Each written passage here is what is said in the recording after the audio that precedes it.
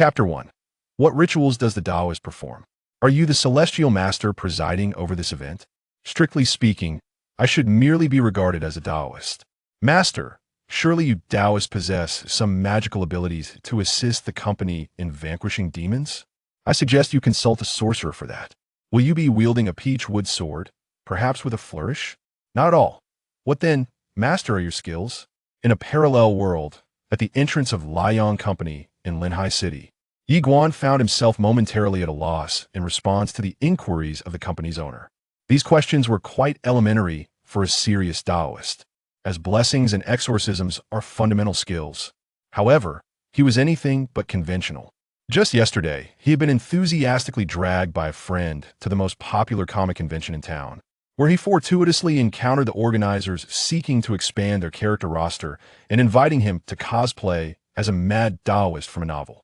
Initially, he had intended to decline, as attending a comic convention was meant to be an enjoyable experience, not one where he became the exhibit. Yet the offer presented was one he could hardly refuse. 300 yuan, a sum no wage slave could turn down. Dressed in a Taoist robe that belonged to his father, he found it fit him perfectly. Perhaps due to his good looks, his presence at the booth quickly garnered significant attention, capturing the interest of many. Combined with his exceptional acting skills, the organizers praised his performance as authentic, rewarding him with an additional 100 yuan upon settlement. With this windfall, he planned to honor his father by offering an extra incense stick at home. However, as he exited the convention, he lifted his gaze and encountered a sharply dressed man.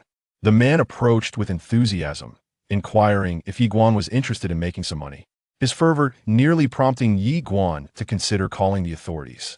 After a series of questions, he learned that the man was responsible for recruitment and that there would be a performance at a company the following day. He was invited to cosplay as a Taoist and perform at the company, with a promise of 200 yuan afterward. Given the day's circumstances, he thought it a simple task to earn 200 yuan from a performance. Considering it was money that would otherwise go to waste, Yi Guan agreed without further hesitation.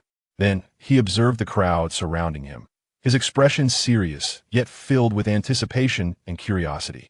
His eyelids twitched. This was certainly not a performance. Were they intending for him to engage in genuine exorcisms? Master, what do you suggest we do? The portly owner of Liang Company scrutinized the young Taoist before him. Clad in a deep red robe, with black hair tied back and cascading down to his waist, adorned with a mountain spirit flower at his chest, and gracefully holding a whisk, he stood there, exuding an air of tranquility reminiscent of a gentle spring breeze. The only drawback was his somewhat lackluster spirit, presenting a languid demeanor. However, the astute owner immediately noted the striking red robe, a red-robed Taoist. With his years of experience in the underworld, he estimated the young Taoist to be no more than 20 years old. Though he lacked extensive knowledge of Taoism, he was aware that the colors of Taoist robes were indicative of rank.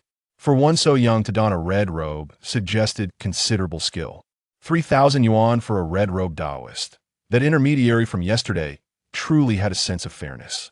Gazing into the expectant eyes of the owner, Yi Guan hesitated. Though he lacked the ability to bless, should he perform as a madman? After a moment of contemplation, Yi Guan suggested, "Your company is just starting out. We could perform a blessing to invite deities for a prosperous opening." The owner's eyes lit up. "Inviting deities sounds splendid. I shall rely on you, master. See, this is what professionalism looks like." With a mere glance, he discerned what the company required. Indeed, he possessed profound Taoist knowledge. As soon as the words left his mouth, he suddenly clutched his head and took a deep breath, taking a moment to compose himself. "Are you experiencing a headache?" Yi Guan inquired tentatively. The owner smiled wryly. "A recent ailment. The hospital claims it's due to a chill. This is a minor issue. However, it does require your esteemed presence to perform the rituals." Yi Guan nodded and nonchalantly retrieved his phone. "It wouldn't be too much trouble. I can introduce you to a few nearby elder Taoists, and you can contact them." As soon as he finished speaking, the owner looked puzzled. Wasn't there a ready-made red-robed Taoist right here? Why would he need to contact other practitioners? Meanwhile, the suited intermediary cleared his throat and pulled Yi Guan to the entrance of the company. "Taoist, you've received your payment. Let's not have any complications." Yi Guan straightened his posture, his expression serious. Is this what you call performance? The atmosphere here seems more suited for a shamanistic rite than a mere act. The suited man chuckled awkwardly. Cosplaying is indeed a performance, as is the ritual of inviting deities. It is all but theater. Moreover, we live in a scientific society. Who truly comprehends the intricacies of Taoism? Just replicate your actions from yesterday. No one will be the wiser. To be fair, he was a materialist. Such tricks were merely meant to deceive uneducated local businessmen. There was no need for a genuine Taoist. Casting a sidelong glance at the suited man, Yi Guan shook his head. I refuse. My father is a Taoist and has always taught me the importance of integrity. The suited man pondered for a moment before bluntly stating, how about this? I'll add an extra 200. Perfect. I have never been one to heed my father's advice, Yi Guan retorted, shifting the conversation. The suited man fell into a brief silence, not expecting Yi Guan to acquiesce so readily. Indeed, if one were not truly in need of money, who would be lured into cosplaying as a Taoist for a mere 200 yuan? Well, given Yi Guan's readiness, perhaps he would reward him with an additional 200 after the job was completed. Yi Guan was oblivious to the man's thoughts, but felt no psychological burden at that moment. After all, his father was also a charlatan. He was merely following in his lineage. Having navigated life on Blue Star for so long, working tirelessly from dawn till dusk without earning a penny and only acquiring ailments. Now that he had the money in hand, to refuse it would be sheer folly. The owner of Liang Company observed the two discussing something nearby. His suspicions piqued. Master, what are you two deliberating about? The suited man adjusted his collar and replied solemnly. The master was just analyzing the company's layout and feng shui, ultimately assessing the specific measures for the deity-inviting ritual. Your company's layout is quite commendable. Once the master performs his rituals, you shall undoubtedly sail smoothly henceforth. His words were flawless. Yi Guan felt a sense of unease, suspecting this man was more suited to being a con artist than a genuine Taoist. Master, your insight is remarkable, the owner exclaimed, grinning. However, it is now noon. Perhaps we should commence the ritual. I have heard that Taoists require offerings such as chicken blood, pig bones, and the like. If there is anything you require, do let me know. I am always prepared at it. Was no easy feat to invite deities to the company. Thorough preparations were essential. Yi Guan hesitated. Weren't those items meant for exorcising spirits? One could easily deduce they had nothing to do with inviting deities. Yi Guan shook his head with a sigh. Just maintain silence on site and ensure there is ample open space.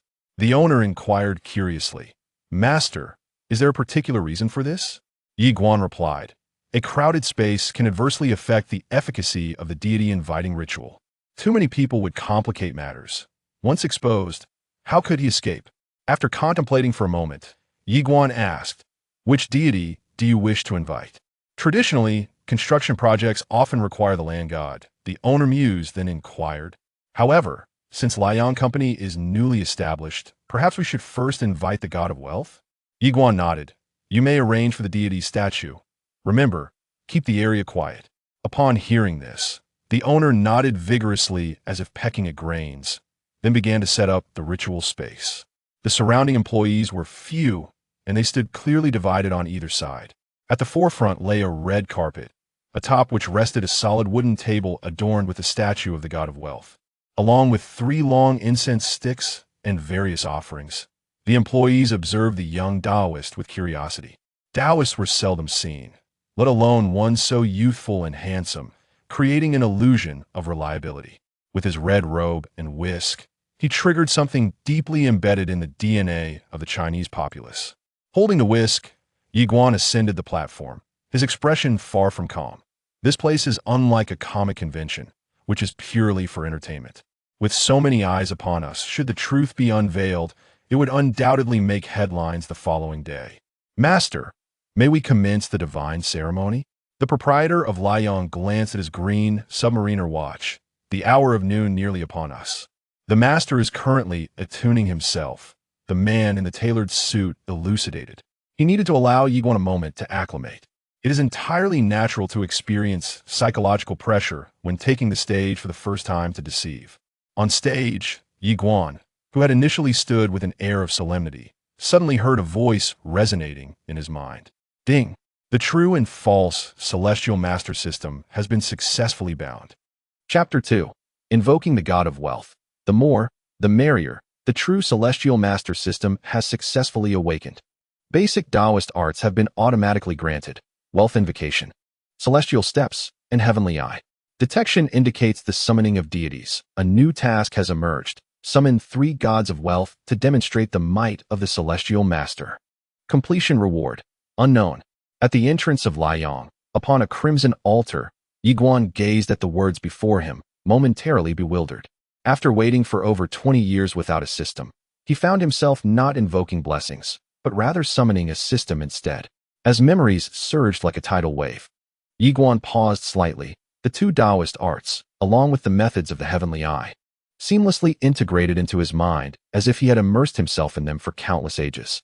Could this system be genuine? As he sensed the changes within his body, he was momentarily taken aback. What was this? Within a mere 30 seconds, a person who had previously known nothing of Taoist arts had mastered the 2 most challenging techniques. His father had once enlightened him about these arts during his time as a faux Taoist. The wealth invocation, in essence, was a method to summon the god of wealth, primarily employed during openings to bestow blessings, ensuring a prosperous start, symbolizing an influx of riches. This form of Taoism diverged from the nefarious. It not only attracted wealth, but also bore no adverse effects. To put it plainly, it expanded an individual's treasury through the divine intervention of the god of wealth. As for the celestial steps, also known as the heavenly steps, they frequently appeared in films. Treading upon the 7 stars, they dispel all misfortunes. In the realm of Taoism, while easy to initiate, mastery proved exceedingly difficult. Countless individuals found themselves stymied at the threshold. Generally, this technique would be employed alongside various deities. Yet, as Yiguan observed the idol on the altar, he noted that only the primary god of wealth, Zhao Gongming, was present. There remained 2 deities lacking to fulfill the system's requirement of 3. It seemed inadequate without further augmentation, did it not? As Yiguan pondered, the Liang proprietor glanced at the time and inquired, "Master, are you still sensing? Time is of the essence. Our company has arrangements for this afternoon. It is nearly past noon. If we do not proceed with the ceremony soon, we will miss our scheduled arrangements." "Surely, this master's sensing is taking an inordinate amount of time," he added. "Fear not, the Taoist still needs to resonate with the celestial beings." The suited man explained once more, pausing before continuing. "If we interrupt the Taoist's preparatory ritual, the failure of the blessings shall fall upon your company." Upon hearing this, the Liang proprietor hesitated, finally directing his gaze towards Yiguan, seemingly yearning for a resolution. Noticing the man's intent gaze, Yiguan shook his head and said, "Esteemed master, I have a suggestion that I wonder if I may share." The Liang proprietor was taken aback, but cautiously responded, "What command do you have, master?" "A suggestion? The summoning of a single god of wealth seems somewhat insufficient for the company's grand opening. I propose that we also invoke the civil and military gods of wealth. With a collective assembly of deities, the company shall undoubtedly embark on a prosperous journey, flourishing in all endeavors." "What?" The Liang proprietor was momentarily stunned. "Summon 2 more? Emotions require the convergence of 3 individuals to engage in a game of landlord?" This was the first time he had encountered such a notion. Observing the Taoist priest clad in a crimson robe before him, the proprietor of Liang tentatively inquired, "But master, the ceremony is about to commence. Will inviting more guests have any impact?" "Any influence would be for the better," Yiguan replied, gesturing dismissively. "Moreover, an abundance of wealth does not burden. The more, the merrier." What a sharp explanation. The man in a suit, a staunch materialist, found himself momentarily speechless, struggling to digest such reasoning. The more, the merrier? This trickery lacks any sophistication. Just as he was about to voice his objection, the Liang proprietor pondered for a moment, then shook his head, instructing his nearby staff, "Go fetch the few statues of the god of wealth we prepared, and remember to cover them with red cloth." "Do you really believe in this?" the suited man exclaimed, his incredulity evident, yet ultimately he suppressed his thoughts. The employee hesitated, then nodded in compliance. In just a few minutes, 2 individuals cautiously approached the stage, bearing 3 deity statues, which they placed upon the Zelkova wood table. "Master, may we commence?" the Liang proprietor asked. Yiguan remained silent, his gaze fixed ahead. Grasping the Zelkova wood talisman in hand, he strode purposefully toward the table laden with offerings and deities. The deep crimson robe was striking, gently billowing in the breeze. Upon reaching the altar, he bowed respectfully, presenting the talisman with fluid grace, as if choreographed. "Fortune be boundless. I honor the god of wealth," Yiguan intoned, performing a slight bow before inserting 3 prosperity incense sticks with precision, exuding an air of mastery and professionalism. Below, the Liang proprietor beamed, for the master had finally begun the blessing. He took out his phone to capture this moment. A video to commemorate the auspicious opening of the company was essential. The employees formed 2 rows, excitement palpable among them. For many, it was their first glimpse of a blessing ceremony. And with the striking appearance and demeanor of the young Taoist priest, many stood in rapt attention, anticipating the next move. As numerous eyes fixated intently on Yiguan, he suddenly set down the whisk in his hand and took several steps back. In a swift motion, akin to a magician's trick, he moved to the right. His steps seemingly chaotic, yet with an underlying purpose. What is happening? In reverence to the auspicious occasion of today's grand opening, Yiguan recited incantations while performing intricate hand gestures, employing a sophisticated method of invocation known as stepping on the stars. Few possess such knowledge. Most invoke the god of wealth merely through recitations and offerings, while only a select few adept practitioners employ this advanced technique. As time passed, a faint luminescence began to materialize before the 3 statues, visible solely to Yiguan, endowed with celestial sight. The audience below, having never witnessed such a spectacle, gazed at Yiguan with astonishment. Does this young Taoist seem to be in a trance? They pondered. Is this truly the process of inviting the god of wealth? Many individuals wore expressions of perplexity, yet, due to the ongoing consecration ceremony, none dared to voice their thoughts. After all, the figure they had summoned was none other than the god of wealth. In this generation, materialists predominated, showing little interest in superstitions. However, the god of wealth was a different matter entirely. Other deities might be dismissed with scorn, but in the presence of the god of wealth, one must kneel in reverence. The eccentric Taoist seemed to be reaching a state of rapture. The man in the suit squinted, lighting a cigarette and placing it between his lips. This performance was unlike those seen at comic conventions, as he was uttering incantations as well. This young man appeared quite dedicated, creating a unique experience on site. "My friend, while inviting the deity, it is best to maintain respect. Perhaps refrain from smoking to keep the atmosphere pure." Suddenly, he felt a firm hand resting on his shoulder. Turning to look, he saw the boss from Liang speaking earnestly. The man in the suit hesitated. "Respect an atheist like me for an Alaskan dog. Moreover, a cigarette is still incense. Is it not different from the offerings?" He regarded the other man for a moment, nodded with a smile, and discreetly extinguished the cigarette. "Very well. In light of the 3,000 yuan service fee, a modicum of respect was warranted." Chapter 3. The Red-Robed Taoist Outside Liang Company.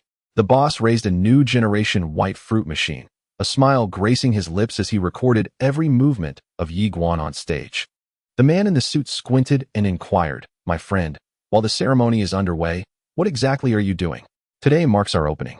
It is our company's first invitation to the god of wealth. I am recording a video to commemorate the occasion," the Liang boss explained succinctly. For 3,000 yuan, he had managed to secure a red-robed Taoist. Such a bargain deserved a video to showcase to his peers, didn't he? He had even thought of a title. "How did you know I secured a red-robed Taoist for 3,000? The Liang boss's smile widened. Just then, as if recalling something, he looked up and asked, "By the way, I've never witnessed this particular ritual before. It seems somewhat unconventional." The man in the suit calmly replied, "This is the preliminary invocation. Only those well-versed in the craft would employ such a method." The Liang boss appeared puzzled. "Isn't this preliminary invocation a bit lengthy?" Upon hearing this, the man in the suit frowned and replied solemnly, "Do not speak carelessly. This is how professional Taoists operate." The Liang boss fell silent for a moment before eventually nodding without further inquiry. On the other side, in front of the company, beside a potted orange tree, employees stood on either side, their expressions filled with skepticism.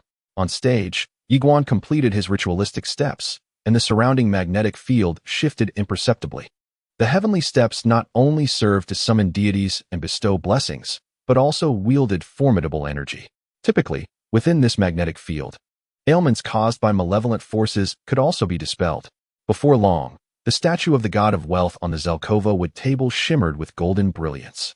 Mere moments away from a successful consecration, Yiguan straightened his posture, and from beneath his deep red, gold-threaded long sleeves, he held 3 tokens, placing them before the corresponding deities. The 3 gods of wealth, Zhao Gongming, Baigan, and Guanyu, were gathered today to bless the company's opening and ensure their future prosperity. Yiguan performed a respectful bow and seamlessly inserted 3 sticks of incense before each deity's altar, simultaneously muttering a few sacred names with subtlety. Apart from Liang, there are truly no other enterprises that have simultaneously invited 3 deities of wealth. After all, the act of worship carries its own intricacies. Summoning 3 gods of fortune at once may not necessarily yield favorable outcomes, as their interactions could influence one another. However, Yiguan's method was unique. Through the invocation of gestures and incantations, he orchestrated a grand ceremony. The effects brought forth by the 3 deities are far more profound than a mere arithmetic sum of 1 plus 2. In the future, should fortune smile upon him a little more, collective prosperity will not be a distant dream. Although he only received 300 yuan, which is but a drop in the bucket, it nonetheless alleviates immediate concerns. Moreover, being the inaugural transaction, a successful outcome could potentially serve as effective publicity. One must consider the long-term perspective. As Yiguan's thoughts settled, he completed the sacred chant. In the next moment, under the celestial gaze, the 3 deities of wealth appeared to be enveloped in a golden radiance, and the surrounding energy subtly transformed. Clearly, the invocation was successful. The 3 deities were now imbued with spirit. After performing a slight bow, Yiguan strolled down the stage amidst the astonished gazes of the employees. He cast a glance at the Liang boss who was recording a video, shrugged slightly, displaying indifference, and then spoke. Deju, the deities have been consecrated. You may settle the fees now. The Liang boss, momentarily taken aback, put away his phone and inquired, Master, is this it? Is there something more? Yiguan replied with a puzzled expression. The Liang boss pondered for a moment before asking, Isn't there a need for sword dances or offerings like black dog blood to assist? Yiguan fell silent. Sword dances and black dog blood? Was he intending to exorcise demons or showcase divine prowess? Did he truly perceive me as a sorcerer? Such notions belong to the realm of cinema. And your company is here to seek blessings, not to conduct a ritual. Yiguan endeavored to maintain his composure. Well, the Liang boss reflected, I have learned something today. However, after inviting the deities, are there no taboos regarding the environment or layout? There aren't any stringent requirements. Sincerity of heart is what matters, Yiguan replied, shaking his head. The placement can be on either side of the room, as long as they do not face the main entrance directly. Additionally, the civil and martial deities can be placed together, but the martial deity should not face outward. The positioning of the offerings is not of paramount importance, as long as there is no conflict. The Liang boss absorbed this information, nodding in understanding. I see. Nevertheless, the 3 deities we have summoned today should indeed have an effect, correct? He recalled Yiguan's actions on stage, tentatively probing for reassurance. After all, Yiguan's performance resembled a spiritual spectacle, leaving a strong visual impact. He had never encountered such a method before, and his certainty was somewhat wavering. Yiguan shook his head in response. Sincerity in one's heart yields results. I understand now, the Liang boss smiled and remarked. I am grateful to the master for inviting the deities of wealth today. For our modest enterprise, it is indeed rare to have a master of your standing. No need for formality. Just remember to settle the bill, Yiguan stated candidly. Ah, you jest, master. The payment has already been made to that gentleman. As he spoke, the Liang boss discreetly presented an envelope, smiling. Please do not refuse. Consider this a token of good fortune for the company's opening. Yiguan raised an eyebrow. This fellow certainly had a sense of propriety and understood the significance of a generous gift. However, with such meticulousness, how could one possibly invite a god of wealth for merely 300? He accepted the offering with a smile, exclaiming, Infinite heavenly respect. May this humble Taoist wish your esteemed company an abundance of wealth. It was quite customary for the god of wealth to be summoned in triplicate, and receiving a red envelope was entirely normal. The proprietor of Liang hurriedly returned the gesture, demonstrating utmost respect. Once the deities had been invited, he suggested that if there were no further matters, they could take their leave. At that moment, a man in a suit approached with a subtle smile. After the gods had been summoned, Lingering any longer would risk exposing the ruse. The Liang owner, puzzled, inquired, "Are you departing so soon? Will you not wait for the god of wealth to return to his rightful place?" The man in the suit waved his hand dismissively. "The remainder is trivial. We may collaborate at any opportunity in the future." As he spoke, he cast a meaningful glance at Yiguan. Yiguan shrugged and replied, "As for the remaining matters, let the virtuous master handle them. This humble Taoist must take his leave. I shall not delay your time further. Do travel safely. And we may connect at any time in the future," the Liang owner said, accompanying them to the company's entrance. Yiguan stretched and nodded. "Should you have any inquiries, feel free to reach out again." Observing the departing figures, an employee hesitated before voicing his thoughts. "Boss, don't you think the way that young Taoist invited the god of wealth is rather peculiar? Summoning three at once is unheard of in the outside world." Indeed, none present had witnessed such a ritual, let alone heard of invoking three deities simultaneously, which inevitably raised doubts about its authenticity. The Liang owner waved his hand dismissively. "It's quite normal. After all, he is a red-robed Taoist. One can understand if his methods are somewhat unconventional." The master said, "Sincerity brings effectiveness. Let us transport the god of wealth back to the company, but be careful not to jostle him on the way." "Red-robed Taoist?" The employee opened his mouth, staring at Yiguan's receding figure, a chill running down his spine. Why did that red robe seem so familiar?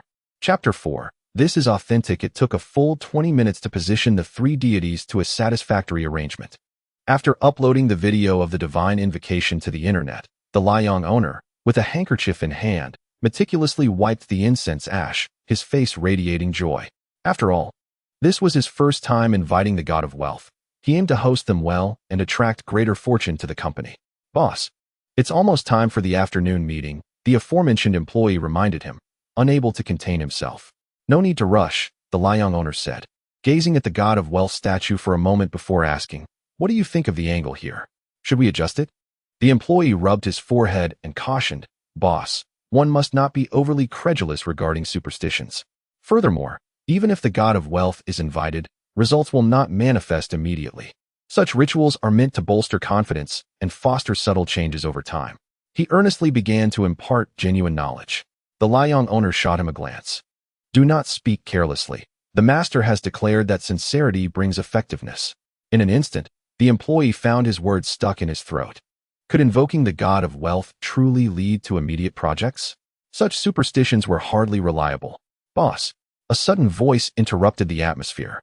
The secretary hurriedly approached, clutching a tablet, her face radiant with excitement that was difficult to conceal. The curious gazes of those around her were inevitably drawn in. What news could possibly warrant such enthusiasm on the company's inaugural day? Could it be that the promotional efforts had borne fruit? The owner of Liang cast a puzzled glance at the secretary. Bingo! The secretary gleefully extended the tablet, revealing a promotional video featuring a long-haired maiden introducing the company. Astonishingly, the view count had soared to over 1 million, exhibiting a consistently rising trend. This promotional video, filmed by the young lady the previous day, had proved remarkably effective in attracting attention. Currently, the view count had surpassed 1 million, and several developers had already taken notice of our company. In fact, one developer had proactively reached out to us through the platform. What a splendid start! Observing the secretary's exuberance, the owner of Liang stood frozen, momentarily overwhelmed by the influx of information. His daughter's promotional video had gone viral? A collaboration with developers was on the horizon? The other employees within the company were equally astonished, as the business had only just begun. With no manipulation of traffic or marketing efforts undertaken, yet the promotional video had gained such traction. Even developers were knocking at their door. Wasn't that rather outrageous? For a moment, many employees turned their gaze towards the three deities, sensing that the situation was far from straightforward. Not far from Liang Company, a crisp voice resonated in Yiguan's mind. Ding dong, task completion detected, followers increased, rewards have been automatically distributed. Rewards distributed, talisman techniques, blessing methods, golden light incantation. As the words echoed, the esoteric knowledge flowed into Yiguan's consciousness like a gentle spring breeze. Talisman, blessings, golden light incantation. He felt a surge of joy as these concepts were familiar to him. Talismans encompassed various forms, including those for slaying, home protection, dispelling malevolent forces, and ensuring peace. Blessings encompassed various rituals and ceremonies. As for the golden light incantation, it was a spell typically used to ward off evil and safeguard one's life. While he pondered these mystical arts, a man in a suit lit another cigarette. Inhaling deeply and feeling a wave of relaxation, he then pulled out 500 yuan notes and handed them to Yiguan. Here is your share of today's profits. After the distribution of dividends, he regarded Yiguan with a faint smile. Your performance was commendable. It must have taken considerable effort to prepare for your act on stage. Although it was somewhat extravagant, paired with that red robe and your demeanor, it exuded an inexplicable sense of reassurance. Yiguan, momentarily interrupted from his thoughts, replied succinctly, "These are merely foundational skills. They are not difficult." The man in the suit was taken aback for a moment, then chuckled. "Well, you seem quite suited for this line of work, with a broad range of learning. Admittedly, your presence is rather intimidating. However, this local boss may not perceive it as such. In this current market environment, anyone daring to play with small construction companies must have a few screws loose. Summoning deities is futile. Better to invite the three horses." In response, Yiguan subtly shook his head. "Not necessarily. These are all genuine skills." The man in the suit discarded the cigarette but in his hand, cast a glance at Yiguan, and remarked with a smile, "Is that the real deal? Who taught you?" "My father," Yiguan replied with a shrug. Intrigued, the man in the suit asked, "Is your father a Taoist?" Yiguan pondered for a moment and nodded. "I suppose so." "What do you mean, I suppose?" "He's a false Taoist." The man in the suit raised an eyebrow, surprised. "Isn't that merely a trick? What has become of the old man now?" Yiguan spoke candidly. "He deceived too many people and left this world early." The man in the suit felt a jolt, as if the words were directed at him. He glanced at Yiguan and inquired, "And what about you? Are you planning to continue your father's legacy?" Yiguan shook his head. "I am different. I am the genuine article." The corners of the man's mouth twitched. Is this fellow getting too engrossed in his role? Playing the part of a mad Taoist should not lead to actual madness.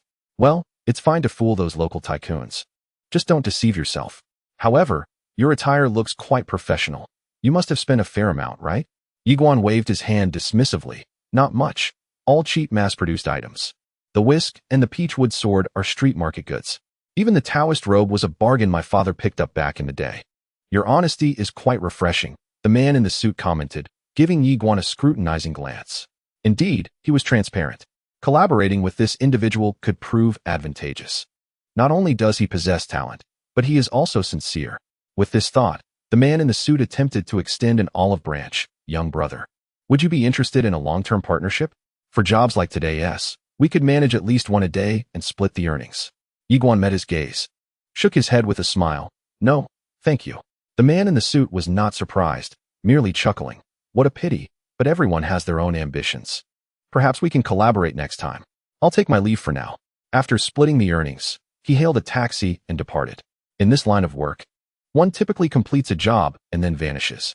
Engaging in dual deceptions can lead to serious consequences if caught. Yiguan watched the man's retreating figure and clicked his tongue. In less than half a month, he would undoubtedly encounter significant troubles. Through his heightened perception, he noted the unmistakable dark aura surrounding the man, indicating impending calamity from the authorities. The consequences could range from arrest to far worse fates. However, he refrained from offering a warning, as intervening in fate can lead to dire repercussions. Yiguan then pulled out an envelope from Liang, which contained exactly 600, adding the 500 from his share. He had roughly 1,000 in total. It seems that being a Taoist is quite lucrative. No wonder his father resorted to this guise for deceit. Yiguan smacked his lips. A casual endeavor yields over 1,000. It is no wonder the market is flooded with fraudulent Taoists and Buddhist disciples. This method of earning is far swifter than toiling as a corporate drone. Chapter 5. Is this master just cosplay? On his way home, Yiguan purchased a few meat sandwiches and also picked up some long incense that was on sale. He resided in an older neighborhood within the city. Though the community had seen better days, the environment remained pleasant, and he was greeted by several familiar faces along the way. "Hey, Xiaoyi, you're back so late and haven't eaten, have you? Come to my house. I'll have my wife heat up some dishes." The security guard at the entrance said with a smile. "I bought some food myself. No need to trouble your wife," Yiguan replied warmly. His father had passed away early, and he had essentially grown up on the hospitality of the community, particularly the security guard at the entrance. His employment was indeed facilitated by his connections. "Not a bother, I still have." "Oh, when did you don your father's Taoist robe?" The guard was about to speak when he caught sight of the red robe adorning Yiguan, and his expression instantly turned serious. Young Yi, you wouldn't be contemplating following in your father's footsteps, would you? The legal landscape has become quite stringent. Engaging in such activities could land you in trouble. Yiguan shook his head with a smile. I am simply attending a cosplay event to portray a character and earn a little money. Cosplay is it? The youth of today certainly enjoy such pursuits, the elder chuckled, keeping pace with the trends. Yiguan paused his steps and remarked, Old sir, you appear to be in fine spirits. I foresee some joyful news for you in a few days. Joyful news in a few days? The young lad is quite the conversationalist, turning a simple blessing into a prophecy. One can discern much from appearances. Do take care of yourself. Holding the boxed meal gifted by the elder, Yiguan exited the security booth. Under the heavens, he could perceive the fluctuating fortunes of each individual. A commendable ability that allowed him to avert misfortune and embrace fortune. Upon arriving home, Yiguan bowed before his father's spirit tablet and silently inserted 3 freshly purchased incense sticks, standing them upright upon the altar. For the past 5 years, regardless of his financial status, he had consistently offered incense each month. Gradually, this ritual had become a habit, during which he would share his innermost thoughts. Observing the incense burner before him, he brushed away the dust. Old fellow, this robe has brought your son a fortuitous opportunity. I've become a true Taoist, skilled both in literature and martial prowess. Please bear with me for a few days. I shall offer you some fine incense to honor you. Yiguan murmured, deciding to indulge in the discounted incense for now. After all, it is the sentiment that counts. He had yet to earn much today. Once he achieves greater success, he would return with agarwood and sandalwood. Though his father departed this world early, their father-son bond was strong. Despite being a false Taoist, his father had raised him with care, and his reputation was quite respectable, as evidenced by the many friends in the neighborhood. Moreover, he had now become a true Taoist, marking a significant turnaround in his life. It is a pity that his father left too soon. Otherwise, he could have imparted knowledge of Taoist practices, becoming a mentor of sorts. After completing his incense offering, Yiguan pondered for a while before retrieving his phone, intending to unwind. Short videos serve as a balm for adults, a means of relaxation during times of stress. Just as he opened the app, a recommended video caught his eye with an intriguing title. How did you know I hired a red-robed celestial master for 3,000? The video had just been uploaded, showcasing the entire process of his ritual today at the Lion Company. Yiguan furrowed his brow slightly. Had today a ceremony been recorded? He held no objections to online dissemination, viewing it as mere promotion without any adverse effects. However, he was quite discerning about the filming techniques employed. In the video presented by Yi, a handsome young man adorned in a vibrant red robe performs a ritual, bowing to light incense, exuding an aura of grace. The fluidity of his movements, akin to flowing clouds, combined with the camera work, imbues the scene with an enigmatic allure. The filming technique is commendable, and the video appears to have undergone meticulous editing, yielding an impressive result, truly professional. After watching, Yi casually gave it a thumbs up. The view count has reached over 100,000, a respectable level of popularity. Perhaps this video, once it gains further traction, might attract a few patrons, Yi pondered. However, after a moment's reflection, he decided not to dwell on it further. Nature follows its course. Those who are meant to come will, and those who are not, will not. Time flew by. The next day at the Lion Company, the atmosphere was lively, with numerous employees bustling about in preparation for a project. Early in the morning, an employee entered the office, hesitating as he observed the boss lighting incense. Boss, your uploaded video has gone viral, he remarked. Viral? The Lion boss paused, momentarily taken aback. Recovering, he retrieved his phone to check the video he had posted. The view count had surged to over 200,000. A glimmer of surprise flickered in his eyes as he had not anticipated such a response. Following the explosive success of the video, a prominent real estate company had called that very evening to discuss a potential collaboration on a local project. Although the undertaking was modest, it marked their first venture together, and they arranged to meet in person that night.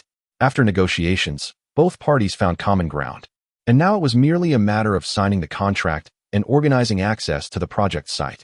He had not expected that a simple video of a deity invocation could draw in such an audience. Could it be that the deity he had summoned yesterday was indeed influential? As he perused the comments, a flood of reactions appeared before him. Wow, this Taoist brother is quite handsome. Indeed, The combination of his aura and the red robe is simply captivating, instilling an inexplicable sense of reassurance. I feel he could debut. His rise would be meteoric.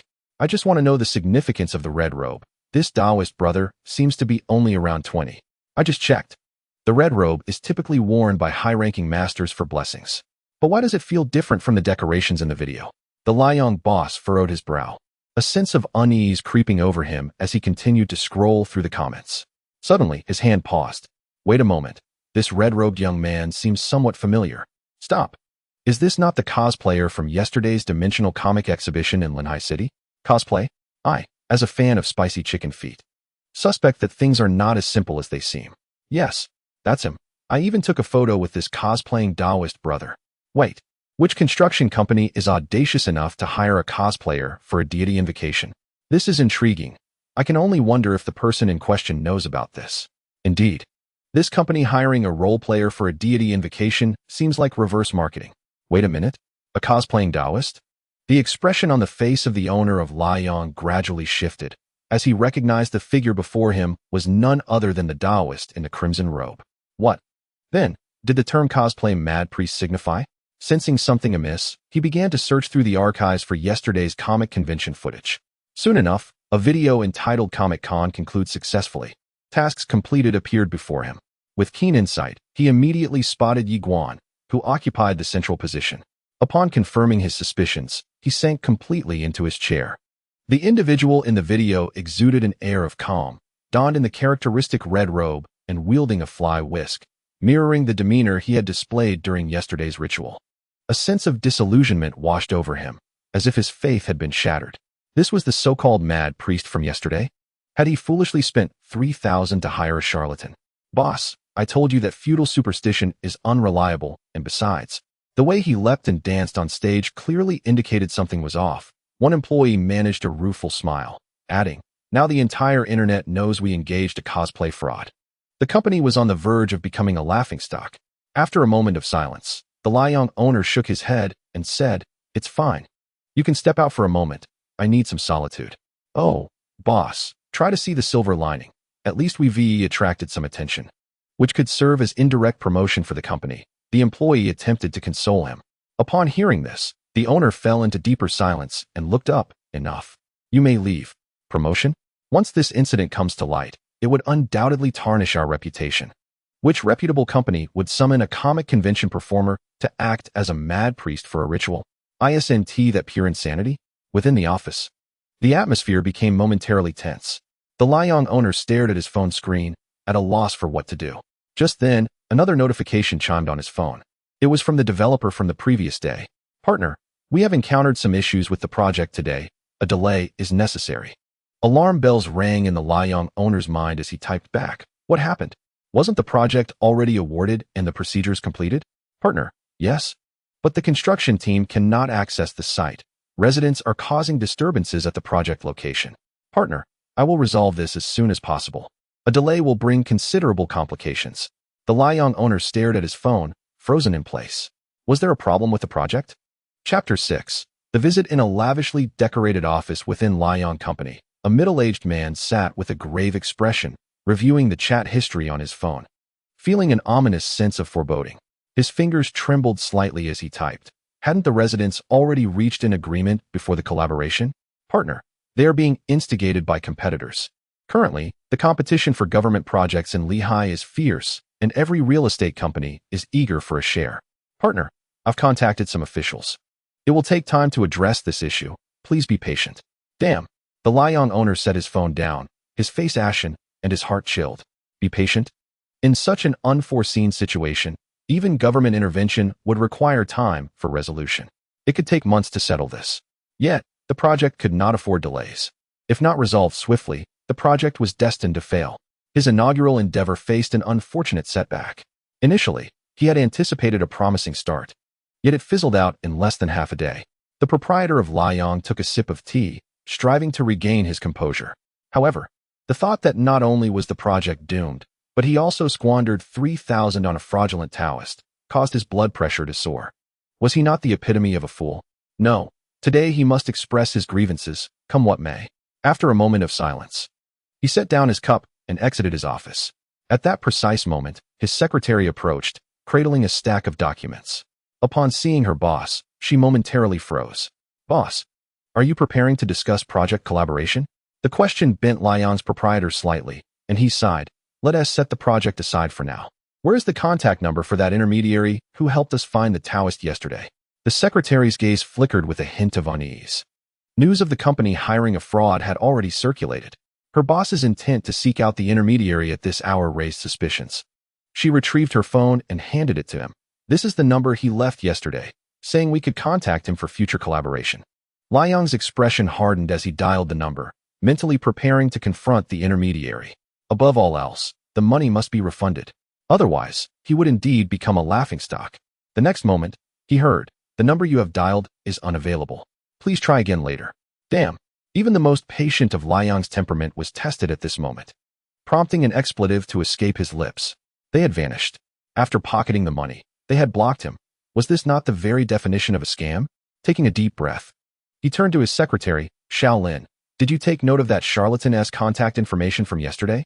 The secretary blinked, advising, "Boss, I believe we should first issue a video statement to mitigate any potential negative impact on the company's reputation.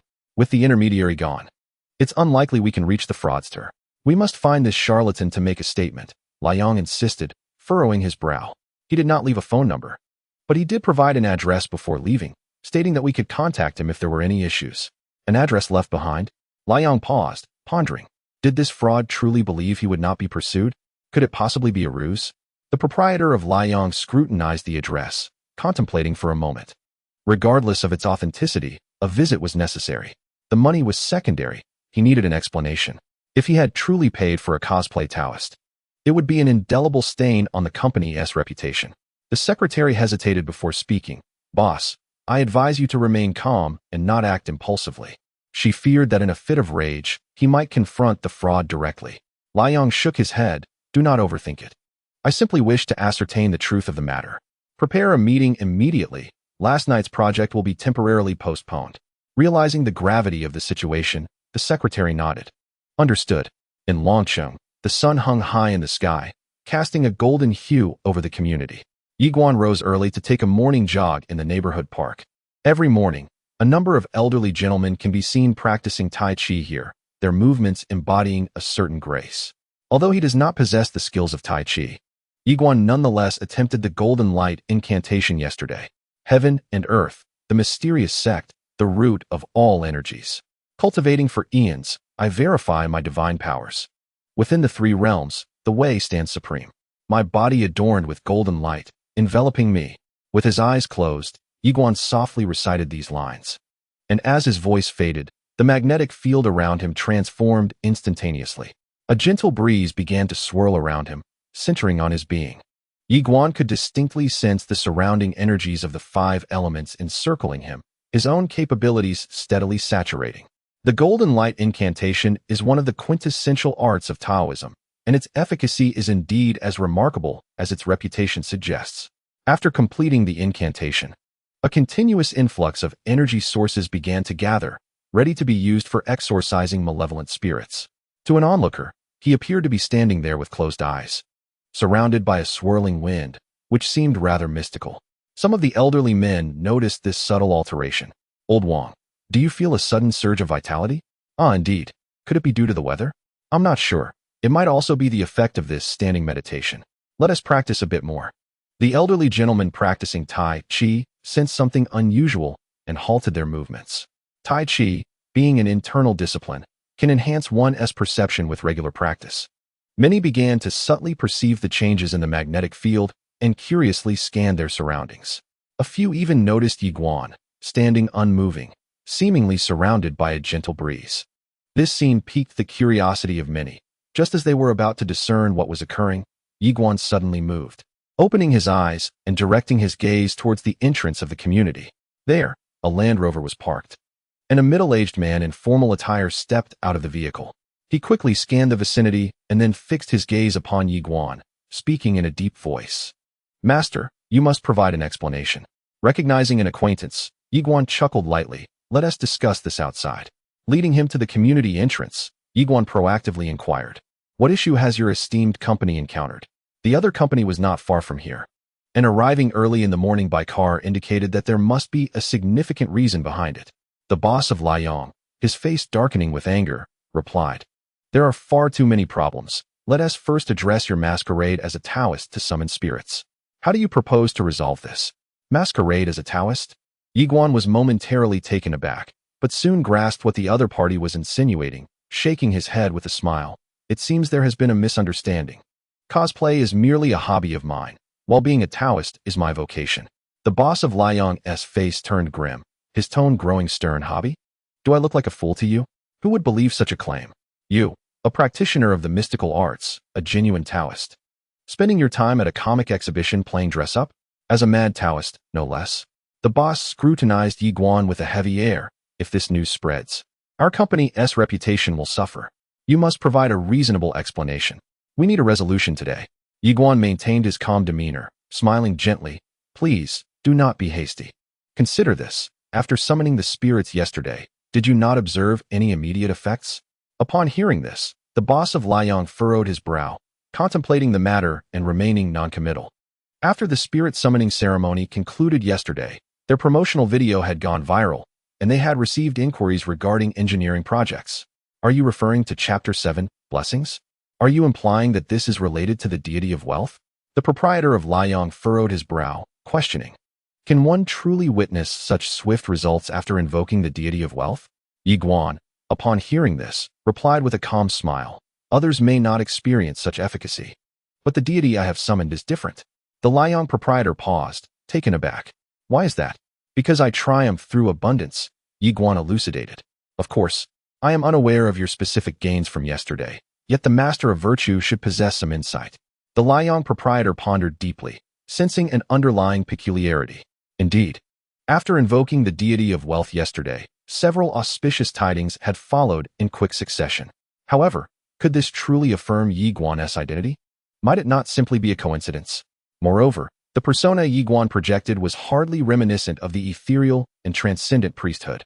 Invoking the deity of wealth thrice, cloaked in the guise of more is better, seemed difficult to associate with a priest, instead resembling a whimsical cosplayer of a priest. At that moment, aside from the aforementioned matters, had the persistent ailment of the master of virtue subsided since yesterday? Yiguan gazed intently at him, inquiring earnestly. The Liang proprietor was momentarily taken aback, then began to recollect. "It seems I have not suffered from that affliction since yesterday." As this realization dawned upon him, he suddenly froze, swiftly glancing at Yiguan. "Wait a moment. Is it possible that my recent lack of headaches is connected to this priest before me?" Yiguan chuckled softly, explaining, "When I summoned the deity yesterday, I employed Taoist techniques which can dispel certain ailments. If you remain skeptical, observe the other employees in your company who have health issues and see if any have improved." After a moment of contemplation, the Liang proprietor inquired once more, "So, is cosplaying merely a hobby of yours?" Yiguan lifted his chin slightly, responding, "That is one way to interpret it." The proprietor, still puzzled, pressed on, "But are you not a priest?" "What of being a priest?" Yiguan regarded him with a serene expression, replying gently, "The Tao flows naturally, emphasizing freedom from constraints. Pursuing one's desires without reservation. Is that truly the essence of the Tao?" The Liang proprietor was momentarily taken aback, but instinctively nodded. For reasons unknown, Yiguan exuded an air of philosophical profundity, fostering an inexplicable trust. Furthermore, the reasoning behind Yiguan's assertions was not without merit.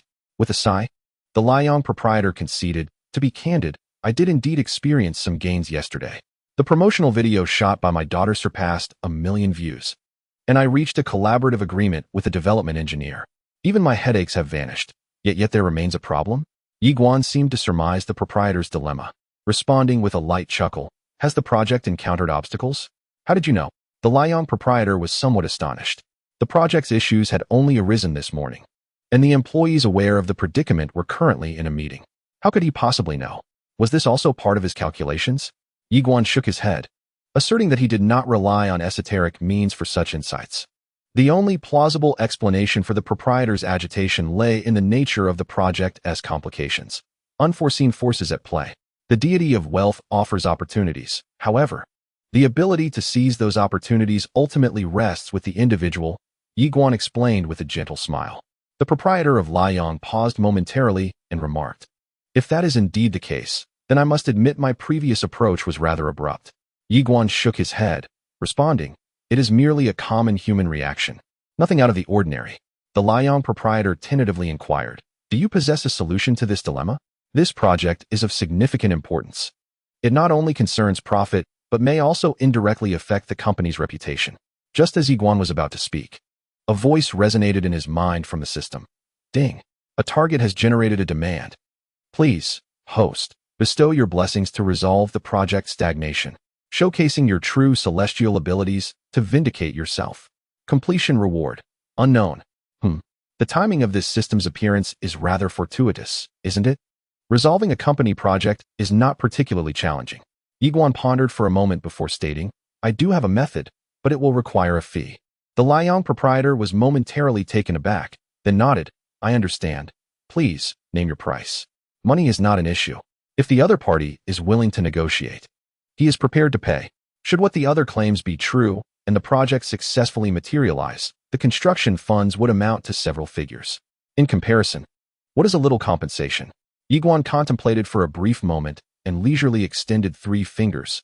This time, he intended to ask for a bit more, at least 3,000. 30,000. Now that is negotiable. The Liang proprietor considered it and ultimately accepted the price. Yi Guan was taken aback, realizing he had underestimated the financial capacity of these local tycoons. A tenfold request right off the bat? "Pray, do enlighten me on your method," the Liang proprietor said, gazing at him with a hint of curiosity. Yi Guan chuckled softly. "The method is not complicated. I will conduct a blessing for you, and then draw a talisman for safety." "A blessing? What efficacy does it possess?" The Liang proprietor was momentarily startled, evidently lacking a profound understanding of blessings. Yi Guan merely smiled and uttered 4 words, "Immediate and effective." "Excellent. That will suffice." The Liang proprietor pondered briefly before nodding in agreement. Yi Guan slightly inclined his head.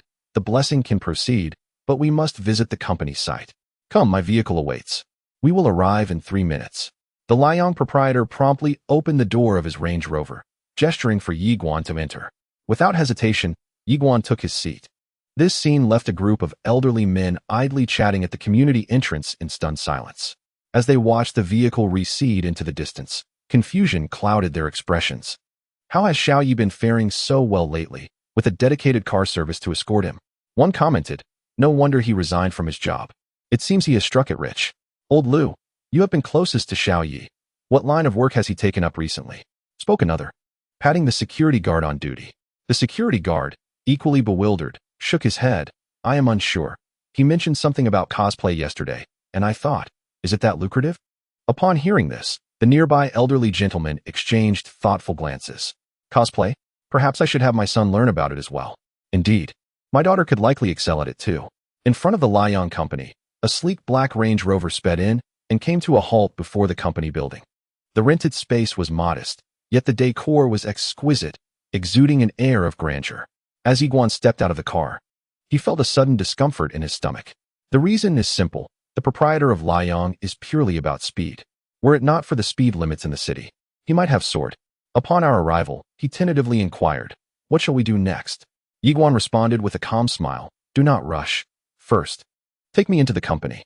The Liang proprietor nodded and said, "Follow me."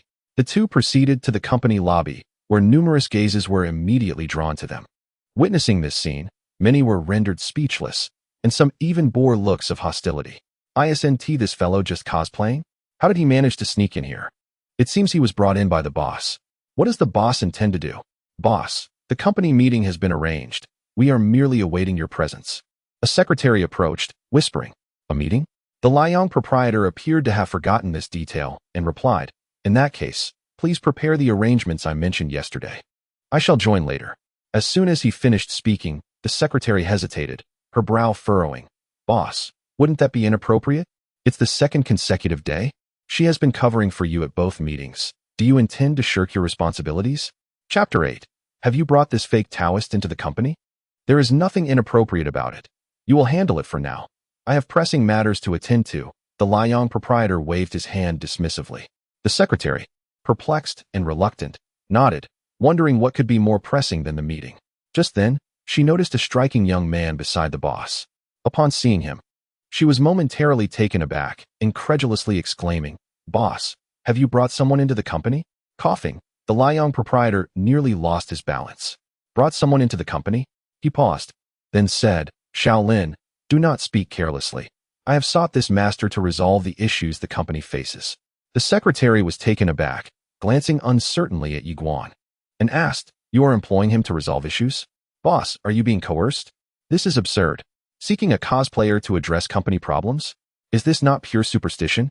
She questioned whether her boss was being threatened by the so-called Taoist or had been fed some sort of persuasive concoction. The Liang proprietor's expression darkened. "I advise you to speak sensibly. Isn't the boss already debunking such myths online?" The secretary scoffed. It was widely known that he was a cosplayer. How could he still believe in this nonsense? He was even willing to delay the company meeting. Such deep-seated superstition is simply astonishing. "Enough. You go ahead and preside over the meeting. I have my own plans," the Liang proprietor said, slightly furrowing his brow. Diverting the topic. "No matter," Yi Guan chuckled lightly. "It is normal to have misunderstandings. However, after today, your company should gain a new perspective on my humble self." The secretary scrutinized Yi Guan, her brows knitting together. "Do not prolong this. Return our boss to us quickly." Upon hearing this, the Liang proprietor nearly stumbled, his face darkening as he looked at the secretary. "Return quickly? Why does it sound as though I have been abducted?" He retorted impatiently. "You go on to the meeting and do not disturb us while we discuss significant matters." The secretary shook her head, sighed softly, and departed from the lobby. Not long after the secretary departed, the other employees observed their boss in the company of a fraudulent Taoist, their expressions a tapestry of incredulity. Many were hesitant to voice their thoughts. Was their boss truly a victim of deception? Once could be forgiven, but after being exposed online as a charlatan just yesterday, how could he still be welcomed into the company? It seemed their boss had an unfortunate penchant for being misled. Indeed, the extent of his gullibility was quite significant. This young man, though somewhat handsome, had long struck them as anything but a genuine master, and it was now confirmed that he was a swindler. The employees whispered among themselves, their voices low, yet in the spacious and serene hall, their murmurs traveled easily.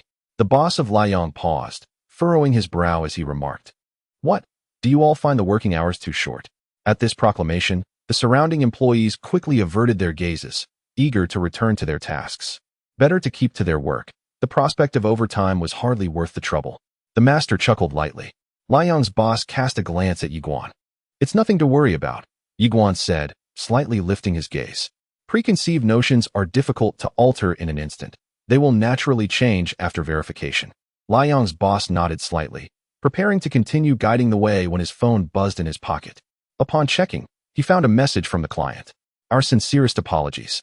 I just spoke with the relevant government personnel, and we have yet to ascertain which real estate developer orchestrated the residents' unrest. To resolve this conflict, we will need to wait at least a month." The client continued, "The project cannot afford such a lengthy delay. Do you have any connections that could assist us?" "Everyone needs to contribute." Liang's boss frowned slightly. Matters were undoubtedly taking a turn for the worse. At least a month? The stipulated time for the project was already short. Waiting a month would render it futile. He quickly replied, "Please hold on. I have consulted a master and will attempt to resolve this through metaphysical means." After sending the message, the client remained silent for 2 minutes before responding. "Metaphysics? Are you grasping at straws here?" Liang replied, "It's worth a try. This master possesses considerable skill. Perhaps it will yield results." The client responded, "I shall await your updates." The tone conveyed exasperation, which was understandable. Seeking a master for project issues was hardly a rational course of action. Liang's boss shut his phone and turned his gaze toward Yi Guan. "Where shall the master go next?" Yi Guan surveyed the surroundings and shook his head. "There is no need to go anywhere. A blessing can be performed right here in the hall." Liang's boss inquired, "What does blessing entail?"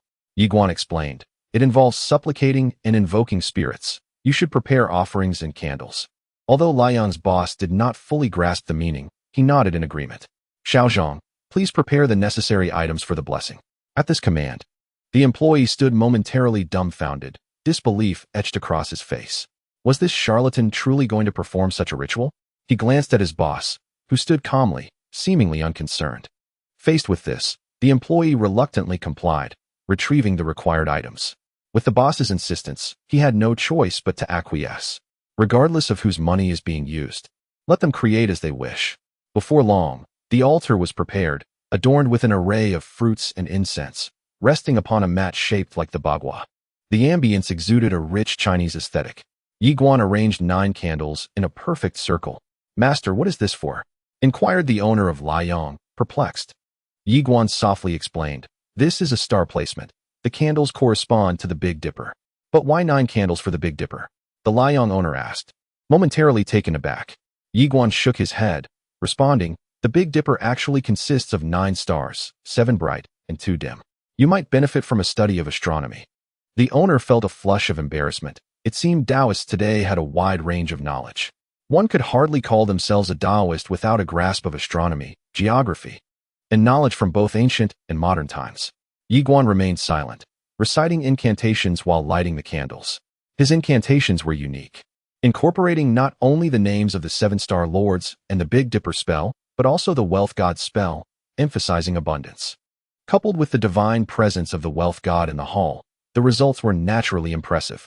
The candles, traditional white wax, flickered gently in the breeze, casting a warm and soft glow. Instantly, the entire hall was illuminated with a shimmering light. The surrounding employees watched in confusion, wondering what this eccentric Taoist was attempting. Had he truly ignited a fire? They had never witnessed such a ceremony. Was lighting a few candles sufficient for a blessing? This seemed rather abstract to them. Observing from the side, the Liang owner cautiously inquired, "Master, how does this resemble Zhuge Liang's 7-star lantern?" "Both are offerings to the Big Dipper, hence the similarities." Yiguan replied with a faint smile. In the past, such rituals were reserved for the nobility and royalty, seeking wealth and longevity. Even if you were to consult a master in purple robes, they might not perform such a blessing. Upon hearing this, the Liang owner nodded noncommittally. Though he did not fully believe, he sensed the significance of this blessing, which felt more solemn than the previous occasion. After contemplating, he carefully retrieved a recording device, activated it, and aimed it at Yiguan, who was engrossed in his incantations. Though not donned in a Taoist robe, he wore a deep crimson crown. His penetrating dark eyes calm and focused ahead, exuding an enigmatic aura. The Liang owner silently recorded this second attempt at a blessing for the company. In the expansive hall of Liang Company, Yiguan stood tall, gazing directly ahead. The candles flickered around him, accentuating his handsome profile. Soon, he took 2 steps back and extended his hand towards the Liang owner, signaling to pay respects. The owner understood, approached the bagua diagram, and performed a gesture of reverence. His expression earnest. The surrounding employees fell into a hushed silence, observing this scene with unspoken disbelief. Just as they contemplated the superstitions at play, Yiguan softly stated, "All employees present must also come to pay their respects." A collective grimace spread across the faces of those present, as they instinctively stepped back. It is absolutely inadvisable to be swayed by the false Taoist. Those who wish to follow may do so. Come forth. For this is also in the interest of the company's future, the boss of Liang remarked, shaking his head. "Boss, perhaps we should reconsider," an employee interjected, his tone laden with reluctance. "In matters of superstition, I believe it prudent to place our faith in science. Let us abandon the notion of blessings. Why should we entangle ourselves with them?" The boss of Liang pondered momentarily before responding. Should the project ultimately falter, everyone's performance and base salary will be at stake. Upon hearing this, the employees' faces darkened, rendered speechless. If the project were to fail, the loss of performance incentives would be justifiable. However, to wield this as a threat felt rather juvenile. The avaricious capitalists. A group of 4 or 5 employees approached quietly, standing rigidly on the bagua diagram, facing the altar set for the blessing. Many discreetly cast glances at Yiguan, the root of this charade. This so-called blessing was likely a mere ruse. Yet, constrained by the presence of their boss, they could only observe Yiguan with a mix of resignation and skepticism. "Salute," Yiguan stated calmly. As his words echoed, several employees clad in black suits slightly bowed, their left hands positioned before them in a gesture of respect. Though few in number, their movements were synchronized. After completing this ritual, their gazes turned to Yiguan, awaiting further instructions. Yiguan shook his head, signaling them to withdraw, and only then did they depart. A few lingered momentarily, casting lingering glances at Yiguan, seemingly attempting to discern something profound. Regrettably, Yiguan remained impassive, betraying no emotion. Before long, The boss of Liang stepped forward, approaching Yiguan. Master, could you elucidate the effects of this blessing? I find myself somewhat uncertain, he confessed. Although the ceremony appeared credible, he still harbored doubts. The prior explanations had been too vague, leaving him unclear about the ritual's true purpose. Allow me to rephrase it in a manner more comprehensible to you, Yiguan suggested, extending 3 fingers. The boss of Liang stroked his chin, contemplating. Do you imply that results will manifest in 3 days? No, Yiguan corrected. What I mean is that you have expended 3,000 to invite the deity. This blessing is valued at 30,000. Yiguan shook his head, his words succinct yet impactful. The boss's eyelids flickered, grasping the potency of this explanation. Truly, he was a master. His discourse was lucid and easily grasped. As time passed, Yiguan twirled a whisk in his hand, reciting the Northern Dipper incantation with an air of profound mystery. As the chant neared its conclusion, the surrounding candles had almost burned out, signifying that the ritual was nearing its end. Beneath the heavens, the magnetic field around them had undergone an extraordinary transformation. Even those in the company hall, including the boss of Liang, exhibited a distinct red glow. This was a sign of fortune and prosperity, heralding that good tidings were imminent. At the very least, it foretold the averting of misfortune and, at best, the potential for substantial financial gain. This encapsulated the essence of the ritual. Certainly, it is also inextricably linked to his adept techniques and audacious methods. After all, one rarely encounters a genuine Taoist chanting the name of the god of wealth during a ritual. Ultimately, Yiguan set aside his whisk and turned to the proprietor of Liang. The ritual has concluded. We can clear away these candles later this evening. Is that all? The Liang proprietor was momentarily taken aback, finding this conclusion even more succinct than he had anticipated. The ritual was merely a standard offering to the 7 stars of the Northern Dipper, devoid of unnecessary complexities. Yiguan paused before continuing. Of course, each individual's cultivation varies, which can influence the efficacy of the ritual. The Liang proprietor began to speak, but hesitated, looking at Yiguan, awaiting a response. It is indeed worth your 30,000. Yiguan replied nonchalantly. His ritual not only honored the 7 celestial deities, but also paid homage to the god of wealth once more. The arrangement of the candles bore significant meaning. In terms of professionalism, few could rival his expertise. The 30,000 was, without a doubt, a worthwhile investment. The Liang proprietor nodded in agreement, and then inquired, by the way, Master, what of the talisman you mentioned? He recalled Yiguan's previous reference to the talisman. This was not to be overlooked. He had heard of Taoist talismans, reputed to be quite efficacious. I shall draw one for you shortly, Yiguan affirmed with a slight nod. Please prepare some vermilion. It will serve as the ink. Is vermilion necessary for drawing talismans? The Liang proprietor pondered aloud, thinking that ordinary ink should suffice for such tasks. Yiguan chuckled softly and explained. Vermilion corresponds to the Qian hexagram in the 8 trigrams. It is a substance of utmost yang. Utilizing it for talismans greatly enhances their potency. The Liang proprietor nodded appreciatively, having gained additional insight. He coughed discreetly, signaling to one of his employees to attend to the matter. Though reluctant, the employee acquiesced with a resigned expression. At that moment, the Liang proprietor seemed to recall something and asked, Would you require paper for the talisman? I could procure some as well. Yiguan shook his head. No need. I have my own. As he spoke, he produced a rectangular sheet of yellow paper from his pocket, slightly crumpled and not particularly elegant. Is there any significance to this paper? The Liang proprietor inquired instinctively. Despite its creases, it must possess some merit, no? Yiguan paused briefly before replying. There is no particular significance. It is merely ordinary yellow paper purchased from a general store. A general store? The Liang proprietor was taken aback and quickly questioned. Is it effective when obtained from such a place? Yiguan smiled. These items do not carry grand significance. Contemporary Taoism emphasizes freedom. Many talismans can be mass-produced. Mass-produced? How does that work? The Liang proprietor was momentarily bewildered, struggling to grasp the concept. Yiguan, maintaining a serious demeanor, elucidated. One simply blesses the ink to infuse it with energy, then employs machinery for mass production. Efficiency is key. A silence fell over the hall. Are you truly suggesting what I think you are? Blessing ink and then mass-producing it? Is Taoism truly pursuing such simplicity in this era?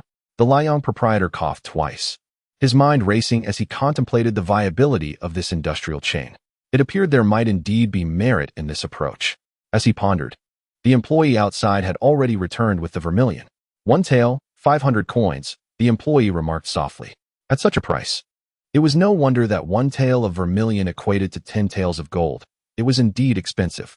The company would bear the cost. The owner of Liang waved his hand dismissively, seemingly indifferent to the expense.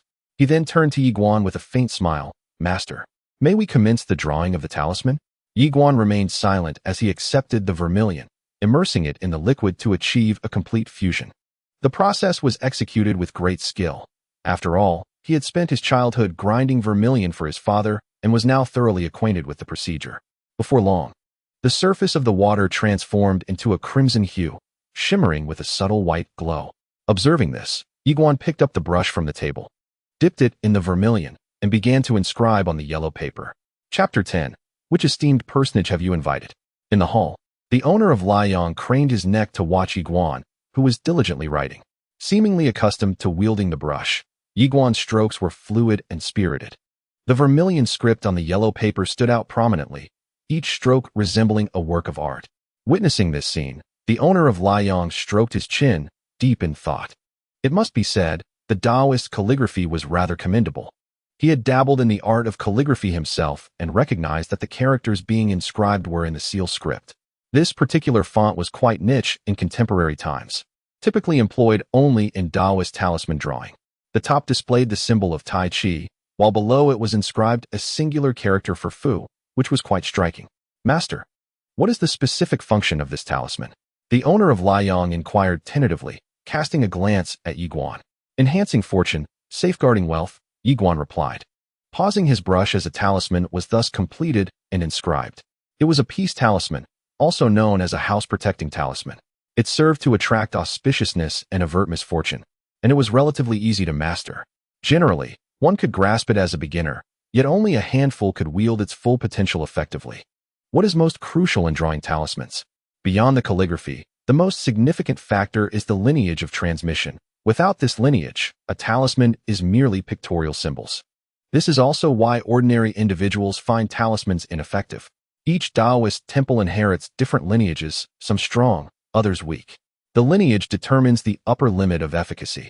However, he was different. When the system bestowed upon him the art of talisman drawing, he was granted access to the lineages of all deities, whether it be the imposing thunder ancestor or the most enigmatic northern emperor. Whenever needed, he could summon their powers. This meant he possessed an inherent advantage over all other Taoists. As the thunder rumbled and the earth trembled, he intoned the command, repeating it 7 times. Finally, the talisman in his hand glimmered with a faint golden light under the celestial gaze. The talisman was complete. Yiguan handed the talisman to the owner of Liang. Smiling gently, the talisman is drawn. You may keep it to enhance your fortune. Most commercial issues can be navigated toward auspicious outcomes. Is this truly effective?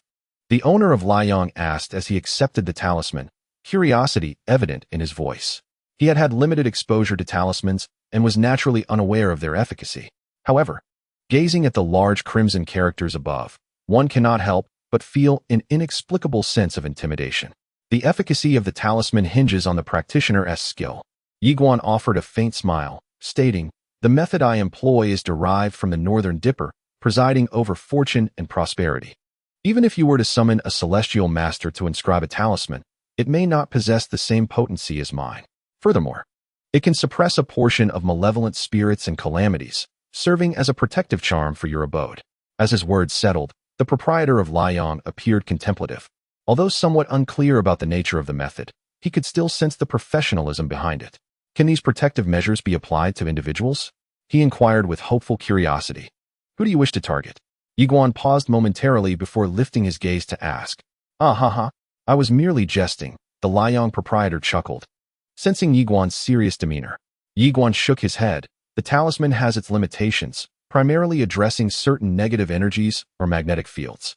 If it could truly summon heavenly thunder, I would strike it well. Nowadays, there are no Taoists left. They have all become citizens of a certain nation. The Liang proprietor changed the subject, asking, by the way, does this talisman require an additional fee? He could not suppress his curiosity.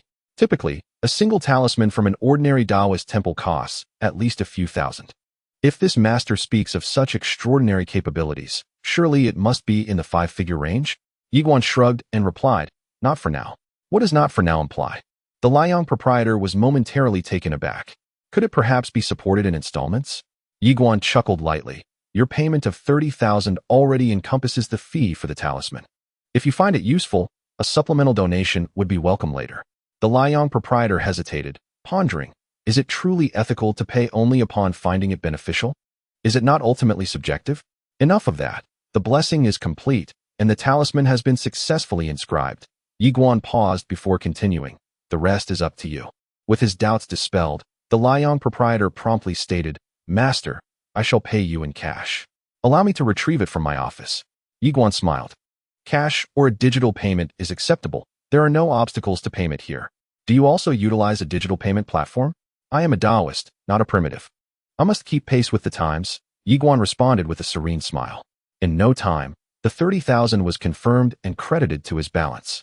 At the moment of receipt, a voice echoed in his mind. Ding! Host has successfully completed the blessing, restoring reputation. Rewards have been automatically issued. Congratulations, host. On obtaining 6 lines divination, feng shui techniques, and longevity rituals. Contemplating the task rewards, Yiguan reflected that these 3 practices rank among the upper echelons of Taoist arts. 6 lines divination is a form of fortune-telling, categorized into major and minor. Major 6 lines involves analyzing one's birth date to interpret significant events, while minor 6 lines allows for rapid and accurate assessments of worldly matters with a single hand. Both are easy to initiate yet challenging to master. As for feng shui, it represents a more profound aspect of Taoist practice. Fate, fortune, and feng shui. The study of feng shui not only transforms misfortune into good fortune, but also enhances wealth and fortune. The final longevity ritual aims to achieve the goal of prolonging life through various means. However, these practices are considered arcane arts. It is generally quite rare to encounter such occurrences in the outside world. This reward, however, is quite commendable. Once the ceremony concluded, I shall take my leave. Yiguan's thoughts drifted away as he brushed off the ash from his attire, preparing to depart. While it is still early, perhaps I shall experiment with the new techniques I have learned. The proprietor of Liang rose to accompany him, saying, Perfect timing. I shall escort you back. No need. I can take a cab myself, Yiguan replied, waving his hand. Safe travels, the proprietor of Liang said, watching Yiguan's retreating figure with a hint of regret. He had initially intended to accompany Yiguan further, curious to ascertain whether he truly resided in Longqing district. If any clues arose, he could pursue the matter further.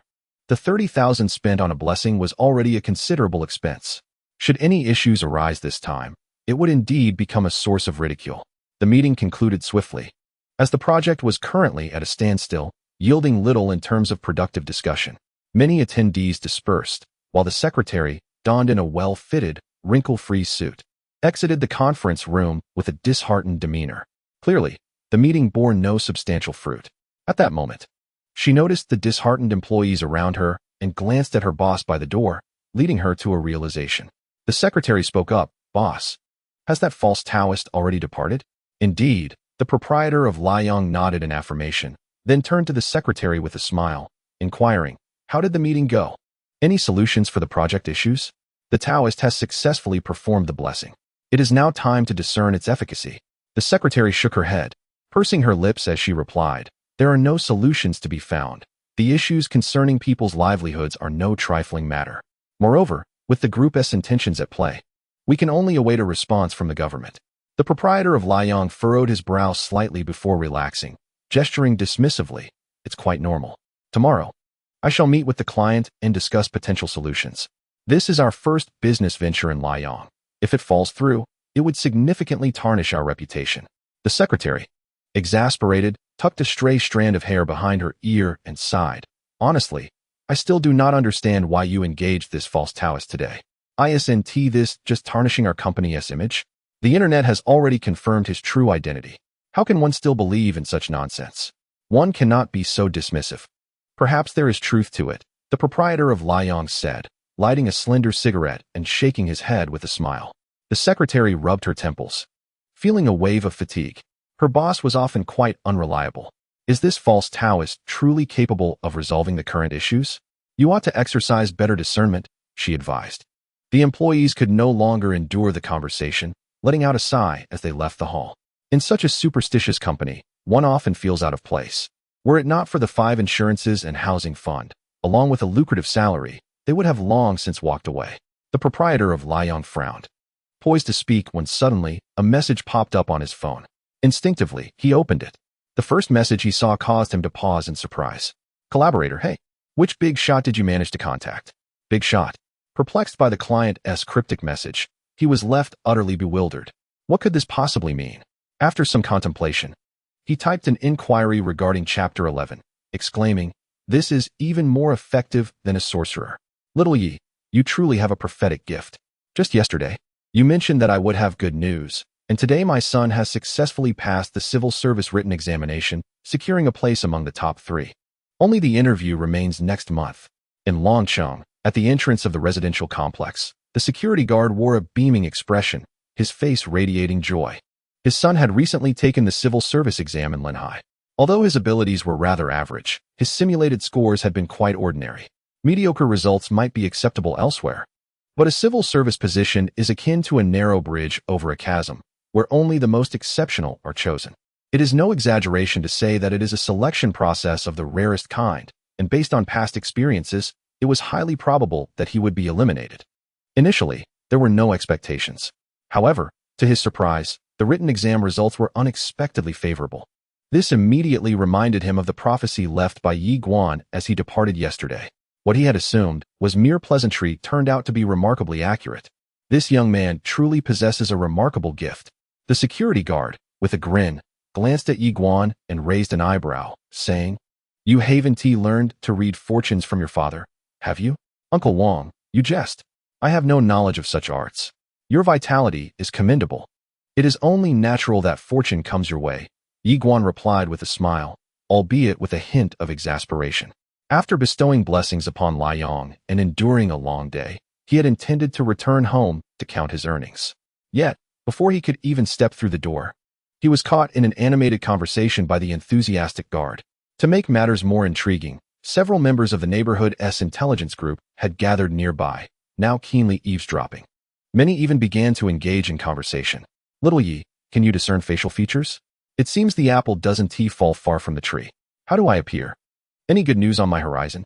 I've been practicing Tai Chi daily, and this morning I felt quite invigorated. Is this perhaps an omen of fortune?" As Yi Guan observed the elderly gentleman who had approached him, he noted their deep-set eyes and lifeless expressions, typical signs of financial misfortune. Aside from the gentleman practicing Tai Chi, who had listened to his Jing Guang mantra that morning and maintained a decent aura, the others left much to be desired. At that moment, the security guard waved his hand, interjecting, "All right, enough of that. You fellows hardly engage in proper health practices, spending your days watching sports and playing chess. Where's the vitality in that? Little Yi, I have another matter to discuss with you," he continued, leading Yi Guan into the security office. Under the watchful gaze of the other gentleman, the security guard regarded Yi Guan, his lips moving slightly before he spoke. "Little Yi, have you learned a few tricks from your father? Those are merely superficial skills. I cannot possibly use them to deceive others," Yi Guan chuckled in response. "If you have something to discuss, please feel free to speak." He paused, then looked up at the security guard, demonstrating his ability to read the room. After a moment of silence, the guard finally said, "Actually, I have a humble request."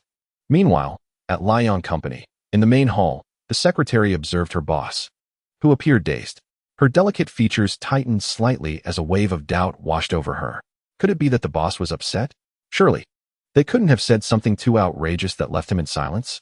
Anxiously, she cast a cautious glance in his direction. The proprietor of Liang remained oblivious to the thoughts of his secretary, his fingers quivering slightly at that moment. On his mobile device, recent chat records were displayed. "Liang, is the figure your group referred to significant? Collaborator, we have just received news that the Xinjiang group, which incited public unrest, has lost its backing. Collaborator, furthermore, their company has been uncovered for tax evasion and is in debt to the tune of 300 million. Collaborator, relevant departments are now investigating, and their group is unlikely to recover. The public has been pacified. Collaborator, our project can proceed smoothly. Which esteemed figure did your company enlist?" My goodness. The proprietor of Liang was left in a state of shock, nearly dropping his phone. Just after offering prayers, The rival group had collapsed? Such coincidences seemed implausible. It was utterly surreal. The proprietor wished to pinch himself to regain composure.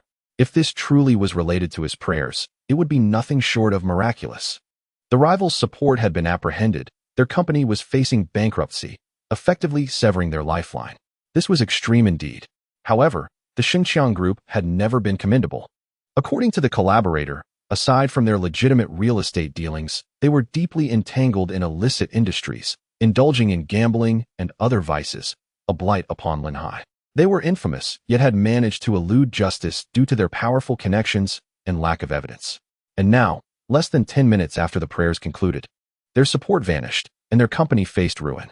Was this sorcery? More potent than any mage. Boss, what's wrong? The secretary hesitated before inquiring. The proprietor remained silent, even pinching his own skin.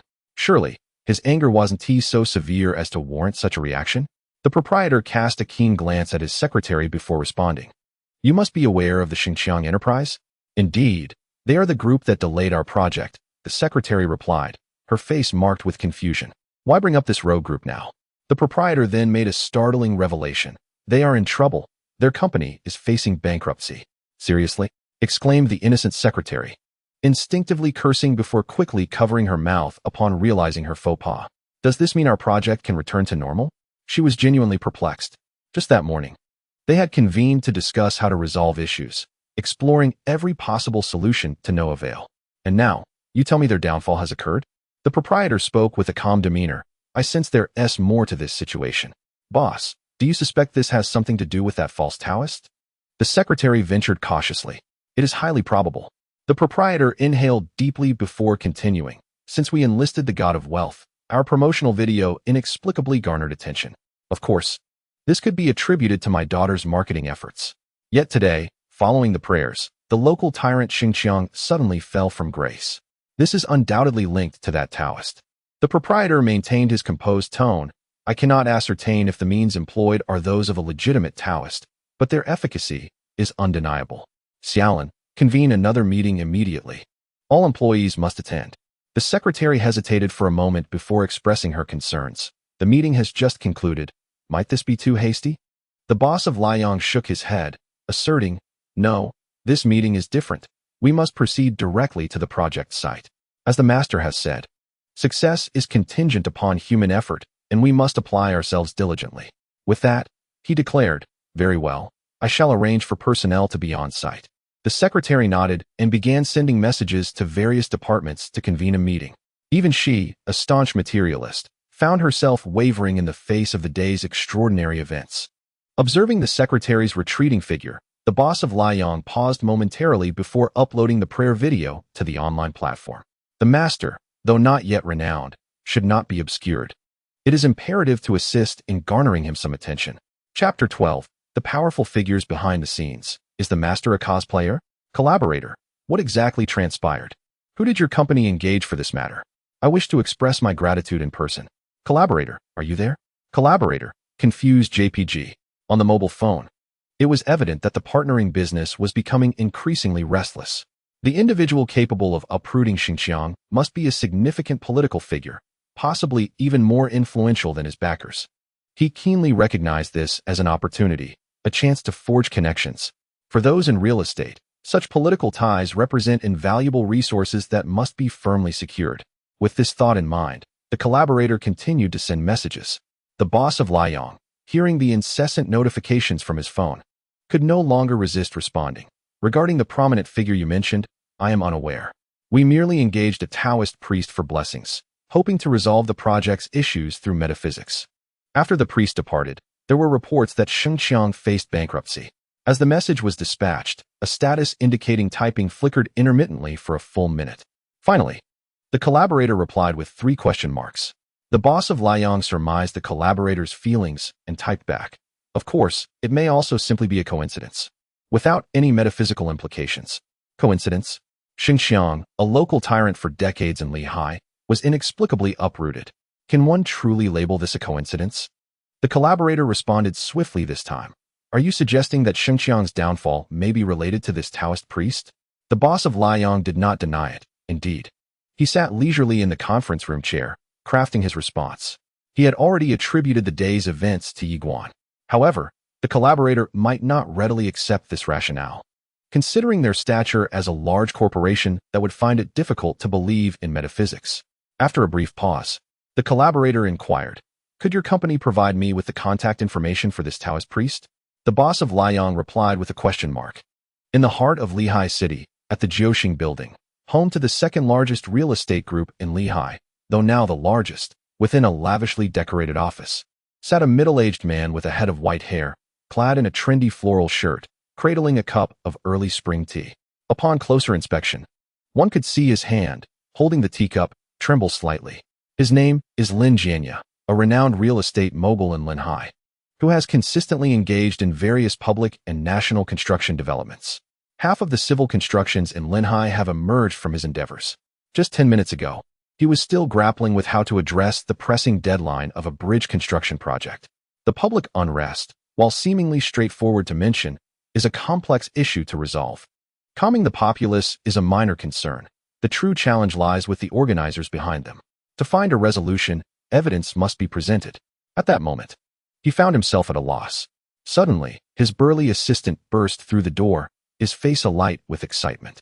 "Boss, wonderful news. Our project issues have been resolved. The Xinjiang Group has been investigated. Even their backers have been apprehended, leaving them utterly powerless." In that instant, Lin Jianya, in his 50s, bore a look of clear bewilderment in his eyes. Is it truly possible that the Xinjiang Group has vanished without a trace? Initially skeptical, he felt a wave of relief wash over him as he sat on the sofa after a phone call to a friend at the political consultative conference. The sudden downfall of a competitor he had faced for over a decade left him with a surreal sensation. He understood that powerful figures must be at play behind this development, but he could not comprehend why such a prominent entity would target Xinjiang without cause. As he pondered this perplexity, his secretary thoughtfully suggested, "Boss, do you think it's possible that our partners orchestrated this resolution?" "Nonsense." Lin Jianya immediately dismissed the notion. If they had such influence, why would they bother with small-scale construction companies? They could simply take over major projects directly. However, apart from the involvement of Liang, no other possibilities seemed plausible. Finally, he spoke up, "Bring me my phone. I will personally reach out to Liang." 10 minutes later, during their conversation, the unexpected mention of Yi Guan arose. Upon learning that Liang had employed metaphysical methods to bring about Xinjiang's misfortune, Lin Jianya, a seasoned veteran of the business world, fell into a contemplative silence. Has the realm of commercial competition evolved to such an extent? Are metaphysical techniques genuinely effective? This cannot stand. He must seek clarity, or he would find himself restless throughout the night. Yet, a slow inquiry felt cumbersome, so he directly requested the contact information of the Taoist priest. After a moment of silence, Liang replied, "We are unaware of that priest's contact details." Lin Jianya furrowed his brow. "Then how did your company come into contact with this master?" Liang responded, "We only know his specific address, but we have not communicated with him online." Lin Jianya's brow knitted tighter as he finally replied, "What is the address of the priest?" Liang asked, "Are you planning to pay him a visit?" "If time permits. I will personally go and see whether he is a true master or merely a fortunate gambler." Having navigated the world for so long, Lin Jianya held a modicum of belief in metaphysics. Yet, he was acutely aware of the prevalence of deception in contemporary society. He remained cautious towards anyone, even in light of the fact that after the priest's blessings, Xinjiang did indeed encounter difficulties. Nevertheless, luck could not be entirely dismissed. Seeing is believing. If one is truly a master, he would naturally treat others with respect. It took quite some time for the information regarding the address and name from Liang to be relayed. A caution was also issued. Should you encounter this Taoist, be careful not to offend him, for he possesses genuine skills. Lin Jianya chuckled, dismissing these skills lightly. However, he had no intention of truly offending a Taoist. After putting down his phone, he instructed his secretary, Xiaohan, "Please investigate a Taoist named Yi Guan and ascertain his background. Once you have the details, arrange for a trip tomorrow directly to Longqing.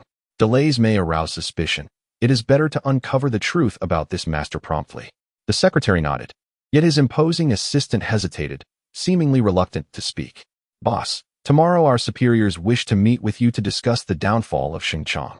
They may suspect you had a hand in resolving the issue." Upon hearing this, Lin Jianya's hand trembled, spilling tea onto his floral shirt. Was he now the subject of suspicion? If he were capable of orchestrating such affairs, he would have long since left the confines of Linhai. After a moment's reflection, Lin Jianya took out a handkerchief to wipe his wrist, contemplating how to explain the situation. Boss, this suspicion may not be entirely negative, the assistant suggested cautiously. Are you implying? Lin Jianya suddenly lifted his gaze, fixating on the assistant. We could leverage this suspicion to elevate our standing in their eyes. It is prudent to keep some cards close to our chest. Upon hearing this, Lin Jianya frowned slightly. Was this merely an act of bravado? However, if there were truly a significant figure behind these events, there would be room for negotiation. The crux of the matter was that there seemed to be no one of consequence behind it. At most, a connection to that Taoist. After pondering for a moment, Lin Jianya finally spoke. I will have a way to explain this tomorrow. It is not a difficult matter. Seeing that the boss was resolute, the burly assistant nodded and refrained from further comment. Just then, the secretary hesitantly interjected. Boss, I have managed to uncover information about Yi Guan. What is his status? A celestial master or a sorcerer? Lin Jianya inquired nonchalantly. Neither, the secretary replied hesitantly. From what I gathered, he appears to be a cosplayer. At this revelation, all three fell into a profound silence. Lin Jianya's weathered face bore a look of bewilderment. This so-called master was merely a cosplayer? Chapter 13. Divination. Xiao Yi, to be frank, do you possess any skills in divination? At this moment in Longcheng, in the security office, an elderly security guard, with a smile on his face and a pipe in hand, looked at Yi Guan and asked. Yi Guan responded helplessly, I know a little. Initially, he thought old Wang had summoned him to the guard booth to avoid trouble, but it turned out he was intent on probing deeper. After 10 minutes of questioning, Yi Guan could no longer withstand it and decided to reveal the truth. The 6 lines method rewarded by the system was indeed a superior form of divination. The elderly guard was unaware of Yi Guan's thoughts and cheerfully inquired, Did you learn it from your father? Yi Guan shook his head. Cultivating in the mystical arts relies entirely on personal insight. It cannot be learned. The old security guard nodded thoughtfully and remarked, Indeed, I have always believed in fortune-telling and am acquainted with several folk diviners. After your prophetic words yesterday, I sense that you possess some knowledge of divination. Upon hearing this, Yi Guan felt somewhat aggrieved. His insights from the previous day were merely derived from his celestial vision, where he perceived the vitality and fortune of old Wang. The art of divination was something he had only just learned that day. He gazed at old Wang, who appeared contemplative, as if he were on the verge of speaking. Xiao Yi, I actually have a request. You see, at my age, I no longer harbor many desires. My only hope is that my descendants can secure a stable livelihood. The old guard inhaled from his pipe and continued. My son has decent written test results, but he is introverted and struggles with communication. Since you understand fortune-telling, I would like to ask for your assistance in discerning whether he will pass this examination. As he spoke, he placed his pipe on the table. His murky eyes fixed on Yi Guan. Yi Guan had watched him grow since childhood, and this was the first time the old man had sought his help, stirring a sense of nostalgia within him. You jest, but my knowledge is limited. Such significant matters are beyond my purview. Yi Guan replied, shaking his head. Do not worry. Xiao Yi, just perform the divination. I only wish to have an understanding, the old guard said earnestly, looking intently at Yi Guan. It would also provide me the chance to witness your divination skills once more. Yi Guan observed the hopeful expression on old Wang's face. He was well aware of how much importance old Wang placed on his only child's future and the considerable effort he had invested in preparing for this civil service examination. The fact that he was now resorting to metaphysics indicated that he felt he had exhausted all other options. Ultimately, Yi Guan did not decline and acquiesced, since you insist. I shall cast a divination. He thought to himself that he had just learned the 6 lines method that morning, making it a fitting opportunity to test its efficacy. Soon, the method of the 6 lines materialized in his mind. He noted the current date and time, lightly positioning his left hand over the 6 palaces, each corresponding to different attributes and hexagrams. The results indicated auspiciousness, verbal discord, and lingering obstacles, correlating with the elements of fire, metal, and earth. With such unfavorable outcomes, particularly in the context of the examination, he furrowed his brow.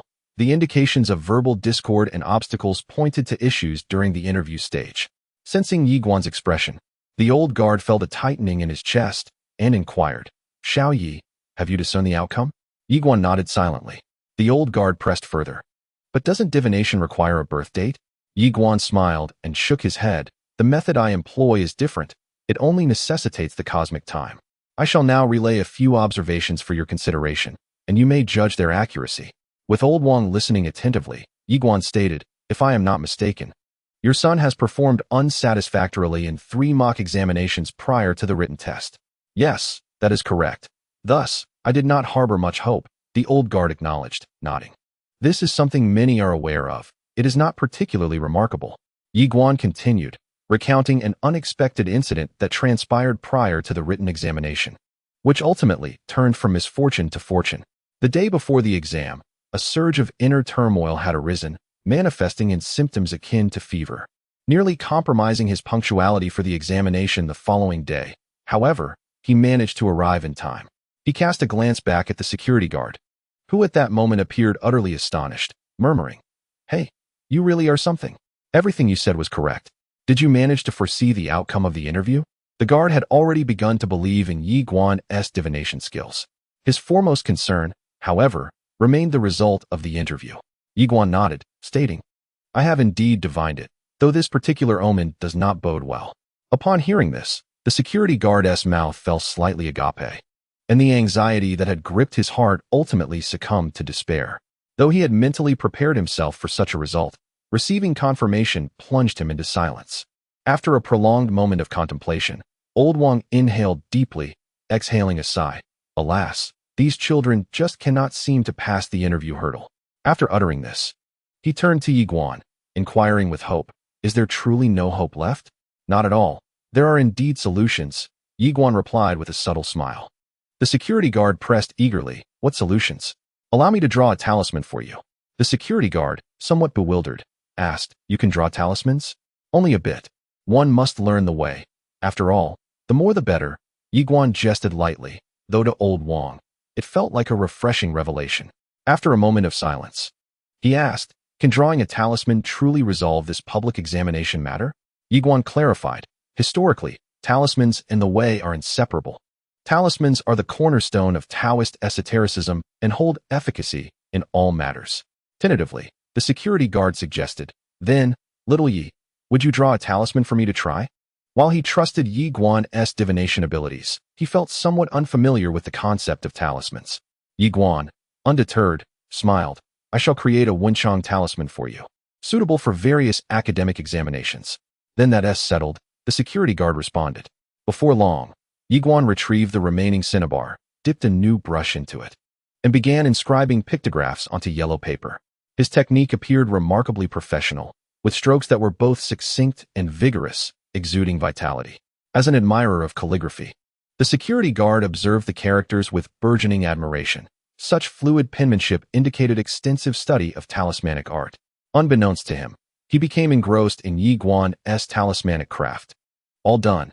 Here you go," Yi Guan declared, having completed the talisman in merely 3 minutes.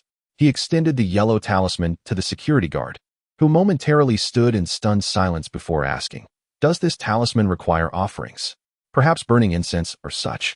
Yi Guan chuckled softly, explaining, "It's not so complicated. You can keep it at home and place it in your bag during the exam. However, I must emphasize that while metaphysical arts can play a crucial role, action remains the most vital step." This statement held truth. Regardless of any esoteric path, action is indeed paramount. The security guard nodded and remarked, "Xiao Yi, I appreciate your hard work today. It's no trouble. Just remember to pay the fee for the divination," Yi Guan replied, shaking his head. The guard chuckled. "Do you think I would shortchange you? Just tell me how much for the divination and the talisman, and I'll hand you the cash in one go." He understood well that Yi Guan's terms were not particularly favorable. Regardless of their familiarity, he would never take advantage of him. After a moment of contemplation, Yi Guan stated, 100 will suffice." "What?" The guard shook his head. "Don't try to pull that on me. Just tell me the proper amount. Don't try to deceive an old man.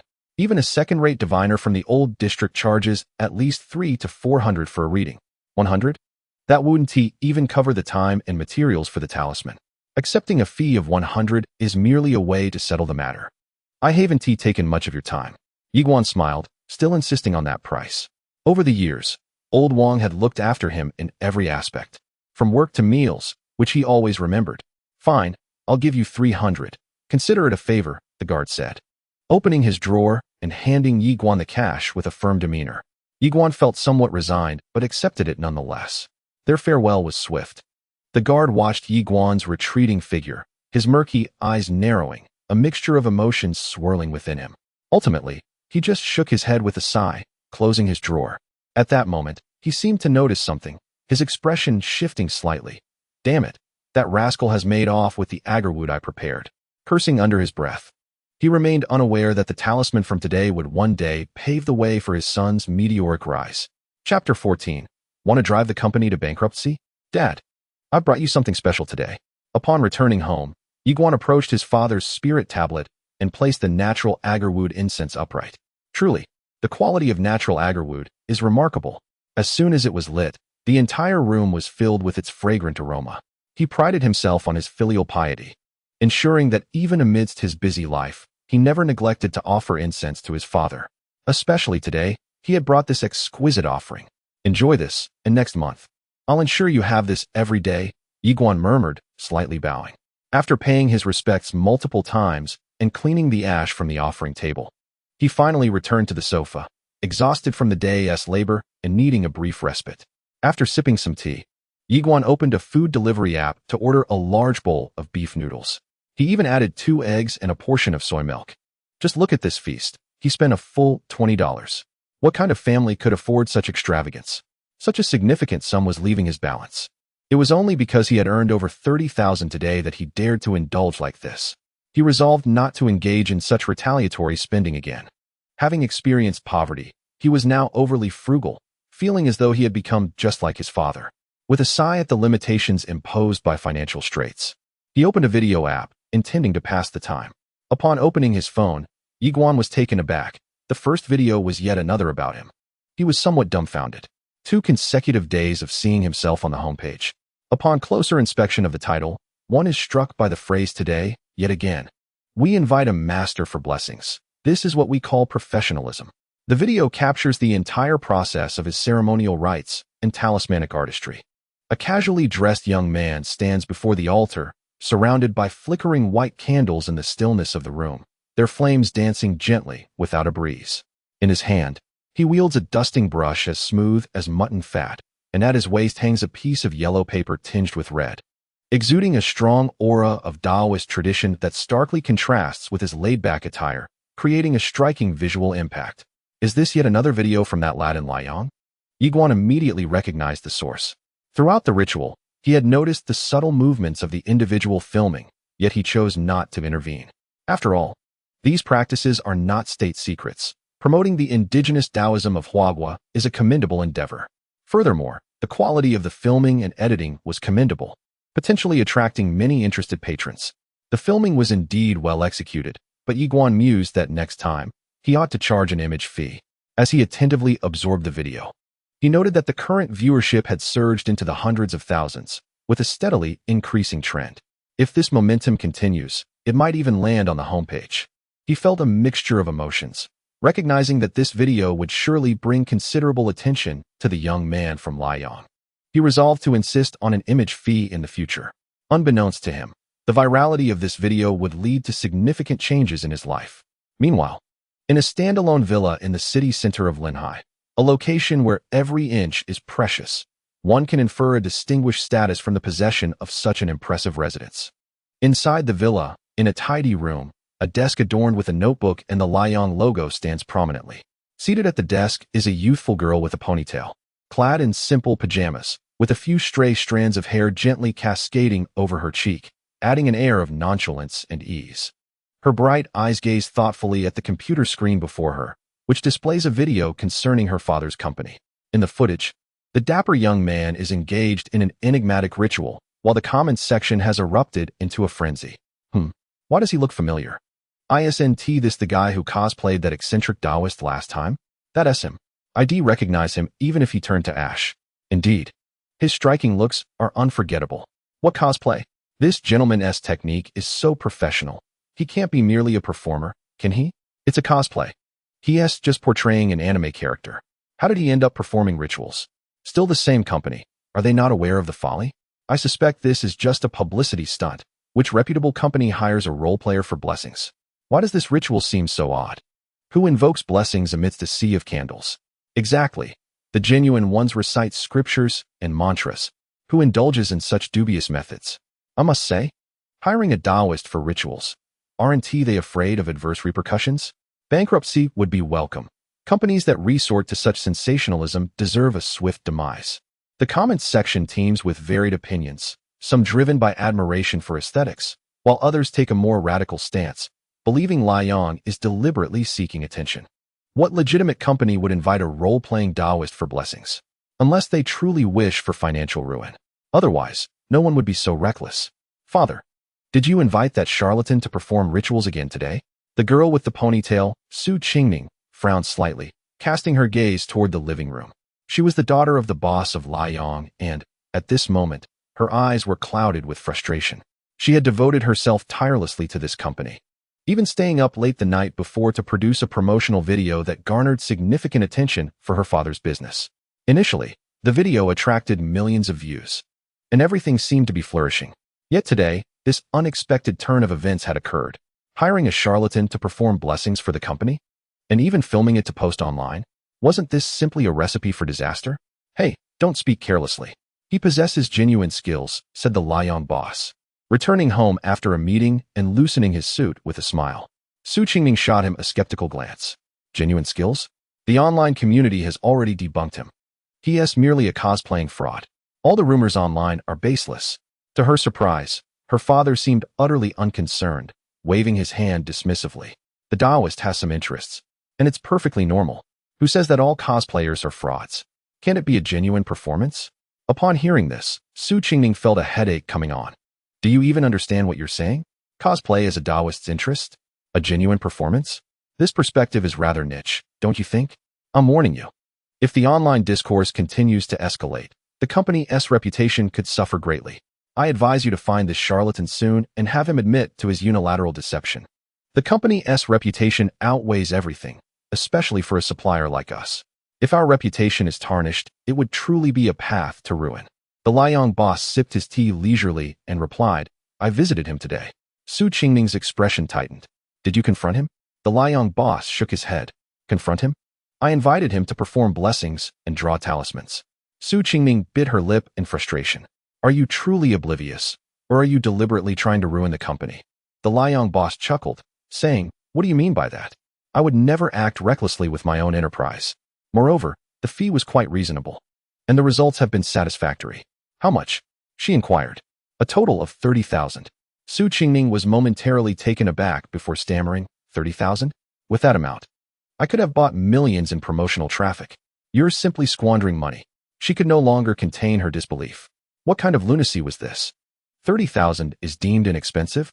Although her family was relatively well off, the company was still in its infancy, and the investment costs were significant, with no profits yet realized. The only order was the recent Sanjiang Bridge project, for which they had received a deposit. If it weren't for their good fortune with the recent arrests of senior executives at Xinjiang Group, the project would not be running smoothly. Should it fail, the company would indeed face severe financial distress. 30,000 was far from negligible. The Liang boss shifted the conversation, stating, however, after his blessings, the project's issues were resolved. Doesn't that indicate the master's capabilities? Isn't that just a coincidence? What does that prove? In summary, father, you may handle it as you see fit. Su Qingming ultimately hung her head, relinquishing her thoughts. Never mind. After all, the company belongs to my father, and he may run it as he pleases. As long as it is not outright sold, it is of little concern. Having said that, she rose from her seat and changed into a set of casual athletic attire, her ponytail framing her youthful visage. Regrettably, her relentless diligence for the family business had left her with dark circles under her eyes. This ensemble created a striking contrast in style. It's quite late, dear daughter. Where are you off to? Inquired the owner of Liang, perplexed. I'm just heading to the company to retrieve a USB drive.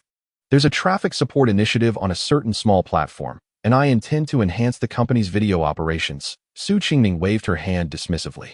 The owner of Liang hesitated. At such a late hour, why not wait until tomorrow? No worries. I prefer to handle it promptly, Su Qingming replied before stepping out into the night. Time flew by swiftly. At that moment, the owner of Liang was reviewing the plans for the following day. Construction projects, particularly those concerning public welfare, demand utmost caution. Any issues could lead to unforeseen complications. However, with Shengqiang's collapse, matters would be much simpler. Generally speaking, as long as the project does not involve excessive greed or lack of solid workmanship, problems are rare. Yet, true to his diligent nature, he continued to communicate with his secretary. Just then, a slight tremor was felt on the table in the living room, where the talismans acquired that morning lay. What could this omen signify? Chapter 15. Surrounded by elders the following day, the early morning sun cast its golden rays upon the ground, and the weather in the old town was quite pleasant. Yiguan had risen early to practice the golden light incantation in the neighborhood park. The environment was idyllic, featuring a clear lake winding through the area, surrounded by artificially planted willow trees, lush and verdant. Students were out for their morning runs, while some elderly gentlemen practiced Tai Chi in the spacious area. Their movements, though not entirely precise, exuded vitality and evidently bore some effect. Yiguan stood in a wide space, reciting the golden light incantation. Since the last time he had chanted the spell, many of his physical ailments had vanished, including persistent dizziness and a general lack of energy, common after effects of years of hard work. However, after uttering the golden light incantation, those issues dissipated, yielding immediate results. With such remarkable efficacy, it would be a waste not to practice. Heaven and earth, the profound origins, vast cultivation over countless eons, I manifest my divine powers. Yiguan murmured softly. As his voice resonated, the nearby elders began to gravitate toward him, sensing a subtle change in the atmosphere. Not only did they feel revitalized, but their Tai Chi movements also became more fluid. Before long, the area where Yiguan stood became somewhat congested, influenced by the golden light incantation. Many elders discreetly observed him, their eyes filled with curiosity. Whispers began to circulate. What is Xiao Yi doing? Why do I feel my punches becoming more precise in his presence? Indeed, I feel quite invigorated. Could this possibly be a form of internal cultivation? The elder from the neighboring community once mentioned that such practices can enhance vitality and spirit. Who knows, though, practicing internal cultivation shouldn't entail complete stillness. He stands there, seemingly murmuring something, which strikes me as rather peculiar. Amidst the murmurs surrounding him, Yiguan possesses keen perceptiveness, capturing every word. Just as he finishes reciting the golden light mantra, an elderly gentleman could not help but inquire, "Little Yi, are you leaving so soon? The weather is splendid. Why not practice a bit longer?" He seemed reluctant to see Yiguan depart, as standing beside him made their own practice significantly more effective. Yiguan smiled gently. "I haven't had breakfast yet. Please continue your practice." The elder quickly pressed on, "Little Yi, could you enlighten me about the internal cultivation you are practicing? I'm willing to pay tuition. Consider me your apprentice." The other elderly gentleman nodded in tacit agreement. If there truly exists a method to enhance vitality and spirit, they would gladly pay any price, for at their age, their sole wish is to maintain health and longevity. After all, why do health supplements sell so well among the elderly? They have expertly tapped into their vulnerabilities. Yiguan realized there was a misunderstanding and chuckled, "Old sir, please don't take me the wrong way. I am not versed in any internal cultivation techniques. If you wish to learn, I suggest seeking out a martial arts school. They may have what you seek."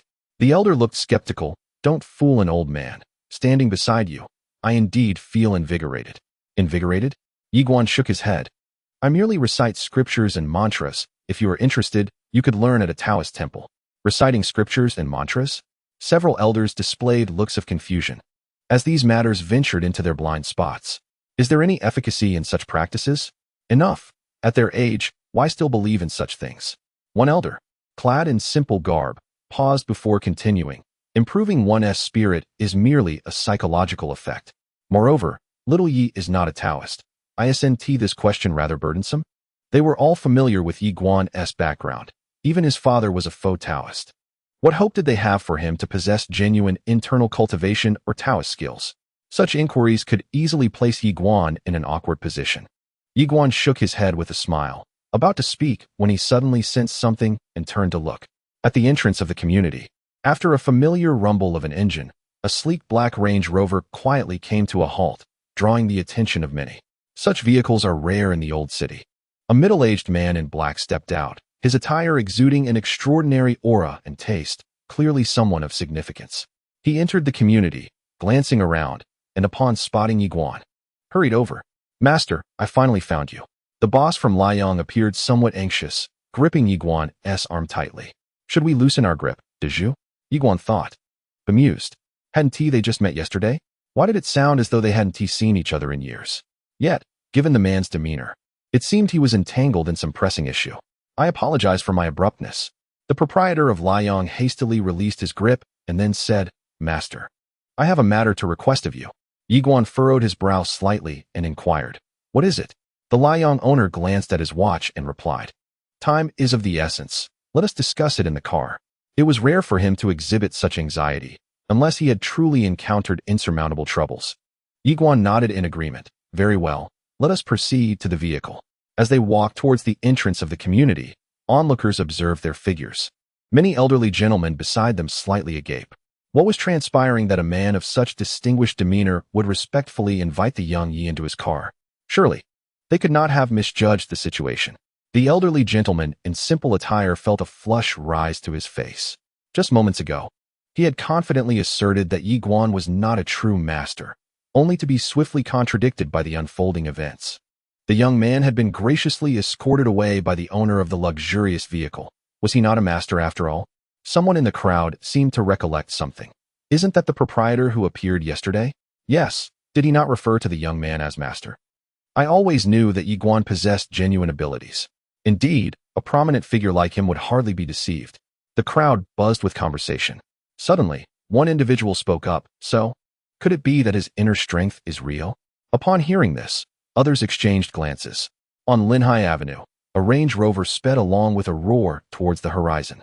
Inside the vehicle, Yiguan appeared somewhat perturbed and addressed the driver. "Diju, please do not rush. Could you drive a bit more slowly?" The Liang proprietor drove with reckless abandon, exceeding the speed limit of 60 and navigating turns without a hint of deceleration. Who could withstand such driving? Were it not for the exceptional stability of the Range Rover, he might have succumbed to motion sickness long ago. "Master, please do not take offense. Today is truly a matter of urgency," the Liang owner said with a wry smile as he glanced at Yiguan in the rearview mirror. Yiguan's lips twitched. "Do not be anxious. Perhaps you could first elaborate on the nature of your concern." "It is a long story," the Liang owner sighed. "I have a daughter who works in video operations. She is a moderately well-known content creator online. I am aware of this. I have viewed her promotional videos." Yiguan replied, nodding slowly. He often surfed the internet and had certainly come across Liang's promotional content, which was quite commendable, not to mention that her appearance was striking. The Liang owner tightened his grip on the steering wheel and continued. "Yesterday, she intended to participate in a promotional event for her company's development direction. But the USB drive containing the necessary materials was left at the office. She ventured out at night to retrieve it." At this juncture, Yiguan seemed to deduce the situation and raised his gaze to the proprietor. "Something happened that night?" "You are correct, master.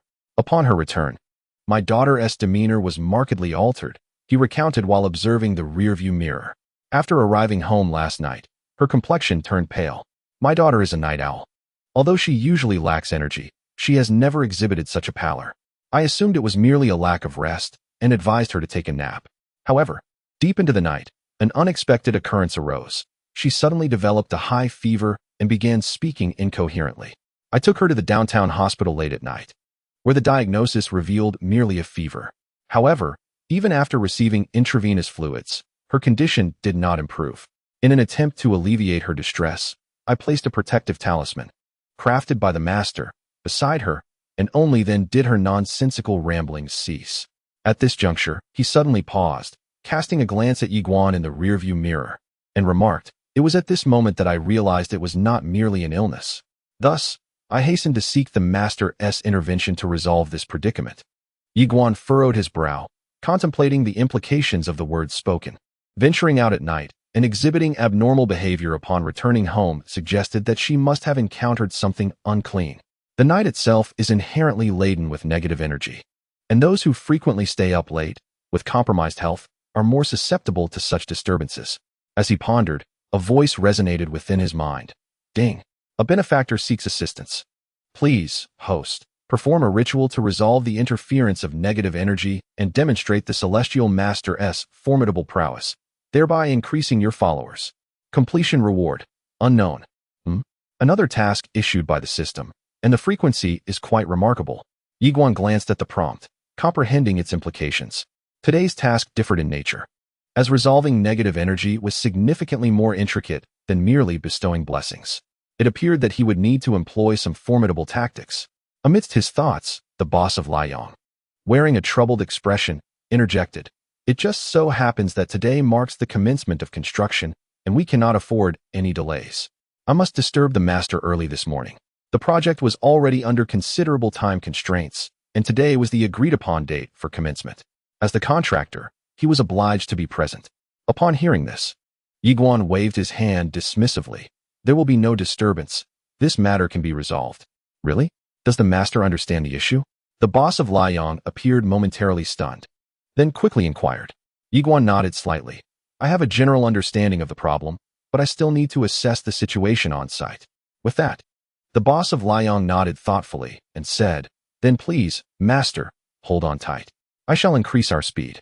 With that, the Land Rover accelerated rapidly, soaring forth.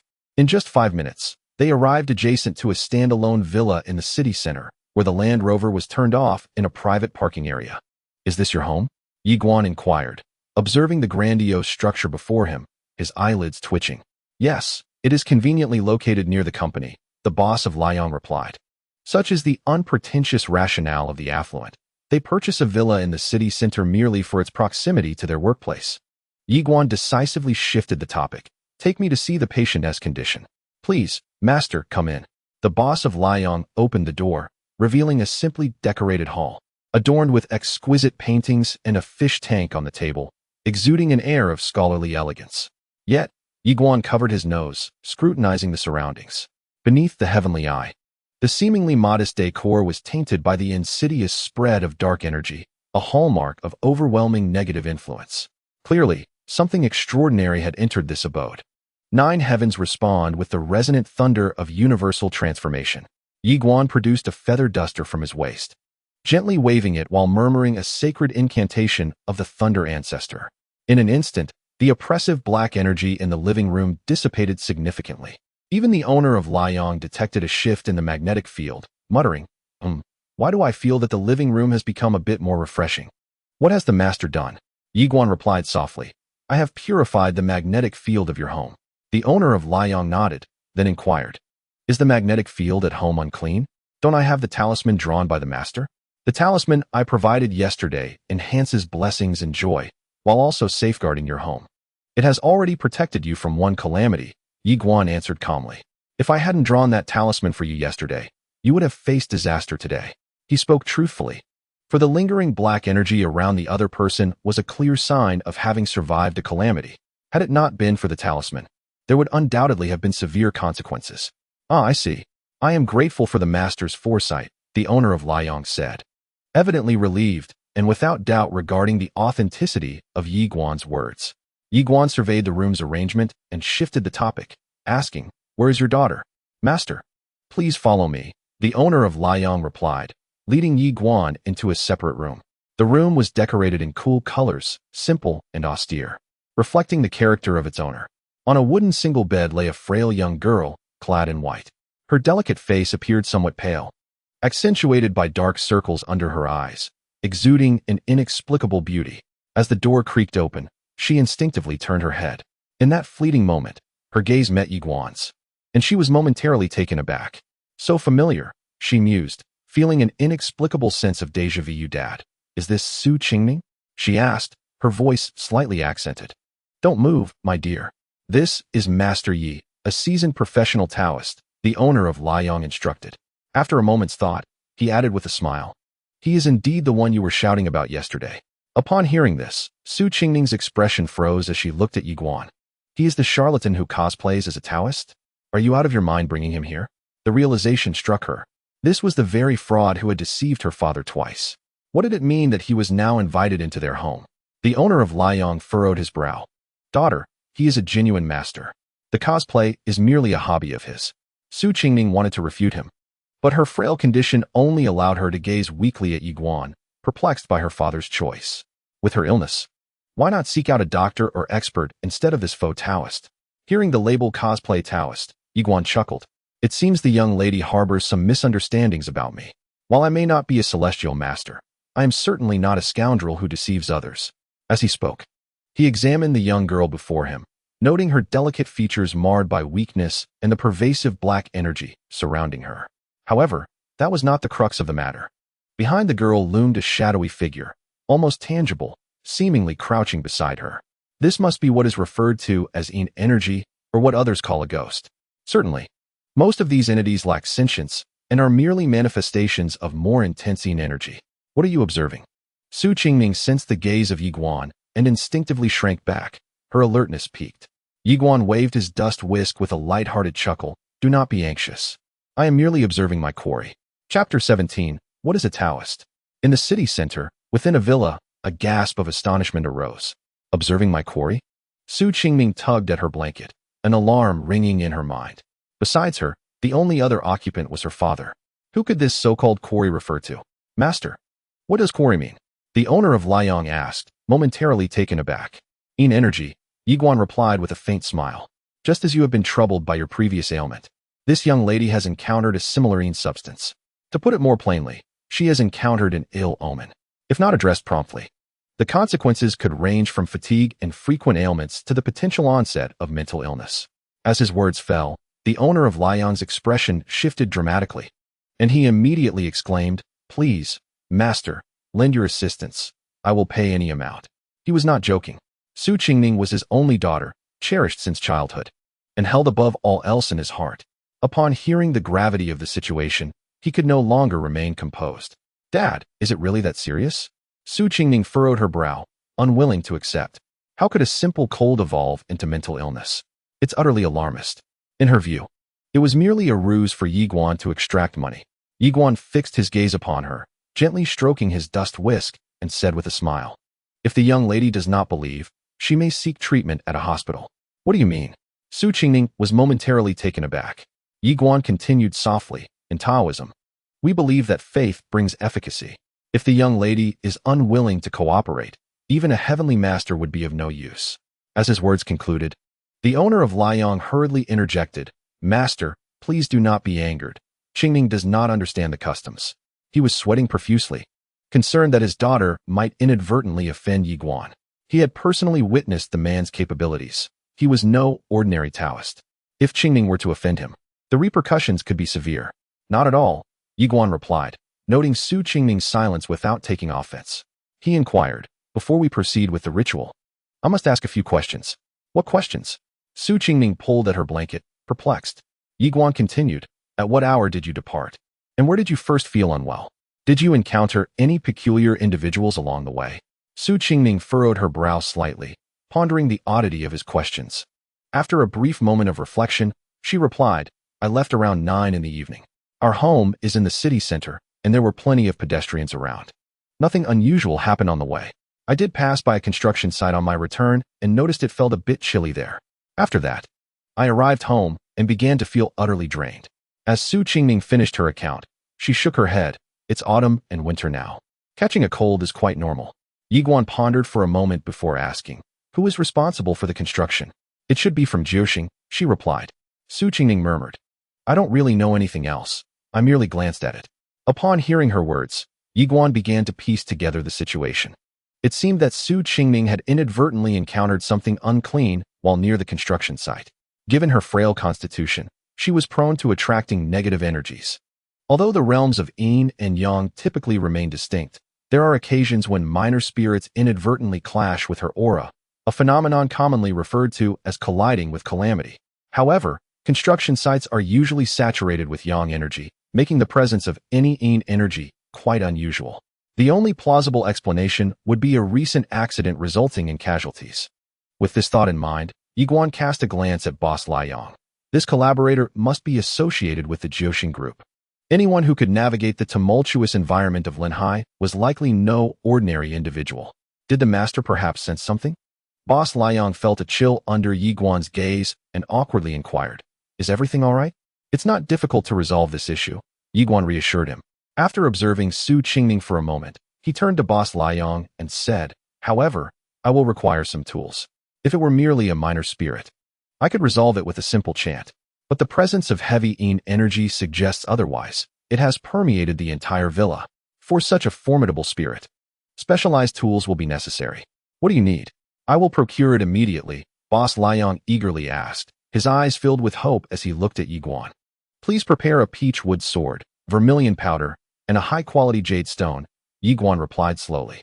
As soon as he finished speaking, Su Qingning's delicate features tightened, and she began to ponder the implications. These items sounded quite expensive. Collectively, they would surely cost a significant sum. Just the high-quality jade alone would likely exceed 10,000 yuan. She cast a forlorn glance at her father, wondering if he truly intended to acquire these items. Sensing Su Qingning's gaze, Boss Liang immediately reassured her, "Don't worry, my dear. I would sell the company for you if necessary." Is that really what I meant? Su Qingning thought, feeling a headache coming on as she realized her father seemed oblivious to her true intent. After Boss Liang departed from the villa, Su Qingning turned to Yiguan and pouted, "Just tell me, how much do you want this time? Money?" Yiguan glanced back at her with a smile. "You have indeed guessed correctly. This time, my services will come at a considerable cost." Su Qingning appeared taken aback, seemingly unprepared for his candidness. "But your father will be the one to offer me this payment," Yiguan added while stroking his whisk. "I knew it. You Taoists are just con artists under the guise of righteousness," Su Qingning retorted, clenching her teeth. Yiguan shook his head with a smile. "You seem to harbor some misconceptions about our teachings." "What misconceptions? Aren't you just a group of charlatans who do anything for money?" She scoffed. "You must be referring to the swindlers of the Jianghu," Yiguan clarified, shaking his head. "In every profession, there are those who opportunistically cling to trends and taint the reputation of their respective communities.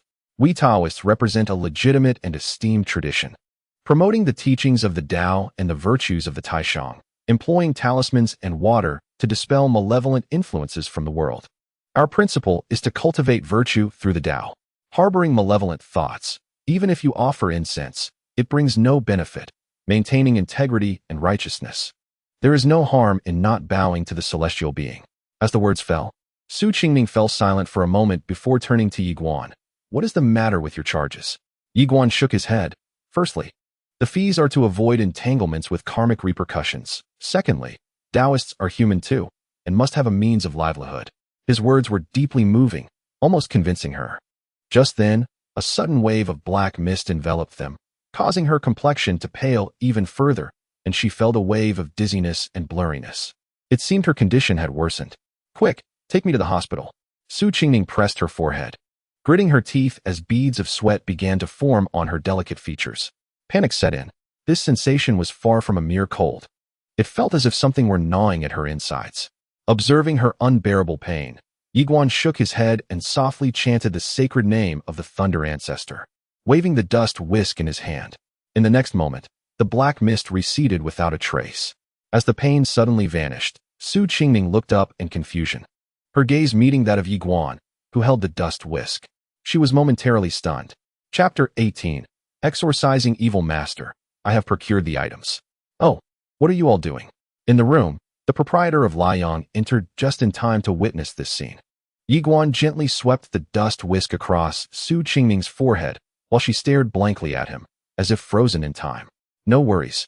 I noticed her Yin energy had intensified, so I performed a simple purification," Yiguan replied with a gentle smile. "Thank you for your assistance, master." The proprietor of Liang, regaining his composure, handed over the box in his hands. "All the items you requested are in here. Did you manage to gather everything?" Yiguan inquired, puzzled. "You were gone for less than 10 minutes, right? How could you possibly acquire all the items in that time? Even if one pressed the accelerator to the floor, it would be impossible to achieve that. Time was tight, so I had my secretary assist in the preparations," the proprietor of Liang replied sheepishly. "Fortunately, I managed to arrive in time. It shouldn't be too late." For the sake of his daughter's health, he had mobilized all employees and secretaries involved in the current project. Ultimately, they split into multiple teams and successfully acquired the desired items. "Not too late, you arrived just in time." Yiguan smiled faintly and began to unpack the items from the box. The first was a peachwood sword, crafted with care, the hilt adorned with a red thread. However, the wood itself bore dark spots, indicating it was of mediocre quality, merely well crafted. The vermilion powder was left over from the last use, and this time he had procured a full 3 taels. As for the final piece, the jade stone, Yiguan picked it up and examined it for a moment before shaking his head. This jade lacks purity. Its quality is inadequate. Surely, master, you must be mistaken? The proprietor of Liang expressed surprise, then explained, I purchased this Hatian jade from a flagship store, spending 50,000. The quality should not pose any issues. Yiguan scrutinized the jade stone in his hand, softly reciting incantations. After a moment, the stone remained entirely still. Either this jade was impure, or he had been sold a counterfeit. Yiguan placed the jade stone in his hand down and subsequently turned to the proprietor of Liang, stating, This jade is incapable of channeling any magical energy. It possesses no internal vitality whatsoever. It is not a genuine artifact. Upon hearing this, the Liang owner promptly inquired, What should I do then? Should I go purchase another one? No need, Yiguan replied, casting a sweeping gaze around the room until it rested upon a jade ornament adorning the table. Under the divine eye, it shimmered with a silvery luminescence, radiating energy. Whose jade is this? The quality is commendable. It might serve a purpose. Absolutely not. Su Qingming's delicate face tightened in an instant as she interjected. I spent months saving to acquire this piece. Would you consider exchanging it for another? Qingming, Liang interjected, his brow furrowed. Allow the master to utilize it for now. I shall procure you another one tomorrow. After all, jade is not difficult to find. It merely comes down to price. Su Qingming gazed intently at the jade. Her heart heavy. Is it merely a question of price? Though her jade was not exorbitantly priced, her attachment to it had grown over time, as she had kept it close for many years. Perhaps it was due to the nurturing of the jade that its hue had become increasingly warm and pleasing to the eye. Fear not. I shall simply infuse it with some magical energy, which will not affect the jade itself, Yiguan said with a gentle smile. Hearing this, Su Qingming finally eased her concerns and nodded, reassured that the jade would remain unscathed. Yiguan picked up the jade from the table without hesitation and began to chant incantations, inscribing upon it. His method of engraving was not with a blade, but rather through the invisible art of magical inscription. Talismans can generally be categorized into two types, one that employs yellow paper and red cinnabar, which is the most common choice among practitioners for its simplicity and affordability. The other type involves talismans inscribed on jade, which is considerably rarer. The former only requires a connection to the magical lineage to be successful, while the latter demands a certain level of mastery. Without sufficient skill, one cannot inscribe spells upon it. However, Yiguan was well-versed in talismans, possessing comprehensive knowledge of all forms. Thus, crafting a standard jade talisman was well within his capabilities. In just a few minutes, Yiguan completed the jade piece. To the untrained eye, it appeared unchanged, perhaps just a touch more lustrous. Yet, under the divine eye, this jade talisman brimmed with energy, possessing remarkable capabilities for calming the mind and nurturing the spirit. I have infused this jade with some magical energy. You may place it beneath your pillow later, Yiguan said as he handed the jade to Su Qingming. She quickly accepted it, examining it in her hands, and only relaxed once she confirmed it was undamaged. Turning to Yiguan, she inquired, Place it beneath my pillow? What do you intend to do? Exorcise malevolent spirits. Yiguan explained succinctly, causing both individuals in the room to freeze momentarily. Though they had often heard this term, it was their first time witnessing its application firsthand. The Liang owner, visibly anxious, asked, Master, is there any additional preparation required? None. I shall resolve this promptly, Yiguan replied, shaking his head slightly. There is no rush. I am not particularly pressed for time, the Liang owner said, beads of sweat forming on his brow. Yiguan's tone instilled in him a sense of unease. Seemingly sensing the concerns of the other party, Yiguan smiled gently and reassured, there is truly no need for the master to worry. The exorcism will proceed without issue. I have complete faith in the master's abilities. Please step back and close the windows of the room. Young lady, kindly secure the jade stone as well. As his words fell, Su Qingming hesitated momentarily before placing the jade stone close to her heart. In the next instant, a wave of tranquility washed over her, akin to the gentle caress of spring rain, alleviating her dizziness significantly. This jade talisman primarily functions to safeguard the spirit, shielding it from disturbances during the exorcism, effectively providing an additional layer of protection. Yiguan grasped the elongated peachwood sword, allowing his fingers to glide along its blade as he softly recited an incantation. In an instant, the sword appeared to be imbued with mystical energy, shimmering with golden light beneath the celestial gaze. He adorned the sword with a touch of cinnabar, stepping forward with graceful strides, advancing toward the malevolent energy that loomed ahead. He could distinctly perceive the fluctuations of the shadowy figure's energy, which seemed to harbor thoughts of fear, struggling incessantly around Su Qingning. With a swift motion, Yi Guan brandished the peachwood sword, and in that fleeting moment, the malevolent energy rippled outward, swiftly dissipating its human form. He showed no mercy. After all, spirits possess both benevolence and malevolence, yet this presence was certainly not benign. It was relentlessly encroaching upon Su Qingming's soul, an act that was a transgression against the natural order. At that moment, the malevolent energy surged toward the owner of Liang, seemingly attempting to flee the scene. However, the next instant, the talisman carried by the Liang owner suddenly trembled, as if a divine presence had emerged, freezing the malevolent energy in place, rendering it completely motionless. Though the talisman Yi Guan had drawn was primarily intended to attract wealth, its potency was rooted in the abilities of formidable forces, thus exerting control over these shadowy energies as well. Heaven and earth, the mysterious origins, the root of myriad energies. Vastly cultivated over countless eons, I shall prove my divine prowess. Yi Guan observed the unfolding scene with calm composure, softly chanting the golden light mantra as the peachwood sword radiated with bursts of golden luminescence. The supreme art is specifically designed to suppress all manner of malevolent beings. Not only these shadowy energies, but even the most nefarious spirits would meet a similar fate of utter annihilation. As he swung the peachwood sword forward, the malevolent energy instantly disintegrated, rising into wisps of white smoke, a sight both fearsome and awe-inspiring. Just as this malevolent energy was on the verge of vanishing into thin air, a chilling voice resonated faintly beside Yi Guan's ear. 9 stars. The utterance was abruptly silenced, and the entire villa's malevolent energy dissipated, replaced by waves of golden light. 9 stars. Yi Guan pondered briefly, contemplating the meaning behind this phrase. As souls dissipate, it is often during moments of heightened resentment. Why, then, is the 9 stars group mentioned at such a time? According to Su Qingming, her encounter with this restless spirit also occurred at the construction site of 9 stars. The connection between the two instinctively suggested to him that the matter would not be so simple. Master, what just transpired? A sudden voice pulled him from his reverie. The owner of Liang held a trembling talisman, appearing bewildered. He had just felt a surge of panic within, and then the talisman in his pocket began to shake inexplicably, reminiscent of the previous night. Following this, Yi Guan began to wield his peachwood sword. Now, he sensed that the turmoil in his heart had dissipated, replaced by an inexplicable tranquility. Yi Guan gently shook his head. It is of no concern. The malevolent spirit has been vanquished. Your daughter will recover after a few days of rest. As he spoke, he caressed the hilt of the peachwood sword, and the golden light gradually faded.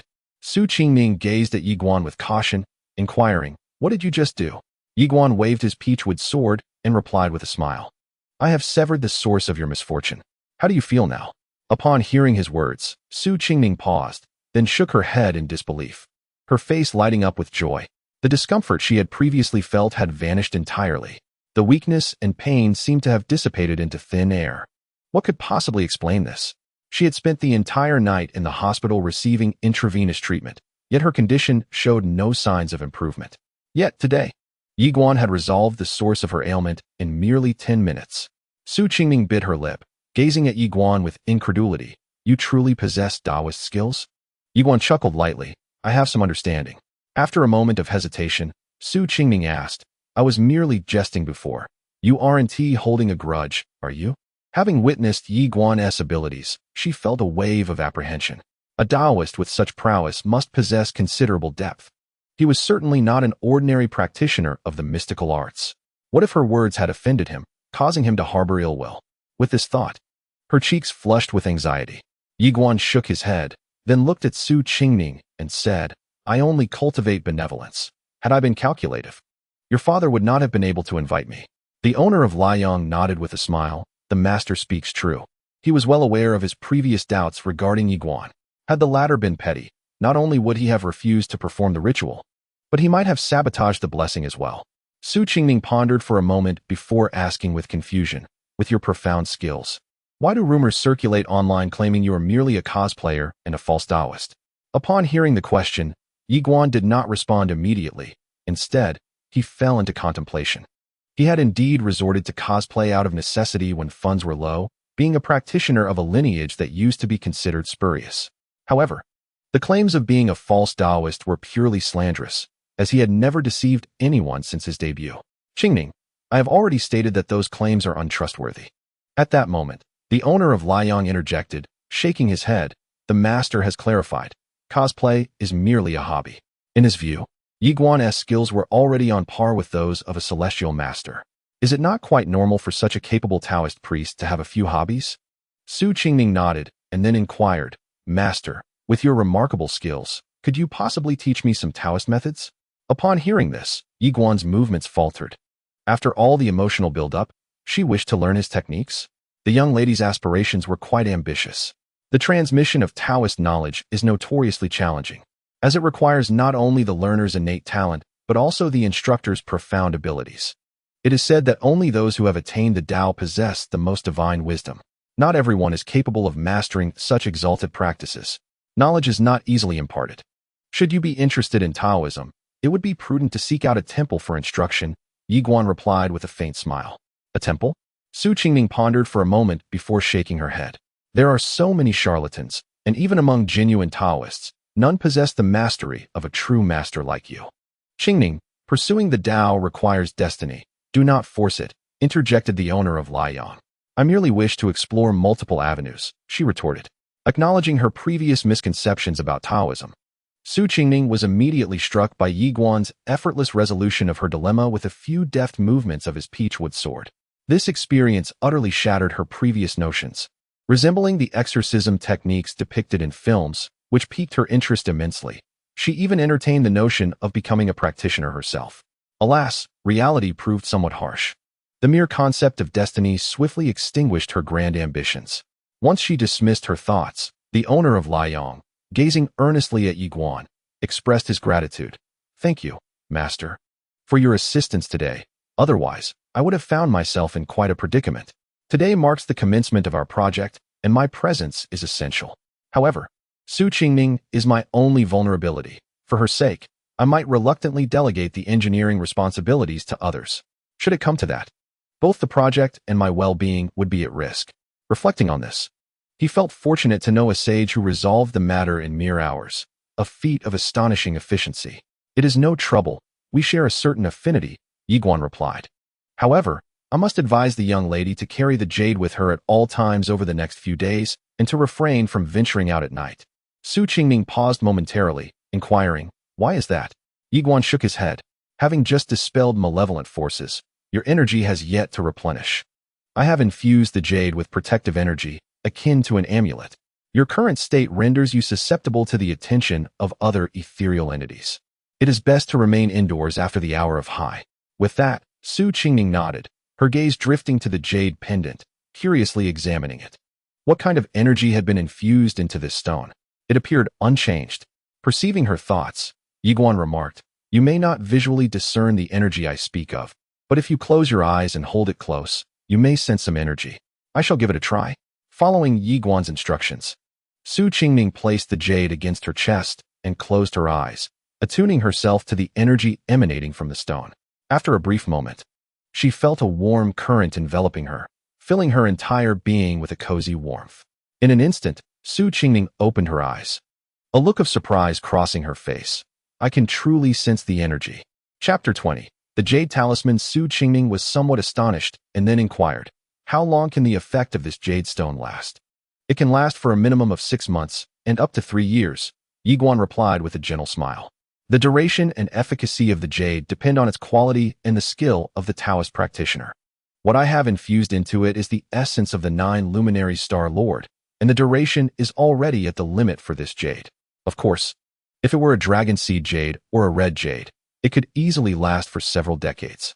Su Qingning nodded slightly, carefully storing the jade away. You should promptly express your gratitude to the master.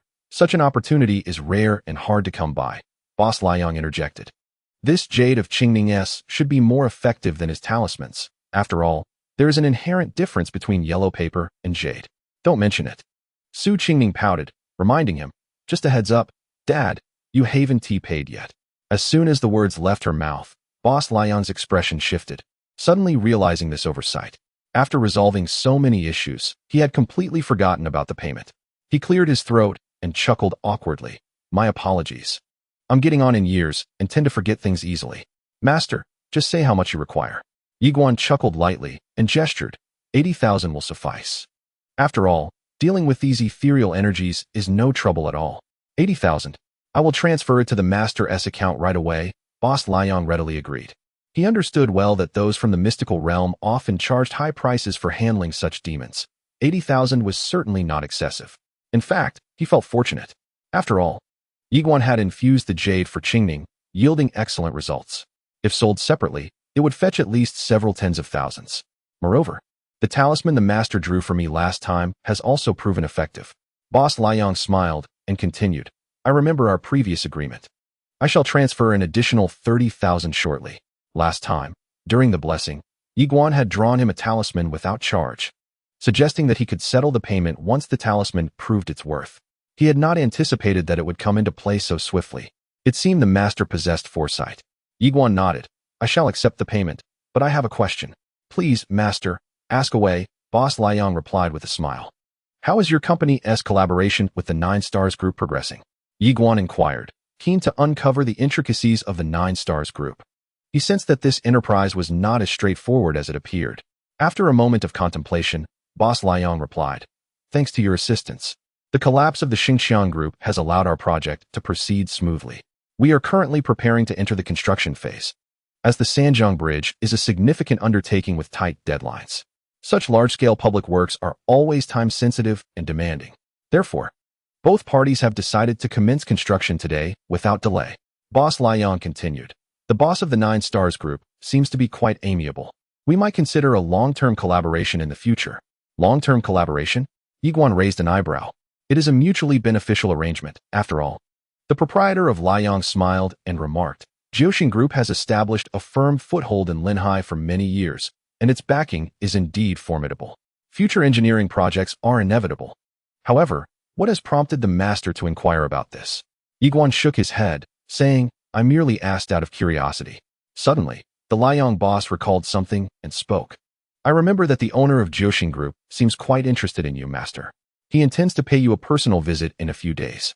A personal visit? Yiguan pondered. Is my reputation already so substantial that even the real estate tycoon of Linhai wishes to meet me? He gently stroked the dust whisk in his hand and smiled lightly. Then I shall await his arrival with anticipation, eager to discern the nature of the visitor. Subsequently, he glanced at the time. Morning was approaching. It was almost time to return home and indulge in some retail therapy. It is getting late, and the matter with Dezhu has been resolved. I shall take my leave now. With that thought, Yiguan rose, grasped the dust whisk, and prepared to depart. Master, you have yet to take your peachwood sword, the Liang boss reminded, glancing at the sword resting on the table. I shall leave it with you. I have already consecrated it, so consider it a talisman to ward off evil and bring peace to your home. Yiguan waved his hand dismissively, his tone carefree. He already possessed a peachwood sword left by his father, and this one was not essential. The Liang boss's expression brightened as he watched Yiguan's retreating figure. Safe travels, master. Allow me to accompany you a short distance. No need, I can manage on my own. Upon hearing the offer of a ride, Yiguan quickened his pace, clearly apprehensive of the Liang boss's driving skills. Once he departed, the villa returned to tranquility, the atmosphere quite congenial. In a room filled with the scent of books, the Liang boss looked at his daughter with a smile. Qingning, now do you believe in the master's abilities? Who was it yesterday that scolded me for being extravagant? Now that you have witnessed his methods, you have no further objections, I presume? Indeed. There is truth to his craft, Su Qingming replied noncommittally. Having seen it firsthand, she was now entirely convinced of Yiguan's prowess. At that moment, Su Qingming suddenly looked up at her father and said, Dad, do you think it's excessive for such a true Taoist to be slandered online? Indeed, it is excessive. The Liang boss replied, sensing that his daughter had come to a realization. He gazed at Su Qingming, whose expression turned serious. After all, this Taoist has done me a favor. I cannot simply stand by. I have quite a few followers on my account. This is the perfect opportunity to clarify the situation for the master. With that, she swiftly sat up from her bed, picked up her notebook, and opened her account on a popular platform. Before her lay a yellow V account boasting over 100,000 followers. Although the followers were standard, their engagement was notably high, as they were primarily drawn by her appearance and tended to watch every update.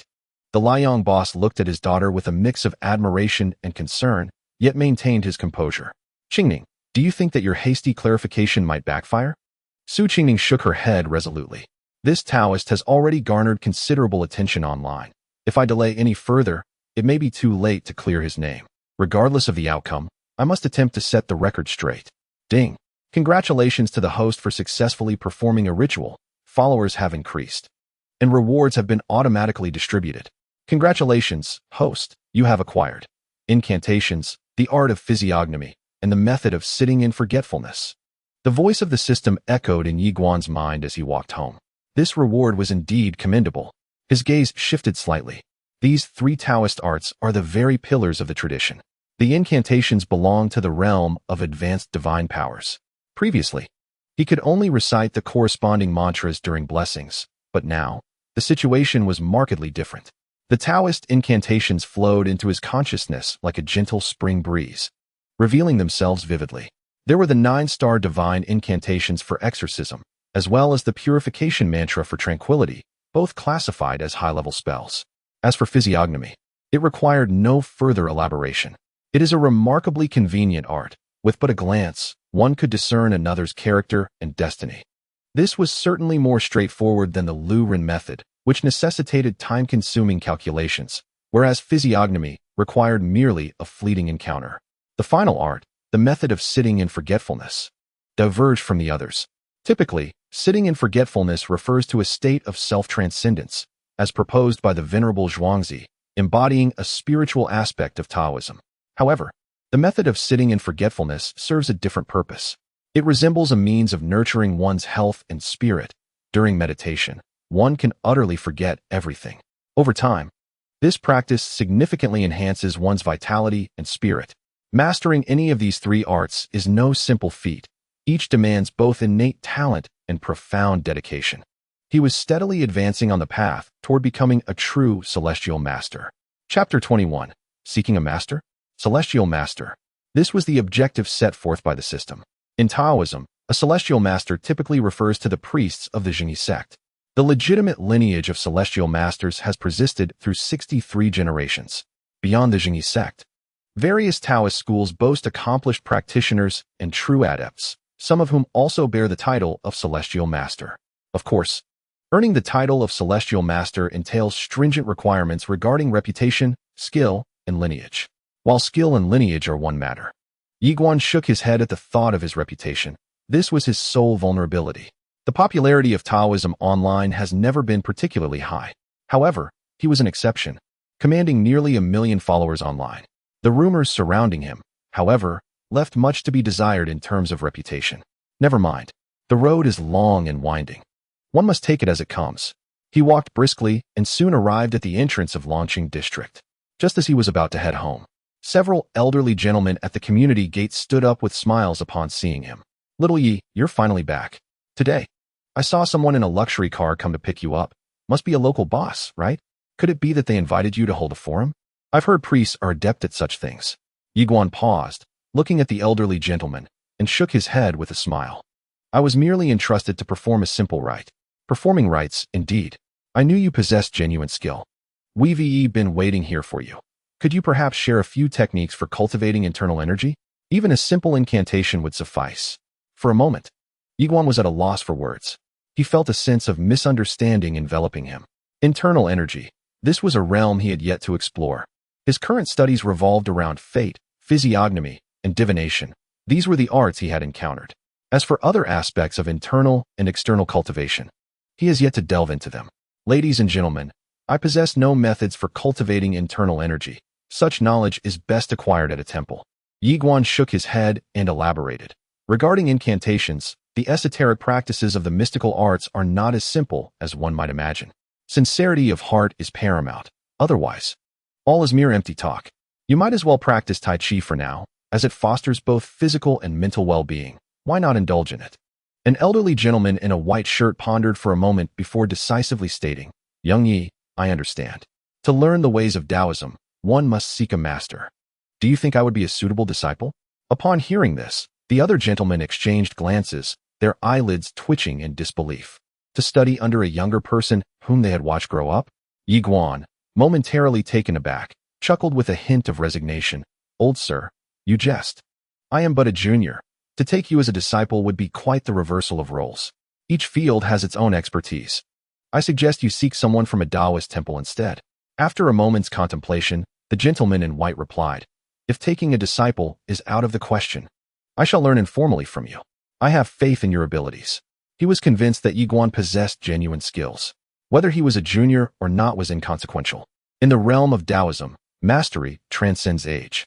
Just as Yi Guan was about to respond, a young man who had just completed a civil service examination passed by the entrance of Longqing district. Noticing a gathering of elderly men seemingly engrossed in something, he approached and, upon closer inspection, was momentarily startled. Oh, aren't you the faux Taoist from that cosplay event? At his words, the surrounding gentlemen froze, turning their gazes toward the source of the voice. The gentleman in white furrowed his brow and looked at the young man. Young man, mind your words. This is Master Yi of Longqing district. Master Yi? The youth shook his head and pulled out his phone. Isn't he just a notorious fraud online? There are even influencers who tried to clarify the situation, but it ultimately proved useless. Upon hearing this, the elderly gentleman frowned. Being longtime neighbors, they held a firm belief in Yi Guan's character. Deceiving others for money was something he would never do. They turned their eyes toward Yi Guan, eager to see how he would respond. Yi Guan, momentarily stunned, grasped the crux of the young man's statement. Influencers clarifying? He hardly recognized any influencers. And given the current public sentiment, reversing his reputation would not be an easy task. Who was this unfortunate soul trying to defend him? Meanwhile, in a quaint room of a standalone villa in the city center, a cacophony reminiscent of a pig being slaughtered echoed. Su Qingming lay on her bed, gazing despairingly at her laptop, which displayed a barrage of insults. Just half an hour prior, she had logged into her account and posted a comment beneath her father's video. Qingming, Qingming, solemnly guarantee. This individual is undoubtedly a genuine master. Please do not spread baseless rumors. However, within mere minutes, her comment was inundated with likes and replies, capturing the elusive Qingming, secretly slacking off beneath the boss's video. A true master? Surely, you jest. People have been unequivocally exposed as cosplayers, yet some still attempt to exonerate them. Even if one dismisses the cosplay aspect, they are still portraying a whimsical character from the anime realm. Which esteemed master would stoop to such antics? Authentic Taoist priests possess a sense of nobility. After all, aren't conventions typically frequented by the less sophisticated? To the commenter above, do you dare to continue your insults? Has Qingming been compensated? I would gladly offer an additional 30 cents if you would simply call me Yanzu. It is undoubtedly a case of accepting payment. If your account has been hacked, kindly make that known, lest you tarnish your own reputation. Upon further contemplation, the matter at hand appears to be quite intricate. As layers of comments piled up, Su Qingming took a resolute bite of the macaroon on the table and began to ponder earnestly. She found herself besieged by a multitude of detractors, even facing accusations of monetary gain. Should she mismanage her explanations, she could easily become embroiled in a maelstrom of public opinion. However, more than the public outcry, she was determined to substantiate her perspective. After a brief moment of reflection, her slender fingers danced upon the keyboard. Qingming V.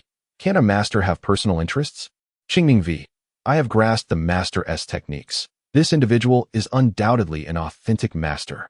No sooner had she posted her comments than responses began to flood in. Ha! What a ridiculous notion of personal interest. At least provide a credible reason for your claims. Is your Taoist priestess hobby role-playing? I seriously suspect Qingming has been bribed. This method of exoneration is rather juvenile. I assent it? Authentic master? Pray tell, where does this master's lineage originate? Dear, let us focus on being a beauty influencer and refrain from stirring the pot, shall we? The sheer volume of comments, numbering in the hundreds, was overwhelmingly filled with mockery and skepticism. After all, Yi Guan had already been branded a fraudulent Taoist online. It was challenging to dispel such rumors with mere phrases. This was untenable. She simply couldn't compete with the vitriol. Su Qingming ran her fingers through her hair, her delicate face betraying a hint of fatigue and helplessness. Engaging in a typical debate was futile against these online denizens. Concrete evidence was essential to potentially sway public opinion. However, the crux of the dilemma lay in the evidence itself. It was hardly plausible to assert that the master had achieved remarkable prowess and successfully exorcised evil spirits on her behalf. Any such comment might swiftly lead to her account being banned for promoting dubious claims. In the midst of her contemplation, an idea suddenly struck her, and she murmured to herself, "I should seek out some peers for validation. If I can find a professional Taoist to vouch for the master, wouldn't that suffice?" Chapter 22. Mount Longhu, Brother Ming, a true Taoist. Since relying solely on her own assertions proved ineffective, it would be far wiser to engage a widely recognized Taoist. When the time comes for them to testify, how could these keyboard warriors possibly dispute it? This is what one might call reverse thinking. A slight smile curled at the corners of Su Qingming's lips as she felt herself a genius. She began her search for authoritative Taoist accounts on a lesser-known platform. However, given that Taoism lacks significant traction online and that Taoists generally shy away from internet involvement, it took her considerable time to locate an account belonging to a Taoist from Mount Longhu with over 200,000 followers. The yellow verification badge caught her eye. The name read, Brother Ming. As she perused the video list, she noted that it was filled with the daily lives of Taoist priests and various enlightening knowledge. Although the content attracted considerable traffic, there were no advertisements, and the videos were rich in substance.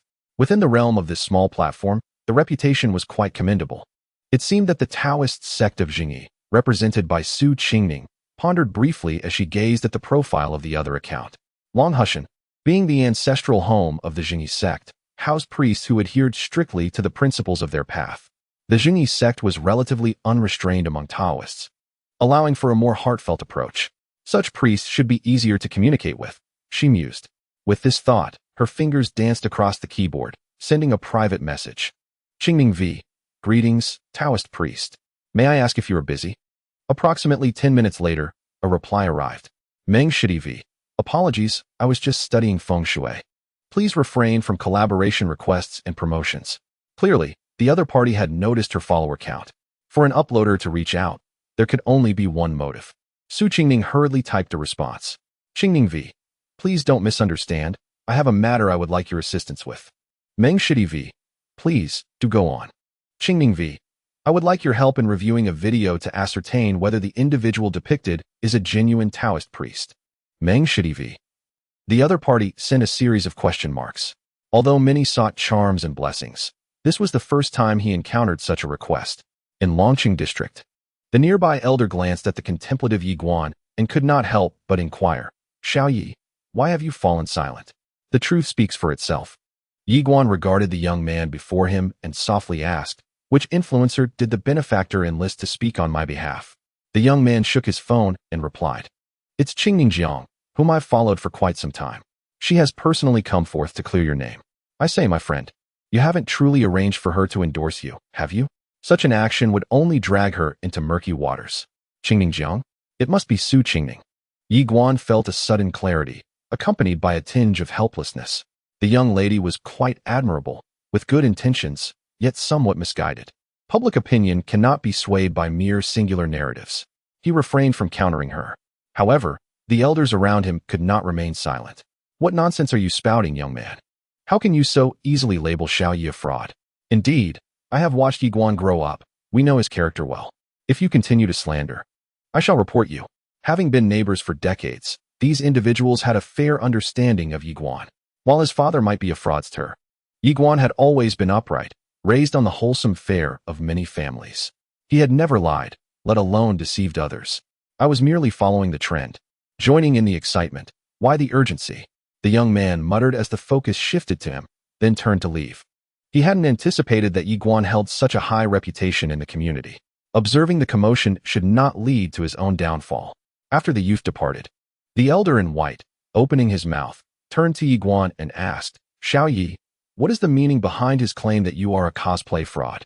Evidently, these elderly gentlemen are not as trendy as security guards and are quite unfamiliar with such terminology.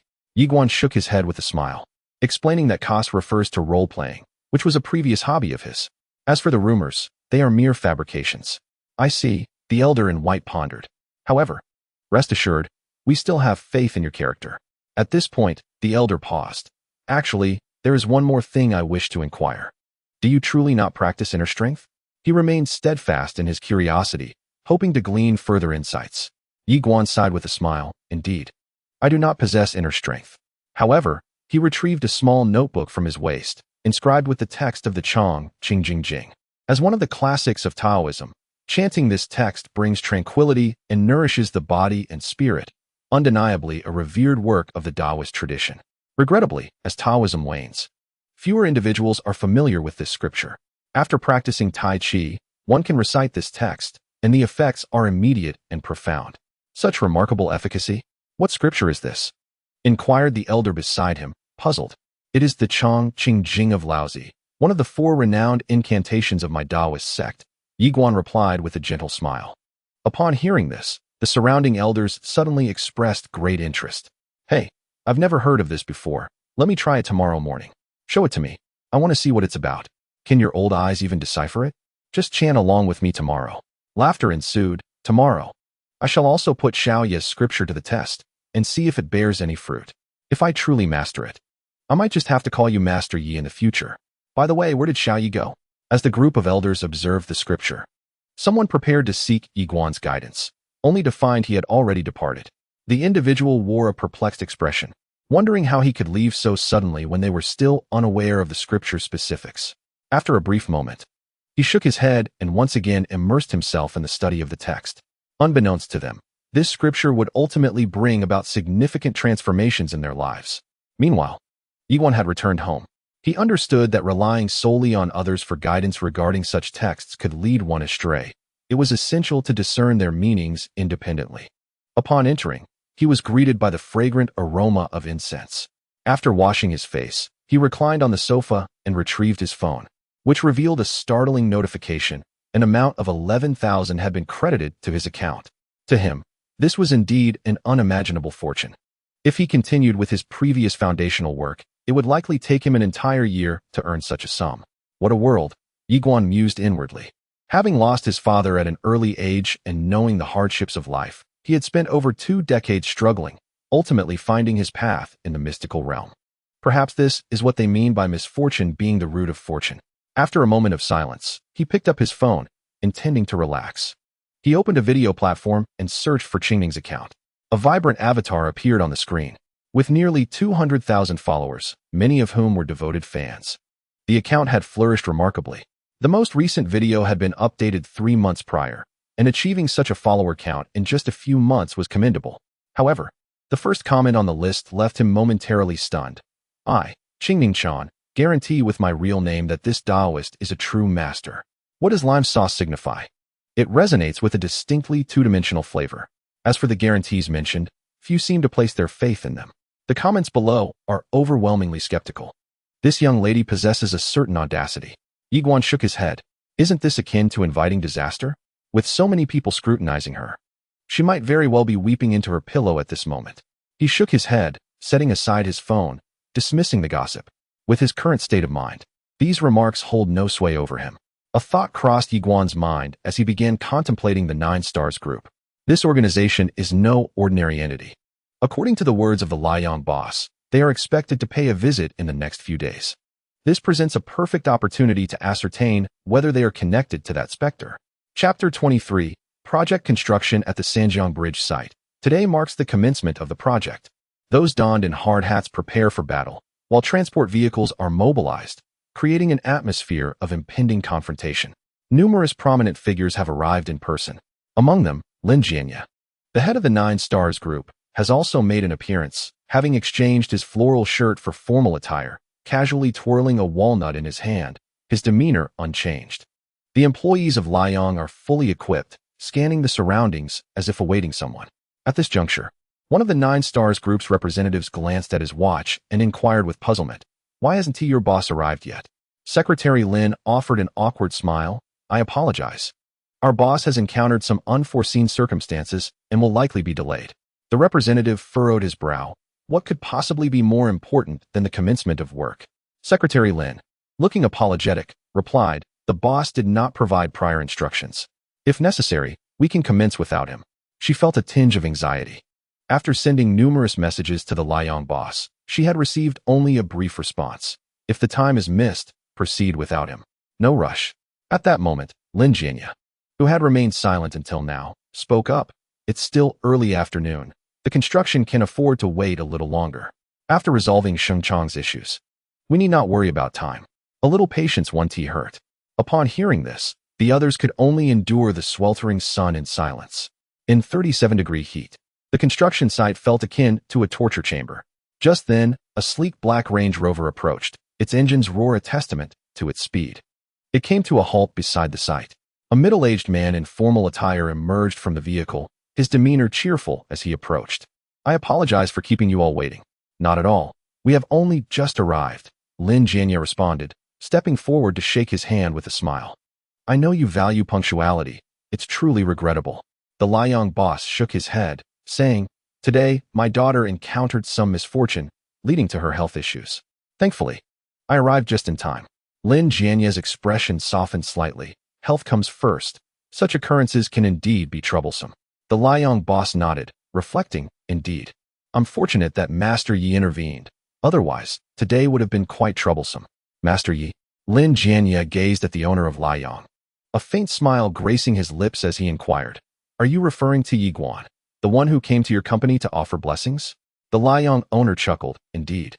That master possesses remarkable skills. However, I have heard whispers that he is merely a fake Taoist priest masquerading online. Lin Jianya replied with a subtle smile. Could it be an intentional smear campaign? Yesterday, he had sent an assistant to investigate Yi Guan's background, only to unearth a video debunking the opponent's authenticity. What kind of Taoist is he? Merely a young lad donning cosplay attire, he remarked. The Liang owner concurred, stating that such remarks were indeed slanderous. Casting his gaze upon the swirling river below, the Liang owner mused, Rumors and public opinion are akin to the sand and stones within this river. The winds and waves shall ultimately carry them away, and the truth shall reveal itself. Besides, as long as one possesses true ability, does it matter if they are a genuine Taoist or not? Lin Jianya, rolling a walnut in his hand, smiled faintly and said, You are an astute man, Boss Su. I, too, have been skeptical of these mystical practitioners. Even if they are true Taoists, I regard them with disdain. With a chuckle, he continued, Yet the sudden collapse of the Xinjiang group can hardly be explained without some supernatural intervention. Though the Zhoushan group has stood firm in Linghai for decades, with profound connections, it remains in a perennial second place. One can only imagine the splendor of Xinjiang. Yet, such an entity crumbled overnight. Is this not divine assistance? The Liang owner nodded, admitting he had never considered that the practitioners of the mystical arts could possess such prowess. Indeed, Lin Jianya set down the walnut, squinting with a smile. I am eager to meet this master tomorrow and see if he possesses any knowledge of feng shui.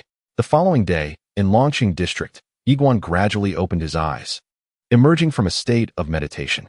He had immersed himself in this condition throughout the night, feeling as though he was drawing closer to a certain stage. In fact, during his sitting, he had completely forgotten his own existence. This state, as explained in Taoism, represents the pinnacle of meditation. It is said that one must forget oneself to enter the Tao. Of course, he was still far from achieving such enlightenment.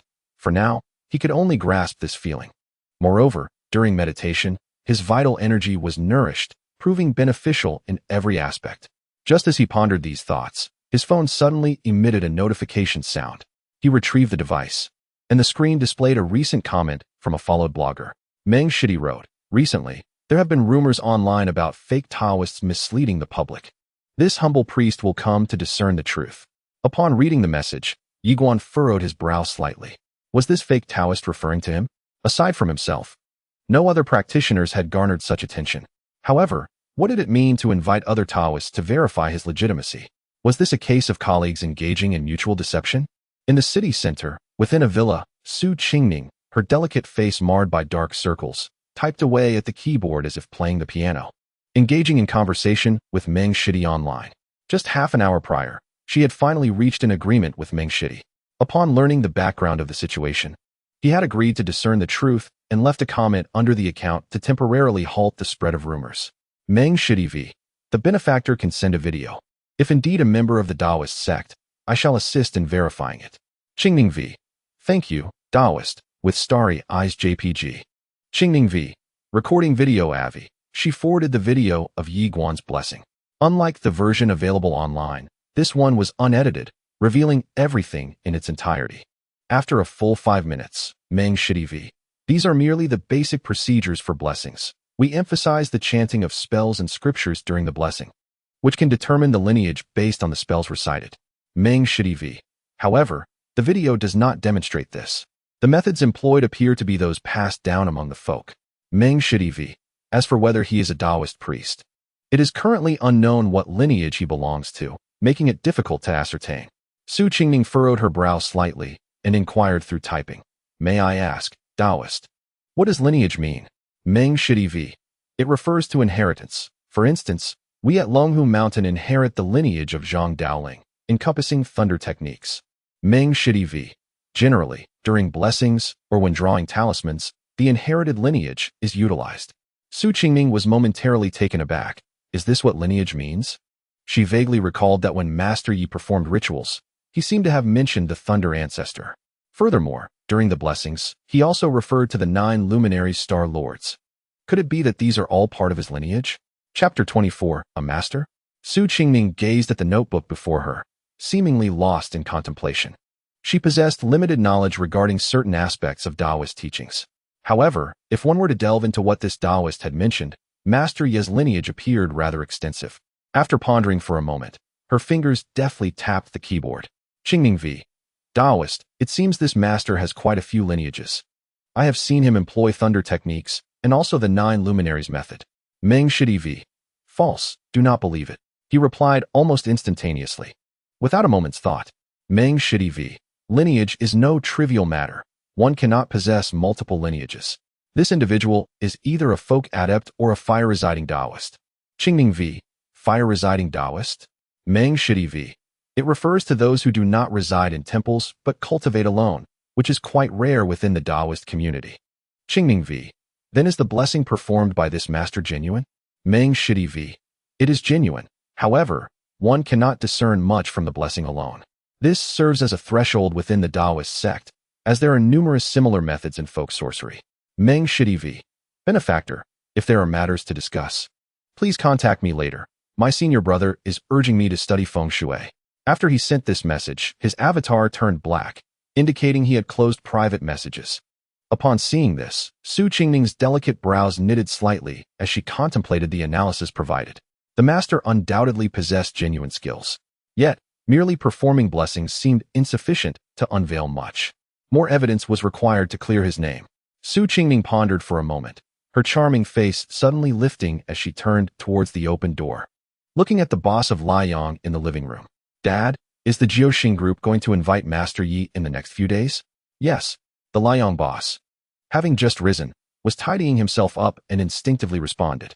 Upon regaining his composure, he cast a puzzled glance at his daughter, inquiring, what has prompted this sudden question?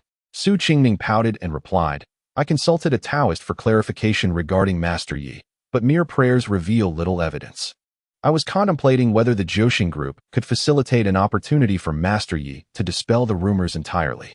The owner of Liang grew wary upon hearing his daughter's tone, asking, how do you intend to clarify?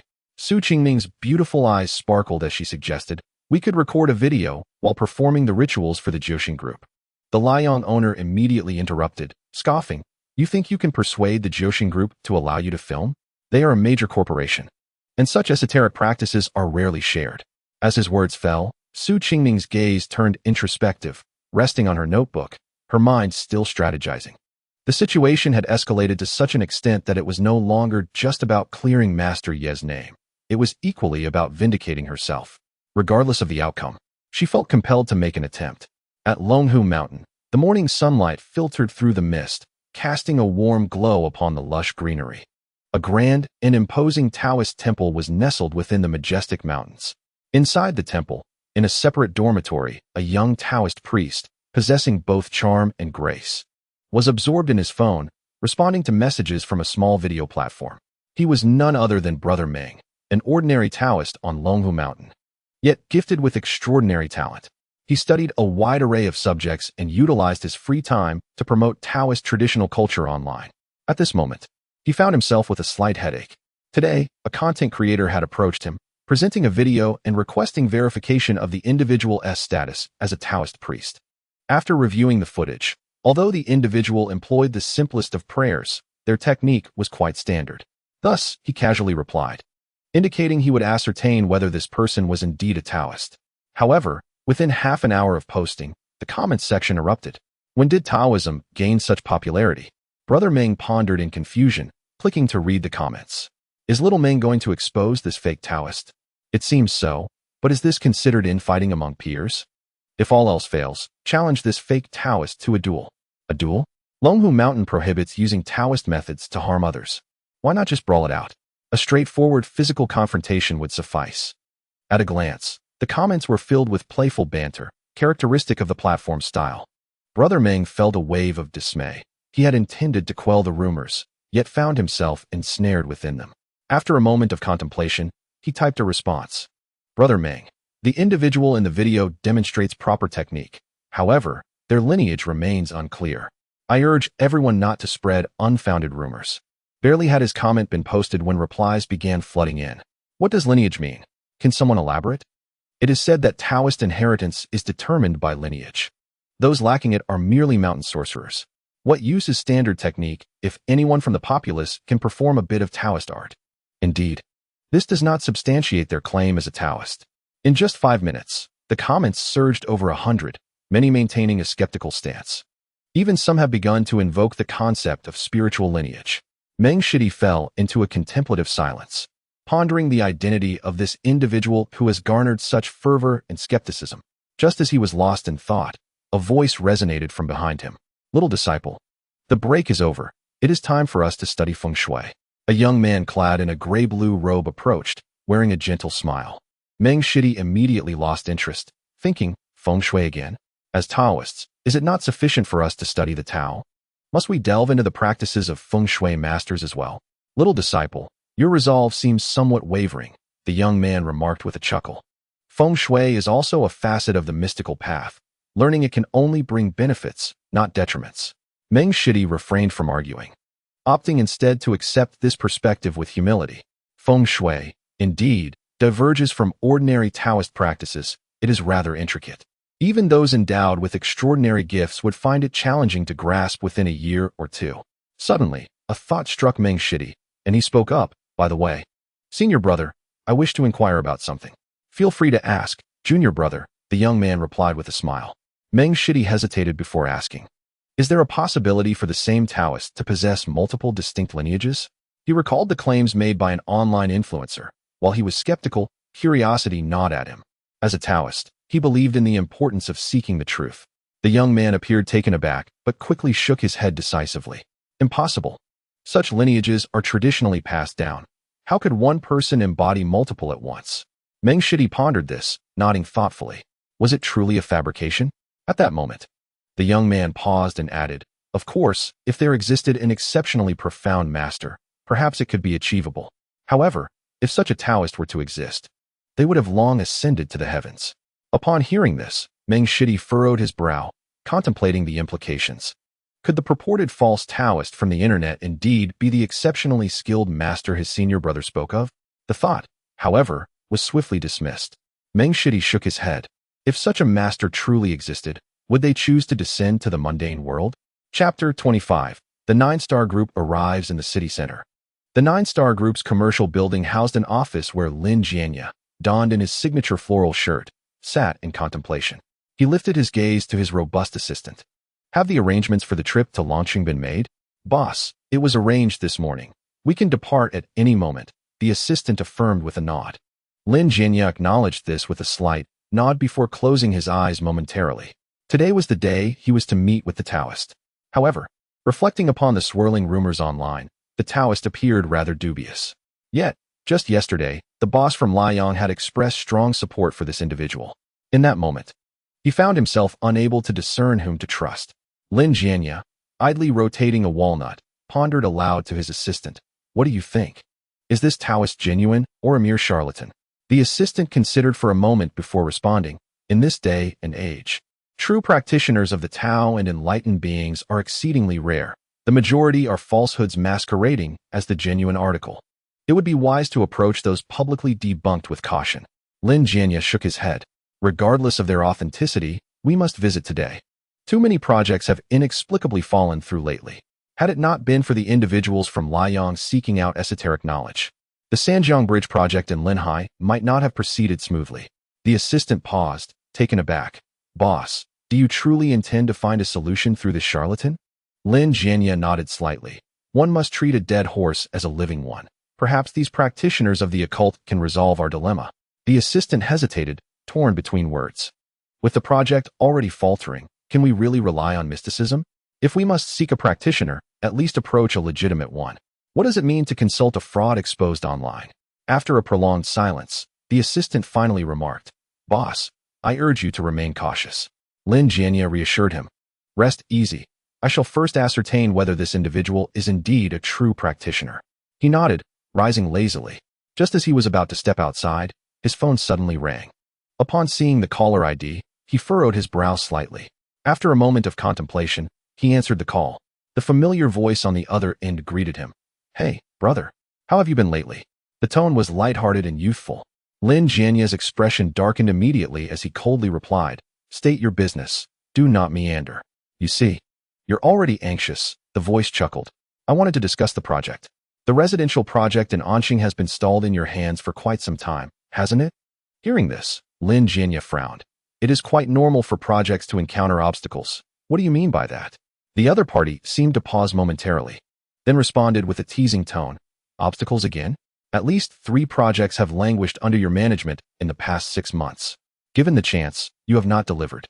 The old man has decided that I will take over the new project in Anqing, so you can focus on your affairs in Linhai. Upon hearing this, Lin Jianya narrowed his eyes, his voice low. Languishing in my hands? Do not presume I am unaware. You have consistently sent others to obstruct progress.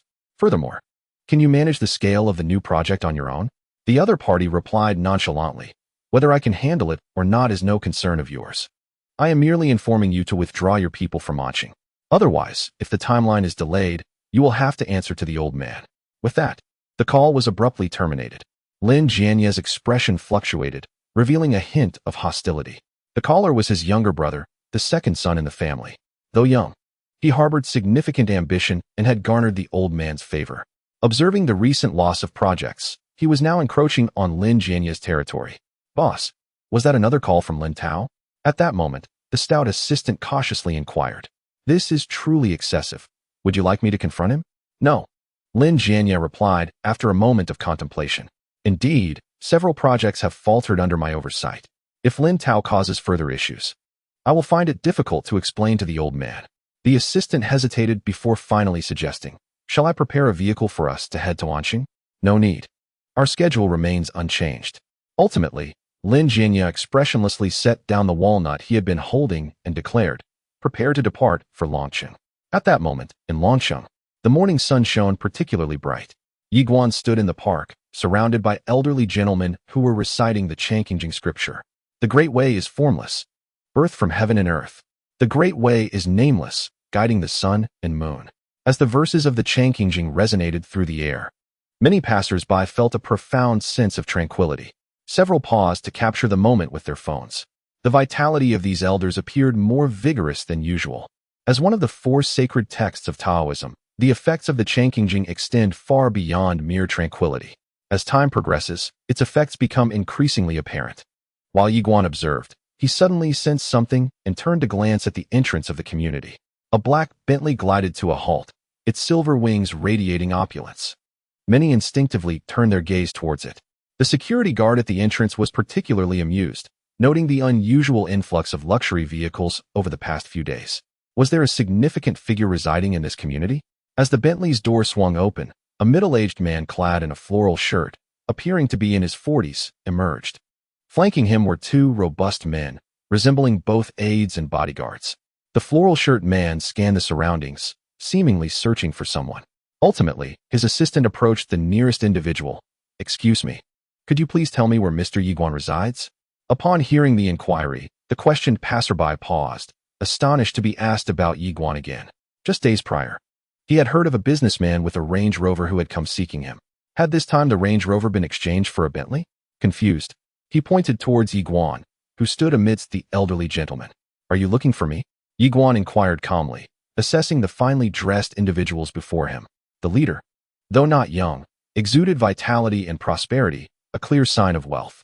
Yet, his slightly slanted eyes hinted at a formidable character. The others appeared rather unremarkable, prompting Yi Guan to disregard them. You are Yi Guan. Lin Jianya, the man in the floral shirt, scrutinized Yi Guan. As an old hand in the business, he discerned no remarkable qualities in this individual. Yi Guan clasped his hands together in greeting. I am Yi Guan. Are you gentlemen from the Jiuxing group? How did you know I am from Jiuxing? Lin Jianya replied with a faint smile. It is not difficult to deduce. You all certainly hail from a notable background. Yi Guan replied with a light chuckle. In Linhai, few enterprises command such a presence. He was somewhat surprised, having heard from the Liang businessman that someone from Jiuxing would visit, but he had not anticipated it would be so soon. Clearly, they sought something from him. I have long heard of Master Ye's reputation, Lin Jianya said, looking at Yi Guan with a mild smile. Reputation? Perhaps more of an ill fame. Yi Guan responded with a shake of his head and a smile, then raised his gaze towards Lin Jianya. Did you come this time for matters of your career?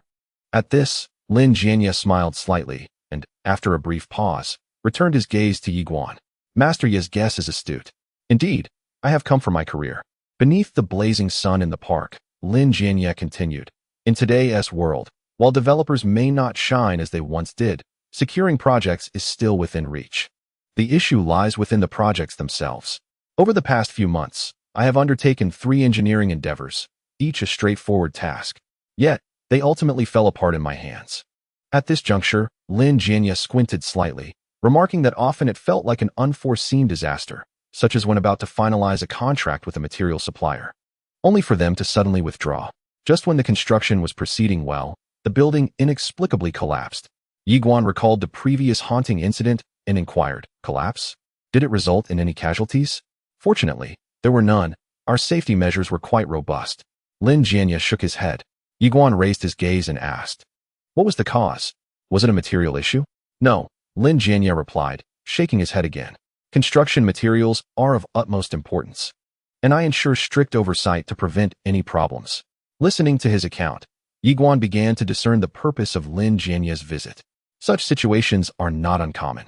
They often stem from either an unfavorable fate or the presence of malevolent influences. Lin Jianya, at this point, turned to Yi Guan and asked, I have heard that Master Yi possesses remarkable divination skills. I wish to know the reason behind this. Yi Guan did not rush to respond, instead scrutinizing Lin Jianya's features more closely than he had during their initial meeting. After a brief moment, he furrowed his brow, as if he were observing the effects of some hex. Yi Guan then inquired, have you offended anyone from the esoteric circles? Lin Jianya shook his head decisively. I am very cautious in this regard. I have never wronged such special groups. Did Master Yi perceive something? Nothing significant, merely a casual inquiry, Yi Guan replied, hesitating before continuing. However, I must analyze your features further. Although your visage suggests prosperity, your deep-set eyes and full forehead, which is prone to change, indicate a typical sign of potential financial loss. It is not surprising that your career has faced difficulties. You can read faces? Lin Jianya expressed astonishment. Yi Guan nodded lightly, smiling. I have a basic understanding. Physiognomy is a foundational study within the esoteric traditions. Lin Jianya pondered this and asked, so, what remedy would you suggest for such a visage? Yi Guan shook his head, stating, facial features reflect one's future. Altering them is quite challenging. However, observing Lin Jianya's intent expression, he added, I can offer improvements from a feng shui perspective. You understand feng shui? Even the usually composed Lin Jianya appeared taken aback. Yi Guan chuckled softly. I possess a modest knowledge of it. These esoteric arts are not overly difficult for me. Master Yi is indeed well-versed. Lin Jianya remarked with a smile, though a hint of wariness lingered in his heart. This practitioner seemed excessively enigmatic. Given his age, he should not have been in the field for long. How could he have such diverse knowledge? Could he truly be one of those frauds spoken of online? After a moment of contemplation, he asked, are you certain that the feng shui improvements you propose will be effective? Yi Guan reflected briefly before articulating in simpler terms. There is a saying within the Taoist teachings, life, fate, and then feng shui. Feng shui holds paramount importance in metaphysics. Only after improving feng shui can one influence their fortune. Upon hearing this, Lin Jianya nodded thoughtfully, and after a moment's pause, he said, "Given the blessings from our previous prayer in Liang, I trust Master Yi. Shall we discuss the group first, or head to my home?" "Let us first address the pricing," Yi Guan gently replied, shaking his head. The surrounding assistants were momentarily taken aback by such candidness. He glanced at his boss, who seemed rather unfazed and instead, with a hint of amusement, inquired, "How much do you desire?" 100,000, Yi Guanyin replied succinctly. 100,000? Lin Jianya responded with a faint smile, observing Yi Guanyin as if anticipating his elaboration. Yi Guanyin continued with a smile. "Firstly, ordinary feng shui masters typically charge a base fee in the hundreds of thousands. My request is but a mere fraction of that. Secondly, the blessing ceremony for Liang Company only cost 30,000, while the feng shui value is 100,000. Upon hearing this, Lin Jianya burst into hearty laughter and waved his hand. "Let us go. Get in the car." The assistant was momentarily stunned, unsure why his boss had so readily acquiesced. Nevertheless, he proceeded to the driver's seat, puzzled, and drove off, watching as the black Bentley glided out of the community under the sun. Nearby elders and passers-by paused to observe, expressing their admiration. An old gentleman in a white shirt remarked, "See, I told you Xiao Yi possesses genuine skills. Driving such a luxurious car, accompanied by bodyguards, he is clearly no ordinary businessman. Indeed, he appeared even more formidable than the boss from yesterday. Xiao Yi's abilities seem impressive, and the scriptures he recommended should be equally remarkable. It would be wise to practice them diligently." Elsewhere, in front of the Jiuxing Group's building, a sleek black luxury car came to a halt, and Yi Guanyin stepped out. Having a professional driver was undeniably convenient, far superior to the driving skills of the Liang boss. "Master Yi, our group's location is quite favorable, wouldn't you agree?" Lin Jianya queried with a narrowed smile. Following his gaze, Yi Guanyin beheld a towering edifice, resembling a modern skyscraper that pierced the azure sky, presenting a scenic vista from afar. This towering structure stood at a bustling intersection, teeming with traffic and throngs of people. Yi Guanyin nodded. The location is indeed advantageous. The convergence of waters signifies prosperity. Lin Jianya smiled and replied, "The location of the group was selected by my father's arrangements. At the time, I thought it unnecessary. However, since establishing here, it has indeed been smooth sailing." As he spoke, Lin Jianya seemed contemplative. One must sometimes concede to the truths of feng shui and metaphysics. Yi Guanyin remained silent. The significance of the company's location was paramount. As long as the site was sound, any internal structural issues could be rectified. He followed Lin Jianya into the group's premises. The interior space was evidently much larger than that of Liang. Upon entering, a few employees turned their heads curiously at the sight of Lin Jianya. Habitually, he spoke in a calm tone. "Continue with your duties. I am bringing the Taoist priest in to observe the company." The surrounding employees paused in surprise. A Taoist priest? Why would the boss invite a priest for no apparent reason? They cast inquiring glances at Yi Guanyin, and upon recognizing him, they suddenly froze. Wasn't he the highly discussed fake Taoist from the internet? Indeed, it was him. They were witnessing the real person today. It seemed their boss had invited him into the company. Surely, the boss wouldn't be deceived. This Taoist might be more than he appeared. Employees further away whispered among themselves. Yi Guanyin heard their hushed conversations clearly, but remained unaffected. Rumors and gossip could not sway his steadfast resolve. Lin Jianya paused, a smile gracing his lips as he said, "Master Yi, this is the office floor. Please take a look and see if there are any issues." Chapter 27. The 7-star formation within the 9-star group. Yi Guan strolled through the hall, surveying his surroundings. Many curious onlookers regarded him, eager to ascertain whether this so-called fraudulent Taoist from the internet possessed any genuine skills. After a brief moment, Yi Guan shook his head and remarked, "Master Lin, there are indeed several issues with your interior architecture." "What issues?" Lin Jianya inquired.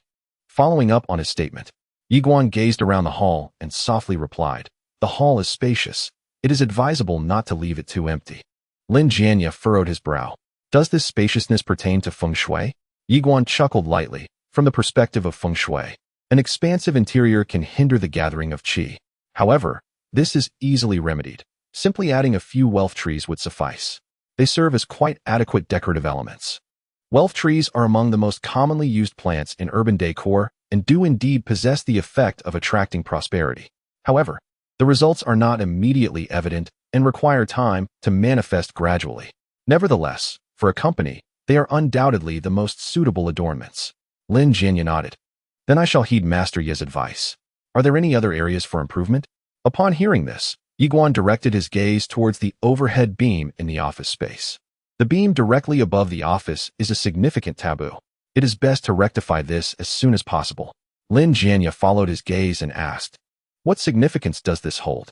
Yiguan replied candidly, "A beam overhead greatly impacts both fortune and wealth, making it one of the 7 detrimental elements in feng shui. The previous lack of effect can be attributed to the favorable location of the company, which masked these issues. Additionally, your fortunate circumstances also played a role. Together, these factors mitigate the influence of typical feng shui afflictions. However, should fortune decline, these elements will only serve to exacerbate the situation." Listening to Yiguan's explanation, an assistant lounging in the hall was captivated, finding the words of this supposed charlatan to be remarkably coherent. Yet, his assertions did indeed seem plausible. He retrieved his phone and conducted an online search to verify the claims of this Taoist. Before long, the search results appeared, mirroring precisely what the Taoist had articulated. The assistant was momentarily taken aback. Could it be that he was indeed correct? Did this Taoist possess genuine abilities? He nudged the secretary beside him, intending to show him the findings. At that moment, Lin Jianya interrupted his actions, smiling as he remarked, "Master Ye's reminders are astute. This aspect can indeed be modified. Rectifying the beam is not particularly troublesome. As long as it can alter our fortune, such matters are trivial. A mere adjustment of position will suffice, which is not cumbersome." Yiguan inquired, "Where is your office located? I would like to examine the layout of the room." "Master, please follow me," Lin Jianya nodded, leading Yiguan to the second floor. This area housed the upper management offices, and one of the mahogany doors was designated as his workspace. Upon entering the office, one could see that the decor was quite exquisite, leaning towards the luxurious, with landscape paintings adorning the walls and a teapot resting on the desk. From the layout alone, one could discern much about the character of the office's proprietor. Yiguan noticed the ornamentation in the corner and, taken aback, exclaimed, "You even have the national emblem in your office?" Lin Jianya shook his head with a smile, responding, "That was left by the old gentleman. I hardly have the stature to display such a symbol. Not even a top-tier real estate company can justifiably flaunt the national emblem." Yiguan nodded thoughtfully. "Did the old gentleman serve in the military during his youth?" Lin Jianya sighed. "Indeed, in those times, everyone aspired to defend their homeland. The old gentleman fought on the battlefield for 7 or 8 years, and he still bears some lingering ailments from that era. He is indeed a true hero. It is only natural that his descendants are fortunate." Yiguan chuckled lightly. "Good deeds yield good fruits. Heroes may grow old, yet they also bless future generations, who typically achieve remarkable things." As the conversation turned to descendants, Lin Jianya fell silent for a moment before shifting the topic. "What do you think about the layout of this room, Master Yi?" Upon hearing this, Yiguan surveyed the office's arrangement, which was quite appropriate. However, when his gaze fell upon the window, he frowned slightly. "There is an issue with this window. I sensed something amiss as soon as I entered. The lighting is significantly problematic." Lin Jianya looked over, somewhat surprised, and said, "Please elaborate, Master Yi." "Firstly, the desk should not be positioned near the window, as it affects the flow of positive energy," Yiguan explained. "Moreover, the window is too low and narrow. What does it resemble?" Lin Jianya furrowed his brow in confusion. "What does it resemble? A prison cell?" At that moment, a robust assistant, who had been standing nearby, could not help but interject. Realizing his blunder, he immediately felt awkward as several gazes turned towards him. Lin Jianya's expression deepened with concern. "Indeed," Yiguan affirmed, "thus, the window should be adjusted, either enlarged or relocated, to mitigate the negative energy. No wonder there is a feeling of constraint when sitting by the window." Lin Jianya pondered for a moment before waving his hand. "Let us rectify this. All aspects affecting the feng shui must be amended to transform the group's fortune." His decisive nature was evident. Once he recognized the implications of the layout, he resolved to implement thorough changes to avoid further complications. Upon hearing this, the secretary looked stunned. "Boss, completely rectifying these areas is no small matter. Just the financial and manpower aspects will require considerable effort. You must think this through." He felt overwhelmed. How could he trust this Taoist's words and proceed with renovations? What if he turned out to be a lunatic? Wouldn't that be sheer folly? Lin Jianya shook his head slightly. We shall treat this as a last resort. Let us proceed with Master Ye's recommendations. Since we've invited him, we might as well place our trust in him. If it truly improves our fortune, then these changes are trivial. Besides, I can sense that the layout issues Yiguan pointed out do indeed have a tangible effect in daily life. However, Lin Jianye's gaze turned back to Yiguan as he continued to inquire, Master Yi, will these adjustments suffice? Are there any more effective methods for improvement? Yiguan smiled gently. You sought me out, so you must desire a comprehensive solution. 10,000 is merely the beginning. It certainly encompasses more than just enhancing the interior layout. I possess several formidable methods that can elevate fortune and bring wealth and blessings. Lin Jianye immediately became intrigued and asked with a smile, what do you mean by being domineering? Yiguan replied slowly with a smile, no other Taoist. Even a celestial master would likely employ this method. As for feng shui, I have reached an exceptionally proficient level, truly a master in the field. I am well versed in various methods to alter one's fortune. Lin Jianye chuckled, I would love to hear more. I will arrange a 7 stars formation for you. Yiguan stated plainly, my formation may differ from what you have encountered before, yet its effects are remarkably immediate. If you follow my instructions, enhancing your fortune and wealth will be effortless. Even some malevolent techniques from the mystical arts can be effortlessly dispelled. Upon hearing this, Lin Jianye was momentarily taken aback. A 7 stars formation? In a less crowded building. Lin Jianye pondered for a moment before asking in confusion, may I inquire, Master Yi, what exactly is the 7 stars formation? Yiguan explained with a gentle smile, it is one of the 7 renowned formations in feng shui, capable of bringing good fortune and averting misfortune, as well as enhancing wealth and blessings. The practicality of this formation far surpasses that of ordinary blessings. Moreover, my formation is somewhat more domineering. Lin Jianye was left in a state of astonishment. His understanding of metaphysics was limited, and naturally, he had never heard of such a formation. One of the renowned formations? Enhancing wealth and blessings? Is this formation truly that effective? At this moment, Secretary Han interjected, Boss, I have some knowledge of the 7 stars formation. If the person setting it up possesses a high level of skill, it can indeed yield certain effects. Although he held doubts about Yiguan's identity, he had delved deeply into the 7 stars formation. Lin Jianye contemplated, it wouldn't hurt to try. How much would it cost to set up this formation? There is no need for extra charges. Yiguan waved his hand dismissively. Just prepare the tools for the 7 stars formation, and arranging the formation is not particularly troublesome. In truth, setting up the feng shui formations of the mystical arts is not difficult. The challenge lies in their precise application. Intrigued, Lin Jianye raised his gaze and inquired, what props do you require, Master Yi? I will have someone prepare them immediately. After a moment of thought, Yiguan elaborated, 1 array plate, 6 green crystal balls, 1 pichio, and some high-purity cinnabar. Crystal balls? Pichio?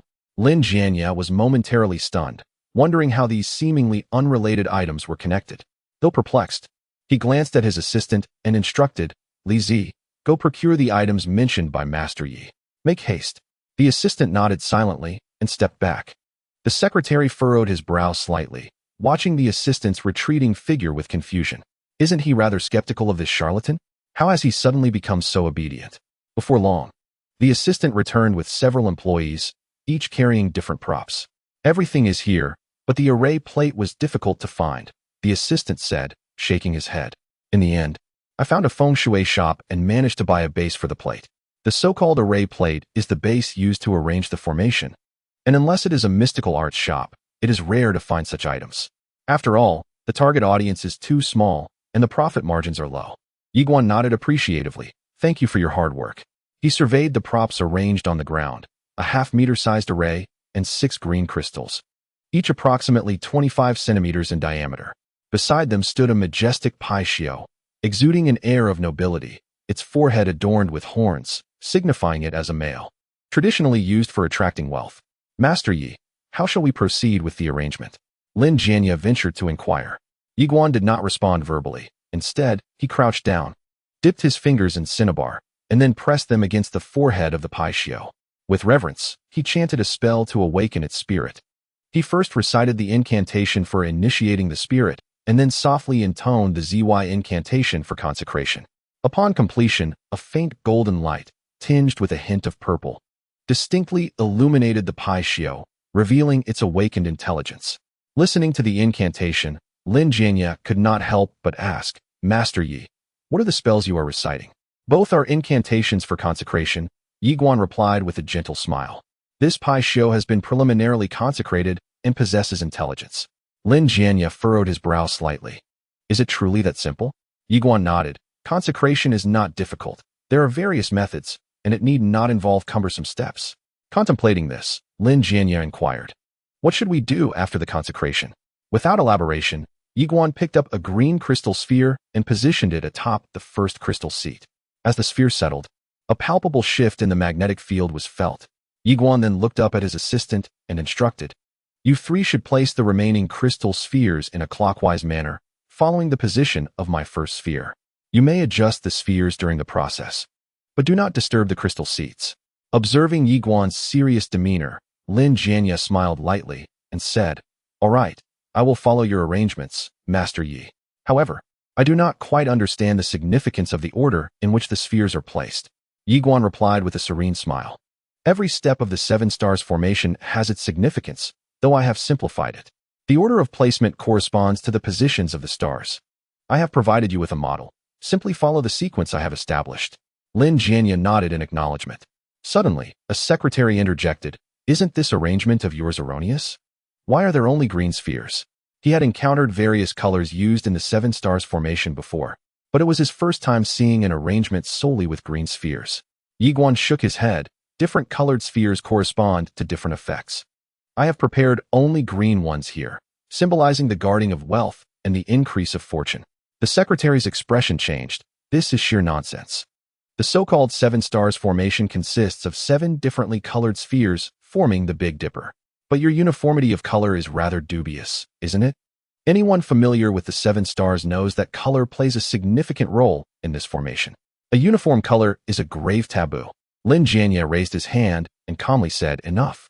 Every practitioner has their own interpretation of formations. Do not disrupt the process. Hearing this, the secretary's expression darkened. Did the boss truly believe in such an unorthodox formation? Yi Guan smiled gently. The Tao of the Xianmin lies in the principle of change. Every technique allows for flexibility. One must learn to adapt and compensate for deficiencies. I dare to do this because I have my own confidence. The secretary fell silent, but refrained from further comments. Few practitioners within the Xianmin would dare to act in such a manner. They are either reckless madmen or masters of profound skill, and the other party clearly does not belong to the latter category. Lin Jianya, without much hesitation, personally took to the task and positioned the green crystal. His assistant promptly followed suit, while the secretary, displaying a look of consternation, ultimately hesitated for a moment before joining in the arrangement of the crystal spheres. Their movements were swift, and before long, 6 corresponding crystal spheres were placed in their respective positions, leaving only the central spot vacant. Lin Jianya turned to Yi Guandao and inquired, isn't there a piece missing from the crystal spheres? Under his gaze, Yi Guan walked directly to the pedestal and placed the Pishio in the center. There is no piece missing. The Pishio is positioned centrally to guard wealth and invite fortune. This arrangement established the Pishio as the focal point of the 7-star formation. Observing the Pishio now situated in the center, the secretary's mind momentarily faltered. What kind of arrangement is this? The 7-star formation, as the name implies, requires the placement of 7 crystal beads corresponding to celestial bodies. What does placing a Pishio signify? This creature is known as one of the fierce beasts in Taoism. I have never seen anyone use it to manipulate formations. Only a madman would dare to do such a thing. Even a charlatan Taoist would at least put on a semblance of propriety, wouldn't they? Chapter 29. This is the Yin Mansion. The formation has been established and will yield results in due time. Yi Guan continued. This formation is not lacking in aesthetic appeal and can be displayed in the main hall, under the heavenly gaze. The unique magnetic field fluctuations generated by the formation were strikingly apparent and ceaseless, starkly contrasting with the previous blessing ritual. The effect of blessings is cyclical, whereas the feng shui formation is different. As long as the array remains, its efficacy is perpetual.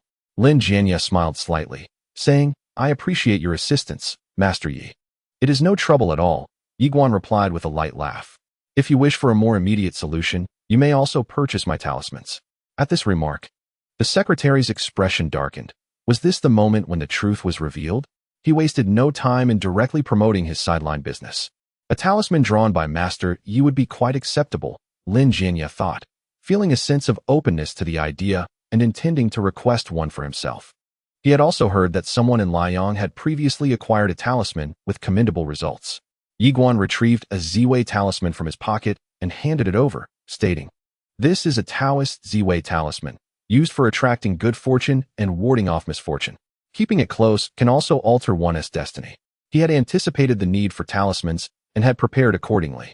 Originally, this Ziwei talisman was intended for Qingning, symbolizing safety, but using it now posed no issue. The others began to examine the talisman in their hands. The calligraphy alone exuded an aura of profound mystery, reminiscent of obscure ancient texts. Yet its presence on the talisman imbued it with an additional layer of enigma. "Xiaohan, please transfer the payment for the talisman to Master Yi immediately." Lin Jianya, fondling the walnut in his hand, felt quite pleased with the talisman. Even disregarding its purpose, it would serve as an exquisite decoration. The secretary was momentarily taken aback. Was the payment being made already? When had the boss ever been so decisive? Yi Guan chuckled lightly, saying, "No rush, we can settle the payment together later." Lin Jianya nodded and said, "Then we shall heed Master Ye's arrangement. By the way, I own a residence in Linhai, which boasts a prime location. Yet I often feel fatigued while residing there." As he spoke, he turned to Yi Guan and inquired, "Shall we take a moment to visit it?" Yi Guan replied, "There is no rush. First, please show me the images of the residence." Lin Jianya glanced at Secretary Han, who, understanding the cue, opened his phone's gallery and presented it to him. Yi Guan lifted his gaze to the screen, which displayed a picturesque scene of mountains and waters, featuring a standalone villa. He inwardly shook his head, pondering why the affluent are so enamored with villas. The property lay on a plain, spacious, and even encompassed a garden area. With a smile, Lin Jianya remarked, "This place is said to have a splendid location, and a rockery has been constructed, nestled beside the water, flanked by the auspicious positions of Qinglong and Baihu. However, it is somewhat distant from the city center, and the price was reasonable. I purchased this villa for an 8-figure sum. I usually reside in the company headquarters, while my son lives here. Yet, each time I return, I feel quite lethargic the next day. Master Yi, could you discern the reason behind this?" After scrutinizing the images for a moment, Yi Guan's expression grew somewhat peculiar. He regarded Lin Jianya, momentarily hesitating to speak. "I have something to say, but I am uncertain if it is appropriate." Lin Jianya chuckled, "Do not hold back. If something is amiss, we can certainly address it." Yi Guan shook his head. "This concern is not merely a matter of adjustment.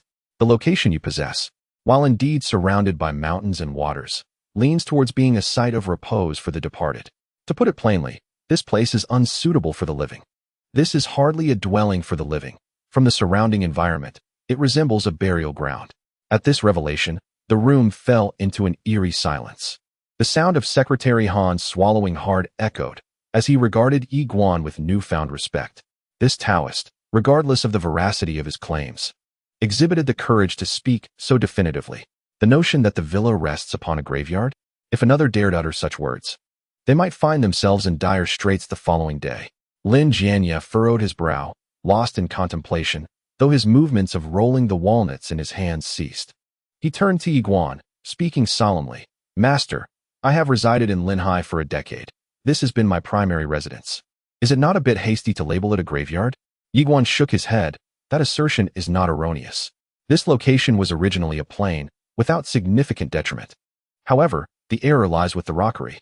The water flows around the mountain, and the surface remains in a steady current." Suddenly, Yi Guan turned to Lin Jianya and asked, "Who proposed the idea for this rockery?" Lin Jianya closed his eyes briefly, reflecting before responding, "When I acquired this parcel of land, my father arranged for a feng shui expert to oversee the layout." As he spoke, Yi Guan fell into silence. After a moment of contemplation, he softly said, "While this arrangement may have an impact, it is not overtly apparent.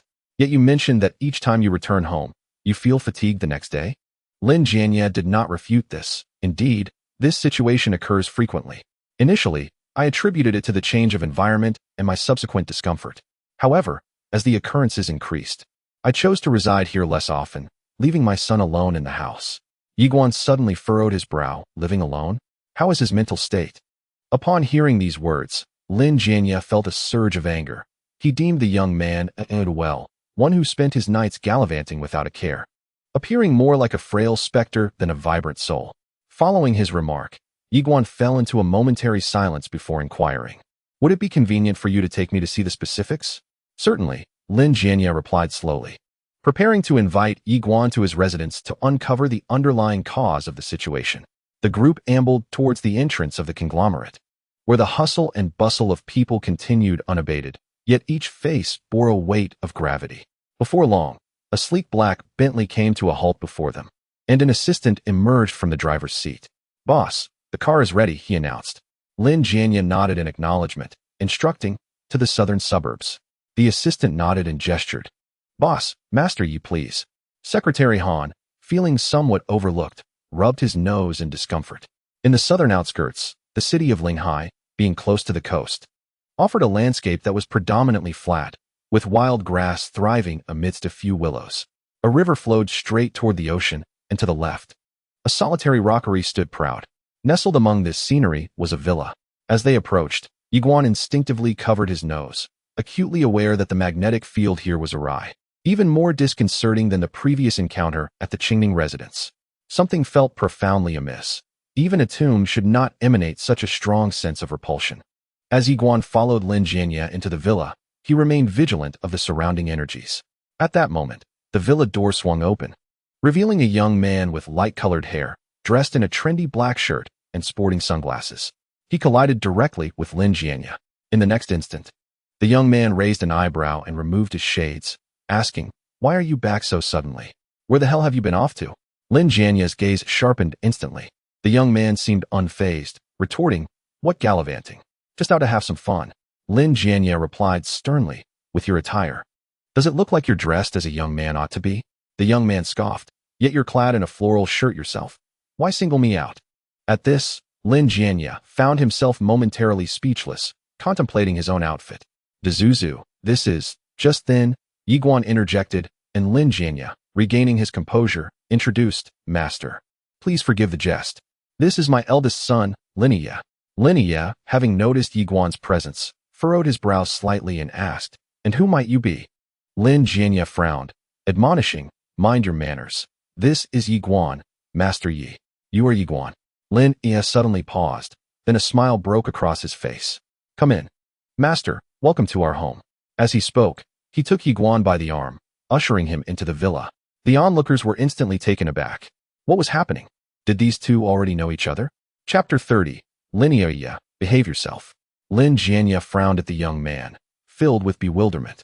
He pondered how his wayward son, who rarely displayed courtesy, had suddenly altered his demeanor in the presence of Yiguan. Lin Ia casually draped an arm around Yiguan's shoulder, grinning. "Let me introduce myself properly. I am Lin Ia." Yiguan inclined his head, responding, "I am Yiguan, a humble practitioner." Lin Ia raised an eyebrow.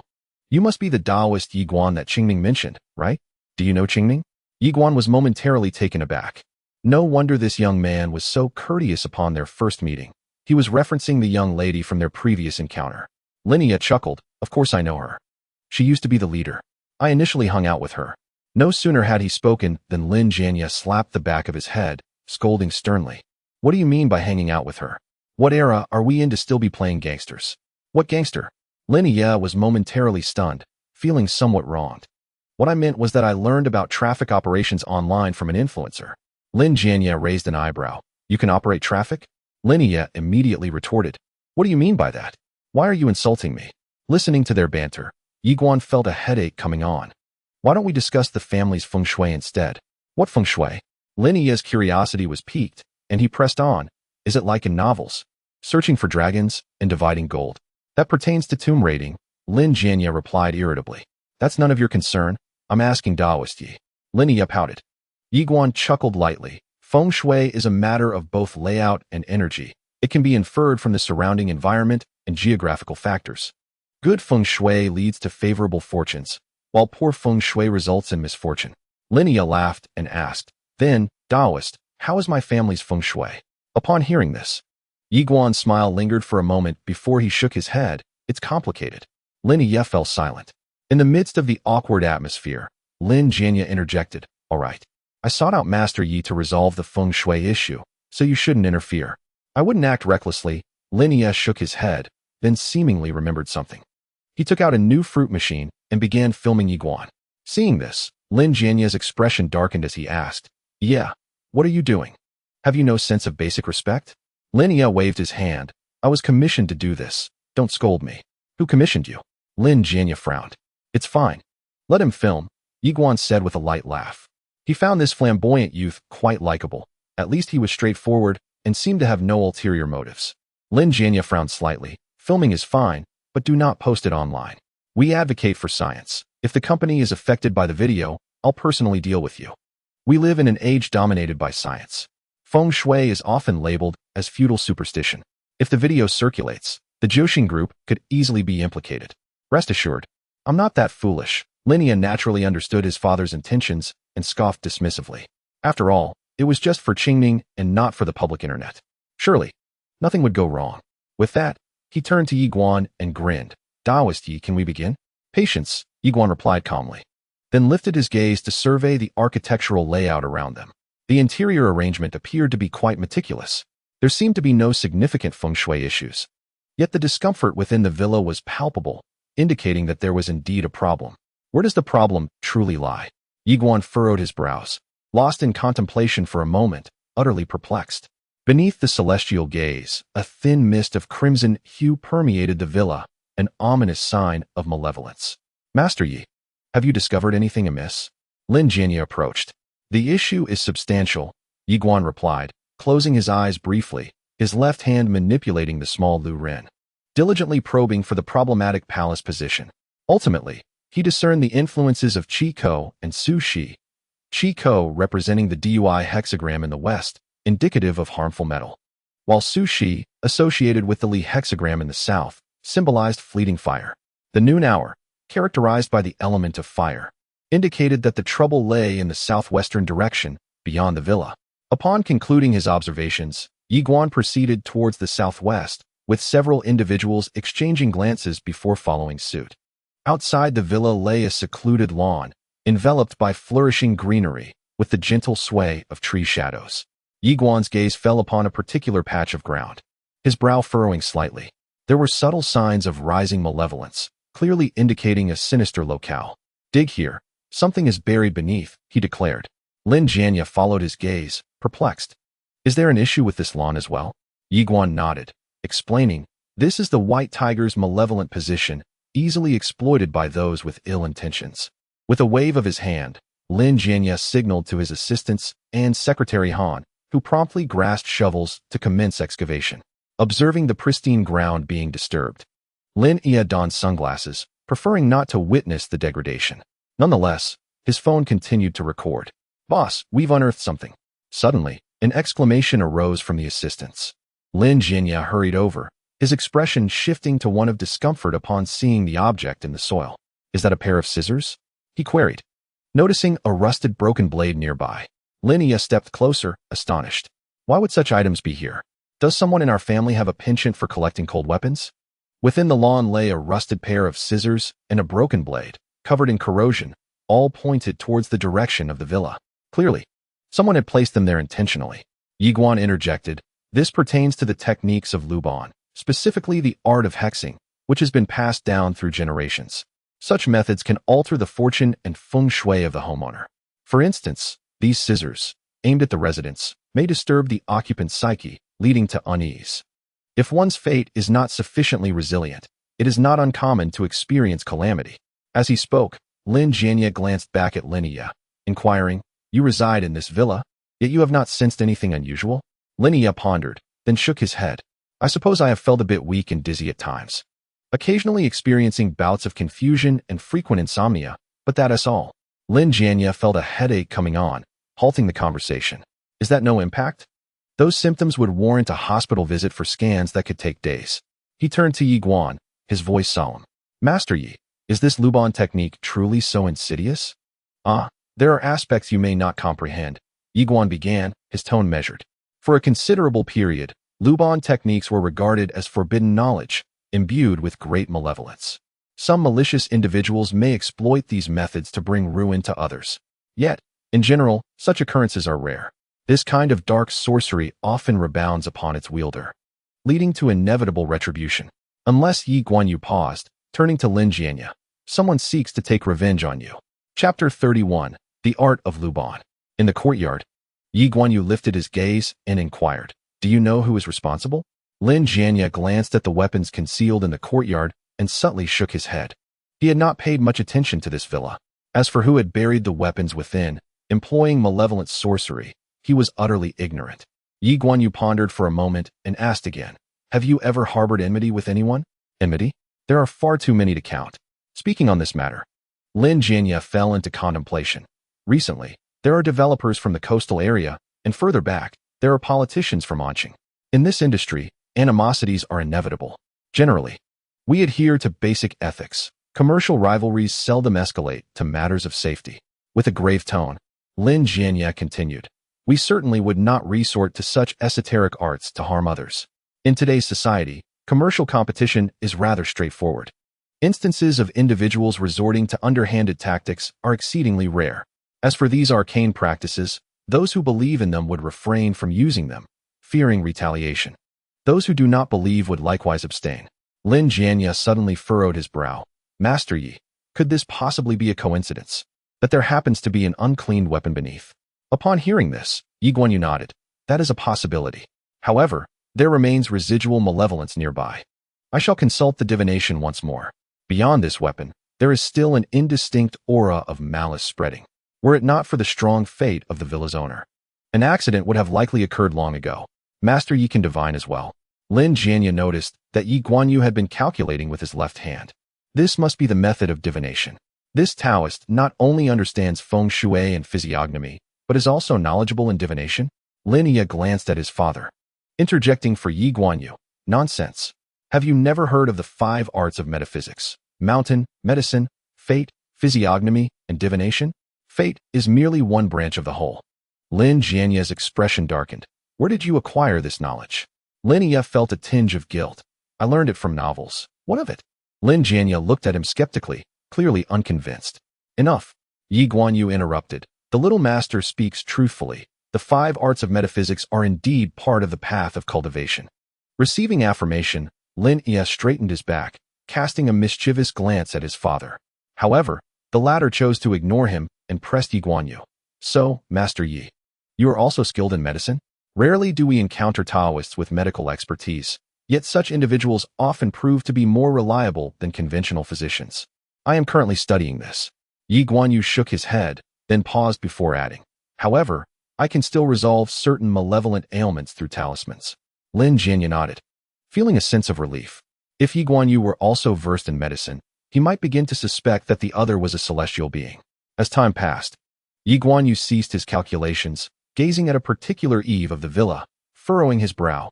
"There is an issue here." "An issue with the eave?" Lin Jianya frowned slightly. Puzzled, he observed the eave, which was of considerable height. It would be quite difficult for an ordinary person to access. If there were indeed a problem, it would undoubtedly be the work of someone with intent. There is not only malevolent energy present, but also a sense of malice. Yi Guan shook his head and then commanded, "Bring me a ladder." As soon as he uttered these words, his assistant and secretary brought forth a ladder, exchanging a glance before turning their attention to Yi Guan. The latter ascended leisurely, inspecting the area with great care. Before long, he furrowed his brow, sensing something amiss. "There is something here. What is it?" Lin Jianya asked, his heart racing. Yi Guan did not respond. Instead, he scrutinized the peculiar object before him. Nestled within the inner side of the eaves was a vintage paper carriage, meticulously folded from yellow paper, seemingly filled with gold ingots, with the horse's head poised as if galloping outward. "Another form of the repelling technique," Yi Guan exclaimed. This particular sorcery was insidiously potent, capable of inflicting harm through the manipulation of feng shui. However, this one was distinctly different from the previous encounter. At that moment, Lin Yi's curiosity was piqued as he climbed the ladder, phone in hand. "Let me see what's going on." Following Yi Guan's gaze, he raised an eyebrow. "Is this a paper carriage?" He grasped the object, examined it closely, and even took a close-up photograph with his phone. Lin Jianya frowned and said, "Take it down." After capturing the image, Lin Yi handed the paper carriage to his father. Both the elder and his assistant inspected it, but could not discern any immediate issues. Yet an unsettling sensation lingered, akin to a psychological suggestion that grew increasingly eerie. Yi Guan shook his head, stating, "This is also a form of the Luban technique. A curse. The carriage pulling the ingots towards the outside signifies financial loss. Your project's decline cannot be divorced from this." Lin Jianya squinted, perplexed. Can a mere paper carriage have such an effect? Do not underestimate the Luban techniques, Yi Guan pondered. This method of financial loss is among the most rudimentary of spells. However, in the current environment, practitioners of the Luban arts are scarce, and situations like this are rare. He continued, "The Book of Luban has long been classified as a forbidden text, and its spells have largely been lost to time. The resurgence of such knowledge indicates significant issues." Lin Jianya's brow furrowed in unease. Could it be that someone from the mystical community wishes to harm me?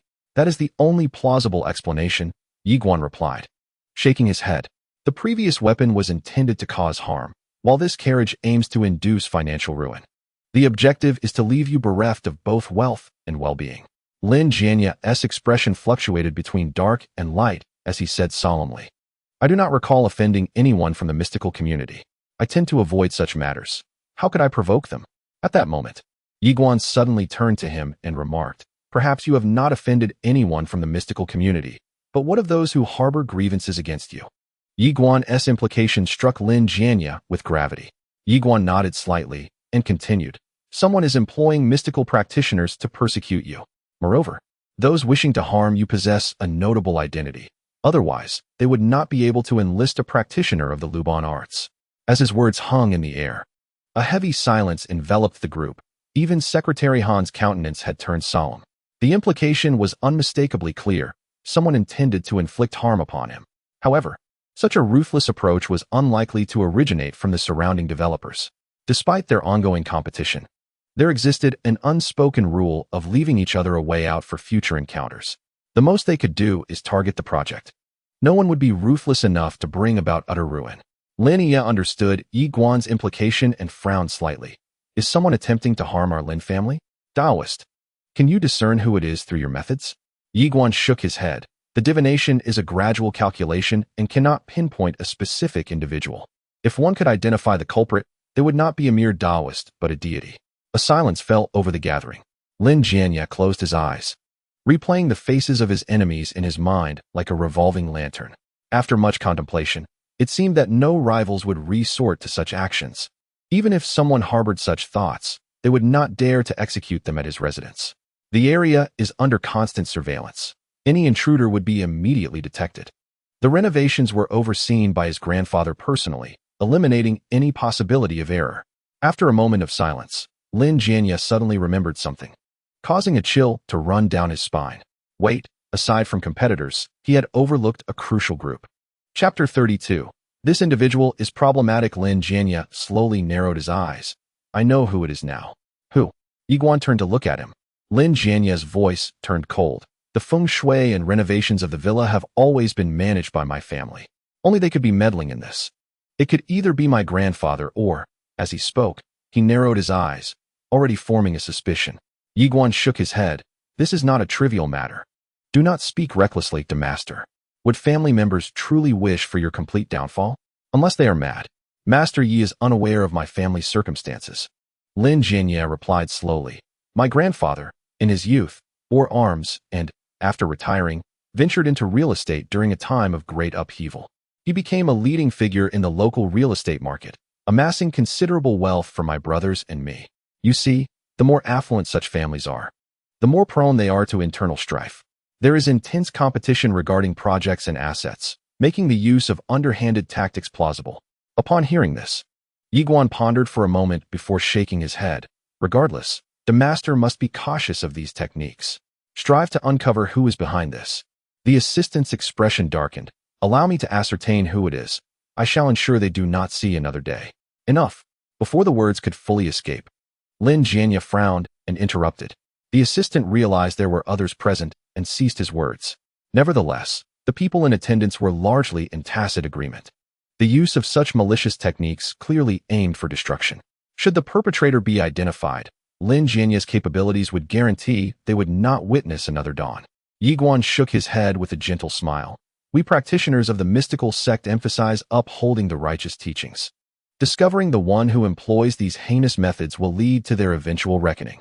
Practitioners of our sect adhere to a code of integrity. We would never harm others, as it would not only transgress the heavens, but also create karmic repercussions for ourselves. The saying goes, those who possess knowledge without virtue become demons, and they will ultimately be dealt with by other practitioners. Master, you jest. Lin Jianya forced a smile. What adjustments should I make to the feng shui moving forward? Yi observed the paper horse on the ground, shaking his head. These should be incinerated directly. The talisman I provided can also quell the malevolent energy. As for this villa, I suggest relocating or removing the rockery. I shall attend to the aftermath. Lin Jianya nodded slightly, and then instructed his assistant, Liuzi, promptly deliver this to the master's residence. Xiao Han, transfer 20,000 to the master later to make it a round figure. Yiguan chuckled softly. Isn't this rather generous, esteemed leader? Not at all.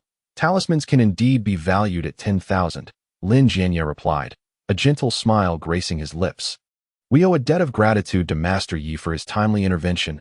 Otherwise, I fear I would have faced dire consequences. Yiguan shook his head with a smile. No need for thanks. After this, your company should regain its financial fortune. Since the matter is resolved, I shall take my leave. Should further troubles arise, do not hesitate to seek my assistance. Is the master departing already? Lin Ye inquired, smoothing his tousled hair and looking up. It feels rather unsettling without your presence. Why is the priest leaving so soon? He pondered, recalling Qingming's request for a comprehensive account, uncertain if the recorded videos sufficed.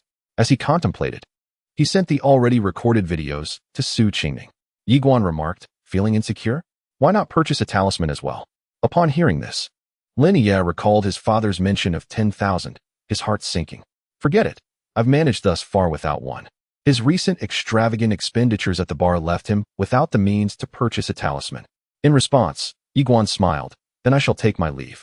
Lin Jianya nodded. Liuzi, see the master off. The assistant nodded and escorted Yiguan towards the exit. Observing Yiguan's departing figure, Lin Jianya turned to Secretary Han. They exchanged a knowing glance, each understanding the other's unspoken thoughts. Secretary Han raised an eyebrow. Boss, do you suspect Lin Tao or the old man? He had traveled extensively with Lin Jianya and understood him well. Lin Jianya squinted. It must be one of them, but the old man has no reason to harm me. Even if he favors the third son, it remains a matter of familial affection, nothing more. He would never precipitate my ruin.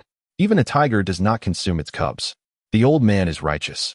He would not resort to such extreme measures. Secretary Han suggested softly, shall we eavesdrop a bit to uncover the truth? Lin Jianya immediately inquired. What do you mean? Secretary Han explained, call the old man to express your concerns and casually mention the villa renovations to gauge the situation. Lin Jianya pondered for a moment before nodding and retrieving his phone. Meanwhile, in Longqing District, a luxurious Bentley came to a halt at the entrance of a residential complex, drawing the attention of many passers-by. Inside the vehicle, the assistant smiled through the rearview mirror. Master Yi, we have arrived. Thank you, Yiguan acknowledged, preparing to exit the vehicle. Take care, Master, the assistant remarked, glancing around and handing Yiguan a card. This card contains your remuneration for the day, an entire sum of 200,000. It is a green card from Jiuxing, allowing for complimentary purchases at all affiliated enterprises. Yiguan accepted the card, smiling playfully. Does this mean I can purchase a house for free? The assistant paused momentarily, then shook his head with a smile, remarking, given our leader's character, he might just grant you a complimentary deal. Then I shall truly seek your assistance when I purchase my next property, Yiguan jested. And after their conversation, the two bid each other farewell. As he strolled through the neighborhood, he could distinctly feel the curious gazes surrounding him, with many neighbors casting envious looks in his direction. Indeed, it is commendable to be a Taoist. Look, every day he is whisked away in luxury cars. No doubt, this young man has achieved great heights through his own merit. I should take the opportunity during the upcoming holiday to send my child to the Taoist temple for a few days of learning. Amidst the murmurs, Yiguan maintained a composed demeanor on his way home.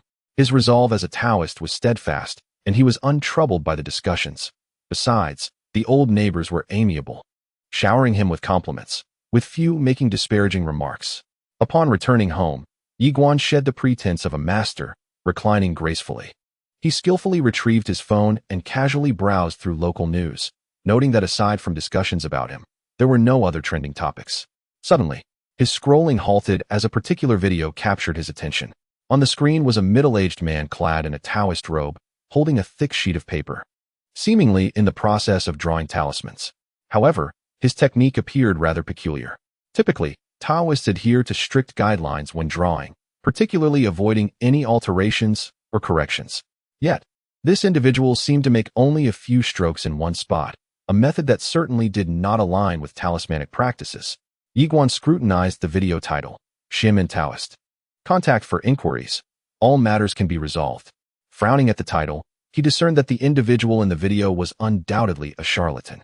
Genuine Taoists are generally reserved and humble, never making grandiose claims of solving all issues. This man was an imposter. Moreover, the paper utilized for the talisman was not the typical yellow paper, but rather resembled a weave of reed and bamboo fibers. Such paper is rarely employed by practitioners of the Tao, instead being associated with sinister arts, much like the paper horses used in recent ceremonies. This content creator appeared to be quite dubious. Chapter 33. The disturbance in a villa located in the city center. A young girl with a ponytail sat at her computer desk, boredom etched across her features. Her bright autumn eyes reflected her frustration as she rested her chin in one hand, burdened by her thoughts. As the notoriety of the charlatan grew, she found herself losing numerous devoted fans, even being labeled a money grabber by some detractors. Now, to clarify her standing, she needed to find a way to rehabilitate Master Ye's reputation. However, the evidence was insufficient. The video of the blessings alone could not confirm the Taoist's authenticity. In her moment of distress, a notification popped up on her phone. Lin Iya messaged, "Sister Qingning, I've sent the video of the Taoist." The girl paused in surprise, then quickly replied, "Have you met Master Yi?" The other party responded swiftly, "I met with the Taoist, who mentioned he would make some adjustments to our family's feng shui. However, there was a slight issue, and my father is currently on the phone, seemingly trying to rally some people."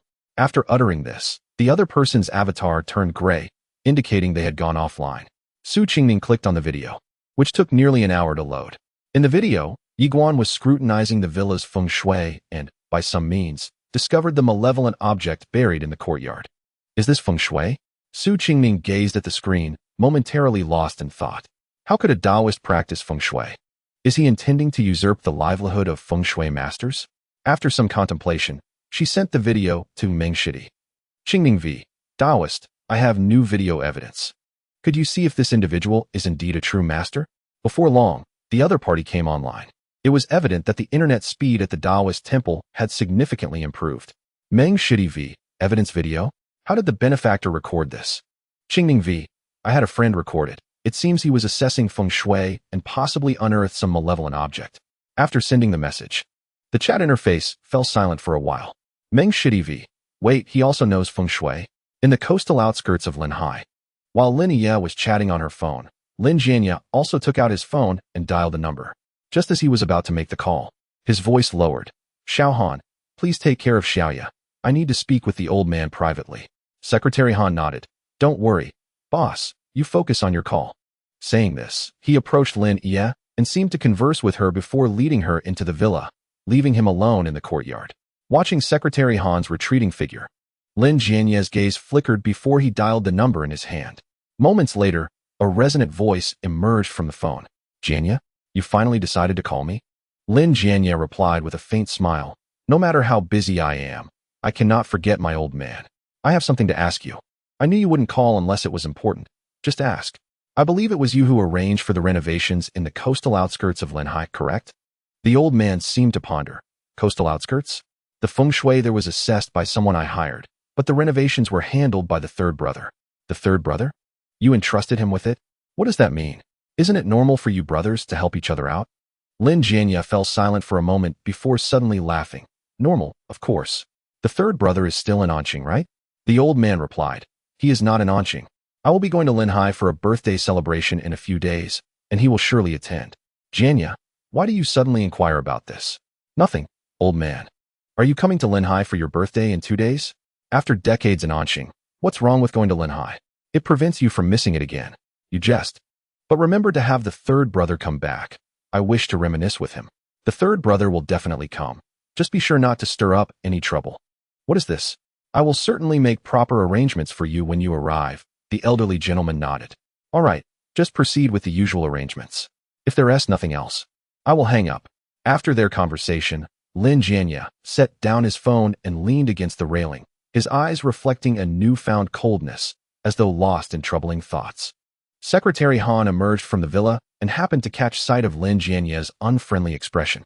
"Boss, have you finished the call? Did the old man say anything?" Lin Jianya replied slowly. "The renovation and construction at home are all being handled by the third brother. Do you think he truly wishes me harm?" Upon hearing this, Secretary Han frowned. "Boss, no matter what, Lin Tao is still your own brother. He wouldn't go to such extremes, would he?" Lin Jianya turned to look at Secretary Han and suddenly chuckled. "A brother who has continuously snatched projects from me and stripped resources away. While the project itself is merely a material possession, I could endure his youthful arrogance. However, wishing for my family's ruin is utterly unacceptable." Secretary Han hesitated, then fell silent, not having anticipated that a mere charlatan would incite such turmoil today. The art of Luban is one of the folk arts, and using such sorcery for malevolent purposes invites divine retribution. Even against enemies, one would not dare to employ such underhanded tactics. Yet, to have such treachery wielded by one's own brother is difficult to accept. Lin Jianya raised his gaze to Secretary Han and continued, "The day after tomorrow, the old man plans to return to Linhai to celebrate his 70th birthday, and the third brother must attend. Boss, are you considering?" Secretary Han adjusted his glasses, tentatively inquiring.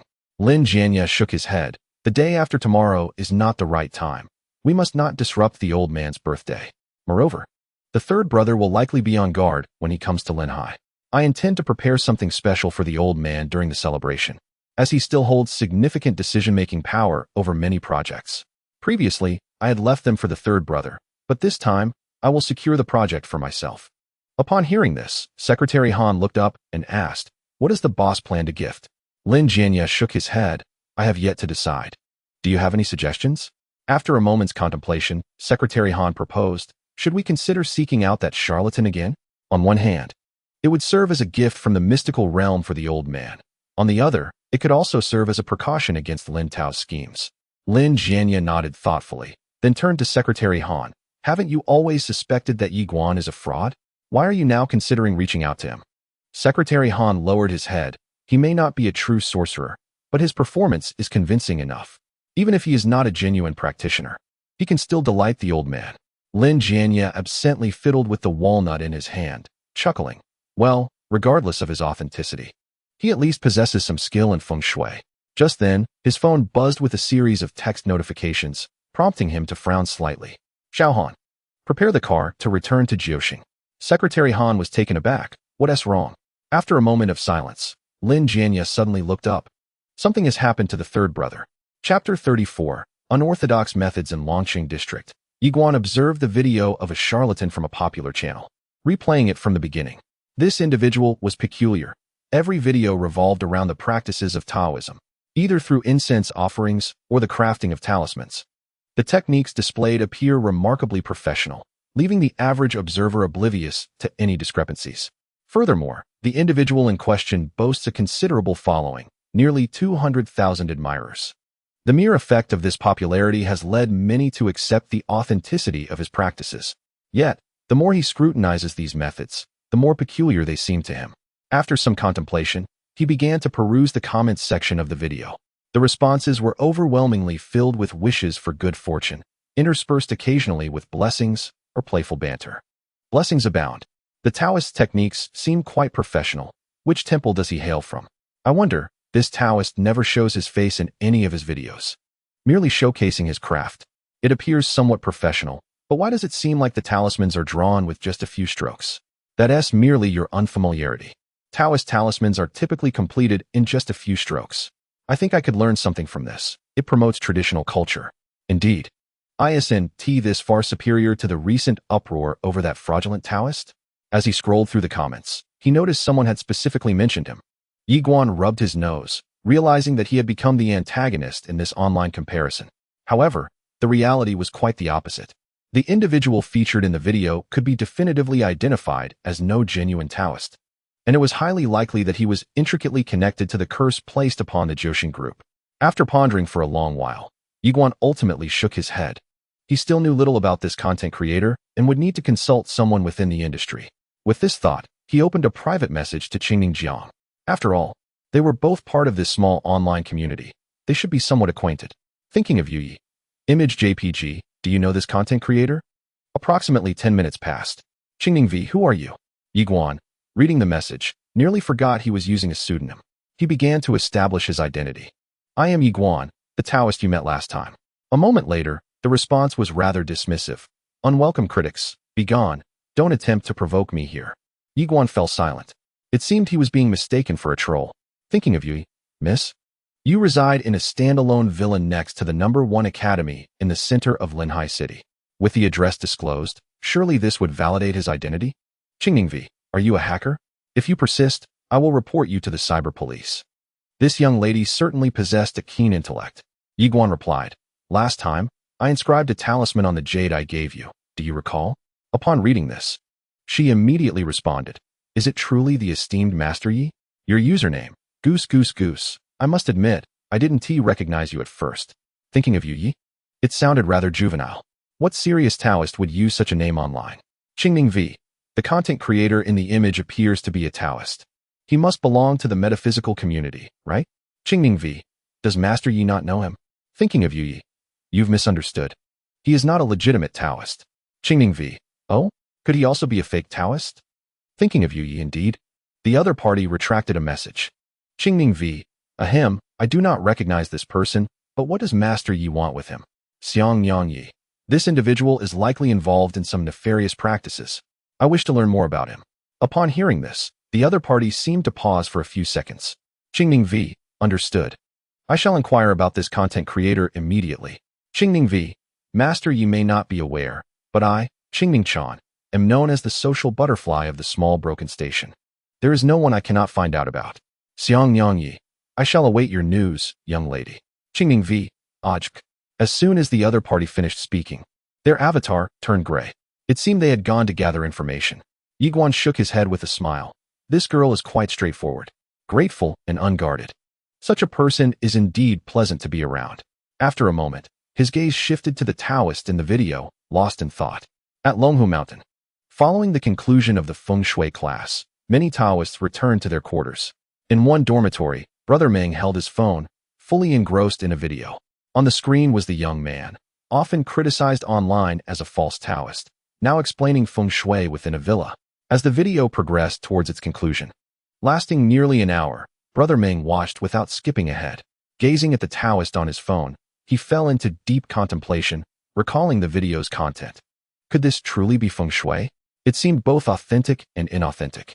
As a Taoist himself, he could discern that Yi Guan utilized the minor Lu Run to ascertain positions. What kind of approach was this? Which feng shui master employs minor Lu Ren while assessing feng shui? Most would typically use a compass for such tasks. This appeared to be an unconventional method. Yet, he indeed found that through Lu Run, the malevolent artifact was located. He could not quite comprehend what this operation entailed. Brother, there have been numerous sorcerers misleading people recently. Did Master not instruct us to keep a watchful eye? Why do you seem so uninterested? You still have the leisure to watch videos? A fellow Taoist brother in a robe inquired curiously. Extremes turn back, though Taoism is flourishing. Many practitioners of the mysterious arts exploit their skills for malevolence. We at Longhu Mountain must uphold righteousness and eliminate evil. Sorcerers are too distant from us, and I am merely watching feng shui videos within our Taoist circle. After explaining, Brother Ming curiously asked, Brother, do you think we can apply Lu Ren? Such an esoteric art, while assessing feng shui. Using Lu Ren for feng shui? Brother Ming, are you serious? His brother paused, taken aback by the question's nature. Brother Ming shook his head. I genuinely seek your insight. After a moment of contemplation, his brother replied, it is not entirely out of the question. You must understand. The various arts within the mysterious realm are interconnected. Esoteric practices, like water, can be applied in diverse contexts. The methods are ever-changing. Hearing this, Brother Ming fell into thought. Although the other party applied Lu Ren to feng shui, it indeed enabled the identification of the malevolent artifact. This adaptation has proven to be effective. My senior brother was correct. I had become overly attached. At that moment, Meng Shidi suddenly gained clarity, and a thought struck him. Isn't feng shui also a branch of the mystical school? Naturally, it can be integrated with other techniques from the mystical school. It is not merely about the 6 lines. Even the 6 euro sticks or plum blossom divination would suffice. The feng shui course that had previously troubled him now seemed to have found a solution. After pondering for a moment, he promptly sent a message to Qingning. Meng Shidi V. Benefactor, I have thoroughly examined the video, and the technique employed is indeed feng shui. Meng Shidi V. Moreover, it combines several methods from the mystical school, yielding remarkable results. It appears to reflect a certain understanding of the principles of the mystical school. The message was sent quite some time ago, yet the recipient's avatar remained grayed out for an extended period, indicating that they had not logged into the platform. Meng Shidi clicked on the recipient's window but still received no reply. Observing this, he felt a twinge of confusion. The other party usually responded instantly. What unexpected circumstance had arisen today? Chapter 35. Work Stoppage. Initial Results 9 stars Group. In the afternoon, the setting sun cast its golden rays upon the bustling city, heralding the end of the workday for office workers. At a busy intersection, a silver Bentley came to a halt. A middle-aged man dressed in a floral shirt alighted from the vehicle and made his way directly into the group. His hurried pace suggested that pressing matters awaited his attention. Upon reaching the second-floor office, Lin Jianya finally paused to catch his breath, then turned to his secretary, Xiao Han. Do not withdraw the personnel from Anqing just yet. There is activity over there. Upon hearing this, Secretary Han displayed a look of confusion, unable to comprehend. Boss, what exactly is happening? First, there was an incident with the third brother, and now we are instructing the Anqing personnel to remain in place. Why are so many issues arising today? Lin Jianya shook his head. The third brother's project in Anqing has encountered problems and has been temporarily halted. What issue could be so severe? A project already under construction has been stopped? Secretary Han frowned. Once a project is underway, it is rare for it to be voluntarily halted unless ordered by a superior or due to a major accident. Such delays disrupt not only the timeline, but also the plans and arrangements. Lin Jianya suddenly looked up. One of his subordinates misappropriated the construction funds, resulting in substandard materials. Now, before completion, there have already been collapses and casualties. More casualties? Secretary Han was momentarily taken aback, then seemed to recall something. Urgently inquiring, is it the previous civil engineering project? Lin Jianya replied softly, not civil engineering, it is a small enterprise project. That is a relief. Secretary Han immediately exhaled, feeling a sense of ease. Civil engineering projects are of utmost national importance and must not encounter any issues. Should any problems arise, even Lin Jianya, far away in Linhai, would feel the repercussions. An investigation could potentially implicate the entire Lin family. Lin Jianya suddenly smiled. However, this is a good thing. The old man has recognized that the third brother is unreliable and has reclaimed the project. I have now taken over several minor projects that were previously inconsequential. The authority to decide on the major project rests entirely with the elder, and as for who will ultimately be chosen, he is yet to make up his mind. As he spoke, he squinted slightly, surmising that the elder likely intended to make a decision during his birthday celebration. However, regardless of who ultimately receives the project, it appears that the third son will be left out. Secretary Han felt a surge of joy. Boss, this is indeed good news. Lin Jianya nodded in agreement. It certainly is good news, yet the third son is no stranger to such antics. 3 years ago, he sought to develop in Linhai. His first project ended in casualties, and he even refused compensation, threatening the families of the victims. Had it not been for the elder's firm hand, he would have long been executed. Speaking of Lin Tao, this young man has committed numerous outrageous acts, not to mention the many blunders he has made in construction projects. If it weren't for the elder cleaning up his messes, he would have already been sent for rehabilitation. Secretary Han nodded. Nonetheless, after that incident, the elder left him alone for 2 years, nearly ruining him. It's unfortunate he wasn't imprisoned at that time. Lin Jianya's tone grew somber. Perhaps it is for the best that he wasn't. After the elder's birthday celebration the day after tomorrow, I shall personally deal with him. Upon uttering these words, he pondered for a moment and commanded, find someone to expedite the renovation of the group, and proceed, as Yiguan suggested. I have a premonition that the third son's troubles are somehow linked to Yiguan. Secretary Han nodded. I will immediately find someone to oversee the renovations. After exchanging a few more instructions, he exited the office. Outside the office, Secretary Han furrowed his brow, lost in thought. He did not truly believe that Yiguan was a so-called sorcerer. Yet, the sudden misfortune that befell Lin Tao today felt too coincidental. In the morning, He had been boastful over the phone, and by afternoon, the project was marred by tragedy. Only a divine intervention could orchestrate such events. As he contemplated this, an assistant approached him, having just delivered Yiguan, and greeted him. "How is the boss doing?" Secretary Han regarded the newcomer and nodded. "No developments on the boss's end. Have you delivered Yiguan home?" The assistant smiled. "He has been safely returned, having made the round trip in a full 2 hours." Secretary Han, adopting a serious tone, replied, "Tomorrow, summon Yiguan again. The boss has important matters to discuss with him." Upon hearing this, the assistant's smile faltered. The following day, the morning sun bathed the city in a warm glow, the treetops swaying gently, and pedestrians strolling leisurely, creating a picturesque scene. Within a standalone villa, a young girl clad in pink pajamas, devoid of makeup yet possessing an exquisite visage, lay disinterestedly on the table. Beneath her crescent-shaped brows, dark circles were evident, suggesting a sleepless night. "I can't believe that I, a socialite of a small platform, cannot locate a single content creator," she murmured softly. The girl was Su Qingming, who, after accepting a commission from Yiguan yesterday, had utilized her network to inquire about various creators on the platform, even reaching out to several major influencers with millions of followers. However, the final outcome was a complete lack of recognition for the individual in question. She had even posed inquiries about this content creator in the group chat for streamers.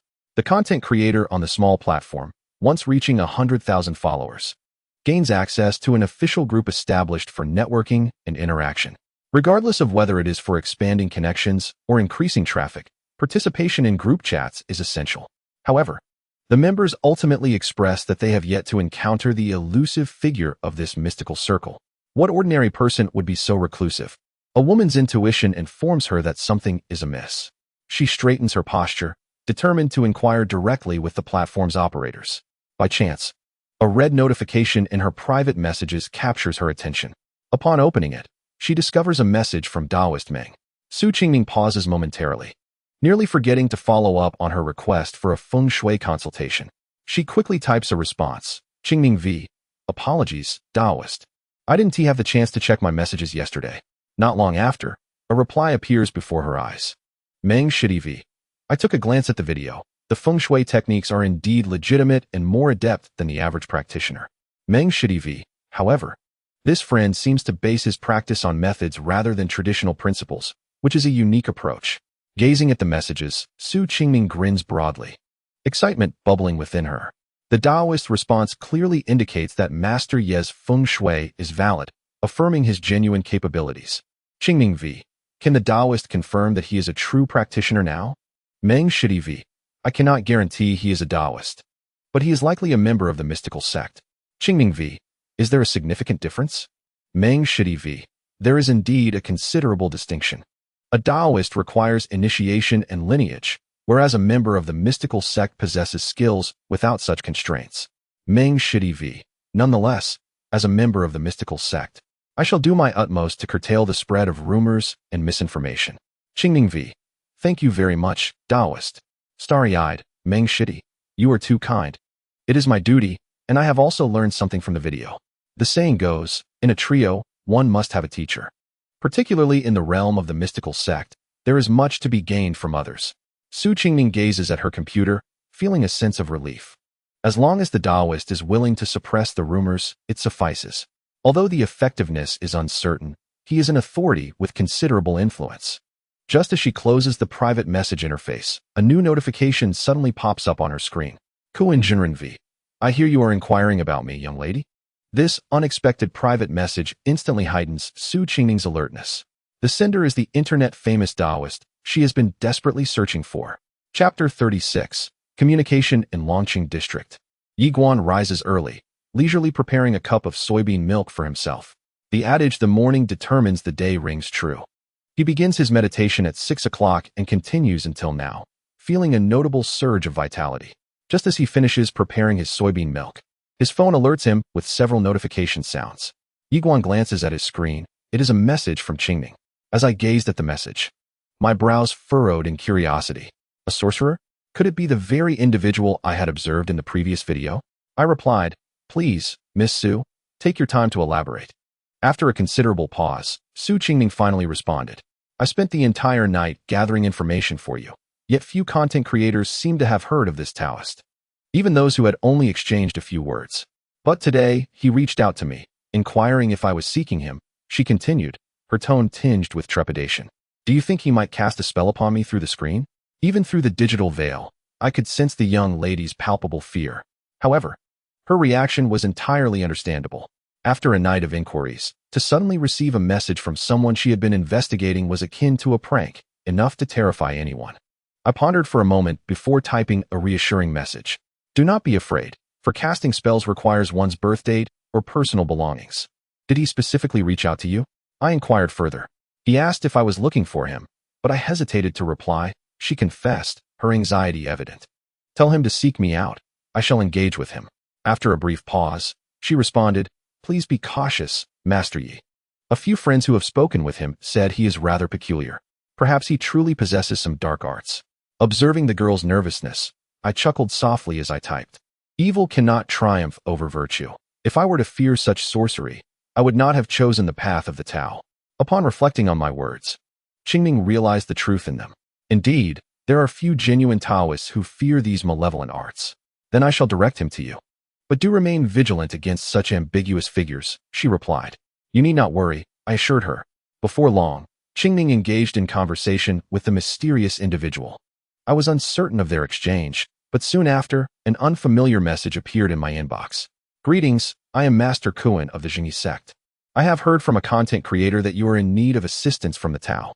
Upon reading the private message, I frowned slightly. The Jingyi sect? Nonsense. True practitioners of the Jingyi sect are those of utmost reverence and humility, who would dare to label themselves as master. It was an affront to the image of Taoism to even think of soliciting business in such a manner. Moreover, the character Kuan belongs to the realm of the Yin in the I Ching, a name rarely assumed by Taoists. Hence, from every conceivable angle, this individual was not a legitimate practitioner of the Tao. I contemplated for a moment, deciding to lure him in. Indeed, I have matters to discuss. Yet I find myself at a loss for connections.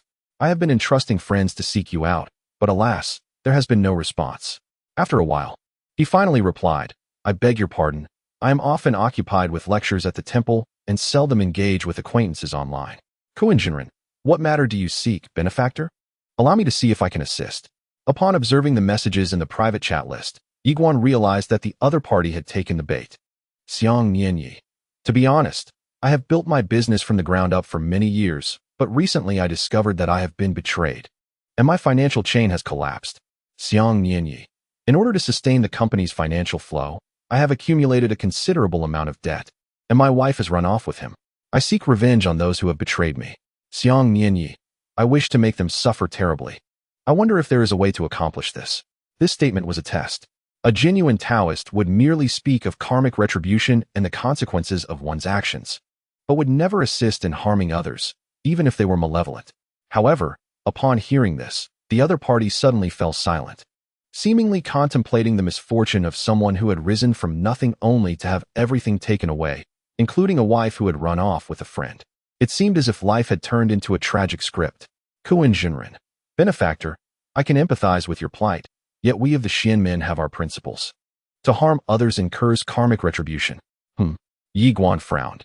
Did the other party possess a sense of professional ethics? Xiang Nianyi, I understand. I can comprehend the consequences with money. I still have 2 million on my card, and you may take it all. Kuan Jinren. To be frank, I am a person who detests evil. Kuan Jinren. I, too, cannot abide these scourges upon humanity. If you do not mind, I possess certain methods from the Xianmen that can resolve your issue. Xiang Nianyi.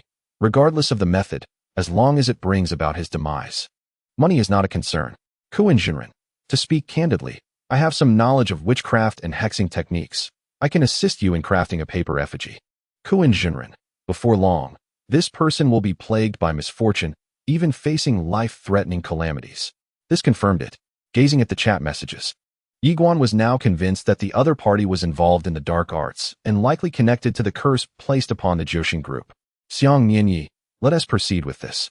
Do you have time tomorrow to discuss it in person? Before long, the other party responded with an apology.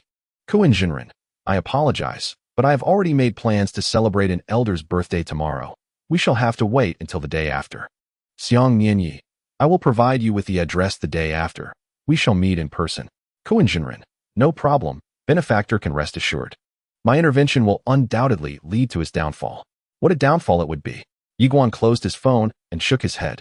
Such rampant sorcery must be eradicated. Without dealing with this person, how could the integrity of Taoism be restored? The day after tomorrow would be the moment of the other party's reckoning. Yiguan ceased his thoughts, stretched, and then took out his phone to send a message to Qing Ning for reassurance. Xiang Nianyi, I have already lured him in. The day after tomorrow, the Taoist will take action. After sending the message, Qing Ning suddenly felt her cheeks flush. What was this inexplicable sense of security? Was this the protective aura of a Taoist youth? Qing Ning v. Master Yi is indeed formidable. Do you plan to personally confront him the day after tomorrow? Xiang Nianyi, not necessarily. The Taoist could also opt to report to the authorities. Qing Ning via? Report to the authorities? Longing for you. Allegations of fraud and the propagation of terroristic content have kept him in confinement for quite some time. Upon hearing this, Qing Ning fell into a contemplative silence. Reporting to the authorities was indeed a path she had never envisioned. Have modern-day Taoists truly become well-versed in the law? After a brief exchange, their conversation concluded with Yiguan's offline departure due to pressing matters. This young lady was quite the chatterbox. Further delay was unwarranted. Yiguan drained the now-cold soy milk in one go, instantly feeling invigorated. Just as he intended to take a moment's respite, an inexplicable sensation washed over him. Furrowing his brow slightly, he raised his gaze to the window. In the expansive view before him, a familiar black Bentley was stationed at the entrance of the community, seemingly awaiting someone. Is this a vehicle of the Joshin Group? Chapter 37. Birthday celebration at the entrance of Longqing District. Many individuals were out for their morning jogs. The dappled sunlight filtering through the leaves casting playful patterns on the ground. The atmosphere was tranquil and leisurely. At the community's entrance, the driver's door of the black Bentley swung open, and an assistant stepped out, scanning the surroundings as if anticipating someone's arrival. Before long, a young man of gentle demeanor, exuding a warm and composed air, approached. Master Yi, we have finally awaited your presence, the assistant said, a smile gracing his lips upon seeing the newcomer. Yiguan responded with a light smile. Why has the esteemed assistant come so early to await this humble Taoist? The assistant chuckled. Our boss wishes to invite you for a visit and specifically instructed me to arrive early. It was only 7 in the morning. Such an early summons indicated that they must be facing a matter of considerable urgency. Has your company encountered some difficulties? Yiguan inquired tentatively. The assistant glanced at him and shook his head. I am unaware of the specifics. However, the old gentleman will be arriving in Linhai tomorrow, which should be related to this matter. Upon hearing this, Yiguan nodded slightly and then lifted his gaze. Let us be on our way. I shall go personally. Of course, Master Yi. Please get in, the assistant replied, opening the car door for him, who adeptly settled into the back seat. The black Bentley departed the community with a sense of gravitas, drawing many curious glances along the way. With each return journey, the residents had grown accustomed to these luxury vehicles arriving to collect Yiguan. In no time, thanks to the skilled driving, the Bentley came to a smooth halt beside the city center building. Yiguan disembarked and, guided by the assistant, made his way directly into the company. Unlike the previous day, the Joshin Group was bustling with several renovation workers today, gathered in clusters to discuss the direction of the ongoing improvements. The assistant, as they walked, explained with a smile. After Master Yi identified the issues, our boss promptly arranged for renovations to commence. Your company exhibits remarkable efficiency, Yiguan remarked. The concerns raised just yesterday had been addressed and rectified overnight, resulting in a notably calmer atmosphere within the group. Attitude is indeed the best feng shui. Before long, the two entered the familiar office. Upon crossing the threshold, they spotted Lin Jianya pacing back and forth with his hands clasped behind his back, seemingly awaiting something. Upon hearing the door open, Lin Jianya slowly turned to look at the newcomer, a smile instantly gracing his features. Master Yi had finally arrived. Yiguan offered a slight smile, saying, I heard that the esteemed master has a request, so I hasten my arrival. He observed Lin Jianya, noting that his spirit appeared significantly improved compared to yesterday, likely due to some joyful tidings. Clearly, the effects of the 7 stars array and the enhanced feng shui were beginning to manifest. This was merely the beginning. Feng shui is an enduring principle, and future wealth will undoubtedly flow in abundance. Master Yi's skills were indeed remarkable. Lin Jianya invited Yi Guan to sit in the high chair of his office and remarked with a smile, "To be candid, since the feng shui was improved yesterday, my Jiuxing group has encountered several fortunate events." Yi Guan chuckled softly. "What fortunate events?" Lin Jianya elaborated. "First, my brother's project, beset by sabotage, has encountered issues. Then, the elder has reassigned several previous projects back to me. Although these projects are not substantial, they will help me establish a foothold in Anqing. Master Ye's feng shui techniques have proven to be remarkably effective." These fortunate tidings were hard to believe, all occurring within a single day. The third brother, who had just taken over the project, suddenly faced unforeseen complications, while previously lost projects were regained. Aside from the mystical influence of feng shui, Lin Jianya could hardly conceive of any other explanation. Yi Guan shook his head and smiled. "These projects are merely an appetizer. If you continue to follow my advice, your esteemed group will surely sail smoothly in the future." Lin Jianya responded with a smile. "I naturally believe in the master's abilities." He then instructed his secretary, Xiao Han, "Please bring Master Yi some tea." Upon hearing this, Secretary Han nodded and withdrew. Shortly thereafter, he returned with 2 cups of fragrant tea. Yi Guan gazed at the tea cups, shaking his head with a smile. This time, the attitude displayed was vastly different from the last. Indeed, only after witnessing tangible results can one be convinced. "I also have a matter to discuss with the esteemed master," Yi Guan said, savoring the preaching Ming Maojin tea. Speaking at a measured pace. "Please, do share," Lin Jianya replied, looking at him with a gentle smile. Yi Guan continued, "A malevolent curse has been placed upon your residence. I wonder if you still recall this matter." Lin Jianya, his smile fading, nodded. "I certainly remember. Last night, I followed the clues and may have identified the mastermind behind it." Yi Guan smiled and said, "I have also discovered the suspect responsible for casting the curse." "Who is it?" Lin Jianya inquired, narrowing his eyes. Yi Guan replied softly, "While we are still in the suspicion phase, I am quite certain. He is a practitioner of dark arts on the internet, specializing in various malevolent practices. I have uncovered his background. In a few days, I plan to invite him out for a meeting, at which point we can deliver a thorough reckoning." Lin Jianya tightened his grip on the walnut he was holding and raised his head, saying, "I will accompany you to confront him, if it is indeed his doing." He left the thought unfinished, a glint of coldness in his eyes. The others present exchanged knowing glances, silently acknowledging the gravity of the situation. Lin Jianya has navigated the treacherous waters of the real estate industry for quite some time, employing tactics that are beyond the imagination of the ordinary person. To bring about his ruin, one must be prepared to withstand the repercussions. Yi Guan shook his head and smiled. "There is no need for haste. We can wait a couple of days to discern his true nature." Returning to the matter at hand, he continued, "The reason for summoning me should not merely be to extend congratulations, correct?" He cast a glance toward Lin Jianya, who had come to collect him early in the morning, suggesting that there was more at stake than mere pleasantries. As anticipated, Lin Jianya nodded and said with a grin, "My memory nearly failed me. I almost forgot the important matter at hand.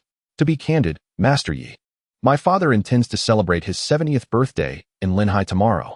He has a strong belief in the practices of the Xianmen, so he wishes to invite you to arrange a welcoming ceremony and prepare a grand gift for him.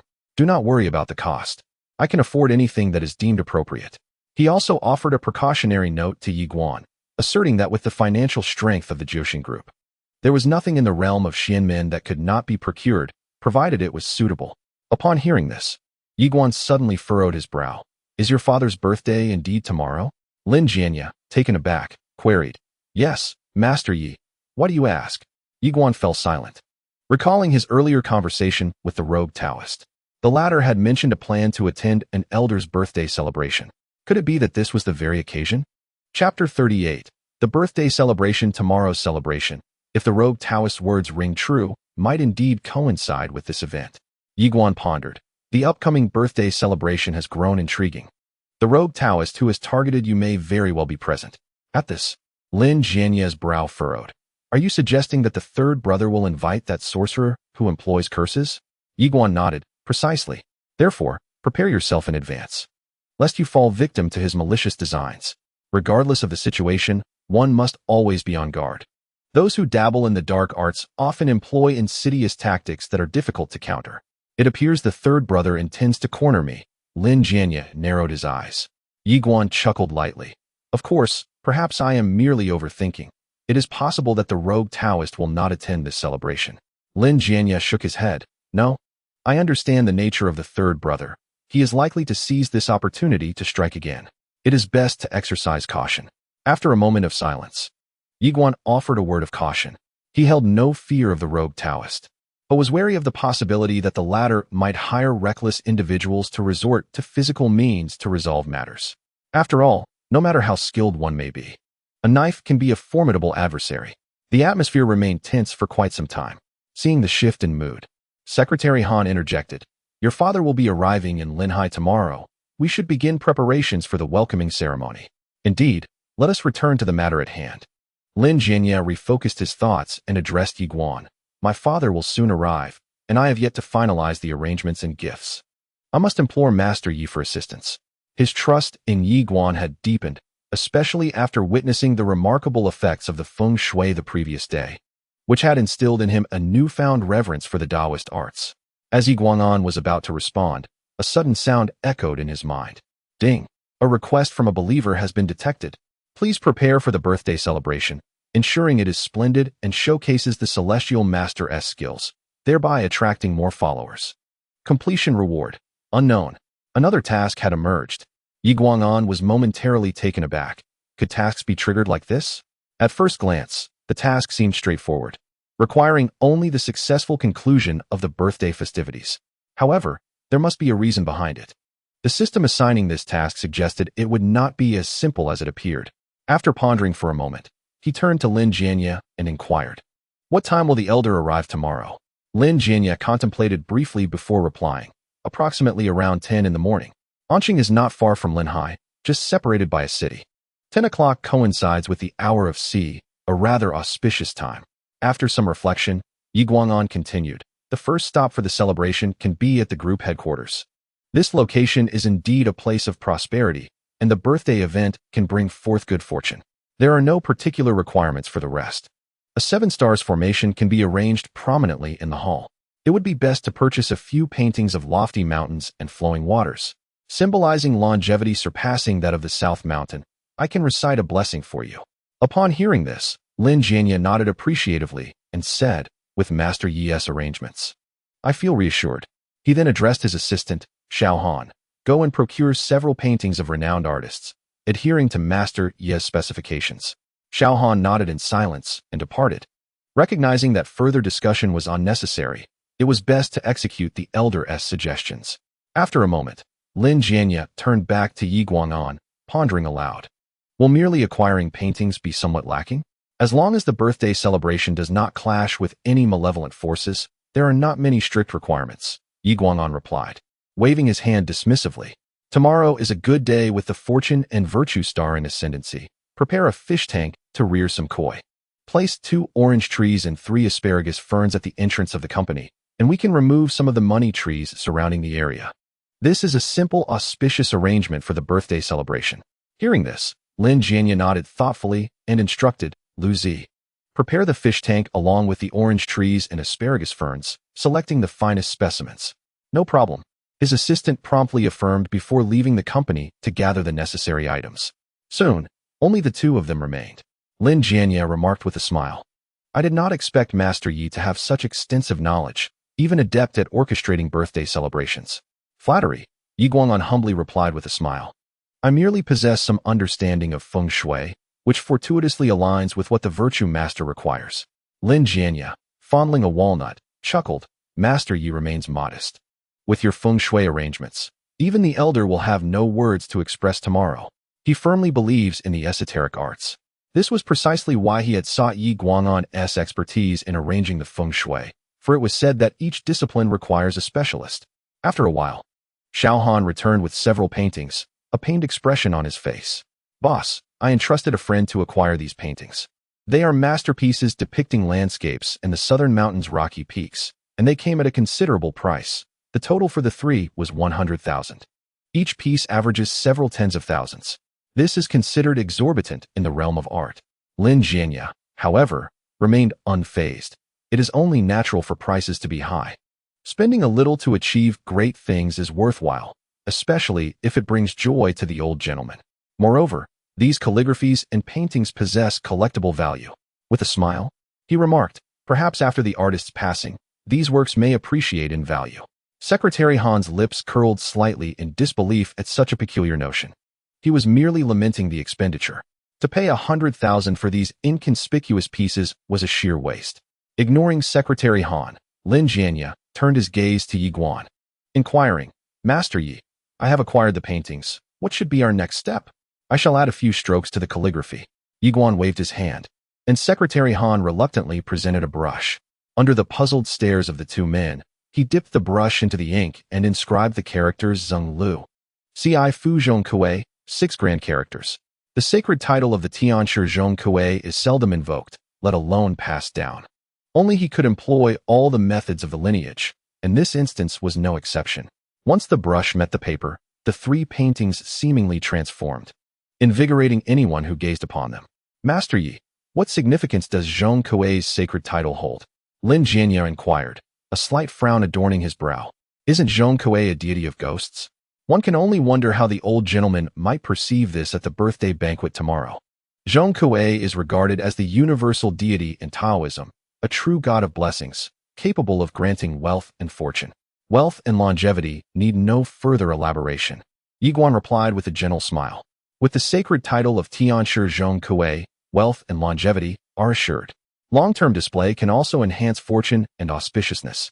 Tianshi Zhong Kuei is also known as the god of fortune, always answering prayers, although few are aware of this. Ah, I see. This painting bears such significance. Lin Jianya's interest was piqued. With the promise of increased wealth and blessings, the money spent on the painting seemed justified. He examined the artwork, muttering, Xiao Han, make sure to hang this on the wall of the hall properly. I will arrange it shortly.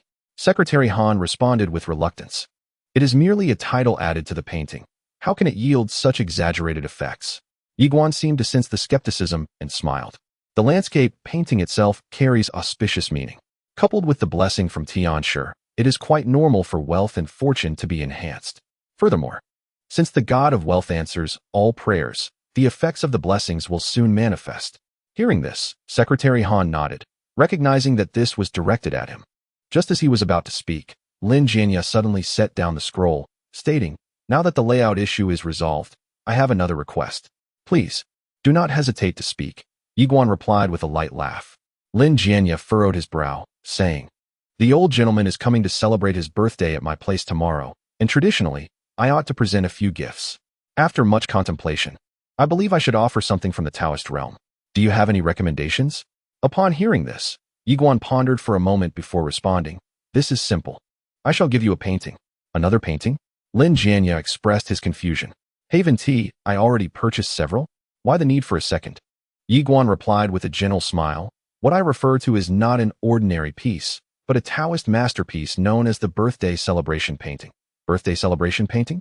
Lin Jianya asked in bewilderment, what is that?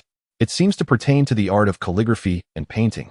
Yet he had never encountered such a concept within the realm of Taoism.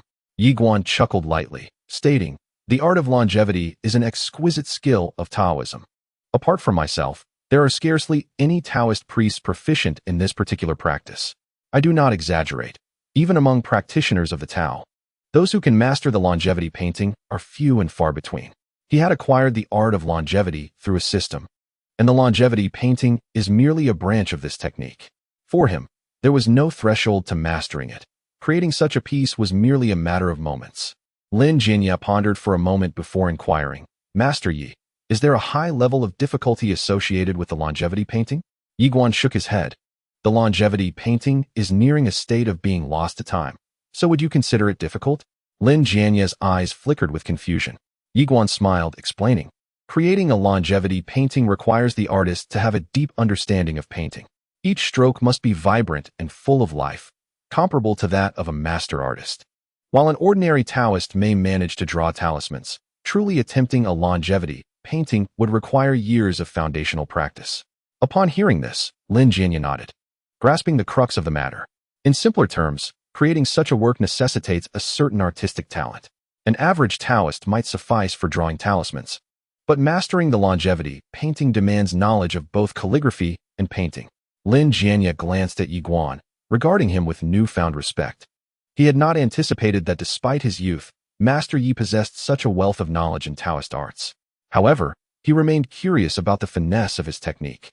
With this thought in mind, Lin Jianya asked, "Then, Master Yi, how long will it take to create this longevity painting?"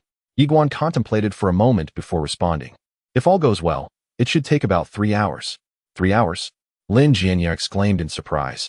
"Are you certain 3 hours is sufficient? For a typical artist, that may not even be enough time to outline the framework of the painting." Yi Guan did not elaborate, but instead picked up a brush nearby and instructed, "Dezhu, please assist by fetching a roll of rice paper." "Wait a moment, Master Yi. I shall go out to procure it." Lin Jianya nodded and personally descended to acquire the painting paper. Secretary Han, observing from the side, was momentarily taken aback. When had their boss become so diligent? Typically, he required assistance even for serving tea, yet now he was so proactive in obtaining paper. Looking at Yi Guan, Han felt a surge of admiration. To inspire such diligence in his boss, Yi Guan must possess considerable skill. Before long, Lin Jianya returned with several rolls of painting paper comprising various materials.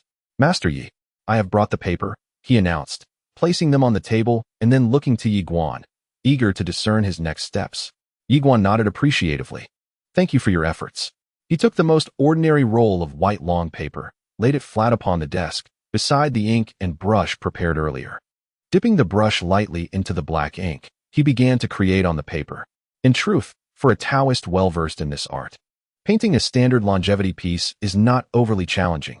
It could even be done with ease. However, as it was Yi Guan's first attempt, he found it somewhat difficult to achieve in one continuous flow.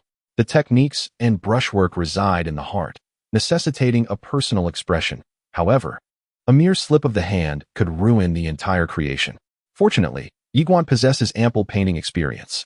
His father taught him to draw symbols in his youth, the authenticity of which remains uncertain, yet the foundational skills of painting were diligently honed. His hands remained steady while creating such works. Soon, under the adept strokes of the brush, the preliminary form of the longevity painting took shape. Time swiftly passed, over 2 hours fleeting by. As the imagery on the scroll became increasingly refined, Lin Jianya could not help but glance over, scrutinizing the longevity painting with earnest attention. Within the artwork stood a majestic pine tree, beneath which 2 cranes, each exhibiting distinct expressions, perched upon the branches. In the distance, several cranes appeared to flap their wings, playfully interacting with one another. Whether poised to take flight or leisurely standing still, they infused the entire scene with a sense of vitality and auspiciousness. This creation was indeed a marvel of craftsmanship. In the upper left corner of the scroll, powerful characters proclaimed, "Longevity Pine and Cranes." Those like Lin Jianya, who possess an understanding of meticulous artistry, immediately sensed the vibrant life emanating from the painting. This was a manifestation of the artist's profound artistic conception. Lin Jianya involuntarily exclaimed, "What a splendid painting! It is truly lifelike, each stroke executed with perfect precision. I had no idea Master Yi was such a masterful artist." The painting's extraordinary quality had been vividly showcased.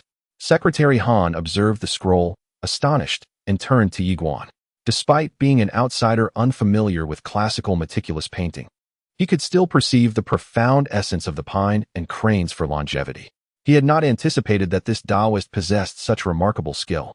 He couldn't help but marvel, thinking that with such talent, even if he were not a Taoist but an artist, he would soon attain renown. Upon completing the brushwork, Yi Guan silently recited several longevity incantations, inscribing the title of the Taoist deity, Southern Polar Immortal, above. This title belongs to the deity of longevity. After all this, the longevity painting was truly finished. Yi Guan set down his brush and remarked with a light smile, "The longevity painting is complete. And with the divine endorsement of the longevity deity, it is indeed an authentic piece." Lin Jianya gazed at the artwork, smiling as he said, "No wonder Master Yi claims this is an exceptional skill. Such artistic conception requires at least 4 or 5 years of foundation. Given time, becoming a renowned artist would be no challenge." His heartfelt words reflected the quality of the longevity painting, which far surpassed his expectations. Secretary Han adjusted his glasses and inquired of Yi Guan, "Master Yi, does this longevity painting truly possess the effect of promoting longevity?" His understanding remained somewhat lacking. How could a mere scroll achieve such an effect? Yi Guan replied with a serene smile, "Firstly, The longevity painting is a method passed down through the Taoist tradition for millennia, experimented upon by countless ancestors. Whether it be the ageless pine of Nanshan or the cranes of Kunlun, both symbolize longevity. That is its superficial aspect. The true efficacy relies upon the hand of the artist. Common individuals may produce mere landscapes, yet when crafted by a Taoist adept, the outcome is entirely different. The enlightened ones possess the most profound spirit, and their brushstrokes convey true words, while this humble practitioner also invokes the sacred title of the longevity deity within. As he spoke, Yi Guanwang gazed at Secretary Han. The effect of this longevity painting, under ordinary circumstances, is scarcely different from that of a feng shui arrangement. Upon hearing this, Secretary Han was taken aback, feeling as though the other party was indulging in self-praise. If what he claimed were indeed true, then this longevity painting could be quite credible. At that moment, Lin Jianya suddenly chuckled. Master Yi possesses profound skills. Thus, the efficacy of this longevity painting is undoubtedly remarkable. He held a measure of trust in Yi Guan. Yi Guan, unfazed, smiled and said, "If the esteemed master believes this is insufficient as a gift, I can also prepare some additional Taoist artifacts." "That will suffice," Lin Jianya replied with a smile. "This painting absolutely meets the old gentleman's discerning taste. To me, even a treasure of a myriad of gold and silver pales in comparison to this longevity painting." Chapter 40. Master Ming steps in today. I must express my gratitude to the master for presenting this painting. Lin Jianya looked towards Yi Guan, smiling as he inquired, "How much is it?" "Master Yi, please do not hesitate to speak." In his eyes, this painting had long surpassed the value of so-called masterpieces. Even world-renowned paintings were but mere spectacles. But this longevity painting possessed tangible effects for longevity. What renowned artwork could rival this piece? Yi Guan replied with a smile, "This longevity painting was simply created by me as a matter of chance. This figure will suffice." With that, he extended 3 fingers. 300,000. Lin Jianya was momentarily stunned, then shook his head with a smile, instructing, "No problem, Xiao Han. Transfer the amount to the master's account immediately." Huh. Yi Guan was taken aback, pondering what 300,000 meant. He had merely sketched it for practice. 30,000 would have sufficed. Was it acceptable to simply add a zero? "Boss, 300,000. Secretary Han was embarrassed. No matter how exquisite the painting was, it might not warrant such a price. In the eyes of collectors, the value of calligraphy and painting lay in the artist's renown, rather than the quality of the work itself. Lin Jianya shot a glance at him, frowning. "What? Do you believe this painting is not worth this price? If it were to circulate, it would fetch far more than this amount. This price is a bargain. Do not be ungrateful." Secretary Han was drenched in sweat. What a bargain indeed. It seemed the tables had turned. Yet, since the boss had said so, he could only nod in agreement and silently retreat to the side. Yi Guan observed this scene and chuckled. "Actually, it need not be 300,000. A token gesture will suffice. This cannot be trifled with." Lin Jianya remarked with a slight smile. "A work from the master's hand is worth this price. Moreover, this 300,000 is not solely for the painting. Master Yi has also offered some suggestions for the layout. How could one not acknowledge his experience?" Such words were comforting to all who heard them. Yi Guan nodded. "Then I shall accept it. If there are no further matters, I shall take my leave." "Master, regarding tomorrow's birthday banquet." Lin Jianya hesitated. "Rest assured, I shall be present tomorrow," Yi Guan replied with a light laugh. After all, the task assigned by the system remained unfinished, and he still needed to make an appearance. "That would trouble you, Master," Lin Jianya said with a smile. "For tomorrow's banquet." Who knew if the third would resort to any underhanded tactics? Having a Taoist present brought much reassurance. With his thoughts settled, he turned to Secretary Han. "Xiao Han, please see the master off." Upon hearing this, Secretary Han nodded, then turned to Yi Guan and extended his hand, inviting him to proceed. It was noon at Longhu Mountain, the sun shining brightly. After listening to his master's teachings, Meng Shidi opened his account and posted a video. "I have new developments regarding the fake Taoist incident. This individual possesses genuine abilities, so please refrain from spreading rumors and misleading narratives." The content of the video was straightforward. He merely showed his face and clarified a few points before it ended. While it remained uncertain whether he was indeed a true Taoist, at the very least, his skills in feng shui and blessings were authentic. He could at least be considered a folk master, certainly not the cosplay figure depicted online. If he truly were a cosplayer, It would imply that all his years of study in Taoism had been in vain. Barely had the post been made when he received a like from Qingning, along with rapidly increasing comments. What is this? Why is Meng Shidi defending this cosplayer? He did appear at the comic convention. The images can't be photoshopped, can they? Having genuine abilities makes him a true Taoist. The equation has been solved. With formulas. Solving problems is swift. Meng Shidi is a Taoist from Longhu Mountain. Could he be in it for the money? That seems unlikely. Meng Shidi's character is well regarded. Little Meng, it's not so easy to vindicate this fake Taoist with just a few words. Last time, a female streamer tried to vindicate him. And she was also judged to be on the take. Observing the flurry of comments, Meng Shidi fell into silence. He realized that clarifying the situation for this Taoist friend was no simple task. He might end up embroiled in the same public opinion storm as Qingning. The primary issue was that this Taoist was quite absurd. Not only did he attend a comic convention dressed as an anime character, but he was also photographed as evidence. No one would believe he was a legitimate Taoist. Feeling somewhat helpless, Meng Shidi had already promised Qingning to provide clarification, and thus he could not go back on his word. Just as he was about to respond to the public discourse, one comment caught his eye. Kundo Ren, beware of fake arts and false Taoists. For those in need, seek out reputable sections. Who is Kundo Ren? Meng Shidi furrowed his brow, noticing several replies following this comment. Kundo Zhang is right. There are too many scammers online. Discernment is essential. True Taoists like Kundo Zhang and Meng Shidi are rare. Cosplay is merely for fun. When faced with real issues, one must seek genuine Taoists. Contact Kundo Zhang. I genuinely have a matter requiring assistance. Just send a private message. The Taoist replies quite promptly. Something felt off. Meng Shidi's expression grew serious as he scanned the comments. This Taoist seemed rather peculiar, as if promoting himself in his comment section. Puzzled, he posed a question beneath the comment. Meng Shidi, which Taoist are you? From which temple do you hail? Upon uttering these words, a wave of responses erupted from the viewers. Oh, could it be that Meng Shidi does not know Kundo Zhang? Where is Kundo Zhang? I too am curious about his temple. Indeed, why has he stopped responding? Is he planning to flee? As the number of comments increased, Master Kuan finally decided to make an appearance. He introduced himself. I hail from Wudong Mountain, the 30th generation disciple of the Zhengyi sect, known as Xian Kunzi. Upon reading the self-introduction, Brother Meng furrowed his brow. Wudong Mountain. This is also a place where Taoism flourishes. Although he was not well versed in Wudong, he knew it was the ancestral ground of the Chuanjin sect. How could a disciple of the Zhengyi sect emerge from there? Brother Meng inquired. Are you truly a disciple of the Zhengyi sect?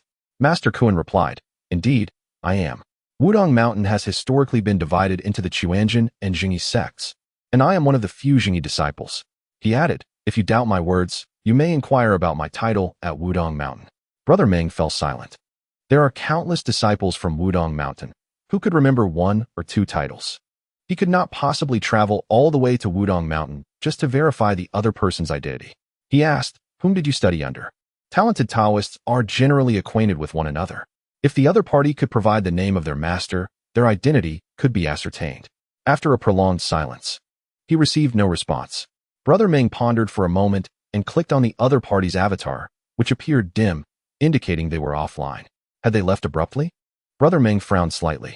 Every Taoist has a master, and a typical Taoist would respond swiftly. The other party's behavior aroused his suspicion regarding their identity. Coincidentally, his master had recently predicted that many malevolent entities were emerging. This individual certainly seemed dubious. Brother Meng clicked on the video shared by the other party, hoping to find evidence within it. The video featured a Taoist who did not reveal his face, drawing talismans as if teaching. Brother Meng's brow furrowed. At first glance, everything seemed fine. The technique appeared professional and seemed to follow the Zhengyi sect's drawing process. Could it be that he was overthinking? His mind was filled with questions. Hey, Brother Meng, what video are you watching? His senior brother leaned in curiously. Brother Meng replied honestly, This is a Zhengyi Taoist from Wudong Mountain. I'm watching him draw talismans. A Zhengyi Taoist from Wudong Mountain? His senior brother's interest was piqued. Such figures were rare. He wanted to see how they differed from the Taoists of Longhu Mountain. After watching the Taoist in the video for a while, his senior brother suddenly frowned. Something's not right. What's wrong? Brother Meng was taken aback. The way he draws talismans is incorrect. He is not using yellow paper, but rather bamboo paper and reed paper used for sorcery. His senior brother shook his head and said, This person is definitely not a Zhengyi sect Taoist. He may not even be a genuine Taoist. As his words fell, Brother Meng was left in stunned silence. Chapter 41. The old man's visit. Time flew by. The next day, as the first light of dawn broke, the bright sunlight streamed through the window cracks, casting a golden glow in the room, a sight that was truly pleasing to the eye. In Longcheng, Yiguan sat cross-legged on the floor of his room. Meditating had become his daily routine. After hours of meditation each day, he felt invigorated and found himself free of the need for sleep throughout the night. Stretching languidly, he picked up his phone, intending to unwind by watching a few videos.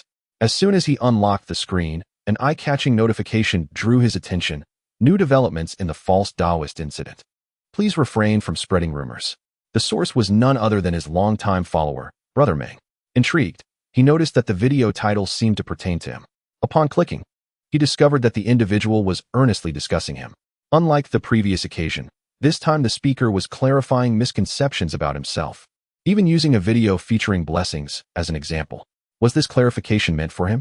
As he watched, a sense of confusion washed over him. Brother Meng had no direct connection to him. Why would he go out of his way to vindicate him? It was common knowledge that Su Qingming had suffered greatly due to the public scrutiny. This was indeed murky waters. Perplexed, he ventured into the comments section to uncover the reason behind this. Suddenly, he spotted a familiar username, Coinjinren. It seemed the individual was attempting to promote something in the comments, but after a series of probing questions from Brother Meng, he promptly went silent, clearly apprehensive about revealing his true identity. Yiguan's expression turned peculiar. He had not anticipated encountering him here. The comments he left subtly insinuated that he was a false Taoist, likely in a bid to elevate his own status. How petty. After a moment's contemplation, Yiguan initiated a private conversation with the individual, seizing the opportunity to thoroughly inquire about his whereabouts. He messaged, "What is the Taoist up to?" Almost immediately, a reply appeared. Kuan Jinren responded, "On my way to a birthday celebration.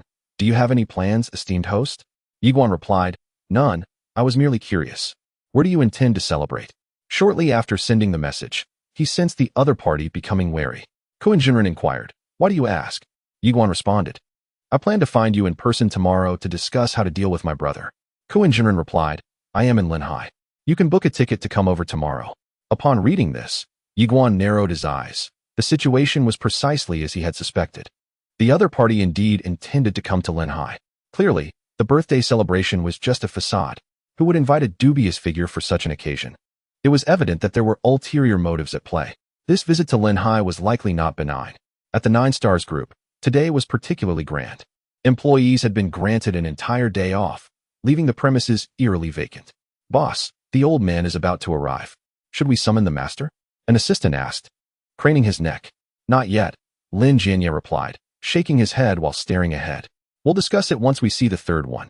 It's still too early." After his words, the assistant nodded slightly and fell silent. Before long, the sound of horns echoed through the air as a convoy of vehicles gradually pulled to the side, as if yielding for a procession. A red flag vehicle and several Maybachs were parked beside the group, from which emerged an elderly gentleman dressed in casual attire yet exuding vitality, accompanied by several middle-aged men and a young man who closely followed. Lin Jianye surveyed the individuals disembarking from the car and, with a gentle smile, addressed the elder. "Father, it is a rare occasion for you to journey so far to Linhai. How could I not come? You are so perpetually engaged that you are busier than your second brother managing affairs," the elder replied, stepping out of the vehicle and gazing at Lin Jianye as he approached. With a smile, Lin Jianye responded, "You jest, father. No matter how busy I am, I must return to celebrate your birthday." He then added, "Let us dispense with idle chatter." The elder looked at the imposing building before them, seemingly filled with nostalgia, and remarked, "Being busy is a good thing. Your group scale continues to expand." Before Lin Jianye could respond, another voice resonated in the vicinity. "Indeed, my elder brother is quite formidable. In Linhai, he commands respect, and naturally, the group is flourishing." A young man, exuding youthful exuberance and adorned with a peculiar ornament on his chest, spoke with a faint smile. Accompanying him was a middle-aged man whose expression was devoid of emotion, emanating an unsettling aura, clearly not an ordinary individual. "Third brother has also arrived," Lin Jianye remarked, his gaze narrowing upon the youth, a fleeting glimmer of coldness in his eyes. The assistants nearby also darkened in countenance, casting wary glances at the young man, who was none other than Lin Tao. The third brother, known for employing nefarious methods to undermine Lin Jianya's fortune. How audacious of him to appear in Linhai, Lin Jianya thought. Considering that with his elder brother's capabilities, Lin Tao would likely face dire consequences. Lin Tao, maintaining a facade of nonchalance, replied, "Elder brother, I am not jesting. As a son, it is only natural for me to attend our father's birthday. As the host, you would not turn me away, would you?" "Of course not," Lin Jianya replied calmly. It is no small feat for the third brother to travel such a distance. He might as well stay in Linhai for a while. Given the recent issues with the Anqing project, it would be wise to lay low. Lin Tao's expression darkened, perceiving the veiled insult. Just as he was about to respond, a middle-aged man clad in an administrative jacket interjected, "Enough. Today is our father's birthday. Let us refrain from any unpleasantness." Upon hearing this, Lin Tao immediately transformed his ire into a smile, stating, "What second brother says is true. Let us set aside discord for today." He was adept at reading people. The second brother, a prominent figure in the political arena, held a status comparable to that of the elder, thus necessitating a degree of decorum. "It has been a while since we last met. Given your busy schedule," Lin Jianya remarked, looking at the middle-aged man. The latter smiled in return. "There is little choice. Anqing is still in a developmental phase, and as the deputy, I must work for the welfare of the people." Lin Jianya nodded. "You are the guardian of Anqing. The entire district relies upon you." In response, the middle-aged man shook his head with a smile. "I cannot claim such a title. There is still a superior overseeing matters, and I merely assist.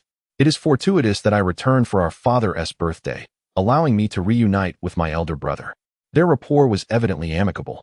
Given their differing paths, there are no conflicts arising from competition for resources, and thus, no discord exists between them. In fact, many of Lin Jianya's projects have received approval from the other party. "Come, let us retreat to the company for a cup of tea." Recalling Yiguan's counsel, Lin Jianya decided to escort a few individuals into the company first. As he spoke, he glanced at his assistant, who immediately took the hint. The assistant quickened his pace and headed directly toward the garage. The current situation was challenging to manage. The third party appeared to have come well prepared. It was imperative to invite Master Yi to intervene. Chapter 42. Is this the feng shui array? In Longqing District, after finishing his breakfast, Yiguan practiced Tai Chi in the park with an elderly gentleman. It is indeed true that engaging in such internal exercises occasionally contributes to physical well-being. It is not merely about muscle. It pertains to the strength of one's tendons, bones, and inner energy. While he was immersed in his practice, an elderly man nearby seemed to notice something and remarked, "Young Yi, do you see that wing vehicle? It seems to be here for you." Upon hearing this, Yiguan turned around and, indeed, spotted the official vehicle of the Jiuxing group. It had arrived even earlier than the day before, indicating that some trouble had likely arisen once more. He approached the entrance of the community, where his assistant was leaning against the car door, awaiting their target. Upon seeing Yiguan, the assistant immediately broke into a smile. "Master Yi has arrived." Yiguan chuckled softly and nodded, then inquired, "Has the old gentleman already arrived?" The assistant replied noncommittally, "The old gentleman is here, and that rascal Lin Tao has also come. He seemed to possess some confidence while chatting with the boss. The boss hinted for me to fetch you. Let us head to the hotel to prepare." "Confidence, you say? The fellow is accompanied by a practitioner of the dark arts, and he has come intending to eliminate you. Can he lack confidence?" Yiguan regarded him with a tranquil demeanor and said, "Your boss might be in a bit of danger this time." "What does the master mean?" The assistant was taken aback. It was evident that the third party had come well prepared, and their intentions were far from simple.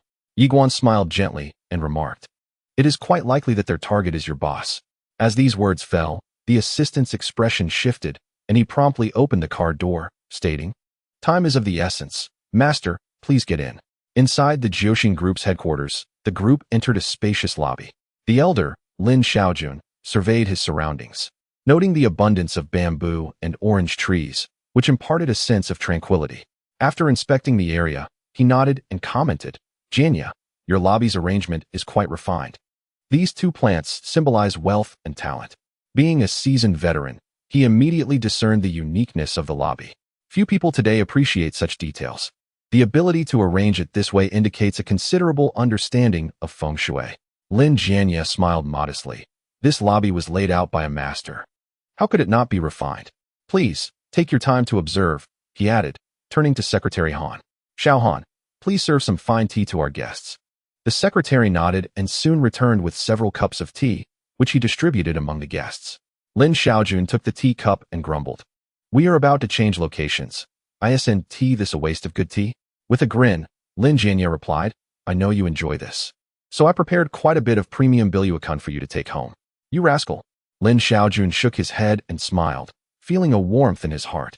It was thoughtful of the elder brother to remember his fondness for tea. Upon hearing that it was by Luo Chun, Lin Tao also intended to pour himself a cup.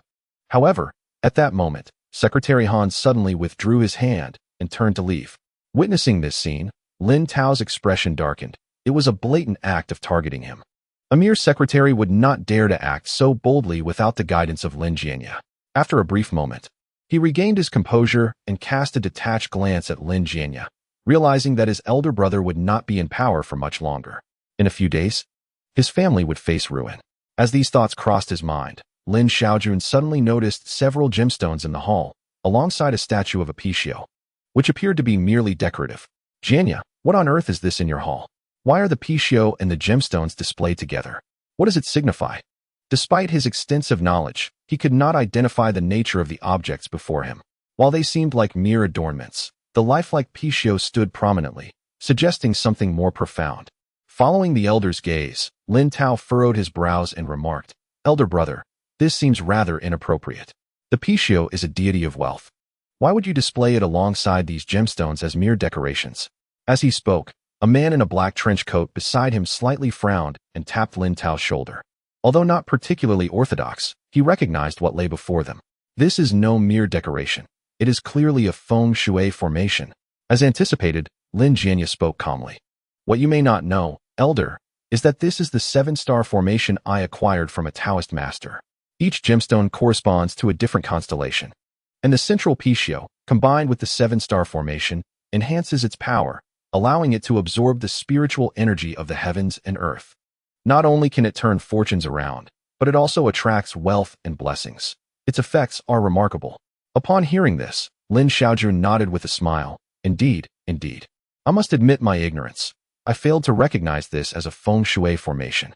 He had some understanding of such formations, knowing that advanced ones could even alter a person's future. They were undoubtedly valuable. He turned to his elder brother and inquired, where did you find this Taoist priest? Please ask him if he could come to Anqing and set up a similar formation for me. In response, Lin Jianya chuckled, this master has a rather peculiar personality. I will inquire on your behalf when I next see him. Observing their exchange, Lin Tao's expression darkened further, feeling overlooked. He had not anticipated that this unassuming decoration was, in fact, a feng shui formation.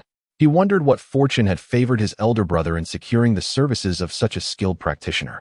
As he had offered a substantial sum, and even visited the temple personally, without success in improving his own feng shui. As Lin Tao's mood soured, his gaze was suddenly drawn to a painting hung on the wall. Upon closer inspection, he discerned its extraordinary nature. Elder brother, with the old gentleman celebrating his birthday. What is the meaning of this painting? At his words, those around him were momentarily taken aback, turning their attention to the artwork on the wall. Upon closer inspection, this is a landscape ink painting, where the verdant mountains and flowing waters seem to come alive before one's eyes, clearly the work of a master artist. Lin Xiaohui examined it for a moment before frowning and saying, there's nothing wrong with this painting. Lin Tao smirked, pointing to the inscription of Zhong Kuei within the artwork. The painting itself is flawless, yet why is the sacred title of Zhong Kuei inscribed here? He is a deity of the underworld. What is our elder brother's intention in displaying this piece? Upon hearing this, the surrounding individuals scrutinized the painting and indeed found the honored title of the celestial master Zhong Kuei. In Taoist mythology, Zhong Kuei has always been associated with the nether realms, making his presence at this birthday banquet somewhat inappropriate. The man in black nearby hesitated to speak. Before he could utter a word, a middle-aged man interjected, Third brother, do not overthink it. Perhaps elder brother simply overlooked it when he purchased the painting. Lin Tao replied with a smile, Elder brother is meticulous in his endeavors. It is unlikely he would miss such an oversight. Or could it be that he intended to present it for our elder's viewing? Before he finished speaking, Lin Jianya raised his gaze and calmly stated, Third brother is correct. This painting was indeed my deliberate choice. The room fell silent as the middle-aged man was taken aback. Lin Tao narrowed his eyes and remarked, "Elder brother, is this truly appropriate?" "There is nothing inappropriate about it," Lin Jianye continued, undeterred by the astonished expressions around him. "In Taoism, Zhong Kuei is not merely a demon-slaying deity. He is also the god of prosperity, granting wealth and longevity. By inscribing his title on this artwork, which symbolizes longevity, blessings and longevity will surely follow. Is it possible that third brother lacks even this basic knowledge?" At this, Lin Tao was momentarily speechless, turning to the man in black as if seeking confirmation. The latter nodded helplessly, feeling a sense of disappointment. Why flaunt your ignorance when there is no issue to begin with? Surely he can discern that. Lin Xiaojun suddenly interjected, breaking the stalemate. "I trust Jianye's judgment. Zhong Kuei is indeed one of the deities of longevity in Taoism. This artwork carries a positive connotation. I shall take it home for the old man." Lin Jianye replied with a faint smile, "I will have someone wrap it up for you shortly." As he spoke, his gaze shifted to Lin Tao, a glint of coldness flickering in his eyes. He had not sought trouble, yet Lin Tao continued to provoke him. This young man would not be allowed to leave Linghai after today's banquet. After a moment, he retracted his gaze and smiled at the elder, saying, "It is getting late. I have rented the adjacent 5-star Kempinski Hotel. Let us proceed there." "You rented an entire 5-star hotel?" Upon hearing this, Lin Xiaojun expressed his displeasure. "Why waste money on such extravagance? I am not one for formalities. This banquet is merely for our family to gather, regardless of one's current status." The older generation holds steadfast to the principle of frugality. Lin Jianye chuckled softly. "Money is of little concern. I simply seek a tranquil environment. It is not easy for you and second brother to come. As the host, I must ensure you are well accommodated." With that, he glanced at Secretary Han, who, understanding the cue, gestured, "Gentlemen, please." Chapter 43, An Unexpected Guest. Linghai, in front of the Kempinski Hotel. A sleek black Bentley came to a halt at the entrance, from which emerged a gentle and refined young man, accompanied by a sturdy figure clad in black. "Master Yi, our leader is inside," the assistant remarked solemnly, glancing at Yiguan. Yiguan remained silent, instead raising his gaze towards the establishment before him. The hotel was quite expansive, and unlike the 9 stars, its decor distinctly inclined towards opulence. The silver glass facade sparkled under the sunlight, showcasing extraordinary quality and elegance, marking it as a prominent structure in the city center. Only Lin Jianye possessed the financial capability to lease the entire building. After observing for a moment, Yiguan instructed his assistant, "Lead the way." The assistant's expression turned awkward. "Master, this is my first time here. I'm not very familiar with the place." Almost forgetting, he realized he too was a stranger to this location, making him ill-equipped to guide. Yiguan was momentarily taken aback, rendered speechless. "You brought me here, yet you claim you don't know the way? Isn't that rather absurd?" At that moment, a familiar figure approached, smiling warmly as he came closer. "Master Yi, I appreciate your personal visit today." It was Lin Jianye, who had evidently been waiting for quite some time. As he approached, he embraced Yiguan, displaying a courteous demeanor. Yiguan, upon seeing him, felt a sense of relief. "I promised the host yesterday, and I certainly would not break my word." Lin Jianye responded, "I trust your integrity. You would never disappoint." He continued, "Just in time. I have only just brought the old gentleman here. Allow me to escort you to the birthday banquet." As they walked, Lin Jianye expressed, "You may not know, but when you are absent, I always feel somewhat unsettled. Today, Lao San has been unusually bold, as if he possesses some hidden confidence." He found it curious. Lao San, aware of Lin Jianye's capabilities, had always been cautious in his presence. Yet today, he seemed to be provoking confrontation repeatedly. Given his understanding of Lao San, it was likely that he had come prepared. In response, Yiguan offered a faint smile and remarked, "Your intuition is not misplaced. As far as I am aware, today's banquet has drawn certain unwelcome guests." Upon hearing this, Lin Jianye paused, turning to Yiguan with concern. "What do you mean, master? Are you referring to that rogue?" Yiguan nodded subtly. "Indeed, that rogue is present at the old gentleman's banquet, and his intentions are far from benevolent." Lin Jianye's expression shifted. "I suspected something was amiss with Lao San today. He has indeed invited this rogue. Master, should I dispatch someone to handle this?" He had not anticipated Lao San's audacity in inviting such a figure to the banquet. However, having navigated the complexities of Linghai for many years, he reasoned that if necessary, one could discreetly resolve the issue. Yiguan shook his head. "There is no need. The host should continue with the banquet as planned. Leave the rest to me. At Yi Guan's reassurance, Lin Jianya initially paused in surprise, but soon broke into a smile. With your words, I am at ease. Come, let us proceed to the banquet hall. He retained his faith in Yi Guan's capabilities and prowess. A practitioner of the dark arts.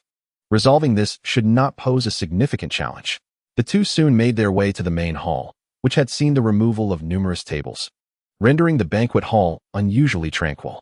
A scattering of dozens gathered around 3 large tables, separated from one another, and none had yet taken their seats. As Lin Jianya approached, the crowd turned their attention towards him. At that moment, the man in black beside Lin Tao glanced at Yi Guan, furrowing his brow, and conveyed a subtle signal to Lin Tao. Instantly understanding, Lin Tao directed his gaze towards Lin Jianya and inquired, Elder brother, who is this person by your side? With an impassive expression, Lin Jianya replied, a friend who possesses some knowledge of the arcane, here specifically to extend his best wishes to the elder. Upon hearing this, Lin Tao raised an eyebrow, pondering whether this individual also hailed from the realm of the mystics. He scrutinized Yi Guan, but discerned nothing particularly remarkable. Today is the elder's birthday. It seems somewhat inappropriate for you to bring a stranger along, does it not? In response, Lin Jianya frowned slightly. The individual in black beside the third is likely not one of our own. Lin Tao smiled lightly. That is different. He is my assistant. And having him nearby allows for updates on the situation. Just as Lin Jianya was about to speak, the middle-aged man interjected, enough. All guests at the birthday banquet are welcome. It is not a bad thing to add some cheer. As soon as the second elder spoke, Lin Tao fell silent, merely managing an awkward smile and a nod, refraining from further conversation.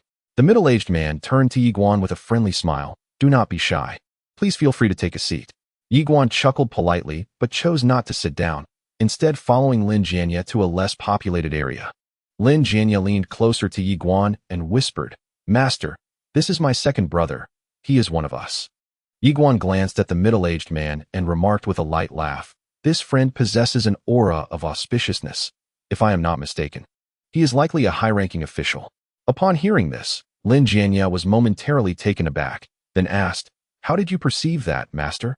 Yi Guan nodded lightly with a smile. I have a modest understanding of physiognomy.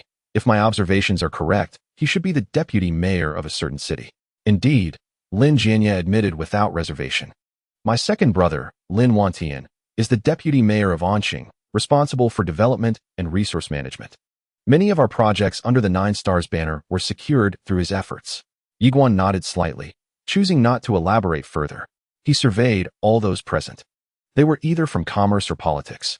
However, his attention fixated on the man in black beside Lin Tao, whose countenance exuded an air of malevolence.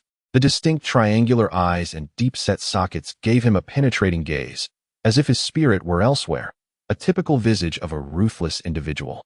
Yi Guan was certain that this man was the so-called Kuan Jinren. Retracting his gaze, Yi Guan leaned towards Lin Jianya and murmured, Exercise caution around the man in black beside your third brother. There is something amiss with him. Lin Jianya replied, following Yi Guan's gaze towards the man in black. Furrowing his brow, he had long sensed that something was off about this individual, who bore none of the attributes typical of an assistant, instead exuding an air of arrogance. Yi Guan elucidated, if I am not mistaken, he is the one who intends to harm you. Upon the utterance of these words, Lin Jianya narrowed his eyes. I had a feeling this individual was no ordinary character. Master, please instruct me. How shall we proceed with him? No need to rush. Yi Guan interjected with a shake of his head. We are in a public space, and any aggressive action on your part would only lead to unnecessary trouble. Moreover, physical means are not the only option. Lin Jianya turned his gaze towards Yi Guan, tentatively suggesting, Do you mean to engage him in a contest of skills? Chapter 44, The Paper Doll. A contest of skills is not quite the case. Yi Guan replied with a smile, shaking his head. I presently lack the capacity for such a confrontation. However, employing some minor techniques from the Taoist arts would be a trivial matter. He was not being modest. The notion of skill contests typically involves summoning forces to clash, necessitating both a lineage and profound mastery of the arts, which he clearly did not possess at this moment. He only knew a few common Taoist practices, yet dealing with these malevolent forces would be more than sufficient. Then it rests upon the master, should any issues arise. Do not hesitate to inform me, Lin Jianya murmured. With a professional Taoist at his side, he felt a sense of reassurance. The two then approached the table and sought a suitable position to take their seats. At that moment, a man clad in black stepped forward, extending his hand to Yi Guan with a smile. "I am Wudong Xiankunzi. You appear somewhat familiar. May I inquire which temple you hail from?" "I am Yi Guan, a fire-dwelling Taoist." "Indeed, we have met before, which explains the familiarity," Yi Guan replied, stepping back slightly as he regarded the outstretched hand with a calm smile. The black-clad man was momentarily taken aback, caught off guard. Met before? He rarely ventured out aside from fulfilling tasks. Where could they have crossed paths? After a moment of contemplation, he furrowed his brow and asked, "Where were we acquainted?" Yi Guan offered no explanation, simply meeting his gaze. It was but a fleeting encounter. It is normal to forget such occurrences. Of course, we have met. Just this morning, we were engaged in a lively discussion online regarding how to eliminate my brother. The man had no inkling that the seemingly foolish wealthy employer he conversed with online was, in fact, the very Yi Guan before him. The black-clad man fell silent, retreating quietly to Lin Taoist's side. He leaned in close and whispered, "Be cautious of this person. He exudes an air of danger." "Dangerous?" Lin Tao cast a furtive glance at Yi Guan, puzzled. "Even if he is a Taoist, he poses no real threat to you, does he?" The black-clad man shook his head. "It's hard to say. I have an unsettling feeling that he is more than he appears." Upon hearing this, Lin Tao pondered for a moment before shaking his head. Regardless of whether he is a Taoist or sorcerer, he does not pose a significant threat to us. Today's plan remains unchanged. He turned to Lin Jianya, a sardonic smile gracing his lips. "No matter the unforeseen circumstances that may arise today, this elder brother must be made to suffer." At this, the black-clad man nodded, his gaze deep and contemplative, as if lost in thought. Shortly thereafter, nearly all attendees had arrived, totaling just under 20 individuals. Most were immediate family members, and it was evident that this birthday banquet had not extended invitations to outsiders. As the dishes began to grace the table, the atmosphere thickened with anticipation. At the forefront, Lin Xiaojun rose and spoke. "I extend my heartfelt gratitude to all of you for attending the old gentleman's birthday banquet today. We are all familiar faces here, so I shall refrain from excessive pleasantries. Please enjoy the feast and drinks, as Jianya has taken care of everything." As his words concluded, a wave of applause resonated throughout the venue. The guests began to relax, engaging in lively conversations, transforming the atmosphere into one of jubilant celebration. Yi Guan took a sip of tea, his gaze fixated on a specific spot across the table. Lin Tao whispered, "We can commence our actions now." A man in black surveyed the surroundings, then discreetly produced a black bamboo talisman, affixing it under the table. For reasons unknown, the talisman adhered firmly beneath the surface. Its pointed direction aimed squarely at Lin Jianya, who sat at the center. In the next moment, Lin Jianya furrowed his brow, suddenly feeling a constriction in his chest, as if something were squeezing him. An ominous sense washed over him, as he realized he might have fallen victim to a trap. He glanced back at Yi Guan, his eyes conveying a depth of meaning. Under the auspices of the celestial eye, Yi Guan observed the dark smoke emanating from beneath the table and raised his gaze to the man in black, frowning slightly. He had not anticipated that the adversary would act so swiftly, especially in a gathering of this magnitude. Clearly, one possessing exceptional skill harbored audacity. The man was employing a 5-poison talisman from sorcery, a potent source of malice that could lead to debilitating illness if one were to be afflicted. The young man was indeed ruthless, resorting to such underhanded tactics. Yi Guan maintained a calm demeanor, his right hand forming a seal beneath the table as he softly recited the incantation of the spirit officer. The spirit officer is a guardian deity within Taoism, specifically tasked with vanquishing malevolent forces. Upon completion of the incantation, a striking white spiritual light became distinctly visible beneath the celestial eye. In the following moment, the man in black seemed to sense something amiss. His pupils constricted, and a sharp, inexplicable pain akin to a needle prick surged through his chest. Moreover, the bamboo talisman unexpectedly fell to the ground and shattered into fragments. "What is wrong with you?" Lin Tao inquired in a hushed tone, sensing the disturbance. The man in black remained silent, his eyes fixated on the shattered talisman, a flicker of apprehension surfacing within him. He squinted, scanning the surroundings before directing his gaze toward Yi Guan. "Is this the work of that Taoist? My 5-poison talisman has always proven effective, yet today it has failed for the first time. I can even feel a backlash, Clearly, my method has been countered by an unknown force. However, his attention remained locked on Yi Guan, who appeared to be making no move at all. What is the meaning of this? Something feels amiss. Today is indeed peculiar. The man in black's tone grew grave. Lin Tao frowned slightly. What is amiss? What exactly has gone wrong? There is a master from the Xianmen obstructing me. The man in black narrowed his eyes. His tone weighted with concern. Lin Tao was taken aback. A master from the Xianmen? Are you referring to the Taoist beside my elder brother? The man in black's eyes flashed with realization. I have been observing him closely. He has not made any move until now. If it truly is him, it indicates his profound cultivation. He is likely a genuine master of Taoism. Lin Tao's expression fluctuated between joy and despair. A Taoist master? Where did he procure such a master? This won't do. There is but one opportunity. Today, I must find a way to eliminate my elder brother. The man in black pursed his lips and suddenly spoke. In fact, I have another method, albeit somewhat perilous. What method? Lin Tao inquired softly. The man in black retrieved a paper effigy from his pocket and whispered, this was originally intended for someone else, but if necessary, we can use it for now. This is a paper effigy used in sorcery.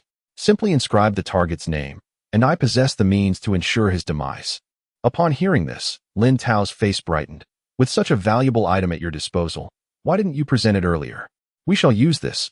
I can pay any price. Chapter 45, Birthday Feast and Blessings. Now is not the opportune moment. The man in black shook his head. Lin Tao furrowed his brow, puzzled. What do you mean? Everyone is present. Is the timing not right? The man in black's eyes flickered as he replied. Just now, someone intervened when I employed the 5 poisons charm. I suspect they have taken notice of me. I am still uncertain of their identity, and casting a curse recklessly would only invite disaster. We shall wait for a moment when everyone is relaxed, and then proceed. Lin Tao nodded thoughtfully. Very well, we shall bide our time. The two conspired quietly, as if victory was assured. As time passed, the exquisite delicacies on the table dwindled. At that moment, a middle-aged man, who had remained silent until now, suddenly stood up with a smile and declared, today marks the 70th birthday of our esteemed elder. I have prepared a modest gift. Though humble, it carries my filial piety. And I hope the elder does not take offense. Upon his words, the surrounding guests turned their attention toward him. Truly, one who has navigated the corridors of power knows how to present a birthday gift at such a moment, both showcasing filial devotion and elevating one's own status. With nothing else to occupy him, Lin Tao cheerfully chimed in, Elder brother, your thoughtfulness is commendable. Pray, what splendid gift do you have? Enlighten me. However, Lin Xiaojun, standing nearby, shook his head disapprovingly. For a birthday celebration, your brother's gathering to honor the elder is sufficient. Why bring gifts? Is this not a waste of money? The elder is jesting. Reaching 70 is rare in life, and such a significant birthday deserves a sense of ceremony. The middle-aged man retorted as he unveiled his gift with a smile. This is a ginseng I acquired at great expense, aged a century. It is said to promote longevity and good health. Remarkably, ginseng of this age is scarce. I traversed the mountainous regions of Anqing to procure it. Seizing this opportunity, I wish the elder a long life, filled with blessings and health. As his words resonated, the room erupted in a clamor. A century-old ginseng? Even if it does not extend life, it surely guarantees health. Given the current scarcity of ginseng in the market, such an aged specimen must be quite valuable. Lin Jianya remarked with a faint smile. Elder brother is jesting. The middle-aged man shook his head with a smile, remarking that ginseng was not worth much, and that the health of the elder was of utmost importance. However, the others shared a tacit understanding. Not worth much. A century-old ginseng could easily fetch over $1 million in the market, and more often than not, it was priceless and hard to come by. Only someone of his stature could procure such a rare item. Upon hearing this, Lin Xiaojun laughed and chided, You shouldn't have taken up an official position. Now you speak with such eloquence. He accepted the ginseng, considering it a token of the younger man's goodwill. He knew well that due to the sensitive identity of the second brother, gifting valuable items could lead to negative implications. Ginseng, however, held a different significance. Observing this exchange, Lin Tao rose, a smile adorning his face. Since second brother has already made his gesture, I too have something to present to the elder. With that, he produced a vivid red jade from his pocket, which shimmered alluringly under the light. This is the blood jade I prepared, nurtured by dear blood, and its quality is exceedingly rare.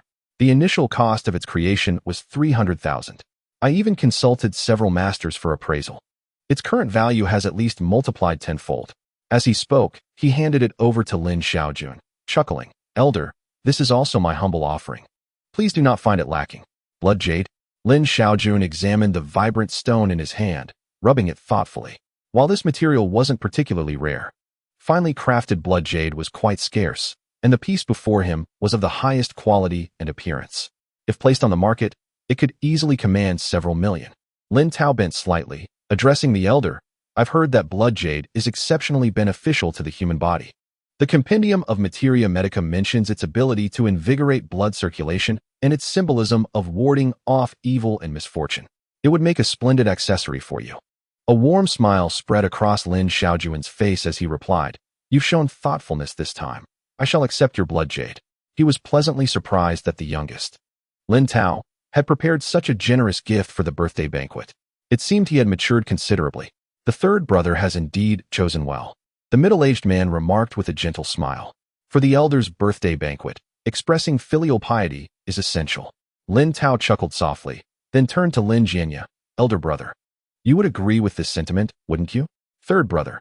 The middle-aged man frowned slightly. Yet, Lin Tao waved his hand, smiling at Lin Jianya.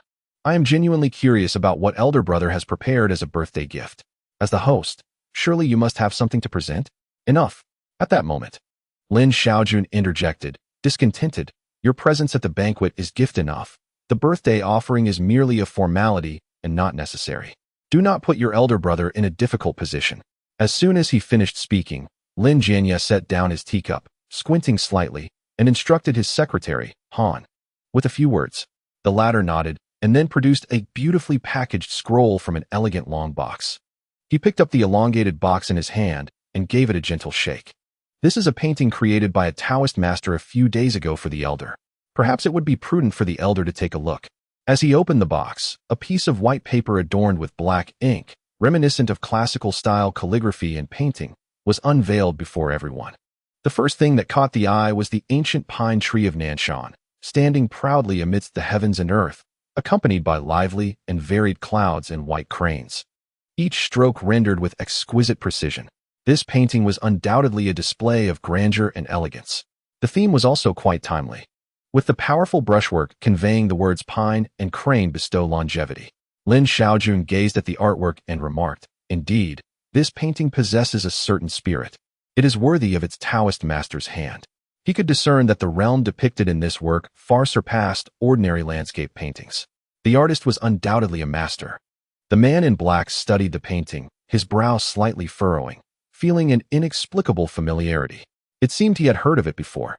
Lin Tao cast a glance at the artwork and shook his head, saying, No matter how exquisite this painting may be, it ultimately does not originate from a renowned artist, and thus holds limited value. Is this all my elder brother is gifting? Lin Jianya replied calmly. This is certainly not an ordinary landscape painting. This piece was personally crafted by a Taoist master, imbued with a magnificent spirit, blessed by the longevity deity's lineage, sufficient to grant the owner extended life. It is also known as the longevity painting. Chapter 46. Dark Arts in the Banquet Hall.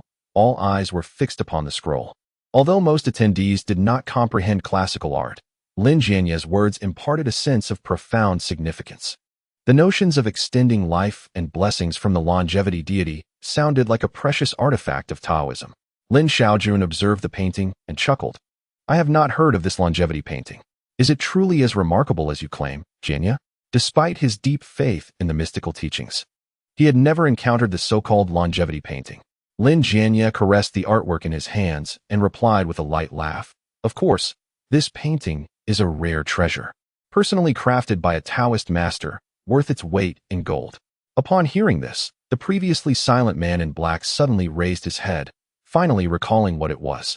Wasn't this a profound skill of Taoism? He vaguely remembered the shock he felt when he first beheld the authentic longevity painting, which had been sold for a staggering sum of several million. It was indeed invaluable. The longevity painting was a work that harnessed the essence of the Taoist practitioner, infused with the magical lineage within the artwork. It demanded exceptionally high skills from the Taoist, both in their cultivation and in their artistic abilities. In the current realm of mysticism, few could master such a technique. To think it was casually presented as a longevity gift now? Lin Tao regarded the painting with a faint smile and remarked, "While the longevity painting is certainly admirable, how can my elder brother prove that it was created by a Taoist master? What if it is merely a counterfeit?" As these words left his lips, the man in black was momentarily taken aback, then turned to look back. Could this person not hold his tongue for a moment? Did he not realize that he could discern the authenticity of the painting? He tugged at the other's sleeve, wishing to offer a reminder. Yet before he could speak, the third brother remained insistent on maintaining rigor. Lin Jianya calmly glanced at Lin Tao before handing the painting to the elder. "Old sir, with your profound understanding of the mystical arts, perhaps you could discern the authenticity of this artwork." Upon hearing this, Lin Xiaojun took the painting, examining it with great scrutiny. As soon as the scroll was in his hands, it imparted an aura of tranquility and serenity, reminiscent of a secluded existence amidst lofty mountains. Accompanied by leisurely clouds and wild cranes, such an exquisite ambience. This effect is certainly not of ordinary origin. "Jianya, you must not jest," he remarked, his eyes brightening as he nodded in appreciation. "This longevity painting is indeed a remarkable piece. It brings a sense of peace and calm to my heart. It can even facilitate a natural stillness within oneself. This painting is truly worth its weight. What, after all, is the secret to longevity? It is simply the practice of maintaining tranquility, free from the turbulence of anger and emotion. Achieving this state, this painting undoubtedly embodies a powerful charm." Lin Jianya nodded in agreement and explained with a gentle smile. "Indeed, the creator of this artwork is a true master. As the saying goes, those who have attained enlightenment possess the most profound spirit, and their creations resonate with truth. Furthermore, this piece has been imbued with the artist's own magical essence, even bearing the sacred title of the longevity deity. Not only does this painting promote longevity, but it also enhances one's fortune and blessings." As his words concluded, Lin Tao gradually retracted his smile, a weight settling in his heart. The elder would not conspire with his elder brother to fabricate a deception. Could this truly be a longevity painting? It seemed that his brother had invested significantly for this birthday banquet. This longevity painting must be worth at least $1 million, if not more. In comparison, the blood jade he possessed felt somewhat inadequate. As he pondered this, Lin Xiaojun, caressing the painting, inquired, "Which master created this piece? Possessing such remarkable abilities?" Lin Jianya cast a glance at Yiguan beside him, his eyes reflecting a question. Leaning back in his chair, Yiguan chuckled softly and shook his head. There was no need to reveal everything just yet, especially with Master Kuan still present, an undeniable risk. Understanding the implication, Lin Jianya turned to Lin Xiaojun and said, "This master is also from our Lin Jiang. I shall introduce him to you after the banquet concludes. You've learned to keep secrets, have you?" "Let the old man anticipate," Lin Xiaojun replied with a bemused smile, seemingly unconcerned. Those well-versed in Taoism often remain hidden among the masses. Encounters are not easily arranged. He understood the significance of fate in this matter. What does the elder seek from a Taoist master? Lin Jianya looked over, and upon hearing the inquiry, Lin Xiaojun fell silent for a considerable time before shaking his head. "It's merely to address some old matters, nothing of great consequence." Observing the elder's expression, Lin Jianya chose not to press further. Judging by the tone, it likely wasn't trivial. The group fell into a hush. The birthday banquet passed swiftly. After dining and gift-giving, many guests began to take their leave. Lin Tao glanced at the man in black, subtly signaling him. "Will you not make your move? Soon, everyone will be gone." The man in black remained expressionless, saying nothing. Such a lackluster ally was not worth his attention. Were it not for the payment already received and his professional ethics, he would have turned to leave long ago. The man in black glanced at Lin Jianya, withdrew a paper figure from his pocket, and then produced a slender pen. Just as he was about to make his mark, a thought seemed to strike him, and he suddenly turned to Lin Tao. "Please share your elder brother's birth date and time. Casting a spell requires this information as a foundation. Merely writing a name will not suffice." Lin Tao picked up the pen and inscribed the birth details on the paper, a cold smirk playing on his lips. "This is his birth information and destiny. Make sure to be ruthless. I want him to vanish completely." The man in black remained silent, simply stating, "This paper figure is not inexpensive. Do not forget our agreement regarding additional payment." Lin Tao frowned. "Do you doubt my ability to pay? How much do you desire?" The man in black replied nonchalantly, 1 million. "If it does not work, you will receive no refund." Lin Tao's expression faltered momentarily before he replied in a low voice. Do you take me for a fool? You asked for 1 million for a mere paper figure? No matter its worth, it cannot possibly reach such a price. What household paper figure could rival the value of a house? The man in black lifted his gaze, a faint smile gracing his lips. This paper figure has a reservation at 3 million. I am already showing you considerable favor. Whether to proceed or not is entirely your choice. Lin Tao gritted his teeth, cursing under his breath, and said in a grave tone, Fine, 1 million it is. You proceed first, and once the effect is evident, I shall transfer the payment. The man in black did not respond. He was not concerned about Lin Tao defaulting on the payment. No one wished to offend a practitioner of the mystical arts. Keep watch for me. I will find a secluded spot to execute the plan. The man in black surveyed his surroundings before quietly departing from the birthday banquet hall, moving to an isolated area. Confirming that there were no surveillance devices nearby, he retrieved a long silver needle and drove it straight into the head of the paper figure. Reciting an incantation that sounded like a spell, its content exceedingly malevolent. Soon, the paper figure was riddled with holes, a sight too gruesome to endure. The man in black observed this scene, a slow smile curling at the corners of his mouth. The paper figure was a fusion of witchcraft and malevolent sorcery. Once this spell was cast, the victim would face misfortune at best, or calamity leading to ruin and death at worst. It could truly be deemed one of the most vicious forms of dark magic. Chapter 47. Thunder Law in the banquet hall. Yiguan gently lifted a cup of tea, savoring its delightful aroma before taking a sip. Today had been relatively smooth, devoid of any troublesome dark sorcery. However, Master Kuan had only intervened once, which felt rather too straightforward. He sensed that matters could not be this simple. Just then, Lin Jianya rose with a beaming smile, saying, Master Yi, this birthday banquet has gone splendidly thanks to your assistance. Otherwise, it would have been difficult to proceed as intended. Yiguan turned to him, intending to respond, but suddenly furrowed his brow. Lin Jianya bore a dark aura, evidently afflicted by an external malevolence. Had the other party already taken action? Yiguan glanced towards the doorway where Lin Tao stood. He too was watching him, their gazes locking in mutual recognition. In the next moment, Lin Tao felt a chill run down his spine and quickly averted his gaze, no longer wishing to meet that stare. A sense of unease settled within him.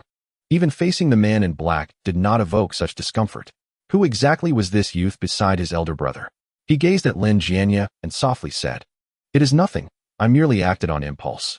As he spoke, he discreetly produced a yellow talisman and affixed it to the other's body.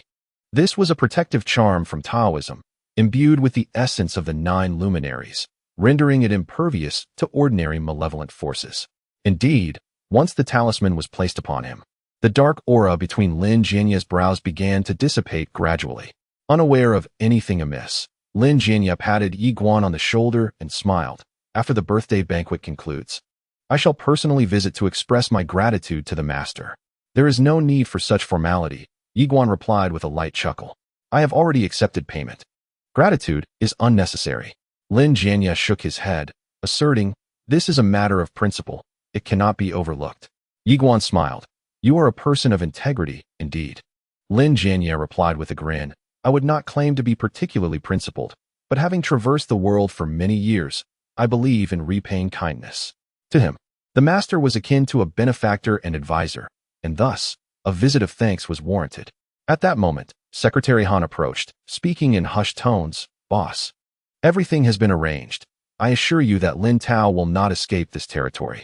Upon hearing this, Yiguan turned to him, awaiting further explanation. Lin Jianya nodded and squinted. Today is the old man's birthday. I shall let him be for now. However, his dealings with the dark forces against me cannot simply be dismissed.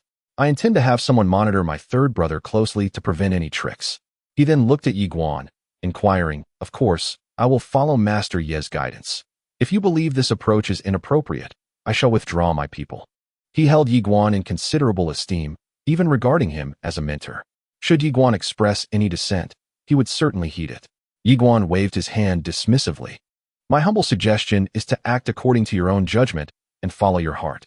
They have already sought to harm you. At this juncture, there is no need for restraint. The natural order of the universe dictates that malevolent deeds yield malevolent consequences. Not all transgressions can be easily absolved. Lin Jianya grasped Yiguan's implication and smiled. I understand. Thank you for your guidance, Master. Xiao, keep a close watch on my third brother. If he dares to make a move, Secretary Han nodded. Understood, boss. You rest for now. I will arrange for additional personnel. After he departed, Yiguan cast another glance at Lin Jianya, noting that the malevolent energy had not fully dissipated. Witnessing this, he softly recited the 5 Thunder Mantra, a method of thunderous might from the Taoist arts, primarily employed for exorcism. Once invoked, all evil spirits would undoubtedly suffer great harm. As the incantation took effect, the malevolent aura surrounding Lin Jianya gradually faded, clearly indicating the efficacy of the talisman. Before long, the long-absent figure in black hurriedly appeared, his face flushed and his body trembling. A hint of ferocity marred his countenance, and his demeanor felt distinctly off. Third brother, what has happened to your assistant? The middle-aged man scrutinized the figure in black, his brow furrowing in concern. His experience in the bureaucratic realm had made him keenly perceptive to the anomalies before him. It's nothing. I just slipped in the restroom. The man clad in black suppressed his discomfort and gritted his teeth as he spoke. At his words, the crowd momentarily froze, bewildered by the absurdity of the situation. How could the third brother have chosen such an unreliable assistant? You all carry on. I have urgent matters to discuss with my assistant. Lin Tao's expression shifted as he pulled the man in black out of the banquet hall. Once they were in a secluded area, he solemnly inquired, "What do you mean by this? Are you intending to reveal everything before everyone?" The man in black produced a tattered paper effigy from his hand, his expression grave. "I was just casting a spell on your elder brother," and the paper figure responded. Success was imminent. However, Lin Tao felt an unsettling premonition. What was the outcome? Taking a deep breath, the man replied. The paper figure was struck as if by lightning, and it disintegrated. "I now have a splitting headache, as if I have been backlashed." Lin Tao furrowed his brow. Your paper figure failed? A surge of unnameable anger welled up within him. A paper figure worth millions, and it had been rendered useless at the first attempt. Especially in front of an audience. Was this not a mockery of himself? The man in black spoke with a sharp tone. This has nothing to do with my paper figure. A master from the mystic sect has secretly thwarted my efforts. I cannot ascertain their identity, but they are formidable, and their methods are quite ruthless.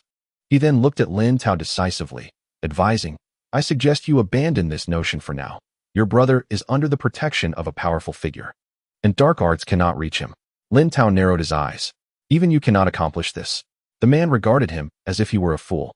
When a mystic master personally safeguards someone, not even the most esteemed ancestors could intervene. Mystic masters are as numerous as fish crossing a river. Who knows which eminent figure has been summoned for protection? If it backfires, the consequences would be dire. Lin Tao gritted his teeth. What kind of outrageous luck has Lin Jianya encountered to find such a powerful protector? Opportunities like this are rare. Surely there is no other way? The man in black replied decisively. I fear that person might turn against me. I cannot outplay them. I advise you to wait for the right moment. To act only once this mystic master departs. With that, he intended to withdraw. A chill flickered in Lin Tao's eyes as he spoke in a low voice. What if I offer you 2 million more? Upon hearing this, the man in black paused, then turned back. Now we can talk. I possess a small trick. My trump card. After I employ it, you must leave the hotel with me to avoid any repercussions. As long as the funds are secured. Even if they are a celestial master, I will dare to deal with them discreetly. Lin Tao regarded him, a frown etched on his face. What kind of dark arts do you intend to use? An inexplicable sense of unease gnawed at him. Chapter 48. The Een Artifact. The fingerbone. What dark arts? Such an unpleasant term. The man in black smiled faintly. This technique is called Mountain Method, a variant of Taoist arts. He did not perceive his practice as anything sinister.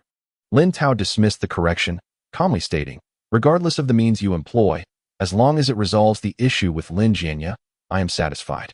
If circumstances allow, it would be best to eliminate the mystic protector by his side as well.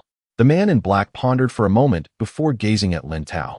What animosity exists between you and your brother? I must remind you that your blood ties are inextricable. Should he encounter peril, you too shall be ensnared. He has navigated the complexities of the Xianmen circle for some time. It is indeed the first instance I have encountered such ruthlessness. A willingness to cast a family member into the abyss. The Xianmen still values the bonds of blood.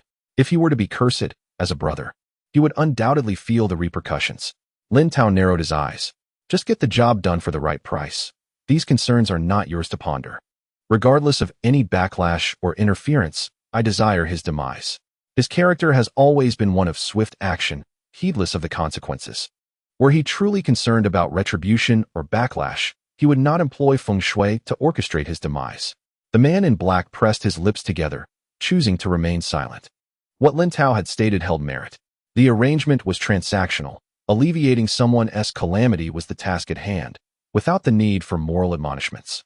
After a brief pause, the man in black withdrew a severed finger from his pocket, its skeletal form exuding a faint odor of decay. This item was his true trump card, a relic passed down from his master, imbued with the malevolent energy of his ancestor, and further refined with 5 types of venomous curses. The sinister aura contained within was far beyond what an ordinary person could endure. With the 4-faced Buddha above, the ancestral bone corroded as the man in black intoned incantations. The white finger bone seemed to writhe, trembling slightly. This sight was most disconcerting. Lin Tao furrowed his brow. What is this? An animal's bone? The man in black cast a glance at Lin Tao, his tone indifferent. An animal's bone? This is the finger bone left by my ancestor.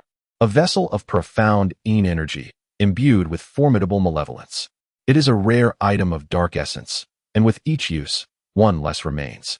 He turned back to Lin Tao, adding, this will cost more than 2 million. Lin Tao regarded the man in black with a calm demeanor before turning away. You shall not be shortchanged. However, I expect results today. The man in black nodded, and then proceeded into the banquet hall. Inside the hall, half the guests had departed. Many were engaged in tidying up the aftermath, oblivious to the entrance of the man in black. He fixed his gaze upon Lin Jianya, who was seated nearby with a broad blade before him. Once he confirmed his target, the man in black flung the finger bone toward Lin Jianya's location. The bone appeared almost sentient, quivering slightly as it affixed itself at Lin Jianya's feet. It was nearly time. The malevolent energy was poised to manifest. The man in black let out a cold chuckle, then glanced at a youthful figure seated nearby, who remained composed, sipping tea. A pang of wariness washed over him, coupled with an unsettling curiosity. Among all present, only this long-haired youth evoked a sense of discomfort, an instinctual foreboding. Yet, he had observed the youth closely. Aside from an uncanny familiarity, there was nothing particularly remarkable about him.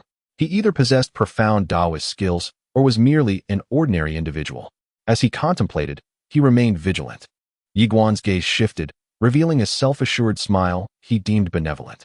Instantly, the man in black furrowed his brow, a wave of unease washing over him. This individual is peculiar. It seems he is aware of my intentions. He cast a deep look at Yi Guan before departing the hall, without a word. Regardless of who this person may be, unless he had summoned a deity, it was impossible to break through his malevolent bone. Upon exiting the hall, Lin Tao glanced at the man in black and inquired, "How did it go?" "Everything is arranged," the man replied succinctly, then raised his eyes to caution, "You should leave now. I have an unsettling feeling." Lin Tao frowned. "An unsettling feeling?" The man in black responded calmly, "The esteemed figure from the Xianmen has taken notice of me. I must lay low for a while. You should depart as well. I see darkness gathering at your brow, a portent of grave misfortune.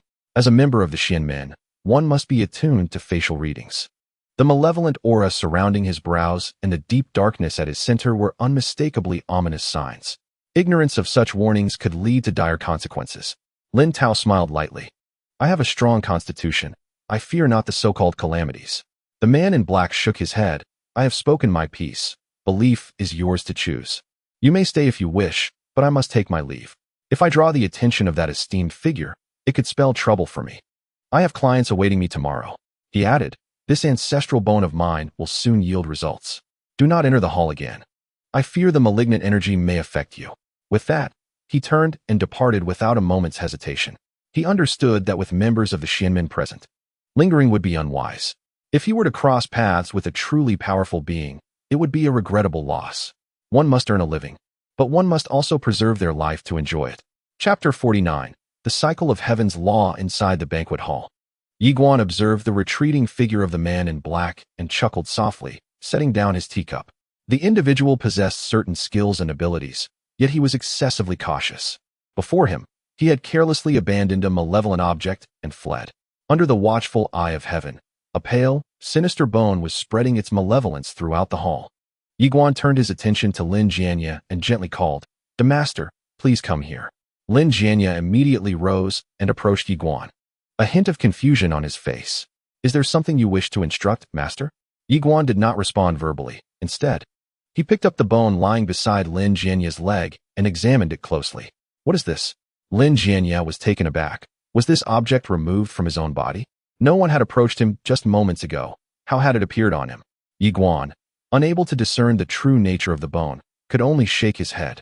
This appears to be a phalange from a human hand, imbued with a heavy, malevolent aura. If I am not mistaken, it has undergone special refinement. Upon hearing this, Lin Jianya felt a chill run down his spine. A phalange? How could such a thing be found on me? Yi Guan shook his head. It was arranged by your third brother. He indeed possesses a ruthless streak. This object is of the utmost quality. Its refinement must have been arduous, likely costing him a considerable sum. Though the nature of the artifact remains unclear, the malevolent aura it exudes is truly astonishing. Even in his grasp, it writhes incessantly towards Lin Jianya, who, feeling a shiver down his spine, inquires, Master, this item must be rather troublesome to handle, correct? Yi Guan raised an eyebrow, responding, what difficulty could there possibly be?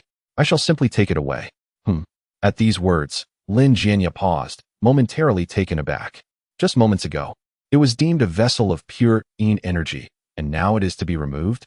Yi Guan chuckled softly. As a practitioner of the righteous path, I harbor no fear of such sinister objects. Curious, Lin Jianya ventured, Master, how do you intend to deal with it once you take it back? After a moment's contemplation, Yi Guan replied, if all else fails, we shall present it to the authorities as evidence. That should suffice to give those malevolent beings a good scare. Stunned by this absurd response, Lin Jianya found himself at a loss. He had assumed Yi Guan intended to retaliate in kind, utilizing the artifact to address the nefarious forces. Instead, he was suggesting filing a police report? Were masters of the occult now battling with the law? Yi Guan waved his hand dismissively, rest assured. Those malevolent beings plaguing the world will not escape justice. As he spoke, he observed the writhing bone finger, clasping the mountain spirit coin at his chest, and silently recited the spirit officer's incantation.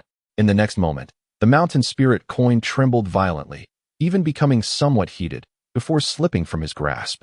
Yi Guan arched an eyebrow, intrigued. This little thing possesses quite the vigor. Even the mountain spirit coin cannot quell it. Its malevolence is substantial, suggesting a powerful demon has infused it with energy. However, regardless of its strength, it remains a manifestation of energy, which will never surpass the righteous aura of Taoism. He affixed a thunder talisman to it, and silently recited an entire thunder incantation. Gazing at the bone finger, he smiled faintly, if you do not acquiesce, I shall summon the thunder ancestor to have a word with you. Upon hearing this, the bone finger quivered slightly, as if in defiance. Evidently, it possessed some semblance of sentience. Yi Guan did not cease his efforts, instead invoking a deeper, more profound incantation, causing the bone finger to tremble incessantly. Ultimately, as the incantation concluded, the bone finger fell completely still. Lin Jianya, witnessing the subjugation of the artifact, breathed a sigh of relief. Although the process was peculiar, the outcome was favorable. He turned to Yi Guan, sincerely expressing, truly impressive, Master, even such a wicked object has been subdued by your adeptness. With a gentle shake of his head, Yi Guan replied, I am merely invoking the name of the thunder ancestor. The true prowess lies with him. Any malevolent entity within the three realms quakes at the mere mention of the thunder ancestor. As he stroked the bone finger, narrowing his eyes, he continued, I have set a trap for that wicked path by following this artifact. The cycle of heaven brings retribution. Those who commit evil shall inevitably face their reckoning, and they cannot escape my grasp. His confidence in this statement did not stem from an exaggerated sense of skill, but rather from the wealth of his lineage and the strength of his allies. Lin Jianya gazed at Yi Guan with deep admiration, sincerely remarking, there are few like Master Yi among Taoists. Not only do you possess exceptional abilities, but you also exude charisma and a demeanor that calms the tumult of the world. Where else might one encounter such a Taoist? Yi Guan remained indifferent, then chuckled lightly, saying, not just I, but any Taoist would intervene in such circumstances to rid the people of harm.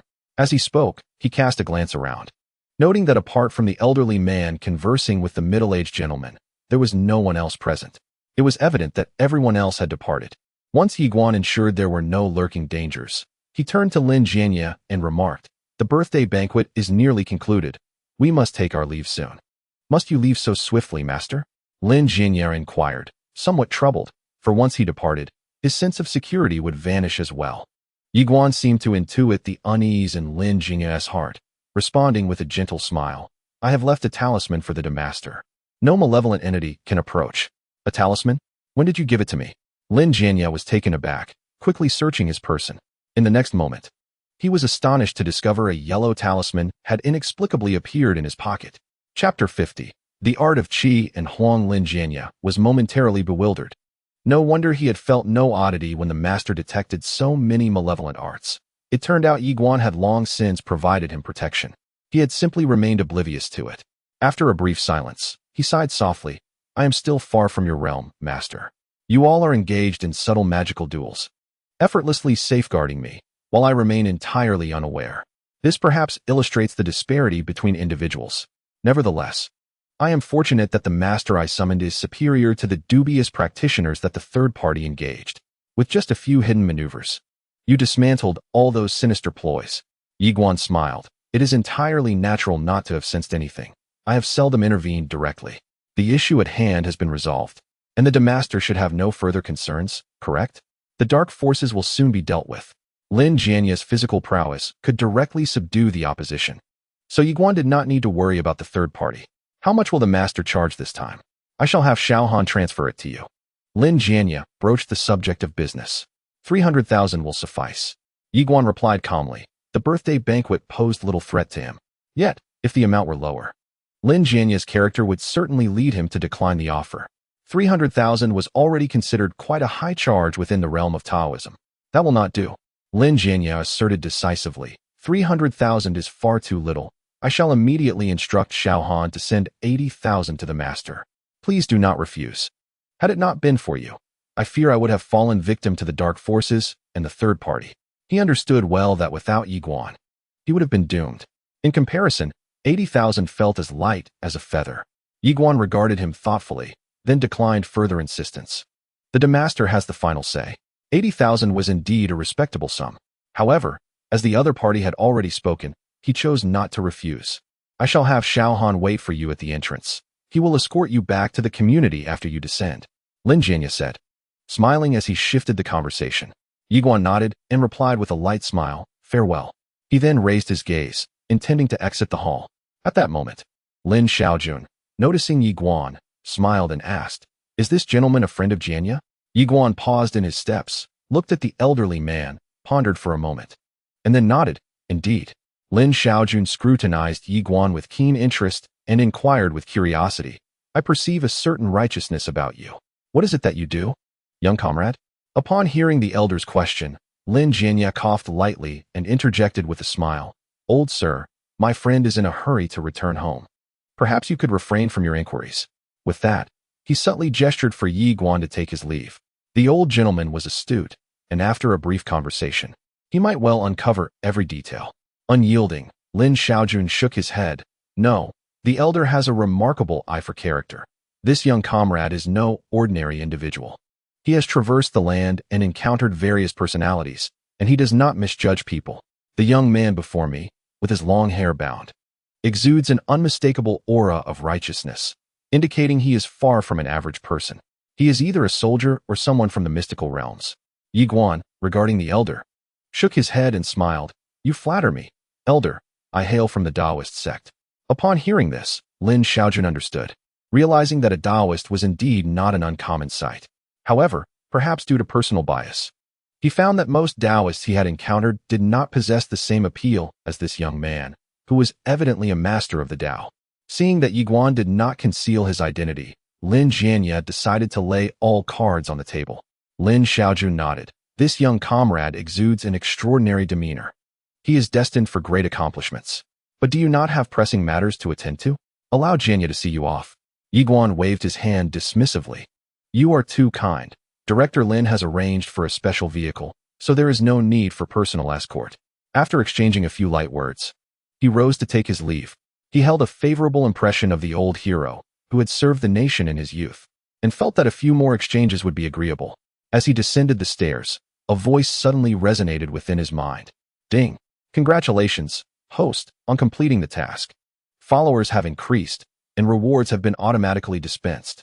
Rewards acquired. Ritual Transcendence, Qi Huang Technique, and Thunder Method for Exorcism. Pondering the rewards above, Yiguan felt a sense of surprise. These rewards were indeed quite practical. Ritual Transcendence, as the name implies, involves using spells to transcend the deceased. This is a fundamental lesson for many Taoists. The Qi Huang technique is even more extraordinary. It encompasses the medical practices accumulated over millennia in China, forming the foundation for numerous contemporary medical schools. Most Taoists learn some form of medicinal skill, and the Qi Huang technique stands as the most challenging yet effective among them. Lastly, the Thunder Method for Exorcism serves as a straightforward means of self-defense. In an era where malevolent forces are rampant, possessing this technique means that unless facing a master-level malevolent practitioner, he would encounter little threat. These rewards significantly addressed his weaknesses and brought him closer to the path of a celestial master.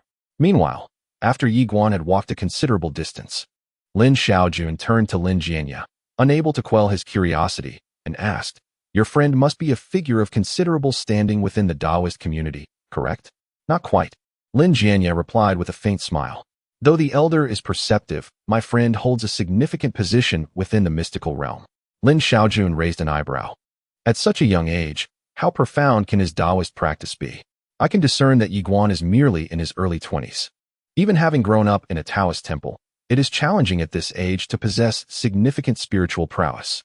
Lin Jianya pondered for a moment and pointed to the scroll in the old man's hand. "This longevity painting, esteemed elder, was created by my friend." Upon hearing this, Lin Xiaojun was momentarily taken aback and exclaimed, "Wait a moment, he is the Taoist master you mentioned?" Lin Jianya nodded affirmatively. "Indeed. He also assisted in adjusting the feng shui for my company." A brief silence enveloped the atmosphere. "Why on earth didn't you mention this sooner?" Lin Xiaojun's expression darkened, and he gritted his teeth. "I had intended to make the acquaintance of this master, and now I have missed such an opportunity." He felt a pang of regret. With a renowned Taoist sage present beside him, how could he not have been informed?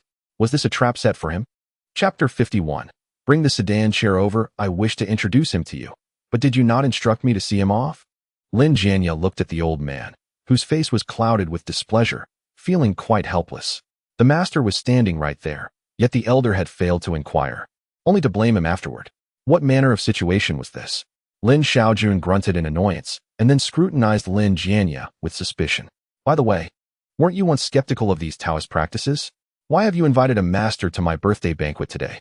In response, Lin Jianya smiled lightly. "It is to guard against malefactors."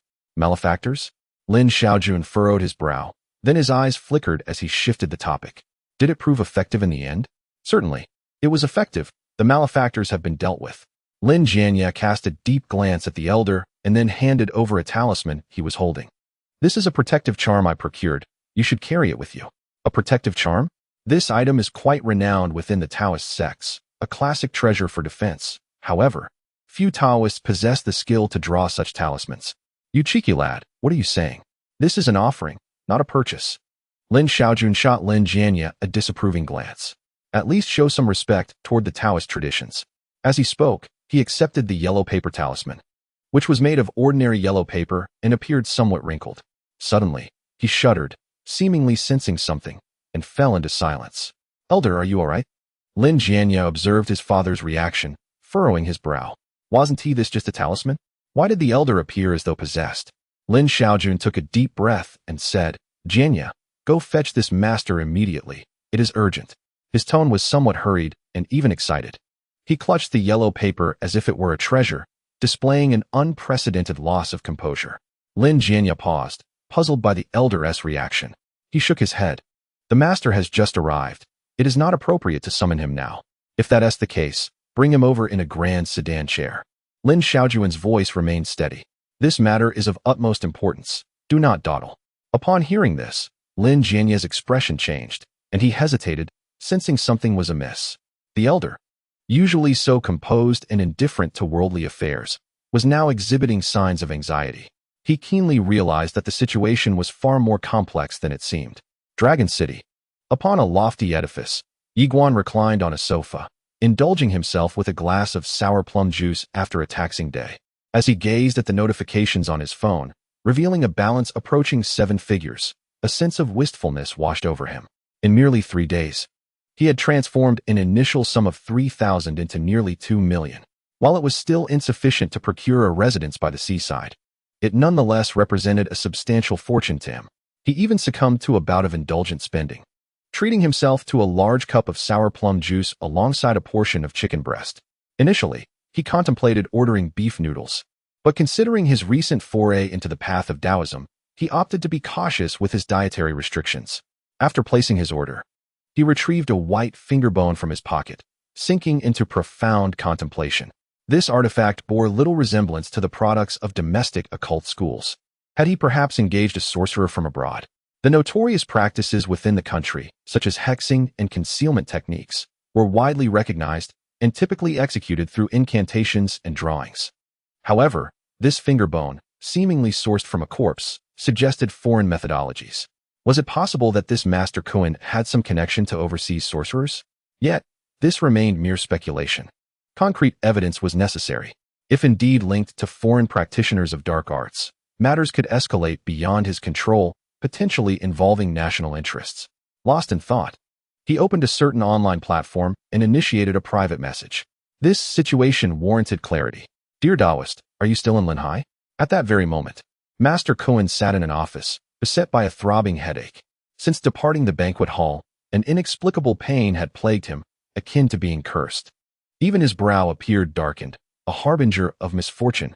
Surely, he could not have been undermined by a colleague. As a healer, he was powerless to remedy his own ailment. Just then, a private message notification on his phone caught his attention. It was from the same client as before. Adhering to his sense of duty, he decided to respond. Yes, I just returned from performing a ritual today. Taoist, when might you have time for a visit? I am unable to make an appearance in the next few days. I will send you the address once you arrive. Actually, I wish to clarify something. What is it?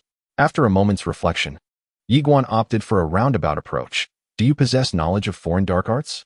I am concerned that a paper effigy may not suffice for my friend. Master Kuan was momentarily taken aback. He had already utilized his own paper effigy and had been pondering how to explain it. With the other party's suggestion to exchange, he found himself in a fortunate predicament. I am indeed well-versed in foreign dark arts. However, I am unable to cast spells for you in the coming days. Yiguan, upon reading the response, smiled subtly, confirming his suspicions. The other party's identity was undoubtedly intricate, likely tied to overseas practitioners of dark arts. Chapter 52, Backlash. Having found the answer he sought, Yiguan chose not to pursue further inquiries. As long as one is aware, it suffices. Delving deeper may inadvertently alert the adversary. Yes, thoughts. It matters not that the incantation fails. Does Taoist have time to meet tomorrow? Kuan Jinren V. Apologies. I have been plagued by an old ailment. Let us discuss this again in a few days. Kuan Jinren V. I must first attend to my physical issues. We shall converse later. A few days? Soon it will be time to cast the net. And does he still wish to perform rites for monetary gain? Yiguan smiled faintly. Employing thunderous magic to dissipate the malevolent energies within his fingers, the opponent should currently be suffering from backlash. Indeed, the retribution within the realm of Tao is no trifling matter. With a stroke of good fortune, one may only encounter minor calamities. Yet, with ill fortune, one may face relentless misfortunes. Yiguan set aside his phone, displaying no concern at all. The inevitable backlash from excessive use of dark arts is a natural consequence, destined to be repaid by the heavens. He merely serves to amplify the inevitable, thus subtly accumulating virtue.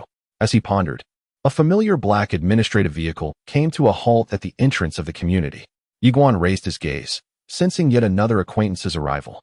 Longhu Mountain. Disciple Meng returned to the dormitory, engrossed in his phone. He scrutinized Kuan Jinren's messages and profile, attempting to glean some insight. His senior spoke of significant troubles surrounding this individual, suggesting a potential affiliation with dark paths. Should this be the case, capturing him would indeed be a commendable deed. The other party exhibited exceptional caution. I must be the first to notice the anomaly, Meng mused, observing the profile's information, muttering to himself. The individual was exceedingly careful, rendering it impossible to discern any problematic aspects. No, I must unearth this dark path. Each discipline has its expertise. I must consult a social savant for guidance. After some deliberation, Meng decided to reach out to Qingning. He seldom engaged in online socializing and truly did not know any other content creators. Meng Jivi, fortunate one. Do you know this content creator? Personal card, Kuinjinren. Before long, a reply arrived. Qingming V. Why does the Taoist inquire about this person? Meng was taken aback, sensing a subtext in the response. Could it be that someone else had taken notice? He hastily probed. What do you mean by that? Has anyone else inquired about this individual before me? Qingming V. Indeed, just a few days ago, someone asked about this Kuinjinren. Meng Jivi. Do you recall who it was? Qingming V. Of course, it was Master Yiguan who privately messaged me for details about him. Qingming V. According to Master Yi, this individual is not a genuine Taoist. You should exercise caution. Meng Jivi. What else did he say? At this moment, Su Qingming became somewhat vigilant, inquiring through text. What is the Taoist's intent with this inquiry? Meng Ji. Please do not misunderstand. I too have sensed something amiss with this individual. I merely wish to understand better. Qingming V. Master Yi also expressed a desire to meet this fellow. I wonder what his current state is. Meng Ji. Staring at the chat log, Meng Ji fell into complete silence. Countless celestial deities above. It was only upon the reminder from his senior brother that he discovered the issue with the paper used by Master Kun. Yet, how did that sorcerer named Yiguan discern that this person was problematic? According to Qing Ning, it seemed that this individual even intended to confront the malevolent sect directly. To dare engage in a battle of wits against such dark forces, one must either possess immense self-confidence or be a reckless madman. Clearly, the latter does not apply here. Could it be that this person is indeed a so-called Taoist master from the common populace of Yunju? After a brief moment, Meng Shidi opened a video concerning Yiguan and began meticulously examining the techniques previously employed. However, after watching for a while, he could not discern any differences. Just as he found himself in a quandary, a figure suddenly appeared beside him. Senior brother? Meng Shidi exclaimed, his face tightening with anxiety as he swiftly tucked away his phone. It was time to review the teachings of the Tao. Being caught slacking off by his senior would spell trouble. The senior brother cast a glance at Meng Shidi, noticing the half-visible phone beside him, and solemnly remarked, Junior brother, have you not yet mastered the Taoist techniques imparted by our master? Why are you sneaking a look at videos? Meng Shidi retorted stubbornly. I was watching a video of a Taoist expert's practices. It can be considered a form of learning. A Taoist expert? Is he more accomplished than our master? The senior brother shook his head instantly. Junior brother, the internet is rife with deception. Many Taoists engage in trickery and follow dubious paths. There are even numerous sorcerers from Southeast Asia who masquerade as Taoists to gain attention. You must discern carefully to avoid being led astray. Upon hearing this, Meng Shidi suddenly froze, glancing at the avatar of Master Kun on his phone and confirming, a foreign sorcerer? Indeed, the senior brother nodded gravely. Otherwise, why would our master be imparting techniques for decisive action recently? It is to equip us with self-defense measures. These sorcerers employ exceedingly dark methods, making it difficult to contend with them without a certain level of skill. As his words fell, Meng Shidi appeared to connect the dots, suddenly looking up and saying, Senior brother, I believe I may have identified the sorcerer you mentioned. Junior brother, one must be cautious with such statements, the senior brother cautioned sternly. Labeling someone as a sorcerer carries significant repercussions. Moreover, if the accusation is incorrect, one could face legal consequences. They may wield spells, but they are also well-versed in the law. Meng Shidi shook his head, his expression earnest. Senior brother, do you remember the Taoist we saw earlier on my phone? Are you referring to the one who drew talismans? The senior brother furrowed his brow, clearly recalling some details. Meng Shidi nodded affirmatively. That's the one. The more I observe today, the more I feel something is amiss. This person is highly likely to be the sorcerer you spoke of. Upon hearing this, the senior brother fell into deep contemplation, reflecting on the content of yesterday's video. The techniques and paper used by the individual bore striking resemblance to those employed by sorcerers, compounded by their numerous inconsistencies in responses. It was indeed highly suspicious. After a moment of deliberation, the senior brother lifted his gaze and asked, Is it truly possible? Junior brother, do you know where this person is located?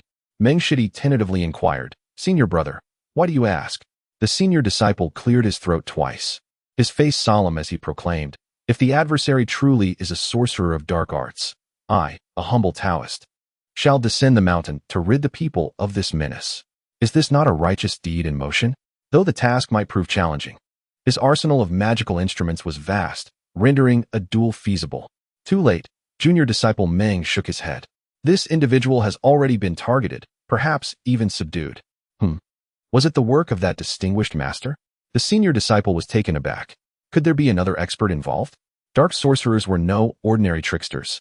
They excelled in clandestine stratagems. Even revered Taoist adepts could falter. Master?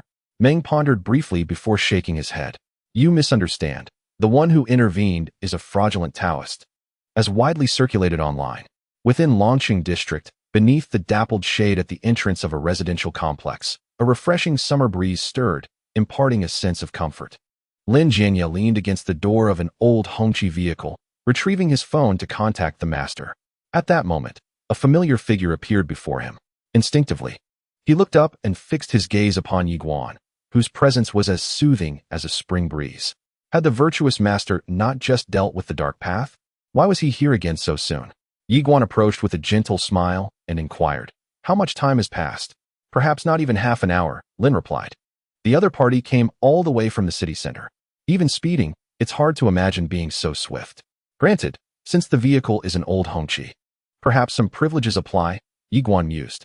Patting the car, Lin said with a smile, "I intended to personally visit and express my gratitude to the master.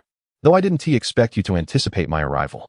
He then retrieved several black boxes from the trunk, their luxurious packaging adorned with a 9-star emblem. Eyeballing the boxes, Yi Guan smirked. Surely this delicacy isn't filled with hyacinth beans? Such exquisite packaging is misleading. The logo even seems woven from golden threads, suggesting the contents are even more splendid. Lin was momentarily taken aback before chuckling. "Master, please don't misunderstand. These are merely specialties of our corporation." "What sort of specialties does your corporation produce?" Yi Guan inquired. After contemplation, Lin replied, "Specialty banknotes." Their candid exchange evoked amusement. Yi Guan rubbed his nose and quipped, "Master Lin, don't lead the young astray. Such conduct could foster ill customs." "Just jesting," Lin laughed. "Inside are custom-crafted thunderwood swords, cinnabar, and white jade, items the master might find useful." Being a seasoned veteran, the master understood subtlety. Offering money outright was vulgar and likely unwelcome. Yet these precious Taoist artifacts, rare and valuable, conveyed respect far more elegantly. The virtuous master appreciated such discernment. Yi Guan shook his head with a smile, refraining from accepting them immediately. Instead, he queried, "Your visit surely entails more than merely presenting local specialties?" "Not at all," Lin smiled. "I simply wish to convey my sentiments." He added with a grin, "Of course, there is also a minor matter to discuss." Indeed, this was the mark of a true veteran. Yi Guan chuckled lightly, aware that having the other party make a special trip was likely no trivial matter. The Lord Master insisted it was of no concern. Lin Jianya shook his head, seemingly in reflection. "Upon learning that the master is a true sage, my esteemed elder wishes to invite you for a visit. Although the specifics remain unclear, it has been a long time since he has displayed such eagerness. I suspect there must be some pressing issue at hand."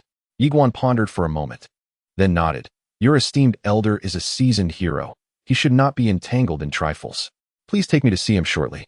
Upon hearing this, Lin Jianya smiled and replied, "I appreciate your willingness, master. Furthermore, I have a small request." Yi Guan regarded him, awaiting further elaboration.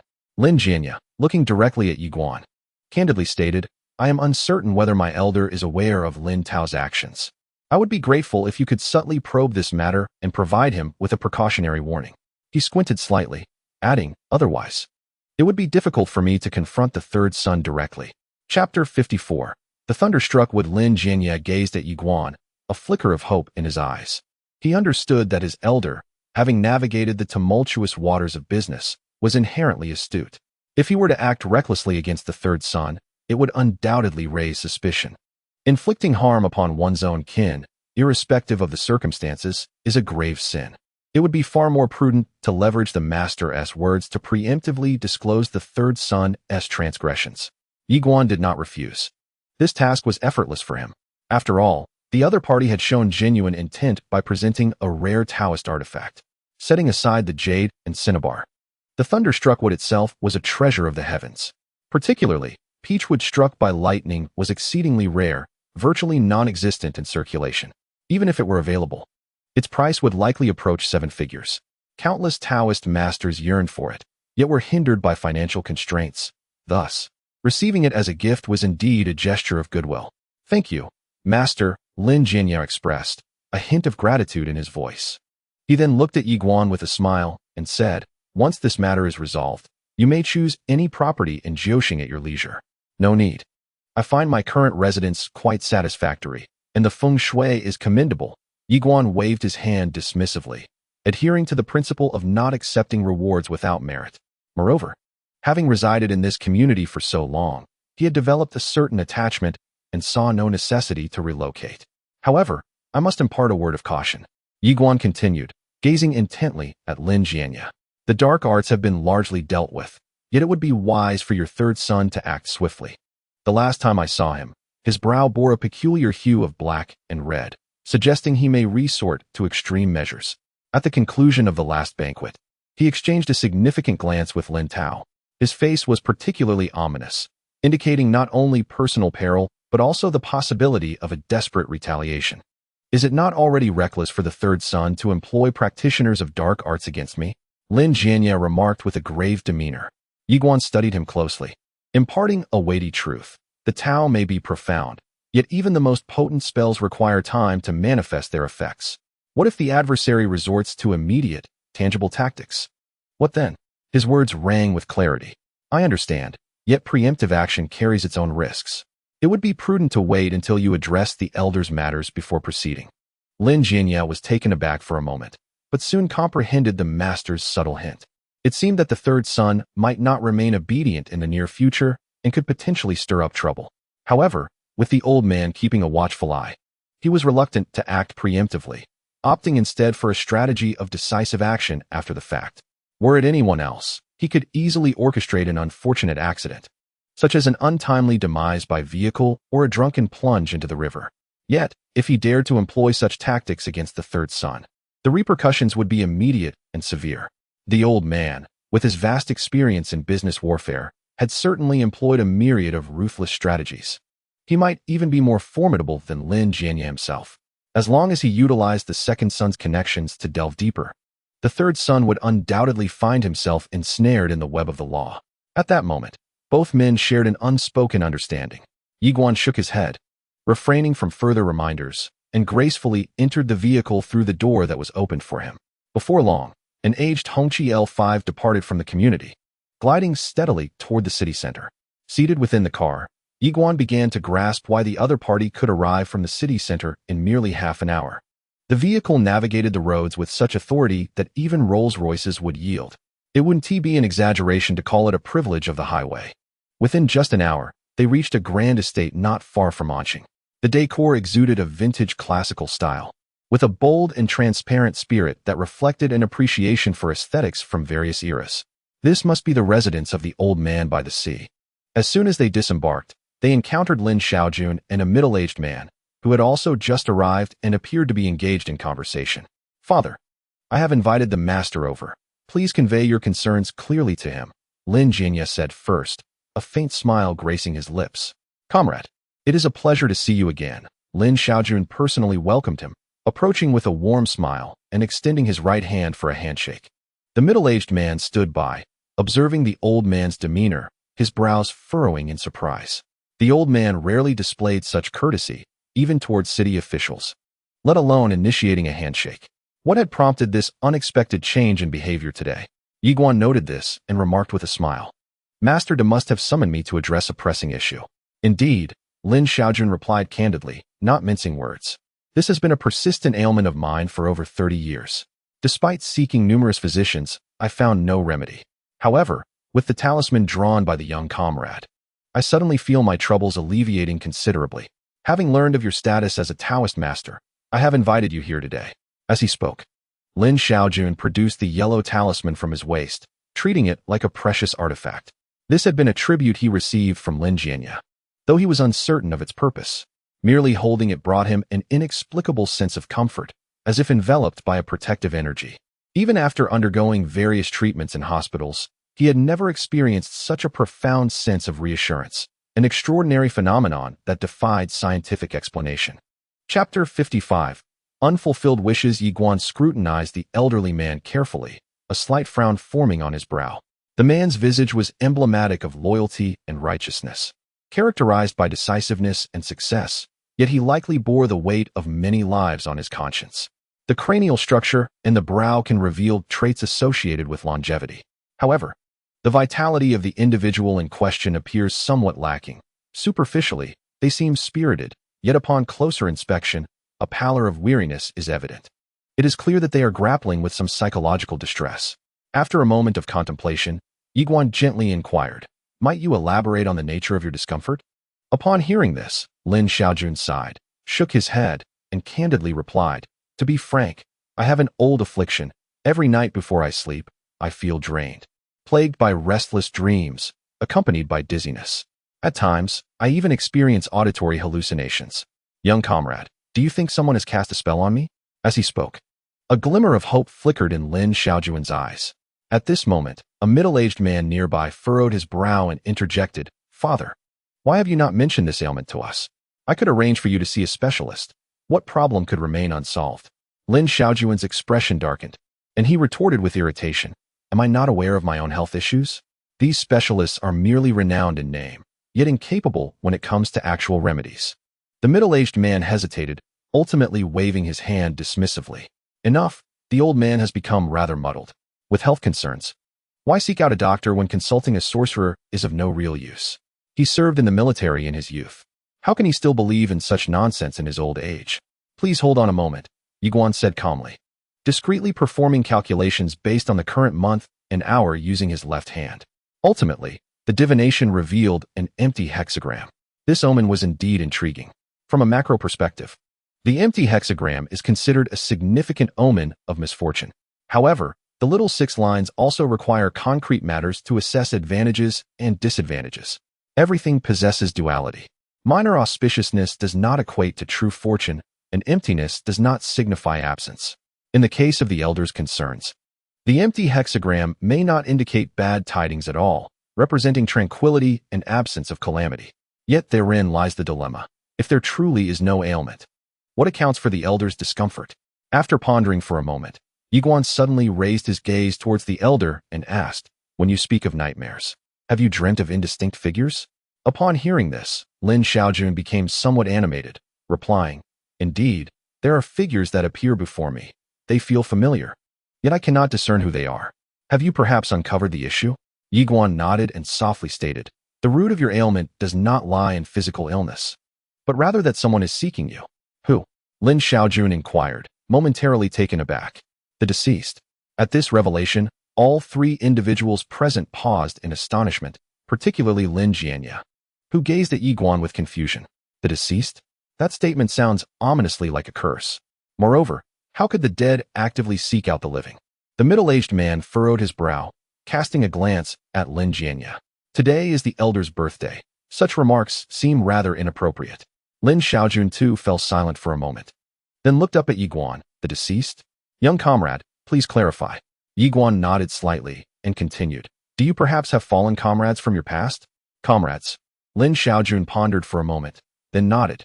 Indeed, there were several comrades who left during the anti-Japanese war, but that was decades ago.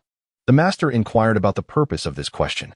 Yiguan locked eyes with him and reiterated, "Do the sounds you hear and the figures you see resemble your deceased comrades?" Upon hearing this, Lin Xiaojun furrowed his brow tightly, deep in thought. After a while, he relaxed his brow and, after a brief silence, remarked, "It's been decades. I can't quite recall the voices of my brothers, but they do sound somewhat familiar. As for the figures, they do bear some resemblance." This statement immediately confirmed Yiguan's suspicion. The concept of Konwan belongs to the earth element, and, not being part of the 4 symbols, inherently carries a sense of loss. Coupled with the symptoms described, it led him to conclude that this was likely a matter of the supernatural. Contemplating this, Yiguan softly articulated, "Master, this issue is not severe. It is simply that your comrades' 3 souls have not dissipated, and their 7 spirits have not returned. They have come to seek you." "What do they want from me?" Lin Xiaojun furrowed his brow and asked. "Moreover, it has been decades since the anti-Japanese war. My brothers were valiant soldiers who sacrificed their lives for the greater good. Why do they linger in this world and trouble me now?" Yiguan shook his head. "Quite simply, they must have unfulfilled wishes, which compel them to remain among the living."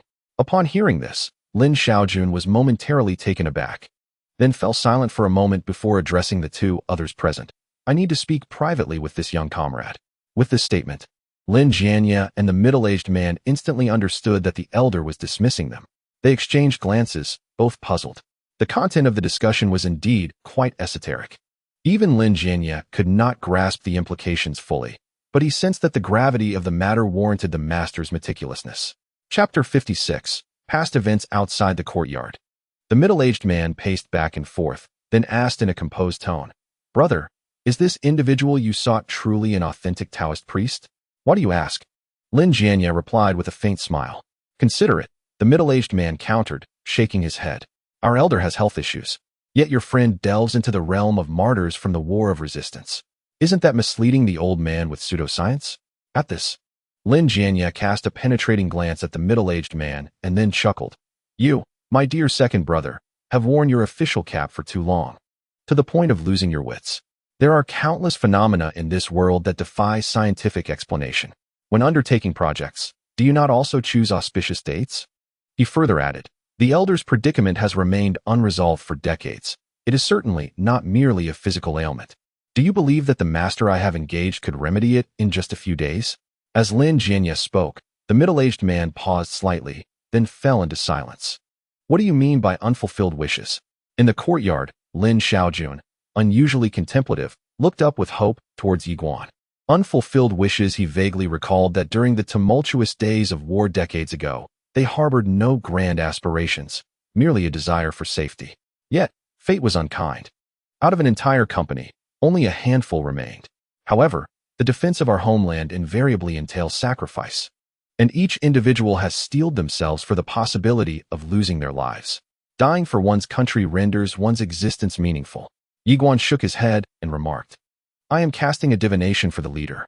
"You can divine?" Lin Xiaoju inquired after a prolonged silence. "It's merely a fundamental skill," Yiguan replied with a light laugh. And after a moment of contemplation, the answer became evidently clear. He pondered briefly, already possessing an answer in his heart. Yiguan turned to the elder and asked, "Might I inquire if the leader's comrades from back then have all perished?" "They have all died," Lin Xiaoju responded, his demeanor seemingly nonchalant. Yet his murky eyes betrayed the weight of sorrow within. He murmured softly, reminiscent of a revolving lantern, "In those years, the battlefield was a relentless harvester. Few could emerge alive from the heaps of the deceased. When the Japanese invaders wreaked havoc, I volunteered to enlist and forge bonds with a few brothers within my platoon. Our platoon leader was a second-generation bureaucrat, pampered and accustomed to comfort, who trembled with fear at the prospect of battle. There were also a few brothers like myself, whose families had been annihilated, leaving them no choice but to join the military. We were uneducated and unaware of the notion that heroes emerge in chaotic times. We simply knew our nation was in peril." As he spoke, a smile unexpectedly graced his lips. "Before heading to the battlefield, we pilfered the treasured liquor of our platoon leader and exchanged vows among ourselves. At that time, our understanding of war was nebulous. We only knew that shells rained down and lives were extinguished every second. We were fortunate, managing to avoid any calamities. In the end, we promised to witness the flourishing era that belonged to us after the victory." He paused, and Yiguan lifted his gaze, stating, "Those you dream of are indeed these comrades." Lin Xiaoju remained silent for a long time, finally sighing deeply and nodding. "Indeed, those brothers of mine." The war was ostensibly nearing its conclusion, with only one stronghold remaining. It is far easier to defend a city than to besiege one. The brutality was such that it could only be likened to hell. At this juncture, his murky gaze sparked with a hint of fervor.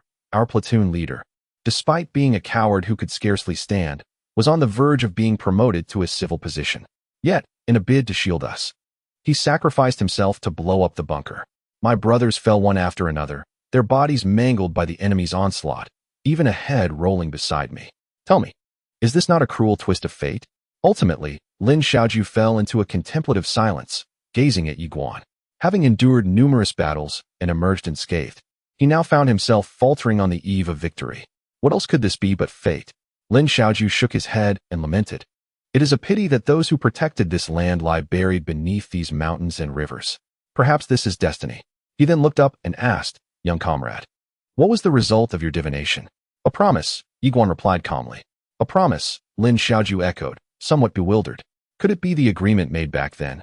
To witness the flourishing of our mountains and rivers? Yiguan nodded affirmatively. Indeed, this agreement is also a promise made long ago. I can assist you in transcending, but it is best to resolve these karmic ties first. Upon hearing this, Lin Xiaojun fell into a contemplative silence, then suddenly shook his head and chuckled. These old fellows are so entrenched in their own perspectives that they fail to see clearly, yet they entangle me in their musings. What constitutes a prosperous era? There exists no concrete standard, nor is there a necessity for a tangible answer. The names that grace the pages of the martyrs' register herald the dawn of such an era. Their feet are stained with blood, their bloody tracks traversing vast lands. Each footprint marking a path of slaughter, only to culminate in peace. For Lin Xiaojun, the concept of a prosperous age remains undefined. If one were to inquire deeply, it could only be said that wherever they stand, there lies prosperity. Chapter 57. Locating the martyr's tomb. Lin Xiaojun remained silent for an extended period, seemingly lost in thought, before finally shaking his head and stating, I have a rough idea of what the promise entails. I just never anticipated that the issue that has troubled me for so many years was a matter of my brothers holding me in their thoughts. He felt a tinge of loneliness, mixed with a sense of reflection. This ailment had persisted for decades, and despite seeking remedies far and wide, it was unexpectedly resolved by such a humble Taoist. Truly, there are masters among the common folk. Lin Xiaojun gazed intently at Yiguan, remarking, the young comrade indeed possesses some skills. No wonder Jianya suddenly believes in metaphysics. He had originally found it puzzling that Jianya, who had previously been a skeptic of such beliefs, had recently begun to engage with feng shui. Only now did he comprehend that with such a sage nearby, how could one not be swayed?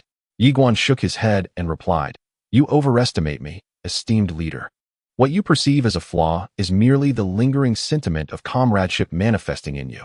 Your health is robust, and coupled with your unparalleled virtues and abundant blessings, enjoying a peaceful old age should pose no issue. You have faced national calamities, fought against invaders, and safeguarded your homeland. Each of these actions is of immeasurable merit. Thriving in commerce is inextricably linked to this fortune. You are adept at navigating challenges, averting misfortune, and even bestowing blessings upon future generations. Otherwise, how could Lin Tao, with his character, ascend to the position of a leading developer in Anqing? Lin Xiaojun chuckled softly, then turned to Yiguan with a sense of nostalgia, saying, in the first half of my life, I fought on the battlefield. In the latter half, I toiled to make my mark. Now, I have finally achieved some success.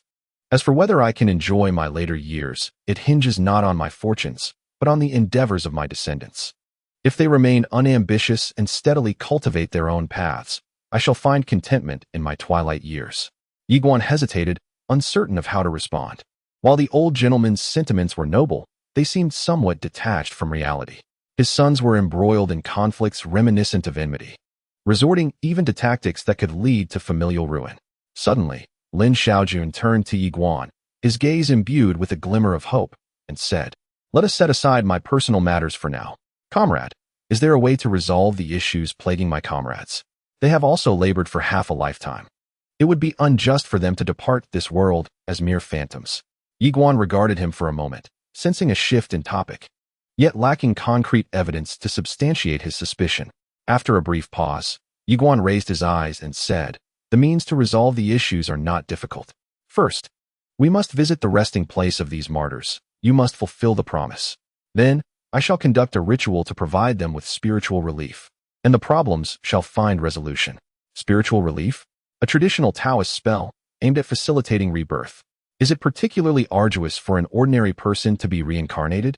It cannot be said to be overly difficult, but one must indeed wait in line. His words were quite profound, and fortunately, the second elder was not present. Otherwise, he would have likely been reprimanded for indulging in feudal superstition. Lin Xiaojun pondered for a moment before suddenly lowering his head, stating, I am unaware of the burial sites of these brothers. Despite my persistent inquiries regarding the location of the remains, I have encountered nothing but silence. You know, the young comrade said. Yiguan offered a faint smile, and before Lin Xiaojun could register the confusion in his eyes, he elaborated. I happen to cast a divination for you, which may reveal the approximate location. Do you truly know the location? Lin Xiaojun was utterly astonished, rising to grasp Yiguan's hands. How many years has it been? I have sought the whereabouts of the tomb for years, enlisting countless individuals in the search, yet to no avail. Today, however, there is a lead on the tomb's location. How could I not be overwhelmed? Comrade, do not be overly excited, Yiguan said, feeling somewhat awkward as his hands were tightly held. I apologize for my lack of composure. Lin Xiaojun withdrew his hands and earnestly regarded Yiguan. His voice a bit hoarse. As long as you can divulge the location of my comrade, I can afford any sum. That is only reasonable and irrelevant to money, Yiguan replied, initially shaking his head before retrieving his phone and indicating a route. I just divined that the primary location is to the north, while the changing location is to the south. It appears he perished in the north and was subsequently relocated to the south. The site is still near the coast, specifically in the southwest, where the land is embraced by mountains and water, making it an excellent resting place. As he spoke, he displayed the approximate location on his smartphone map. This area lies deep in the suburbs, where foot traffic is sparse and few take notice. If not for the divination revealing the location, it would indeed be challenging to discover such a place. How could it be here? Lin Xiaojun murmured. No wonder I could never find my comrade's tomb in its city. It has been moved to the coastal area. His voice turned somber. Decades have passed, and I have searched for the tomb for over 30 years, only to discover it is located right next to the coastal region. Lin Xiaojun closed his eyes briefly and then looked earnestly at Yiguan, saying, Thank you for sharing this information, comrade. This immense kindness shall not go unrecognized. I will certainly repay you in the future. His tone was resolute, and his intent clear. If the tomb truly lies in the coastal area, it would indeed alleviate a lingering concern of his, a tremendous favor. Chapter 58. The wind flutters outside the courtyard. A middle-aged man, listening to the commotion within, furrowed his brow and remarked, Why hasn't the old man come out yet? I just heard them discussing comrades. Could he have been deceived by the Taoist? Do not fret, Lin Jianya replied with a gentle smile. The master handles matters with great precision. It is only natural for it to take some time. Besides, you have already been dismissed by the old man, so why concern yourself further? Momentarily at a loss for words, the middle-aged man sighed. I cannot help but worry about the old man. He served in the military during his youth, and even now, the memories of his comrades weigh heavily on his heart. What if he recalls some troubling experiences? Things could become quite complicated again. As the two conversed, Lin Xiaojun had just stepped into the courtyard, accompanied by the upright Yiguan. The old man walked briskly, as if pressed by urgency. Father, have you finished your discussion with the master? The middle-aged man inquired, shifting his address to Yiguan out of respect for the elder's beliefs. Lin Xiaojun refrained from elaboration and spoke in a low tone. Go fetch the car immediately. We must head to the southwestern shore of Linhai. Where do you intend to go, sir? The middle-aged man frowned, expressing concern. That area is desolate and sparsely populated. It's not a place one should venture.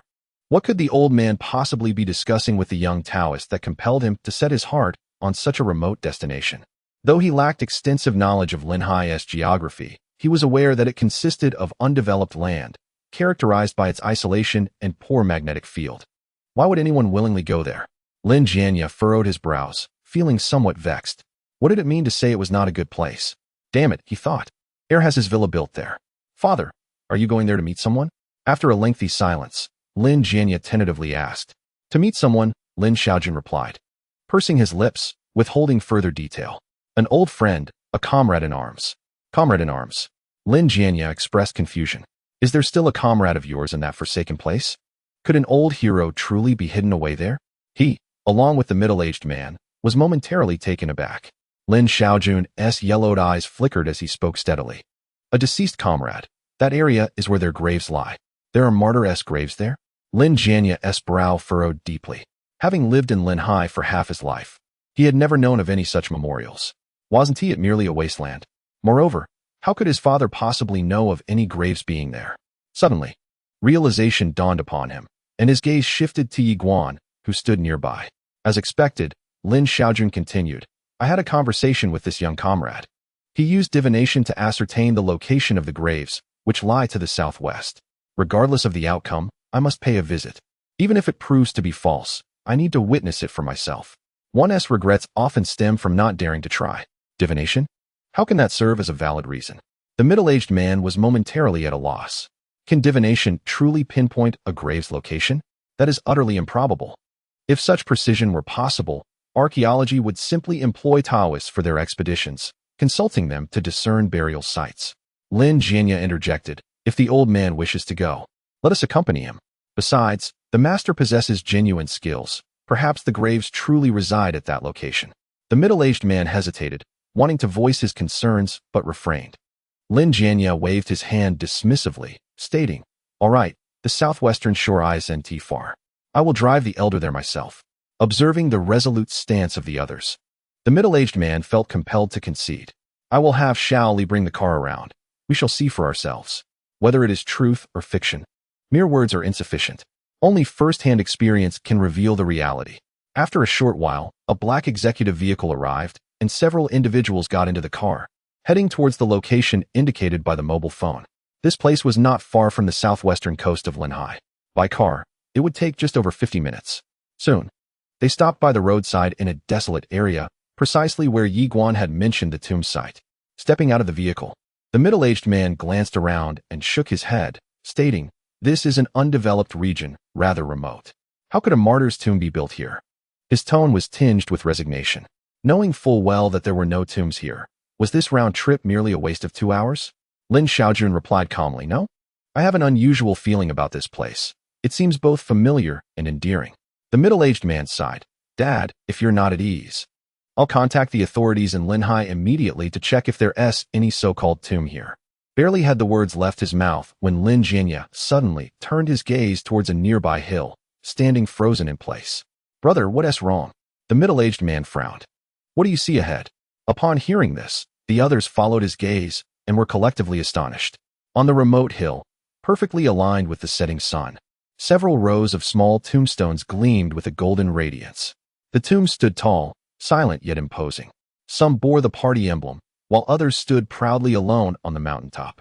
"Is this the Martyrs' Cemetery?" Lin Jianya murmured. "No wonder this area is so sparsely populated yet remains stable and peaceful. The ground is littered with loyal bones. What little spirits would dare to tread here?" The middle-aged man stared blankly at the scene before him. Here indeed lay an unassuming, even forgotten, martyr's cemetery.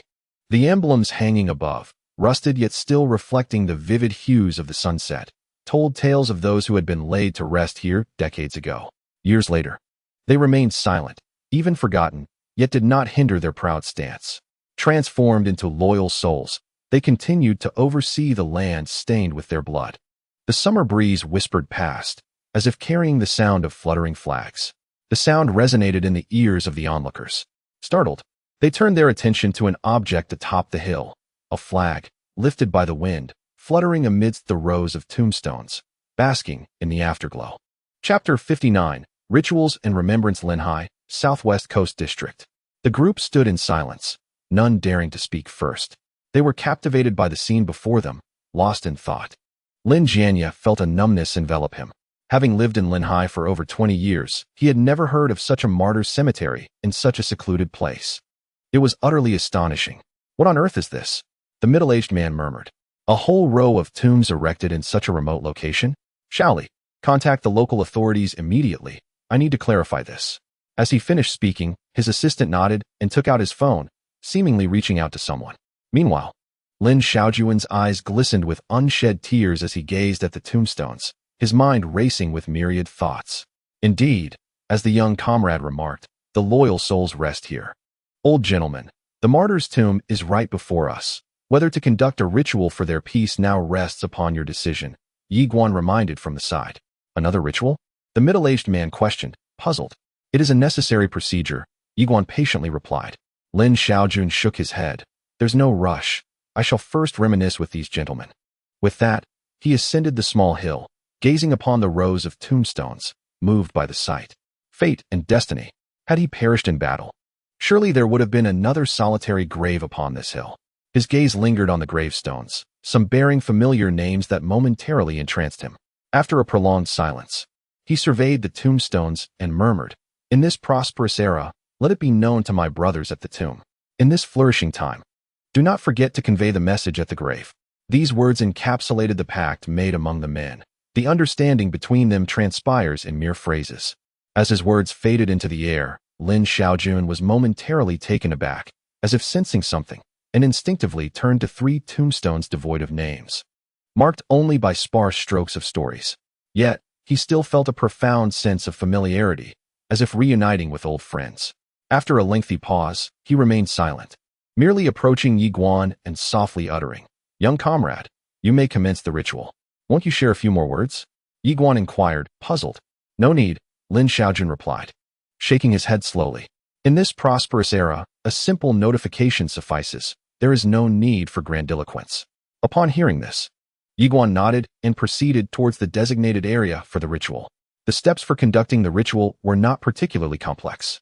The first step involved setting up an altar, which required specific materials and corresponding spiritual channels. Otherwise, a connection could not be established. "I need to set up a simple altar. Is there a rosewood table available?" Yi Guan looked around at the others. The middle-aged man pondered for a moment before asking. "There is an rosewood table. But I do have a folding solid wood table in the trunk. Will that suffice?" Yi Guan nodded. "It will do. And please prepare 10 white candles and offerings nearby."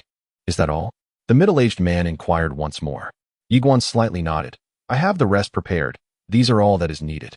Upon hearing this, the middle-aged man glanced at his assistant, who promptly understood and set off to gather the necessary items.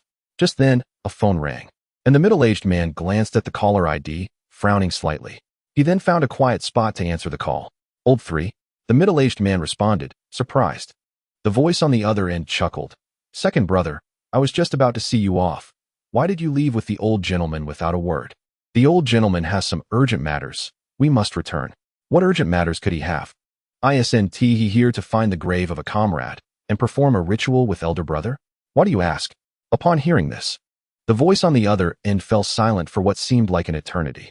After a brief moment, the other party finally spoke. "It's nothing. I was just curious about the ritual. Is the elder brother also present?" "Everyone is here." "Then you all carry on.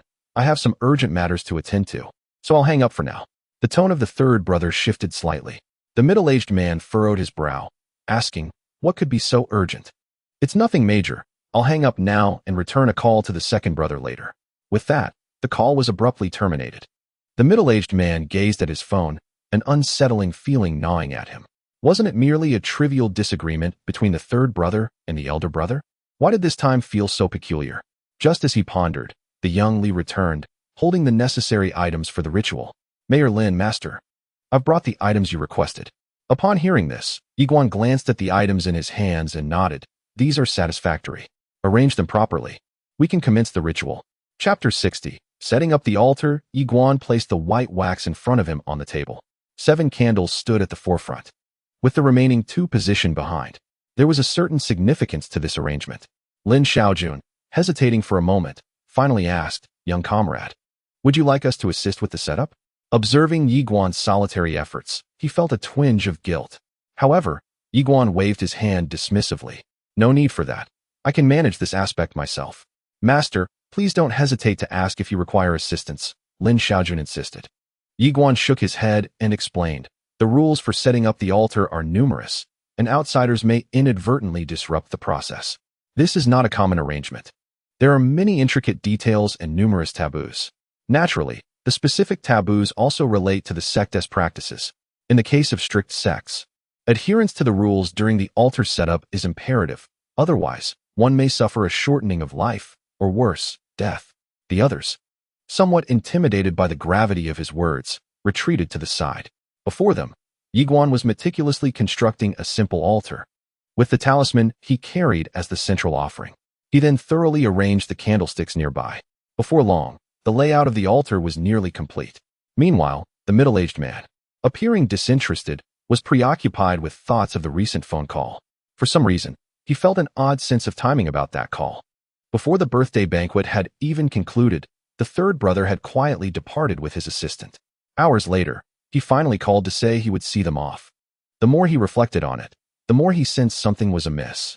After a moment of contemplation, he nudged Lin Jianya's arm and quietly inquired, "Elder brother, is there some conflict between you and the third brother?" "Why do you ask that?" Lin Jianya frowned, raising his gaze to meet his. The middle-aged man retrieved his phone and waved it slightly. "The third brother just called, and I sensed something peculiar in his tone.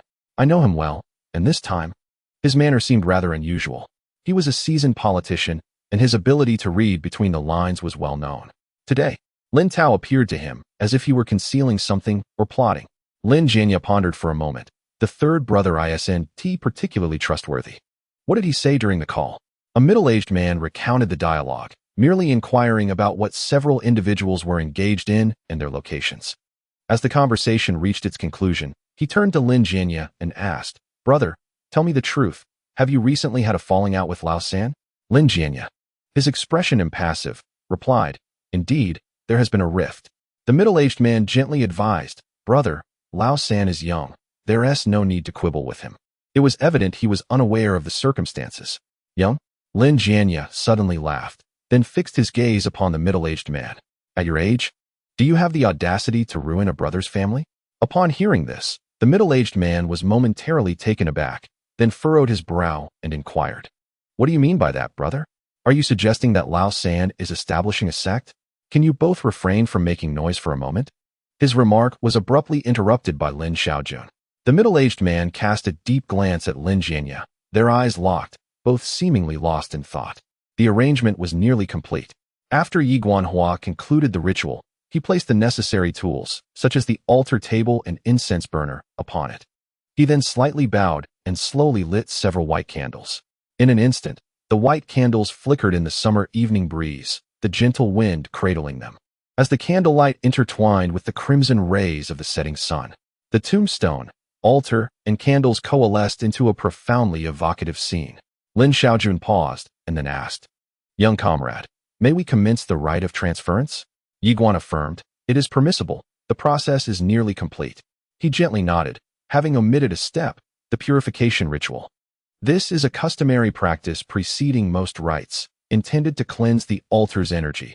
However, he discerned through his clairvoyance that the surrounding energy was remarkably pure, likely due to the nearby martyrs' cemetery, which bore no trace of malevolent spirits. Thus, this step could be bypassed. The final step was the treading the stars, an advanced technique.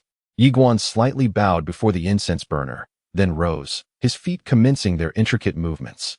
It resembled a magic trick, the path seemingly traceable yet profoundly enigmatic. Observing this spectacle, Lin Xiaojun became intensely focused. He was well-versed in certain Taoist arts and understood the significance of this footwork. Yet the middle-aged man beside him was puzzled and quietly inquired, "What is the purpose of this footwork?" "It is the treading the stars," Lin Xiaojun explained, gazing at Yi Guan under the setting sun.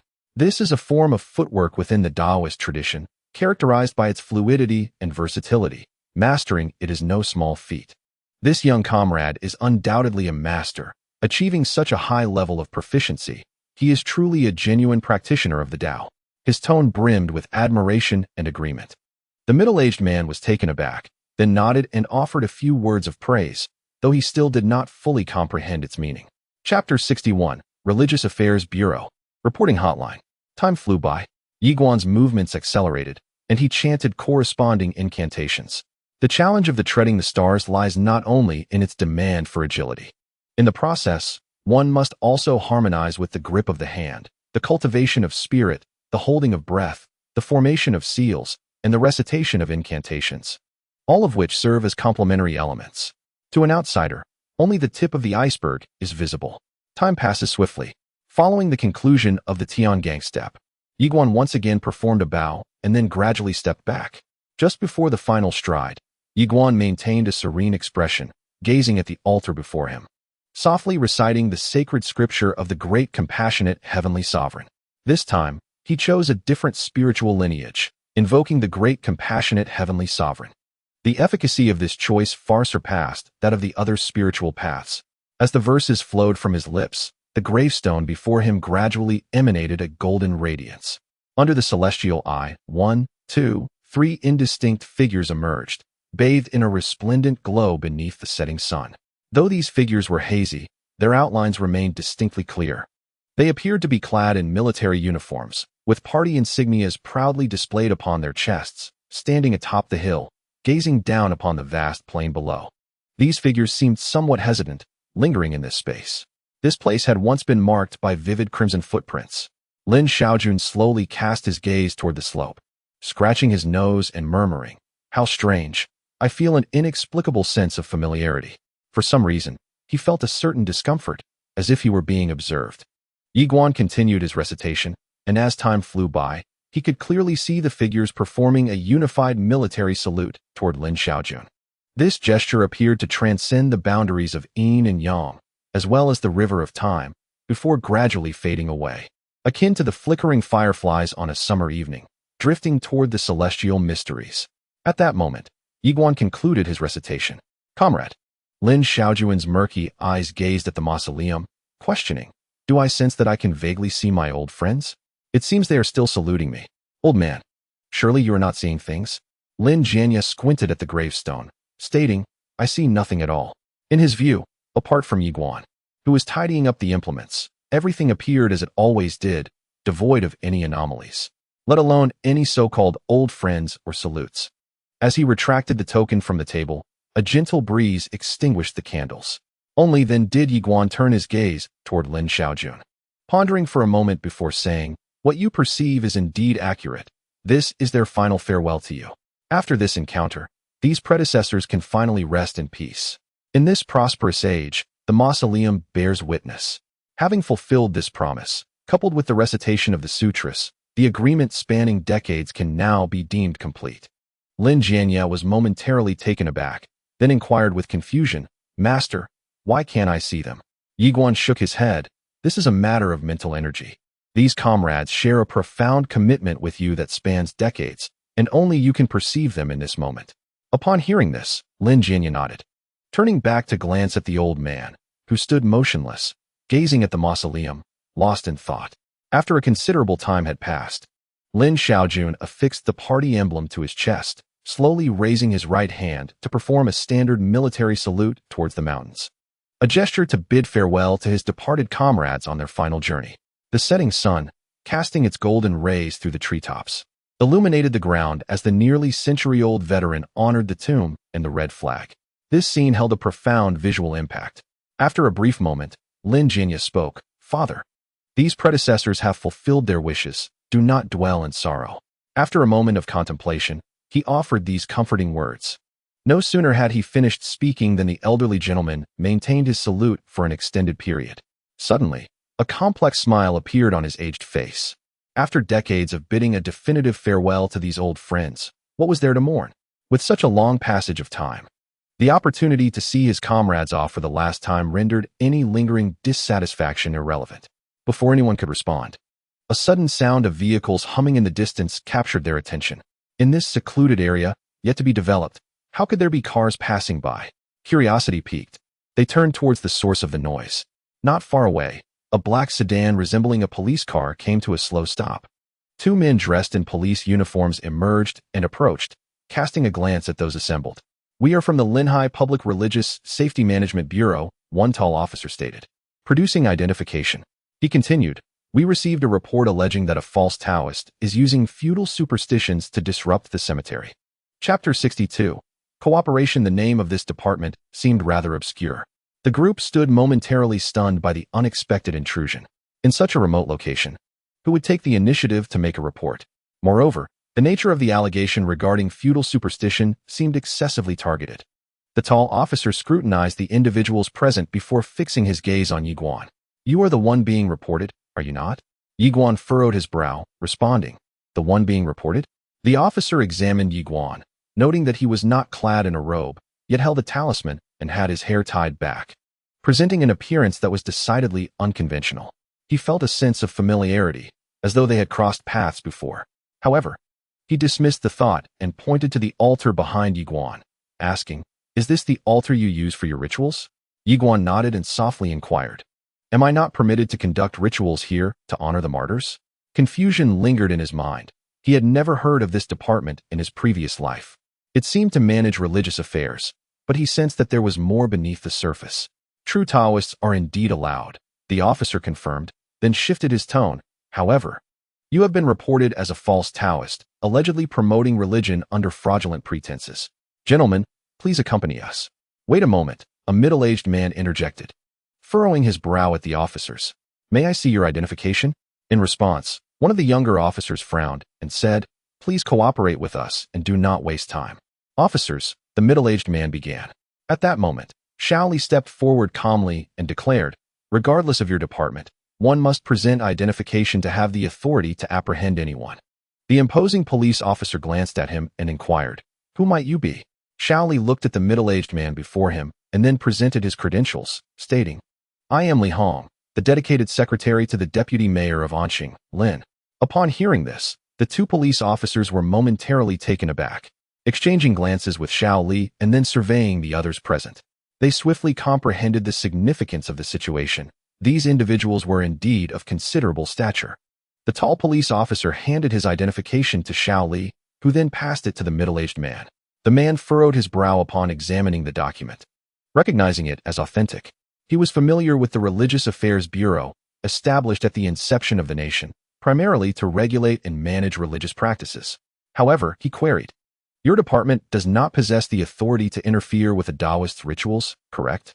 "Ordinarily, we cannot intervene," the officer responded, his demeanor becoming more refined as he elaborated. "However, the informant claims that the practitioner is a fraudulent Taoist." "Who made the report?" The middle-aged man pressed, but the officer shook his head in refusal.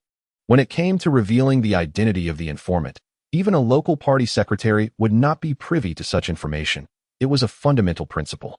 The middle-aged man turned to Lin Jianye and pondered aloud. Could it possibly be?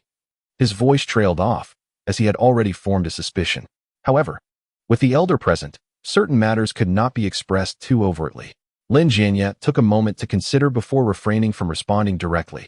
Instead, he addressed the police officers, stating, "This individual is my invited guest and is a legitimate Taoist. If there is a genuine issue, feel free to take me into custody." The officer shook his head, replying, "That would be excessive. Let us merely inspect this gentleman's Taoist credentials. If all is in order, we shall take our leave." After some contemplation, he chose to compromise. Considering the possibility of a misunderstanding, offending such prominent figures would be unwise. Must a Taoist possess credentials? Lin Jianye continued to advocate for Yiguan. Is there any difference from practitioners of traditional Chinese medicine requiring certification? Some fire-residing Taoists practice at home. How can they obtain credentials? With these words, the tall police officer found himself momentarily speechless, implying that the individual lacked documentation. This placed him in a difficult position. While the individuals involved were undoubtedly influential, the officers had come in accordance with the law and required a justification for their actions. At that juncture, the younger officer turned his gaze towards Yiguan, suddenly recalling something and exclaimed, "Wait a moment, are you not that so-called fraudulent Taoist from online?" No wonder he found him familiar. Wasn't he the one embroiled in the recent uproar concerning the comic convention and the alleged fraudulent Taoist? He often indulged in internet browsing and had followed that trending topic. Today, he had fortuitously encountered the very person. Fraudulent Taoist? His partner beside him looked momentarily taken aback, following his gaze towards Yiguan. "Young comrades, spreading rumors comes with consequences," spoke Lin Xiaojun, who had remained silent until now. "Rumors? This is trending online. And what of trending topics? Is there not enough murkiness and falsehoods circulating on the internet already?" The young police officer found himself at a loss for words. Wasn't this a situation devoid of reason? Moreover, how could someone who attended a comic convention in cosplay possibly be regarded as a master? As he grappled with his predicament, Yiguan stepped forward and slowly remarked, "Pray tell, how would you like me to cooperate?" With the conclusion of Yiguan's statement, the individuals present momentarily froze, their gazes instinctively drawn toward him.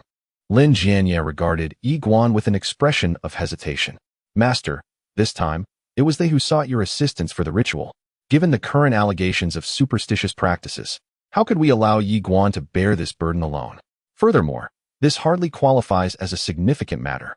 Although I am not entirely familiar with the department in question, my associate should possess some understanding of it. As members of the bureaucracy, resolving this should not pose a challenge." Yiguan shook his head, replying, "It's nothing to worry about. Cooperating with the investigation is the least I can do." The tall police officer cast a glance at Yiguan and felt a sense of relief wash over him. In truth, this did not constitute a serious issue. There was no substantial negative impact, nor had any loss occurred. A mere procedural compliance would suffice, without the need for fines. Lin Jianye lifted his gaze to the officer who spoke, inquiring, "What do you suggest regarding our cooperation?" The officer hesitated for a moment before responding. "We need you to accompany us to the department. There, we will proceed with the necessary formalities, and it will be resolved swiftly." Lin Jianye frowned. "Is it truly that cumbersome? Must we go in person? The officer replied, primarily, because this individual lacks credentials from the Taoist Association. He gestured with his hand. Credentials are the sole evidence of a Taoist's identity. Without them, we can only ask for your cooperation. Indeed, in today's society, even some traditional Chinese medicine practitioners require credentials to treat patients, let alone the Taoists, whose practices delve into the metaphysical realm. Without recognition from the Taoist Association, who could ascertain whether one is a genuine practitioner or merely a charlatan? Thus, I am willing to accompany you to the department. Yi Guan regarded the two officers without imposing undue difficulty. Hearing this, the tall police officer couldn't help but look at Yi Guan with greater interest. Compared to others, he found the young man more approachable. Lin Xiaojun voiced his discontent. Comrades, this gentleman was invited by me to pay respects to a fallen comrade. Is it truly appropriate for you to take him away? The officer regarded Lin Xiaojun and then glanced at the tomb. A veteran from the War of Resistance? Lin Xiaojun pointed toward the tomb, his voice tinged with solemnity. This tomb is situated in such a desolate area. Had it not been for this gentleman's remarkable divination skills, which pinpointed its precise location, I would remain unaware of its existence. During the war, my comrades sacrificed their lives for our nation, and now they rest here. To even honor their memory with a ritual should not be met with such restrictions. These words resonated with the two police officers present, leaving them momentarily speechless. After a prolonged silence, the young officer cast a glance at the tomb and remarked, "I can empathize with your sentiments." As he spoke, he paused. However, the construction of the tomb is not within our department's jurisdiction. We must consult the personnel from the military district. He expressed a sense of helplessness. Both of them hailed from the religious management department and wielded little power. The location of the tomb's construction was beyond their control. Nonetheless, the tall police officer, evidently seasoned in experience, assured, "I will discuss this matter with my superiors and provide a response to this esteemed elder within 10 working days." Such familiar phrases. Shaoli touched his nose, silently observing the group. These are words he had employed countless times before. As for whether there would be any results, it was evident to those who understood. "Where is your department? We can take a vehicle to visit." Yi Guan mused for a moment before softly addressing the two before him. "Our department is not far from here. We appreciate your cooperation in our work." The older officer cast a grateful glance at Yi Guan. Among the many present, only this so-called false Taoist was the most cooperative. Yi Guan observed the individuals before him with calm composure. He could discern that the two had come out of necessity. Having received a report, one could not simply ignore such matters. It was perhaps better to follow through and uncover the individuals behind this, whether it be Master Kuan or... Lin Jianya hesitated to speak. The officer promptly interrupted. This young brother should sit in the front passenger seat to avoid any misunderstandings. He preemptively laid the groundwork. As long as Yi Guan was willing to cooperate, everything would be manageable. Yi Guan strolled leisurely towards the police car, casting a meaningful glance back at Lin Jianya. The latter's pupils slightly contracted, as if he grasped something. Ultimately, Yi Guan took his seat in the front passenger position, fastening his seatbelt, and addressed the driver. "We may depart now." The officer, in response, readily ignited the engine, preparing to drive. The young officer in the back seat touched his nose, feeling that the scene was rather peculiar. Was this truly an arrest, not a welcome? Watching the police car recede into the distance, Lin Xiaojun pondered for a moment before turning to the middle-aged man. "Old too. Do not merely stand here. Mr. Yi has rendered favors to our Lin family. We must ensure he does not suffer even the slightest grievance." "Understood." The middle-aged man nodded, then dialed a number from Shaoli's phone. "Who are you calling?" Lin Jianya inquired as the other party consecutively dialed 3 numbers. The deputy secretary of Linhai City, a senior official from the Security Bureau, and a high-ranking member of the Religious Management Bureau, the middle-aged man replied, shaking his phone before returning it to Shaoli. After a moment, he still felt something was amiss. "Shaoli, prepare the vehicle. I shall go personally." He had witnessed Yi Guan's capabilities, and given the circumstances regarding positioning and transcendence, it was only right, both logically and emotionally, to pay a visit. Soon, a black Maybach came to a stop before them. Shaoli opened the driver's door and addressed the middle-aged man. "Lin Shi, the vehicle is ready." The middle-aged man nodded slightly, entered the passenger seat, and rolled down the window. He turned to Lin Jianya and asked with a smile, "Elder brother, shall we go together?" "You go ahead. I have other arrangements." Lin Jianya replied, casting a lingering glance at the police car's retreating silhouette a hint of intrigue in his gaze. The middle-aged man discerned the unspoken implications and glanced at the old gentleman before nodding slightly. "Be cautious, elder brother. Feel free to contact me if necessary." He was well-versed in the political arena and typically refrained from actions that could tarnish his image. However, Lin Jianya was a different matter altogether. Having navigated the complexities of Linghai for many years, his tenacity was as unyielding as iron. To call him a local powerhouse would not be an exaggeration. Now, with a master summoned for a ritual, the ensuing report could not be taken lightly. Given the character of the individual involved, it was certain that they would not let the matter rest easily. The car windows rose, and the darkly tinted Maybach departed steadily towards the southwest. Lin Jianya turned to the old gentleman and spoke softly. "Father, shall I arrange for someone to take you home? What would it look like to return now when Mr. Ye's matter remains unresolved?" Lin Xiaojun waved his hand, removing the party emblem from his chest to wipe away the dust. Turning back to Lin Jianya, he remarked, "Jianya, I sense you are troubled by something unspeakable." "Not at all, elder. You are overthinking it," Lin Jianya replied with a smile, before adding, "However, I do have matters to attend to and cannot accompany you any longer. Are you planning to confront the one who made the report?" Lin Xiaojun continued to dust off the emblem, inquiring. Lin Jianya was momentarily taken aback, then chuckled. "Indeed, nothing escapes your keen perception, elder. I suspect that today's report is not merely aimed at Master Yi." "What do you mean by that?" Lin Xiaojun paused his actions, placing the emblem in his pocket. At this, Lin Jianya's eyes flickered. "Elder, your understanding of Linghai may be limited, but I have a few rivals here. I fear they may have orchestrated this ploy to create some trouble for me." Before the elder, he refrained from revealing the entire truth. After all, he was a dominant figure in Linghai, and this outing was known only to a select few. The sole suspect was none other than the third son. A mysterious phone call had come before the ritual, even inquiring about specific details. Only he had the motive to act in such a manner. Moreover, given the third son's intelligence, it was unlikely that he merely wished to annoy him. The intent behind this report was decidedly nefarious. It was highly probable that it was a diversionary tactic. Once Yiguan departed, he would lose his protective assurance. At that juncture, whether through curses or hexes, it would be all too easy. Lin Jianya narrowed his eyes. It was imperative to take the initiative. There could be no further delay. Even if the third son was not the culprit. "What do you think of the third son?" Suddenly, Lin Xiaojun raised his gaze towards him. Lin Jianya was initially taken aback, then chuckled. "Why do you ask about him, elder? You should know him better than I do." Lin Xiaojun replied calmly. "The old man is indeed familiar with him. This lad had a fierce streak in his youth. When my dog bit him, he poisoned it the very next day. At that time, he was merely 7 years old, displaying no hint of leniency." As he spoke, he cast a glance at Lin Jianya. "I am aware that this lad has a conflict with you, and it is no ordinary dispute. The third brother is ruthless and may have committed acts that wronged you. However, as brothers, do not take it too far."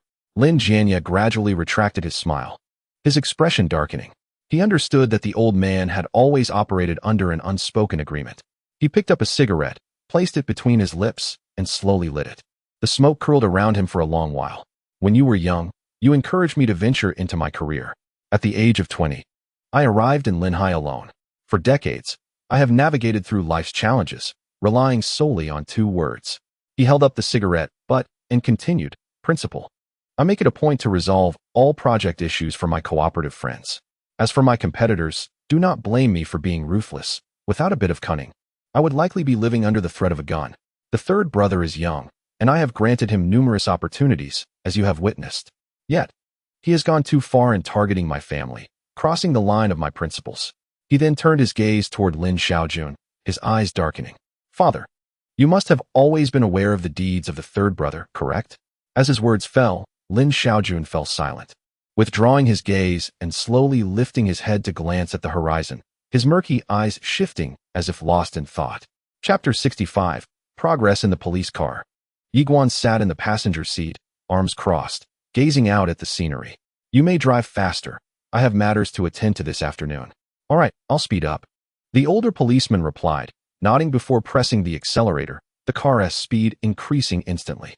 This attitude was a stark contrast to their initial encounter, clearly indicating a desire for progress. At the Religious Administrative Department, a black police car slowly came to a halt nearby. 2 uniformed officers escorted a handsome young man from the vehicle. Yiguan observed the building before him, furrowing his brow. It bore little difference from the police station, both in terms of infrastructure and overall style. The only distinction was the remarkably welcoming atmosphere present here. Isn't that the so-called Taoist from the internet? Someone at the entrance of the department recognized Yiguan, watching him disembark with the two officers, momentarily taken aback. Could this faux Taoist truly have been apprehended? No way. The rumors online about him being a fraud can't be true, can they? Today he was actually brought to the station by two policemen. The observer was thrilled at the unfolding drama and quickly took out his phone to capture the moment. Inside the department, the older policeman regarded Yiguan, extending his hand. Come, let us complete the necessary procedures. In the future, if you plan to perform any rituals, please inform us in advance. Yiguan glanced at the officer and inquired, Can one notify without a permit? The officer hesitated briefly before waving his hand dismissively. In truth, whether or not you have a permit is inconsequential. As long as it does not involve financial fraud or cause a detrimental impact, it is acceptable. He chuckled lightly. There are plenty of wild Taoists on the mountain. We cannot possibly arrest them all one by one. If it were not for someone reporting it, this matter could have easily escalated. Unlike medical credentials, which can lead to fatal consequences if a doctor lacks certification, the absence of a certification for a Taoist priest merely results in financial deceit. Thus, the nature of the offense is distinctly different.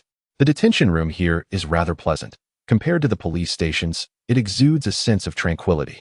An unfamiliar elderly officer engaged Yiguan in a brief discourse, recognizing his complex background and adopting a remarkably congenial demeanor.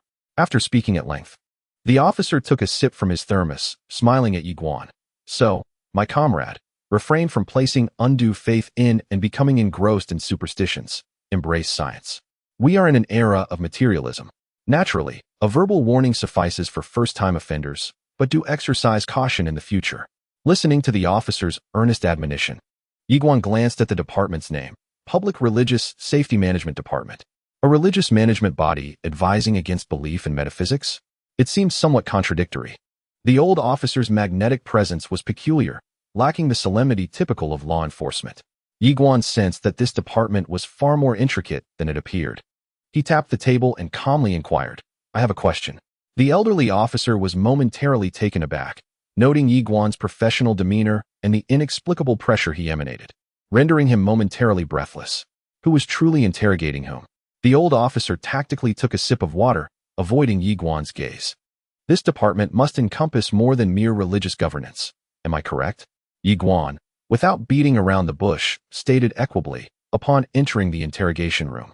I observed at least 3 feng shui formations, 5 diagrams of the Bagua, and an officer perusing the scripture of supreme rainfall. If my deductions are accurate, you are not an ordinary policeman. Upon hearing this, the elderly officer paused, scrutinizing the remarkably perceptive young man before him. It was the first time he had encountered someone who exerted pressure on him during an interrogation. Nevertheless, his years of experience allowed him to swiftly regain his amiable smile. Young comrade, are you certain that your report was due to masquerading as a Taoist priest? Your assertions do not resemble those of a typical charlatan. Yiguan interlaced his fingers and replied slowly, There is no need for the esteemed officer to hastily divert the topic. I remain quite intrigued by this department. The atmosphere here evokes the essence of a grand Taoist temple. The elderly officer chuckled lightly and responded, Your deduction is astute. Our department is indeed not solely responsible for religious oversight. Since the founding of our nation, we have existed, and the coastal branch is merely one aspect. Our longevity relies on more than mere governance and control. Yiguan focused intently on the officer, awaiting further revelations. Chapter 66, The Informant Behind the Scenes. He recognized that this police-like department was anything but ordinary, and the surrounding ambience was imbued with a rich religious essence. There exists not only the feng shui formations of Taoism, but also the scriptures of Buddhism, the crosses of Christianity, and even the sacred objects of Islam. Can a normal religious authority truly govern foreign religions as well? Yiguan observed his counterpart quietly, awaiting an explanation. In truth, our department relies not only on control, but also on apprehending those who practice false doctrines and arts. The seasoned officer shifted the conversation and chuckled softly, stating, This can be seen as a contribution to public order. After all, how could we exist for such a long duration otherwise? Young comrade, do not overthink it. After some ideological education, you'll be free to go. Clearly, Yi Guan discerned that the other was not being forthright, as if deliberately concealing something. The atmosphere in the room grew quiet, the clock ticking away. After a considerable pause, the previous young officer entered, carrying a cup of tea, and glanced at the two. "Uncle, how is the ideological education progressing? It seems you have been conversing for quite some time. Why has it not concluded?" Upon hearing this, the older officer fixed his gaze on Yi Guan, smiling gently. "The educational endeavor is proceeding smoothly. Oh, if we continue for another 10 minutes, perhaps this young comrade will have his thoughts reformed," the young officer remarked, glancing between Yi Guan and the older officer with a peculiar expression. How had these two seemingly reversed their roles? Observing Yi Guan's posture, leaning forward with hands clasped, he appeared to be the one confiding, while the older officer sipped his tea, reclining in his chair, resembling the one receiving education. After a moment's contemplation, the young officer said, "Although this comrade may not be a genuine Taoist, he has not committed any legal infractions.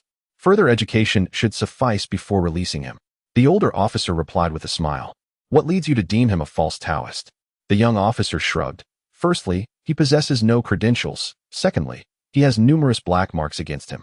He cannot possibly be a legitimate Taoist." Hearing this, the older officer picked up the thermos from the interrogation table, took a gentle sip, and then looked at Yi Guan. "From which temple do you hail?" "A fire-residing Taoist." Yi Guan raised his gaze. "Who conferred upon you your lineage?" "I have received blessings from various lineages," Yi Guan replied. The older officer appeared perplexed, questioning his own judgment. Initially, he had sensed something unique about the youth's demeanor and had intended to subtly probe for the truth. Yet, this response was evidently far-fetched. Even if the celestial master himself were present, it would be impossible to embody all lineages simultaneously. Taoism emphasizes the transmission of a singular lineage. Even if Zhang Daoling, the founder of Taoism, were here, he would only embody one path. The older officer set down his thermos and remarked, "It is not that I do not believe you. However, one must not speak carelessly of their lineage. If you possess no valid claims, it is no shame to admit as much." Upon hearing this, Yi Guan lifted his gaze towards the officer, realizing that he was likely perceived as a fraud. His eloquence merely masked a more delicate truth. Indeed, the concept of lineage is quite intricate, and his response had certainly been overly absurd. In the dimly lit room, the individuals exchanged glances, yet none spoke a word. After a brief moment, the young police officer, unable to remain seated, rapped his fingers on the table and then stood up, saying, "Uncle, can you not discern the truth in this matter? It is nearly time to release the detainee. The arrest warrant from the Superior Department has arrived. There are individuals from abroad who have infiltrated our territory, and we must act swiftly to investigate." The seasoned officer furrowed his brow. "Do not rush.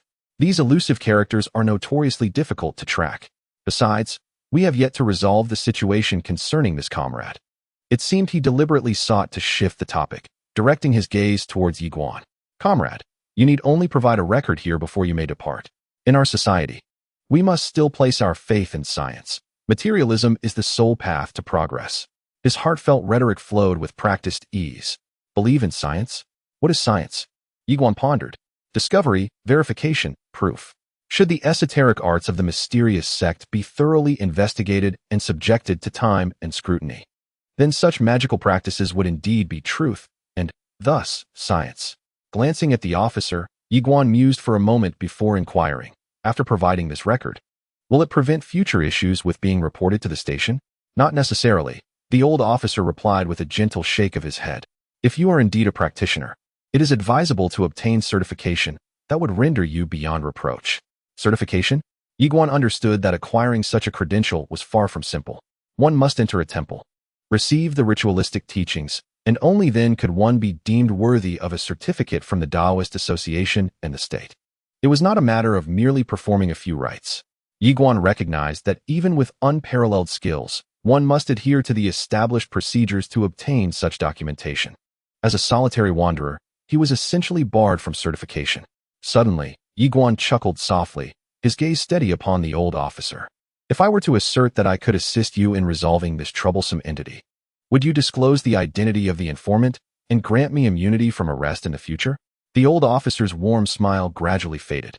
He regarded Yi Guan intently. "What did you just say?" Meanwhile, on the southwestern shore of Linhai, Lin Jianye retrieved his old mobile phone, dialing a familiar number. Xiaohan, how have you progressed with the task I assigned? His voice carried an ominous tone. Boss, the arrangements have been made. Luzi is stationed along the route that Lao Xin must traverse. We await your further instructions. A glacial chill flickered in Lin Jianye's gaze as he replied calmly. If we are to proceed, let us do so decisively and cleanly. Leave no traces behind. Upon hearing this, there was a moment of silence on the other end of the line before a resolute voice responded, Understood. What does the old master have to say? I am concerned that if this matter comes to light, it will be difficult for us to explain. The old master was the highest authority within the Lin family. In his youth, he wielded control over the resources of Anqing, Linhai, and Hancheng, his influence profound. Even now, in retirement, his power remained undiminished. Though he was known for his integrity and reason, he could be ruthless when faced with significant issues. Secretary Han was worried that if the old master became aware of this incident, the repercussions could be beyond even the 9 stars' capacity to bear. Lin Jianye remained silent, his gaze fixed on Lin Xiaojun in the distance. He took a deep drag from his cigarette, contemplating the unfolding events. After a moment, he exhaled slowly. He slowly spoke. What does it matter if the old man knows? One must acknowledge their mistakes. It is a matter of principle. The third brother acted without benevolence first, and my actions can be seen as a means of cleansing our ranks. There are certain truths he did not articulate directly. Having mingled in Linhai for such an extended period, he even usurped Sheng Chong to become the leader, thereby seizing the economic lifeline of the construction sector. Even if the old man harbored intentions, he might not have the power to sway him, unless the second brother intervenes. Yet the second brother is too close to him. Even if he is aware of his actions, he would merely feign ignorance. After a long pause, he ended the call. The cigarette in his hand reduced to a mere stub. Discarding the butt and extinguishing it, he took a deep breath and closed his eyes. Having navigated the intricacies of Linhai for so long, he had exhausted all available means. However, it was his first time taking action against his own flesh and blood. How had things progressed? On the Linhai Highway, atop an elevated bridge, a silver Mercedes-Benz S-Class sped along. Lin Tao sat inside, engaged in a phone call with a name he recognized very well, Kuan-Jinren. As you instructed, I reported the Taoist to the elder brother. He should be apprehended by now. He held the steering wheel with one hand, a faint smile on his face. You mentioned bringing this Taoist in and then casting another spell for the elder brother. My task is complete. The rest is up to you, but let's ensure there are no unforeseen complications this time. The other party's voice was grim. Rest assured. There will be no mishaps this time. My finger bones were damaged by that Taoist. His cultivation is profound, and I may not be able to outmatch him in a contest of skills. However, once reported to the authorities, he should be unable to meddle in your elder brother's affairs for the time being. Upon successful completion, I require 5 million. Lin Tao squinted at his watch, then looked up and replied, 5 million is not an issue, but we must act swiftly tonight. If I see my elder brother still lively after tonight, do not blame me for disregarding our partnership. Previously, 3 million had been spent on 2 failed spells. Money cannot be squandered frivolously. Should this endeavor fail again, he would have to have a serious conversation with this malevolent Taoist. Do not threaten me. This situation will unfold without any complications. The other party chuckled lightly, adding with a hint of amusement. This time, I am taking your order privately.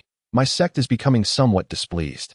After this job, I will need to lay low for a while and will be unreachable.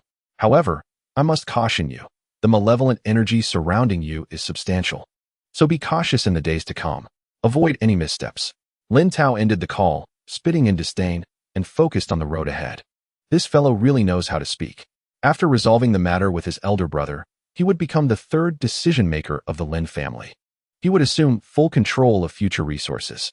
On the elevated bridge, a sudden gust of cool wind swept through, accompanied by a light drizzle, adorning the car windows with glistening droplets. The glass reflected the bridge's lights, the white glow of the cameras, and the flashing lights of nearby vehicles, which were slowly converging towards him. 2 vans marked with the letter CJ. Dew on the ground splattered, rapidly converging towards him. What was happening? Lin Tao glanced at the vehicles behind him in the rearview mirror, feeling a chill run down his spine. It seemed as though the car was targeting him.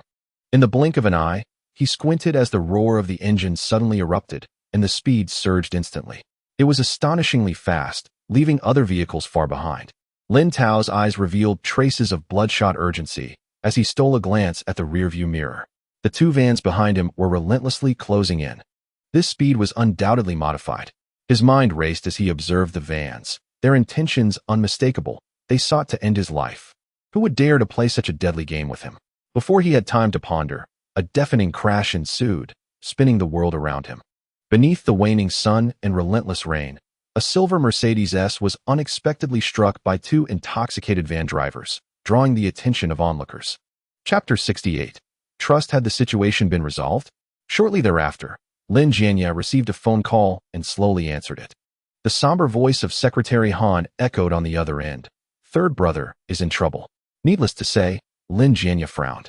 Wasn't the objective to ensure third brother encountered trouble?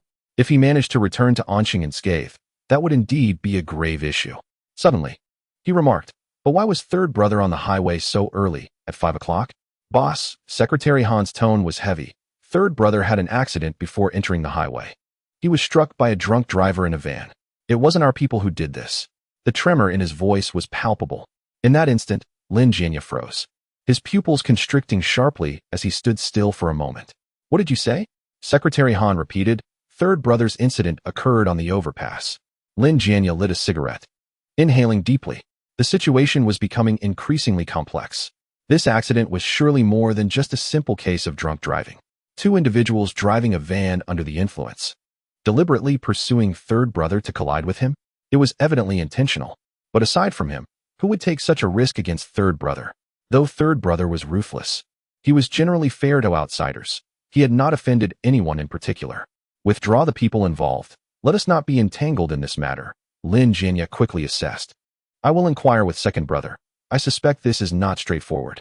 Meanwhile, at the Religious Affairs Department, the veteran police officer scrutinized Yiguan intently and then said, Young comrade, refrain from making wild claims. There is no such thing as a sinister whip. It seems the officer still does not fully trust my identity. Yiguan gently tapped the table before raising his head to say, let me first establish a basic foundation of trust. When you passed by the feng shui array in front of the detention center, did any of you experience an unusual sensation? He clasped his fingers together, awaiting a response. The young officer furrowed his brow. How did you know about the array? It is not a difficult matter. The arrangement of this array is quite evident. Yiguan replied softly. The young officer glanced at the veteran beside him, who subtly nodded, indicating he should continue speaking. He continued. Indeed, there was a peculiar sensation. What do you wish to convey? Yiguan raised his gaze and remarked. When I observe the diagram of the formation, the white tiger is positioned on the right, while the azure dragon is on the left. This should pose no issue, correct? The young officer furrowed his brow. Of course, there is no problem. The azure dragon stands tall while the white tiger lies low, symbolizing the azure dragon in the heavens, concurrently signifying protection. I noticed that beneath your mythical beast formation, you have also laid out the bagua, which is somewhat unnecessary. Moreover, the placement of your azure dragon in the diagram corresponds to the Kuan trigram of the bagua, which is acceptable. However, Yiguan paused momentarily and continued. Yet, the position of the white tiger in the Qin trigram presents some complications. Your department has encountered numerous challenges recently, making progress arduous, has it not? Upon hearing this, the senior officer was taken aback. How do you recall such details? This assertion indeed possesses a basis. Yet, this individual must be a newcomer, correct? Why do they remember so vividly? This inquiry was conspicuous, and I simply glanced and memorized it. Yiguan remarked softly. This is a fundamental error that should not have been committed by your team, correct? As his words fell, the young officer's countenance darkened, and he promptly stood to investigate. Moments later, he returned, his expression heavy with gravity. What did you find? The senior officer, observing his silence, inquired immediately. After a brief pause, the young officer slowly nodded. He is correct. I mismanaged the 6 deities arrangement. Such elementary mistakes will not recur. Hearing this, the senior officer's brow furrowed deeply, his demeanor shifting uncomfortably. The department's formation issues had gone unnoticed by its own members, only to be pointed out by a so-called false Taoist. Should this information be disclosed, it could lead to embarrassment. The senior officer cast a profound glance at Yiguan and then spoke slowly. This comrade possesses remarkable skills, unlike a mere charlatan. He leaned forward and inquired, could it be that you are a feng shui master? I am a bona fide Taoist, Yiguan reiterated with emphasis, then raised his head and stated calmly, I can resolve the malevolent whip and even discern the adversary's location. Whether you choose to believe it is entirely up to you. P.S. Some have inquired if the author is of the metaphysical realm, hence the detailed writing. To some extent, yes. As for the intricacy, I believe such narratives necessitate attention to detail. I strive to write simply and understandably. Much of this is based on real-life instances, non-autobiographical. Writing this does require some effort to maintain authenticity, does it not? Chapter 69. A hidden agenda. Why is the young comrade so confident? The senior officer squinted and smiled, taking a gentle sip from his thermos, a motion that concealed a hint of his inner tension. Yi Guan smiled faintly and remarked, "The malevolent whip you mentioned, does it refer to certain sorcerers from Southeast Asia?" Indeed, the senior officer nodded. Then it is as I suspected. I have encountered such individuals before. Their vigilance is commendable. Yi Guan continued, "If you were to employ your methods to search gradually, it could take months without yielding results. Even if you were to locate them, they would have long since fled abroad. Your department and organization lack the authority for transnational apprehension, do they not?"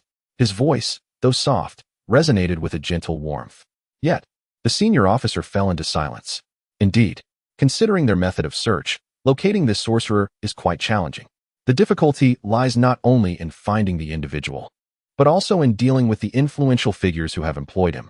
If all these sorcerers were to be apprehended, what would happen if their high-profile affiliations were exposed? Thus, this endeavor is arduous and protracted. With the limited resources and authority of their department, they can only proceed with a gradual search. However, time is of the essence. Otherwise, they risk alarming their quarry, who would undoubtedly flee abroad. This predicament is currently a source of considerable frustration for them, a situation I can remedy. Yi Guan raised his head and spoke softly. The veteran officer furrowed his brow. This young man consistently exuded a sense of remarkable composure. This impression stemmed not merely from his demeanor, but also from an intangible aura.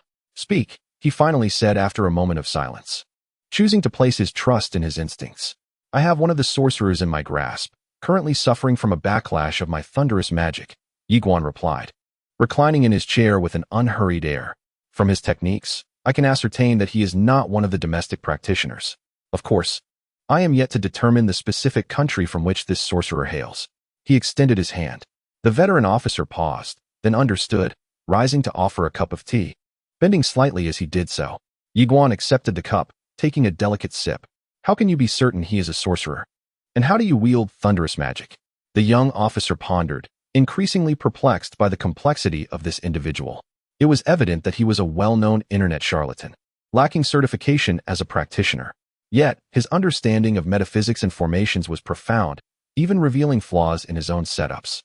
The tone of his voice suggested he had encountered foreign sorcerers, which made the young officer question Yi Guan's true identity.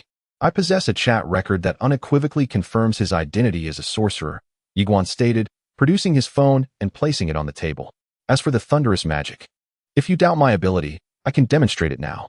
He cast a knowing glance at the young officer, sensing his skepticism. Addressing doubt is straightforward. Practice dispels uncertainty. "Demonstrate? How do you intend to do that?" the young officer inquired, caught off guard. "No need for proof," the veteran officer interjected after scrutinizing the chat record, his frown deepening. After a brief pause, he turned his gaze to Yi Guan, saying, "I believe what this comrade has said. However, could you disclose the whereabouts of the sorcerer? I am already convinced that the person referred to as Master Kuan in the chat is indeed our target. Genuine practitioners of the craft are guided by benevolence. Who would resort to such malevolent sorcery for monetary gain, leading others to ruin? It is evident that this is indeed the work of a nefarious individual. He is still in Linhai. We can lure him out," Yi Guan continued. "However, I advise you to exercise caution. This sorcerer possesses peculiar methods and likely has a formidable backing." "He has support?" The veteran officer narrowed his eyes. Yi Guan shook his head with a faint smile, stating, "I have said all I can. Whether you believe it or not is up to you." He picked up the glass of water from the table and took a sip. After a moment, he continued, "I believe what you have relayed." The veteran officer rose, smiling as he remarked, "Thank you for your contributions to the operation. This so-called Kuan will serve as the first strike against the forces of evil." He then turned to the young officer, slowly instructing, "Make arrangements for the department personnel to be ready for immediate action. If necessary, we can enlist the assistance of the local precinct." With the information provided by Yi Guan, This anti-evil operation would indeed gain significant momentum. The malevolent sorcerers were in plain sight, while they operated from the shadows. Wait a moment, Yiguan interjected, tapping the table. Has the officer forgotten something? At this, the veteran's smile faded, and he fell into a contemplative silence. After a long pause, he leaned in and said, I can tell you who made the report. However, you should know that this individual is one of the leading figures in Anqing's real estate sector, Lin Tao. It would be wise to avoid unnecessary conflict with him. This was a cautionary note. The individual in question was a prominent figure in business and would typically not waste time on trivial accusations unless there were ulterior motives at play. Yiguan looked up, unperturbed by this revelation. Lin Tao was indeed the third son of the Lin family. This betrayal and denunciation seemed poised to target Lin Jianye directly. His entrance into the bureau was, after all, a calculated diversion. Yet, Yiguan had anticipated such maneuvers. He gazed at the veteran officer, sensing the complexity of the situation. Indeed, he is no simple character, the veteran officer replied with a knowing smile. He commands considerable influence in Anqing. Yiguan regarded him calmly, stating, What I mean is that this individual has connections with the malevolent sorcerers. Chapter 70. The question, what did you say? The veteran officer was now visibly unsettled, staring intently at Yiguan. Lin Tao, as a leader in Anqing's construction industry, held significant sway. If he were to forge ties with the sorcerers, the implications could become increasingly problematic. I assert that this malevolent sorcerer was procured by Lin Tao at great expense from abroad. How do you know this? The veteran officer asked gravely, recognizing the seriousness of the matter. We must proceed with caution. You may choose not to believe me, Yiguan replied, shaking his head. But consider this. Why would a real estate mogul report a mere Taoist like me? Why? The young officer asked, confused. Are you suggesting, the veteran pondered, that you have obstructed his path? Precisely, Yiguan affirmed with a subtle nod. He then suggested, you could apprehend Kuan-Jinren first, then interrogate him to see if his account aligns with mine. However, by that time, Lin Tao would likely have returned to Anqing to clear his name. As his words hung in the air, the veteran officer fell silent. Given Lin Tao's capabilities, once he returned to Anqing, he would undoubtedly devise a means to absolve himself. At that juncture, enforcing a mandatory arrest would be exceedingly challenging, which would also signify a lost opportunity to eradicate the foreign sorcerers. Such opportunities had become scarce over the years. After a moment of contemplation, the seasoned officer raised his gaze and instructed the young constable, investigate Lin Tao. If there is any suspicion, arrest him immediately. The young officer was taken aback. Was such a hasty decision warranted? Regardless of his faults, Lin Tao was a prominent figure in Anqing. Uncle, if he is not the mastermind behind this, such an action could have repercussions for our department. The young officer hesitated. If there are repercussions, let them be positive. The elder officer continued, striding purposefully out of the room. Our department has operated conservatively since its inception, living in fear of both wolves and tigers. We have even feared the connection between these sorcerers and certain key figures. Because of this, how many foreign extremists have we allowed to slip through our fingers? He paused, fixing his gaze on the young officer. We, as a border defense for Linhai, cannot afford to remain silent any longer. These foreign sorcerers have become emboldened over the years, sensing our inaction. We have a chance now. We must not repeat past mistakes. Upon hearing this, the young officer was momentarily stunned, then nodded and retrieved his phone, seemingly contacting someone. Yiguan observed the elder officer, a smile gracing his lips. Indeed, this officer's identity was far from ordinary. From the moment he entered, the elder officer's demeanor and presence were not typical of regular departmental personnel, suggesting a higher rank. It appeared that Yiguan's suspicions were confirmed. As for the nature of this organization and its role in ideological education, that remained uncertain. Suddenly, the young officer, who had been making the call, slowly lowered his phone, his eyes trembling as he spoke. Lin Tao is in trouble. In trouble? Both the elder officer and Yiguan turned to him in unison. He has fled? Not fled. I just contacted the public security department. Lin Tao was involved in a car accident on the elevated bridge at the new Donghe River in Linhai. The young officer replied slowly. The elder officer narrowed his eyes. A car accident? Yes. It seems he was struck by two vans driven by intoxicated drivers, resulting in his vehicle overturning. The individuals involved are currently undergoing emergency treatment, but the prognosis is grim. The young officer nodded somberly. Given the timing of this incident, it appears to be a deliberate act. He continued, it is evident to anyone that something is amiss. Linhai has strict regulations regarding drunk driving. There have been virtually no safety incidents linked to it in the past 3 years. Yet, Lin Tao has encountered not one, but 2 such vehicles. Clearly, this was orchestrated. The young officer displayed images from the accident on his phone. This is the scene of the incident. It was evident that the angle at which Lin Tao was struck was quite deliberate, targeting the driver's side. If this was indeed due to drunk driving, one could argue Lin Tao brought this upon himself. The elder officer scrutinized the images on the phone, which depicted a flipped Mercedes S-Class, alongside the terrified expressions of the van drivers. As he examined the photos, a weighty concern settled over him as he searched for any suspicious details. Moments later, his brow furrowed, and he fixated on a particular detail: the southwest bank. Gentle raindrops fell slowly as Lin Xiaojun stood atop the mountain, with a gleaming Mercedes G-Class parked majestically and silently behind him. The headlights cast 2 beams of white light, piercing through the hazy drizzle and illuminating the desolate suburban area before him. "Father, I've sent an assistant to pick you up. You should head back now," Lin Jianya said, draping a black coat over the elder's shoulders with a light-hearted chuckle. The elder remained silent, gazing down at the new eastern district by the riverside, where vibrant neon lights flickered against the backdrop of bustling traffic on the elevated highway. After a prolonged silence, he turned back, slowly removing the coat and inquiring, "How is the third one faring?" Lin Jianya's jovial demeanor faded, his expression growing somber. He refrained from responding. Lin Xiaojun pressed further, "Have you dealt with him, sir?" A voice emerged from behind as the assistant descended from the vehicle. Casting a glance at the taciturn Lin Jianya, he clarified, "The third one has indeed encountered an incident, but it bears no relation to our leader." The elder remained mute. Upon learning of the third one's predicament, he did not react as Lin Jianya had anticipated. His gaze remained as profound and tranquil as ever, albeit with an added chill beneath the surface. "Father, this matter truly does not concern me," Lin Jianya said softly, his eyes fixed on the colorful neon lights by the riverside in the new eastern district. "You know I am a man of principles. I admit my mistakes. But the death of the third one is not my doing." Lin Xiaojun slowly turned his head, his expression unperturbed. "Are you suggesting that I am responsible?" In response, Lin Jianya shook his head. "I understand you might not believe me. Yet, if I were to take action, would I resort to a mere accident? You are familiar with my methods.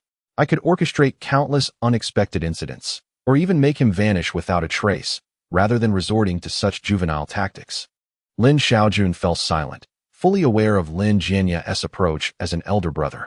The method of an accident was far too rudimentary for him. A decade prior, a developer in Linhai had threatened Lin Jianya with aggressive tactics due to competition. In those days, he had to relent, later hiring a child to introduce a minuscule amount of arsenic pentoxide into the competitor's water supply system. This chemical would not reveal its effects immediately, but over time, its repercussions would be undeniable. 5 years later, the competitor's entire family succumbed to cancer. Even if hospitals detected the chemical elements and surveillance footage functioned properly, or even if they miraculously found the child from that time, it would be of no avail. 5 years had long erased any trace of Lin Jianya from their memories. This encapsulated his modus operandi, the most ruthless means, with the least risk, to achieve his objectives. "Now, tell me, who was responsible?" Lin Xiaojun's gaze bore into Lin Jianya, awaiting an explanation. "I am still uncertain," Lin Jianya replied, shaking his head, before retrieving his phone and presenting an image to the elder. "This is the accident photo. I examined it and found no issues." He handed over the device. Lin Xiaojun enlarged the image, his gaze penetrating through the murkiness illuminated by the phone's light, meticulously searching for every detail. Indeed, the photograph appeared devoid of substantial information. At best, it depicted onlookers caught in the commotion alongside the remnants of devastation. Lin furrowed his brow, acutely aware that if this were a murder, the image would undoubtedly reveal some peculiarities, even if they were minute. Problems often lie within the details. The evening breeze caressed his face, carrying a light drizzle that trickled down from the wisps of his gray hair. Water pooled beneath his feet. After a prolonged moment, he realized something was amiss. Lin squinted, identifying the troubling aspect. Hearing the commotion, Lin Jianya and his assistant exchanged glances before directing their attention to the image. There was indeed an anomaly. The veteran officer gradually revealed the magnified details of the image to the group. Yi Guan and the younger officer leaned in closer. Within the enlarged image, Two identical vans bore two inconspicuous letters beside the driver's door, CJ. Chapter 71, Masterful Technique. These letters, seemingly spray-painted on the side of the van, were so minuscule they could easily be overlooked. Yi Guan frowned, scrutinizing the letters from every angle, yet they appeared unremarkable. Merely a simplistic label akin to those found ubiquitously in daily life. What insight could be gleaned from this? After a long pause, the young officer inquired, "Does this letter hold any special significance?" "I cannot ascertain its precise meaning," the veteran officer replied calmly, "but these same letters have surfaced in our department on multiple occasions. Each time, they were linked to fatalities involving alcohol, whether through drunk driving or intoxication. These letters manifest not only on vehicle doors, but also in advertisements, banners, and even the implements of crime. In every instance, they mirror what is depicted in this image." "Uncle, this seems insufficient to prove anything," the young officer frowned. "There is a significant probability that it is merely a coincidence. They must have recognized the uniqueness of this letter long ago, yet they did not pursue it further. After all, no perpetrator would deliberately leave behind a symbolic marker for investigation, would they?" "No," the veteran officer shook his head, his gaze glimmering with insight. "Do you recall the identities of the victims from previous occurrences?" "Victims?" The young officer pondered for a moment before responding. "They were all individuals of high status. Influential in business or politics." "Precisely," the veteran officer nodded. "These individuals possess complex identities, with numerous competitors, and are somewhat linked to foreign entities. Hence, I suspect this letter may carry a particular significance." "You mean indeed, it is highly probable that this letter is connected to the foreign sorcerers we are investigating." As he spoke, the seasoned officer took a deep breath and raised his gaze, stating, "Thus, we must seize this opportunity to uncover the truth."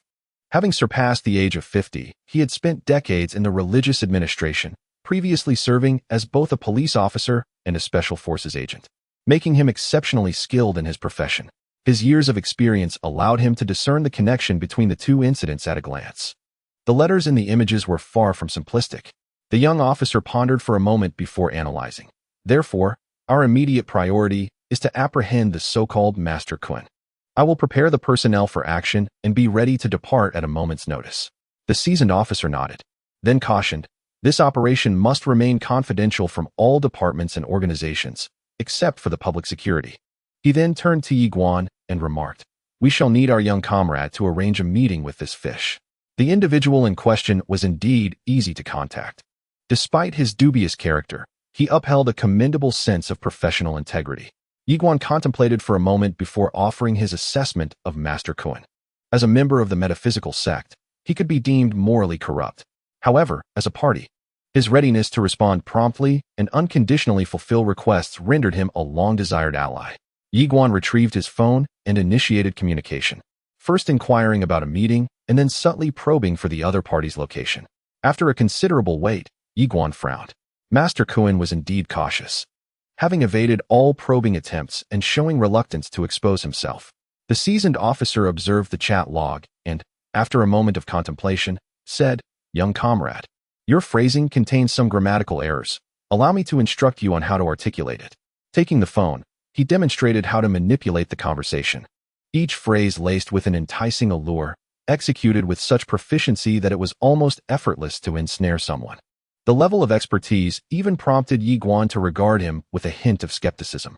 This hardly resembled the conduct of a typical law enforcement officer. Rather, it resembled that of a seasoned con artist. The young officer chuckled lightly, responding, "There is no need for such scrutiny. Our department frequently engages with these sorcerers. Without a modicum of expertise in discourse, one would surely find it challenging to thrive." Just as they were conversing, the seasoned officer concluded his task, handing the phone back to Yi Guan with a smile. "He has confessed. He plans to return to his sect next week and has agreed to meet in the city center the day after tomorrow. We can then arrange for our personnel to ensnare him. I have a strong premonition that if we successfully capture this significant fish, it will inevitably lead to the exposure of a network of foreign malevolent forces." Yi Guan accepted the phone and reviewed the chat log, eventually nodding slowly. "Very well. I appreciate the young comrade's contribution to this operation." The seasoned officer smiled and assured, "Rest assured, there will be no similar reports in the future." His words were subtly veiled. He cast a glance at the young officer beside him, who was gazing skyward in silence. Indeed, He had misjudged the true nature of the individual before him, mistaking this genuine Taoist for a mere charlatan. Truly, one cannot place credence in the rumors circulating online. Yiguan chuckled lightly and shook his head. Am I free to depart now? You have spoken too heavily. I shall arrange for someone to escort you home. The seasoned police officer rose, intending to escort Yiguan a short distance. There's no need. Yiguan promptly shook his head. What a jest. If I were to be driven home in a police vehicle, news of my capture would inevitably spread throughout the community by morning.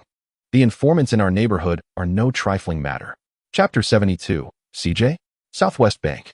A fine drizzle flowed between the mountains, casting an ethereal atmosphere, while the puddles on the ground mirrored the pristine moon, outlining the reflections of the stars. Lin Xiaojun stood upon these celestial bodies, holding images taken at the scene of an accident. His expression bore a weight of seriousness, his gaze fixed intently upon the photograph. At last, father. What does CJ truly signify? Lin Jianya paused momentarily, then turned to the old man. He was utterly ignorant of the meaning behind this letter. Yet the elder's demeanor suggested he possessed some knowledge. Moments later, the phone screen dimmed. Lin Xiaojun did not rush to respond. Instead, he slowly inquired, has the third one recently associated with any peculiar individuals? His countenance had never been this grave, and traces of bloodshot eyes appeared within his gaze, a display of uncharacteristic discomposure. Associated? Lin Jianya furrowed his brow in contemplation, then nodded. Indeed, he has encountered a practitioner of an unorthodox sect. Is this the man clad in black we spoke of earlier? Lin Xiaojun pressed further. Indeed. Do you have any idea of his current whereabouts? I have not inquired about that. Lin Xiaojun fell silent for a moment, then looked up at his companion. This letter is connected to this unorthodox practitioner. How do you know? It is mere conjecture. Conjecture? Lin Jianya was momentarily taken aback. What kind of reasoning is that? To conclude a connection to the practitioner based solely on conjecture seems rather hasty, does it not? The fine rain fell silently. Lin Xiaojun treaded carefully upon the scattered grass, moving forward slowly. After a brief pause, he fixed his gaze upon Lin Jianya and said, during my military service against the invaders, there was a campaign that reached the southern regions. The disparity in our forces was vast, leading to the quick disbandment of our main unit. It was dark, and within our squad of about 10, we sought a place to rest for the night. After a short while, we stumbled upon a village by the border, thriving and seemingly untouched by the ravages of war, quite a rarity in those times. My comrades and I decided to rest for the night and depart the following morning. That night, we attempted to drown our sorrows in drink before retiring to sleep. At this juncture, he suddenly fell silent. The rain intensified, pattering down with increasing fervor. The assistant produced a black umbrella to shield the two from the elements.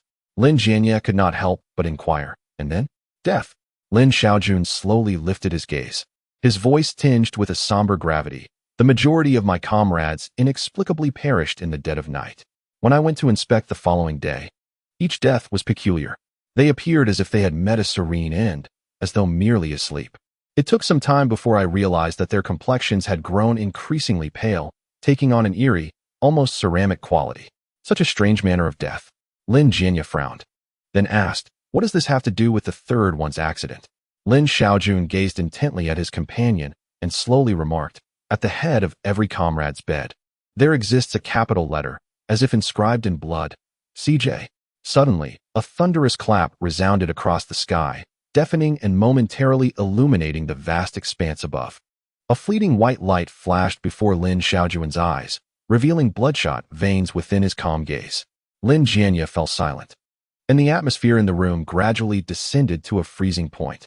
After what felt like an eternity, Lin Jianya took a deep breath and said, are you implying that this letter has existed for quite some time, intentionally marked by a group of individuals? That's the only possibility, Lin Xiaojun inquired. Though the meaning of this letter remains a mystery, and its resurgence after decades is perplexing, it is undoubtedly an ominous sign. The appearance of this letter suggests that the third brother is likely in grave danger. Lin Jianya pondered for a moment before responding. What if it's merely a coincidence? Ultimately, both vehicles were involved in drunk driving, and the spray paint on them may not have been intentional. It could simply be an advertisement. Before he could finish, Lin Xiaojun's calm voice interjected, do you genuinely believe it's a coincidence? The former paused, silence enveloping them as he refrained from replying. Indeed, The situation was too bizarre. Two unrelated vans, both inebriated, fortuitously encountered the third brother, and both bore the inexplicable Sijian red lettering. Such a series of events is difficult to attribute to mere chance. A glint of cold light flickered in Lin Xiaojuan's eyes. This matter cannot be allowed to rest. A thorough investigation is imperative. As he spoke, his tone grew increasingly grave. Despite any flaws, Lin Tao was still his son. The fact that he had perished in such a bewildering manner on the overpass was utterly incomprehensible. After a brief moment, his deep and murky gaze reflected the moonlight, and he slowly said, "Contact the second brother. Directly access all surveillance in Linhai and locate the man in black from before." As his words fell, Lin Jianya, surrounding him, fell into a moment of silence, exchanging glances with his assistant. After a long pause, he retrieved his phone and slowly dialed a number. Chapter 73, Recompense the Religious Administration Department. Comrade Yi, take care, and feel free to reach out should there be any news. Witnessing Yi Guan depart, the old officer personally saw him off, rendering a salute. Yi Guan waved his hand and strode out of the holding room. Outside the department, numerous personnel were seen moving about, all clad in uniforms, steadfastly attending to their duties. However, their responsibilities varied. Some were engrossed in calligraphy, while others were engaged in arranging feng shui formations. Yi Guan brushed past several individuals, distinctly overhearing whispers from behind. "I heard another individual was apprehended by our department, a fraudulent Taoist. That's all too common. There are far too many charlatans these days. I heard that in a couple of days, several Taoists from Longhu Mountain are descending. They possess genuine skills, and these imposters shouldn't last long." Taoists from Longhu Mountain? What brings them down? Who knows? It seems our department's leaders invited them, and one of them is even a content creator specializing in promotion. The voices behind gradually faded into silence. Yi Guan halted his steps. Had someone descended from Longhu Mountain? As the ancestral ground of the Jingyi sect, it held unparalleled authority. Their descent likely heralded significant developments. Taking a deep breath, he acknowledged the increasing complexity of the situation. First, there were the frequent disturbances from the evil sects, followed by the rampant surge of malevolence, and now, the priests from Longhu Mountain were emerging. The series of bizarre occurrences was hardly a good omen. Yi Guan inhaled deeply, setting aside these thoughts as he slowly stepped out of the door. A chilling gust met him, sending an involuntary shiver through his body. The energy outside felt decidedly unwelcoming. He continued forward. It was a rainy night, with water pooling on the ground, splashing with every step. Had he known it would rain, he might have opted for a police car home. At worst, they could have dropped him off at the community entrance, avoiding any misunderstandings. "Mr. Yi, you've emerged." Suddenly, a voice called from behind. Turning, he saw a middle-aged man in a black Zhongshan suit smiling at him, accompanied by Xiao Li holding an umbrella. "I've been waiting for you here for quite some time. This rain makes it quite inconvenient. Allow me to escort you back." Yi Guan, puzzled, asked, "You've been waiting for me here?" "Of course," the man replied with a subtle smile. "I was concerned about you entering the religious department alone. I made a call to the director here, smoothing things over. How was your experience inside? Were you treated well?" Yi Guan shook his head, realizing why the officers and staff inside had been unusually cordial. Connections had been made on his behalf. "I wasn't mistreated. The law enforcement personnel were quite amiable." As he spoke, he opened the door to a nearby Maybach and slid inside with ease. Xiao Li folded the umbrella and took on the role of the driver. A moment later, the black sedan roared to life, speeding down the pitch-black road like a wild beast, rainwater splashing around them. The vehicle exhibited impressive stability, even at such velocity. The headlights pierced through the curtain of rain, illuminating the road ahead. Inside the car, the middle-aged man observed Yi Guan for a moment before inquiring with a smile, "Mr. Yi, you seem preoccupied. Is there something on your mind?" After a moment of contemplation, Yi Guan looked up and said, "Your third son is in trouble." "I know. Was it an accident on the overpass?" The middle-aged man's smile faded, yet his tone remained calm, as if he had anticipated this news. "You're aware?" Yi Guan furrowed his brow. "My father informed me," the man replied, shaking his head. "He was unfortunate, encountering a few drunk drivers along the way. What a pity. Today is my father's birthday." Yi Guan glanced ahead and asked, "Do you believe this is merely an accident? What else could it be? Your third son likely hasn't offended anyone. This isn't the doing of your elder brother." The middle-aged man chuckled softly. "Isn't it rather common to encounter drunk drivers?" "Mr. Yi, There are indeed many mysterious occurrences in this world. Yiguan studied him intently, remaining silent. The other's demeanor was excessively cordial. Even the friendly demeanor seemed somewhat peculiar. Throughout the journey, an eerie silence prevailed. The two men exchanged no words. Shaoli remained wholly absorbed in driving, occasionally glancing at the rearview mirror, as if he were attentive to something. Soon, the vehicle came to a gentle halt beneath the C25 residential building in Launching District. The middle-aged man glanced at Yiguan in the mirror and said with a smile, "Mr. Yi, we've arrived at your doorstep. I appreciate your patience." Yiguan nodded in acknowledgement. It was no trouble. The matter concerning the old gentleman was largely thanks to you. A mere trifling task, the middle-aged man replied with a slight smile. "Mr. Yi, you underestimate your contribution. However, for the Lin family, it is an immense favor, resolving the old gentleman's long-standing affliction. Such afflictions are best treated at the source," Yiguan remarked sagely. As the middle-aged man casually reached to close the car door, he added with a smile, "Rest assured, Mr. Yi, your kindness towards the Lin family will surely be repaid in due time." Yiguan shook his head gently, resting one hand on the door of the Maybach. "Repayment is unnecessary. I only wish for you to answer one question." "What question?" "You are delivering me home for the first time, are you not?" "Indeed, it is my first time." Yiguan fixed a piercing gaze upon him. "Then how did you know my residence is in this building?" Chapter 74, The Trap Video. The atmosphere grew tense. The C25 residential building was indeed his current abode, a detail he had disclosed to no one. Why would this man know where he lived? It defied logic. Yiguan pressed one hand against the car door while concealing the other behind him, waiting for a response. "I believe you are mistaken." The middle-aged man pondered momentarily before explaining. "The location of this building was communicated to me by my elder brother. Before I came to pick you up, he instructed me to ensure Mr. Yi returned home safely." "Your brother knows I live here?" Yiguan narrowed his eyes. "He does. He observed you descending from this building when I previously came to fetch you," the middle-aged man stated, his gaze steady and calm, his tone exuding composure. A moment of silence ensued, creating a sense of stalemate in the atmosphere. Shaoli, watching the exchange through the car window, could not help but interject, "Master Yi, do not overthink it. I can vouch for Mayor Lin. If you doubt me, I can call Mr. Lin Jianya for a direct conversation." His tone carried a hint of hopefulness and sincerity.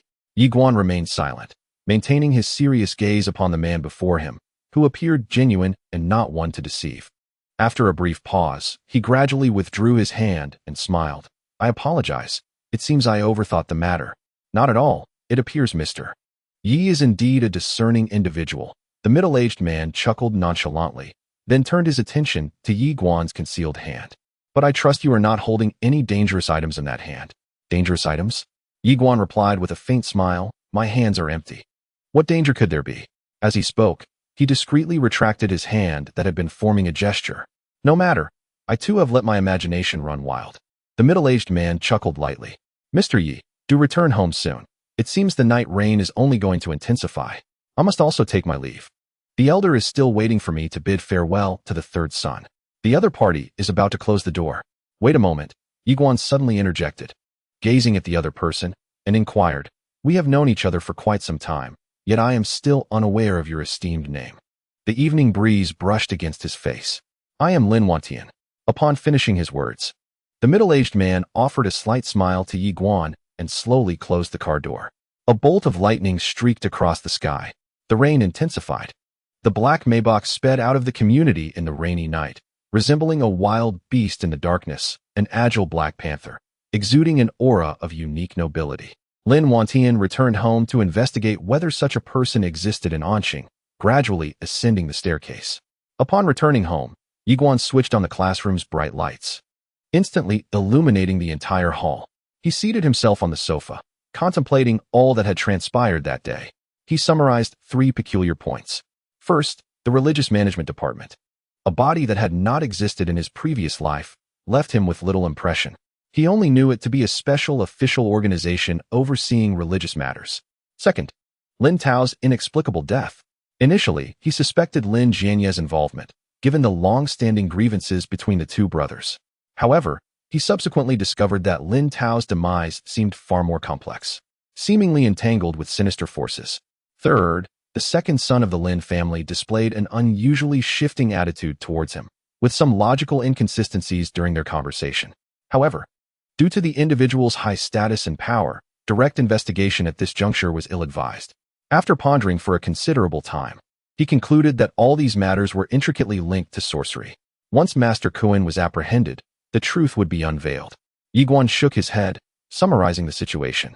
The remaining matters would be entrusted to the Religious Management Department to see if they could successfully capture Master Kuan. He refrained from overthinking and brewed himself a cup of black tea before heading to the bedside. He took out his phone, intending to look up information on the second son before sleeping. At that moment, a message suddenly popped up. Qingning V. Is the master available? Cathead JPG. The other party poked you? It was that girl, Su Qingning, again.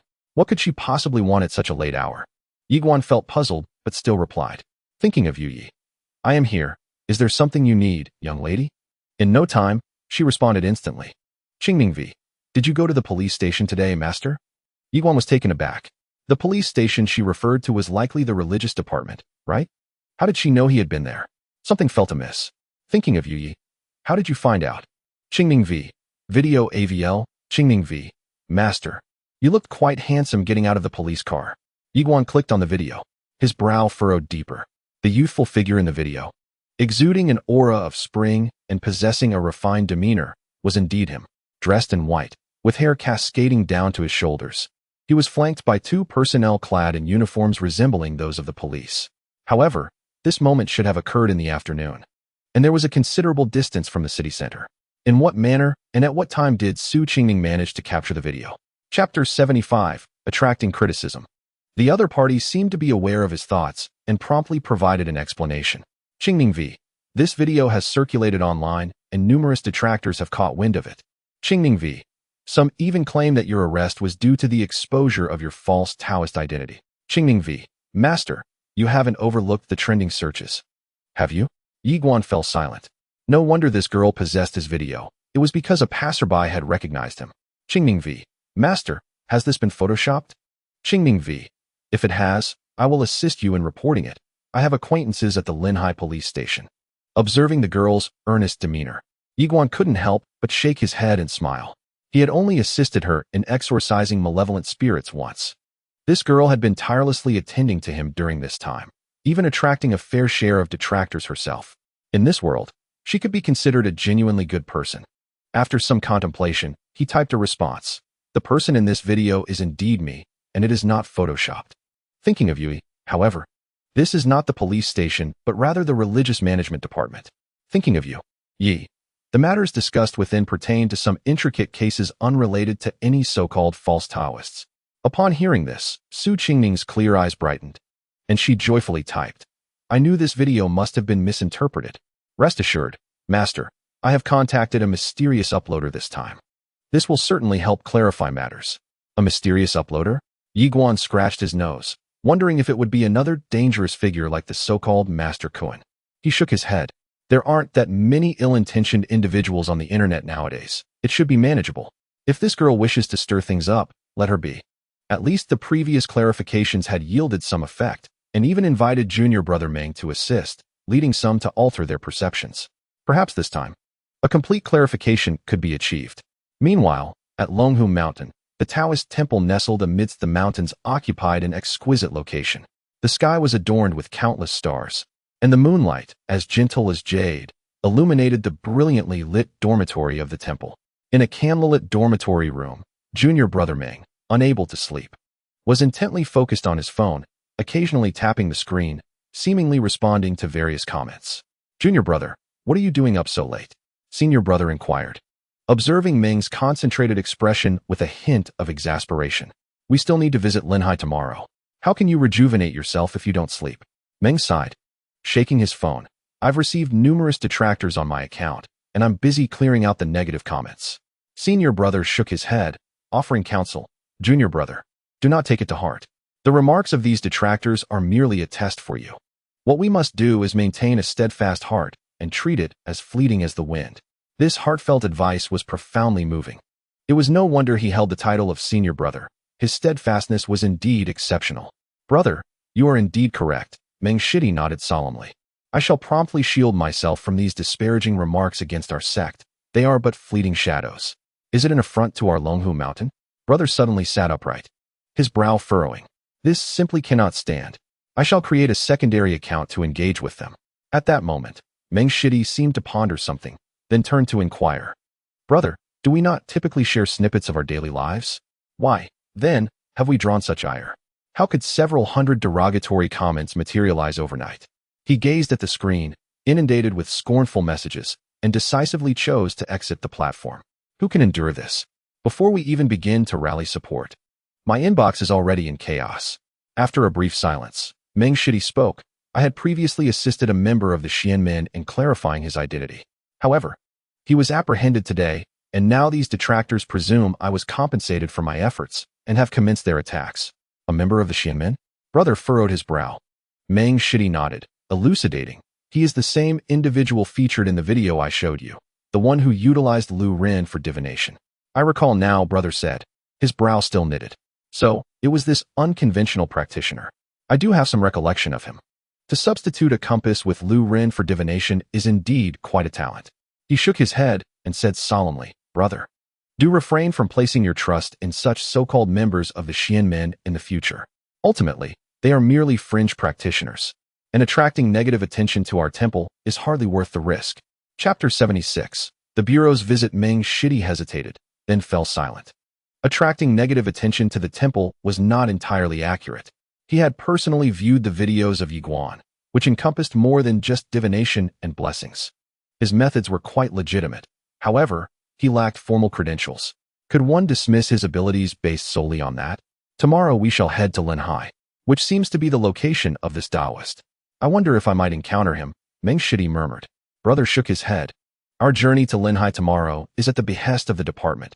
How could we possibly make contact with him? Brother, do not overthink it. Rest well tonight, and I shall guide you down the mountain tomorrow. You will witness the esteemed position of Longhu Mountain in the secular world. Longhu Mountain has always been the orthodox ancestral ground of the Zhengyi sect of Taoism, its lineage extending over a millennium.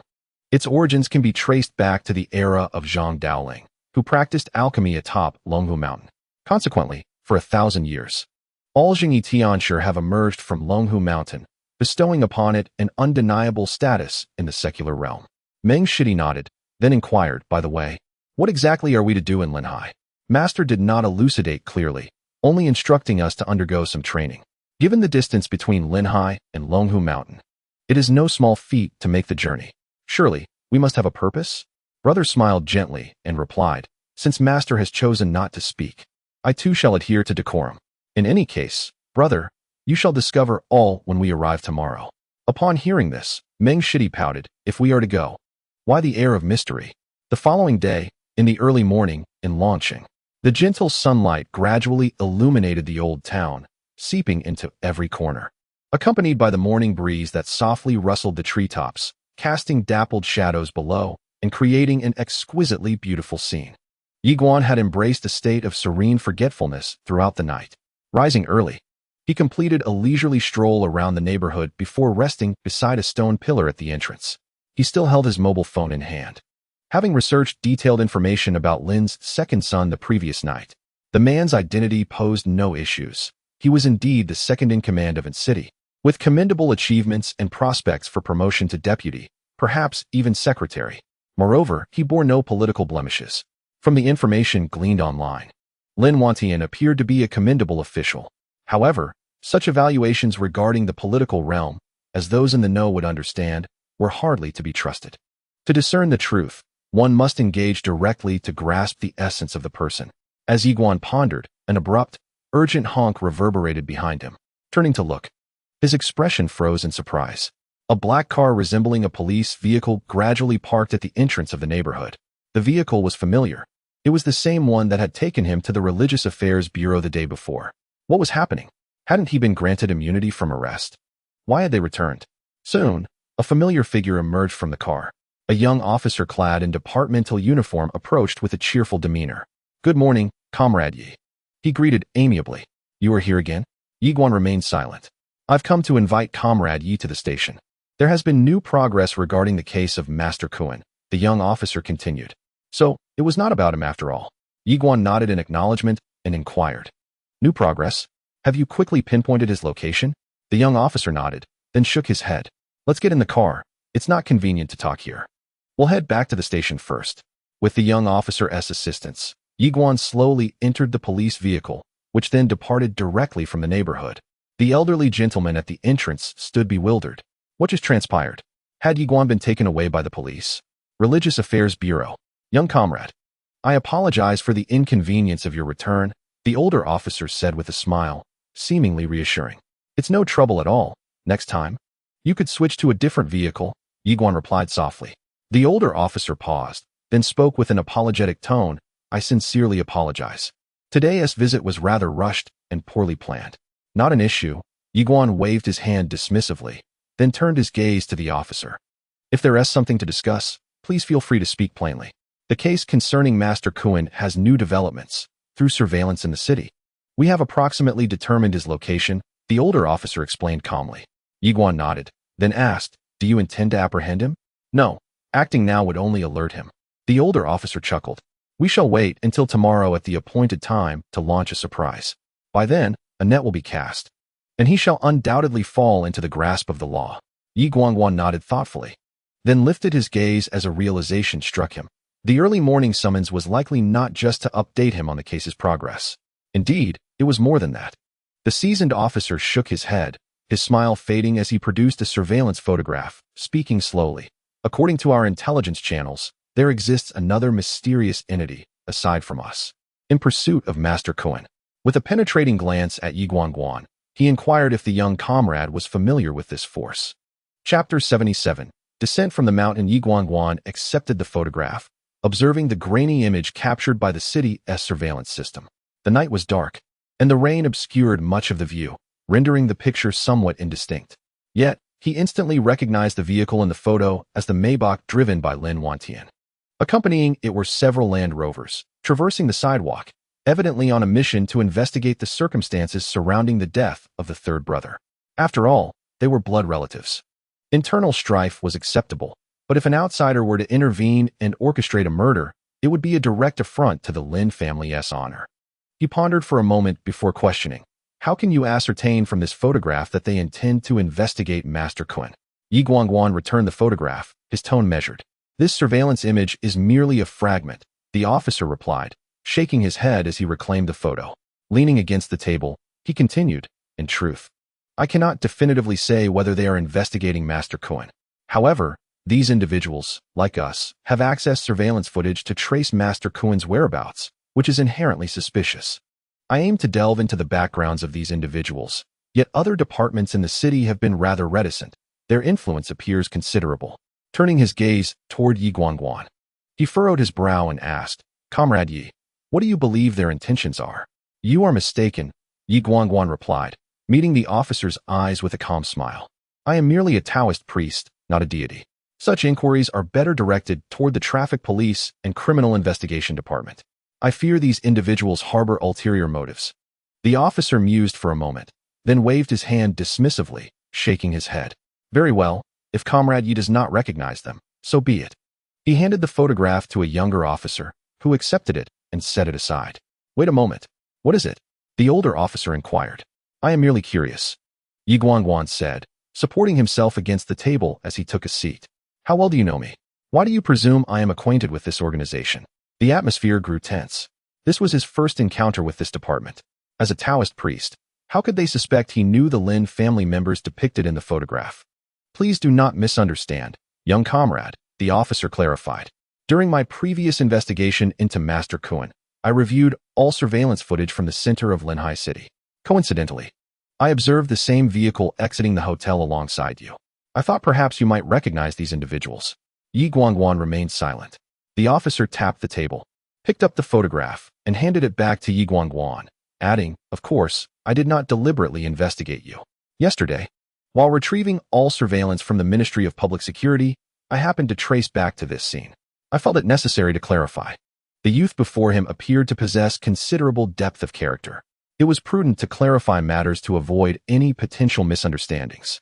Yiguan nodded in understanding, choosing not to elaborate further. The other party was conducting an investigation into the surveillance, adhering to official protocol, which was entirely acceptable. However, Had not the second son of the Lin family mentioned returning to discuss matters with the patriarch last night? He had dispatched personnel to trace the origins of a certain Master Kuan, which seemed somewhat illogical. If one truly wished to ascertain the identity and circumstances of the other party, it would be prudent to inquire directly with him. After all, during yesterday's birthday banquet, he and the other party were the only representatives from the Shinmen sect. There was no reason to investigate this individual in isolation. What was Yiguan contemplating? A remark from the seasoned officer jolted Yiguan back to the present. "It's nothing," he replied, shaking his head. The officer smiled and retrieved the photograph, then remarked, "Comrade Yi, we have a bit of trouble on our hands. I currently have no other matters to attend to, so I will have Xiaogua escort you home shortly. I must also go pick up a few Taoists from Longhu Mountain." Upon hearing this, Yiguan furrowed his brow in confusion and asked, "Longhu Mountain is not particularly close to Linhai. Why have they chosen to descend at this time?" He had harbored this question since yesterday. Although Linhai had its own temples, albeit smaller in scale, they were nonetheless legitimate establishments, many staffed by disciples of the Chuanjin sect. Typically, local practitioners could handle most matters pertaining to the Xianmen. Why then? Was it necessary to summon the Taoists from Longhu Mountain? The officer paused for a moment before shaking his head. "We are all acquainted in this circle, and there is little to conceal from you, Comrade Yi. The reason our religious management department operates from this location is due to its significance in the center of Linhai City. From a feng shui perspective, this area exerts a considerable influence on the local populace. Thus, it has been entrusted to our bureau for oversight." Continuing, he regarded Yiguan with a more serious tone. "However, in recent months, the local atmosphere has grown increasingly malevolent. We have established numerous formations here, yet they have proven insufficient to contain the situation. Reluctantly, we have had to request the descent of the Jingyi sect from Longhu Mountain." Yiguan pondered this. The oppressive atmosphere he had felt upon exiting the department yesterday, accompanied by chilling gusts of wind, had indeed given rise to an unsettling sensation. There was something peculiar about this place. Yet, despite the presence of numerous protective formations, the malevolence persisted, suggesting that it was no ordinary evil spirit at play. Moreover, summoning the Taoists from Longhu Mountain was no simple task. The officer sighed. "Our minister had to report to higher authorities before we could establish contact with the senior members of the Longhu Mountain Temple to send disciples down. After all, it is the ancestral home of the Jingyi sect, making the request rather cumbersome." Yiguan smiled gently. Each profession has its specialties. It would be more prudent to leave such matters in the capable hands of Longhu Mountain. Indeed, the officer nodded in agreement. Just then, a thought struck him, and he turned back to Yiguan. "By the way, Comrade Yi, I perceive you possess considerable skill in the Taoist arts, and your techniques suggest you may also belong to the Jingyi sect. Might you have any means to alleviate this malevolent energy?"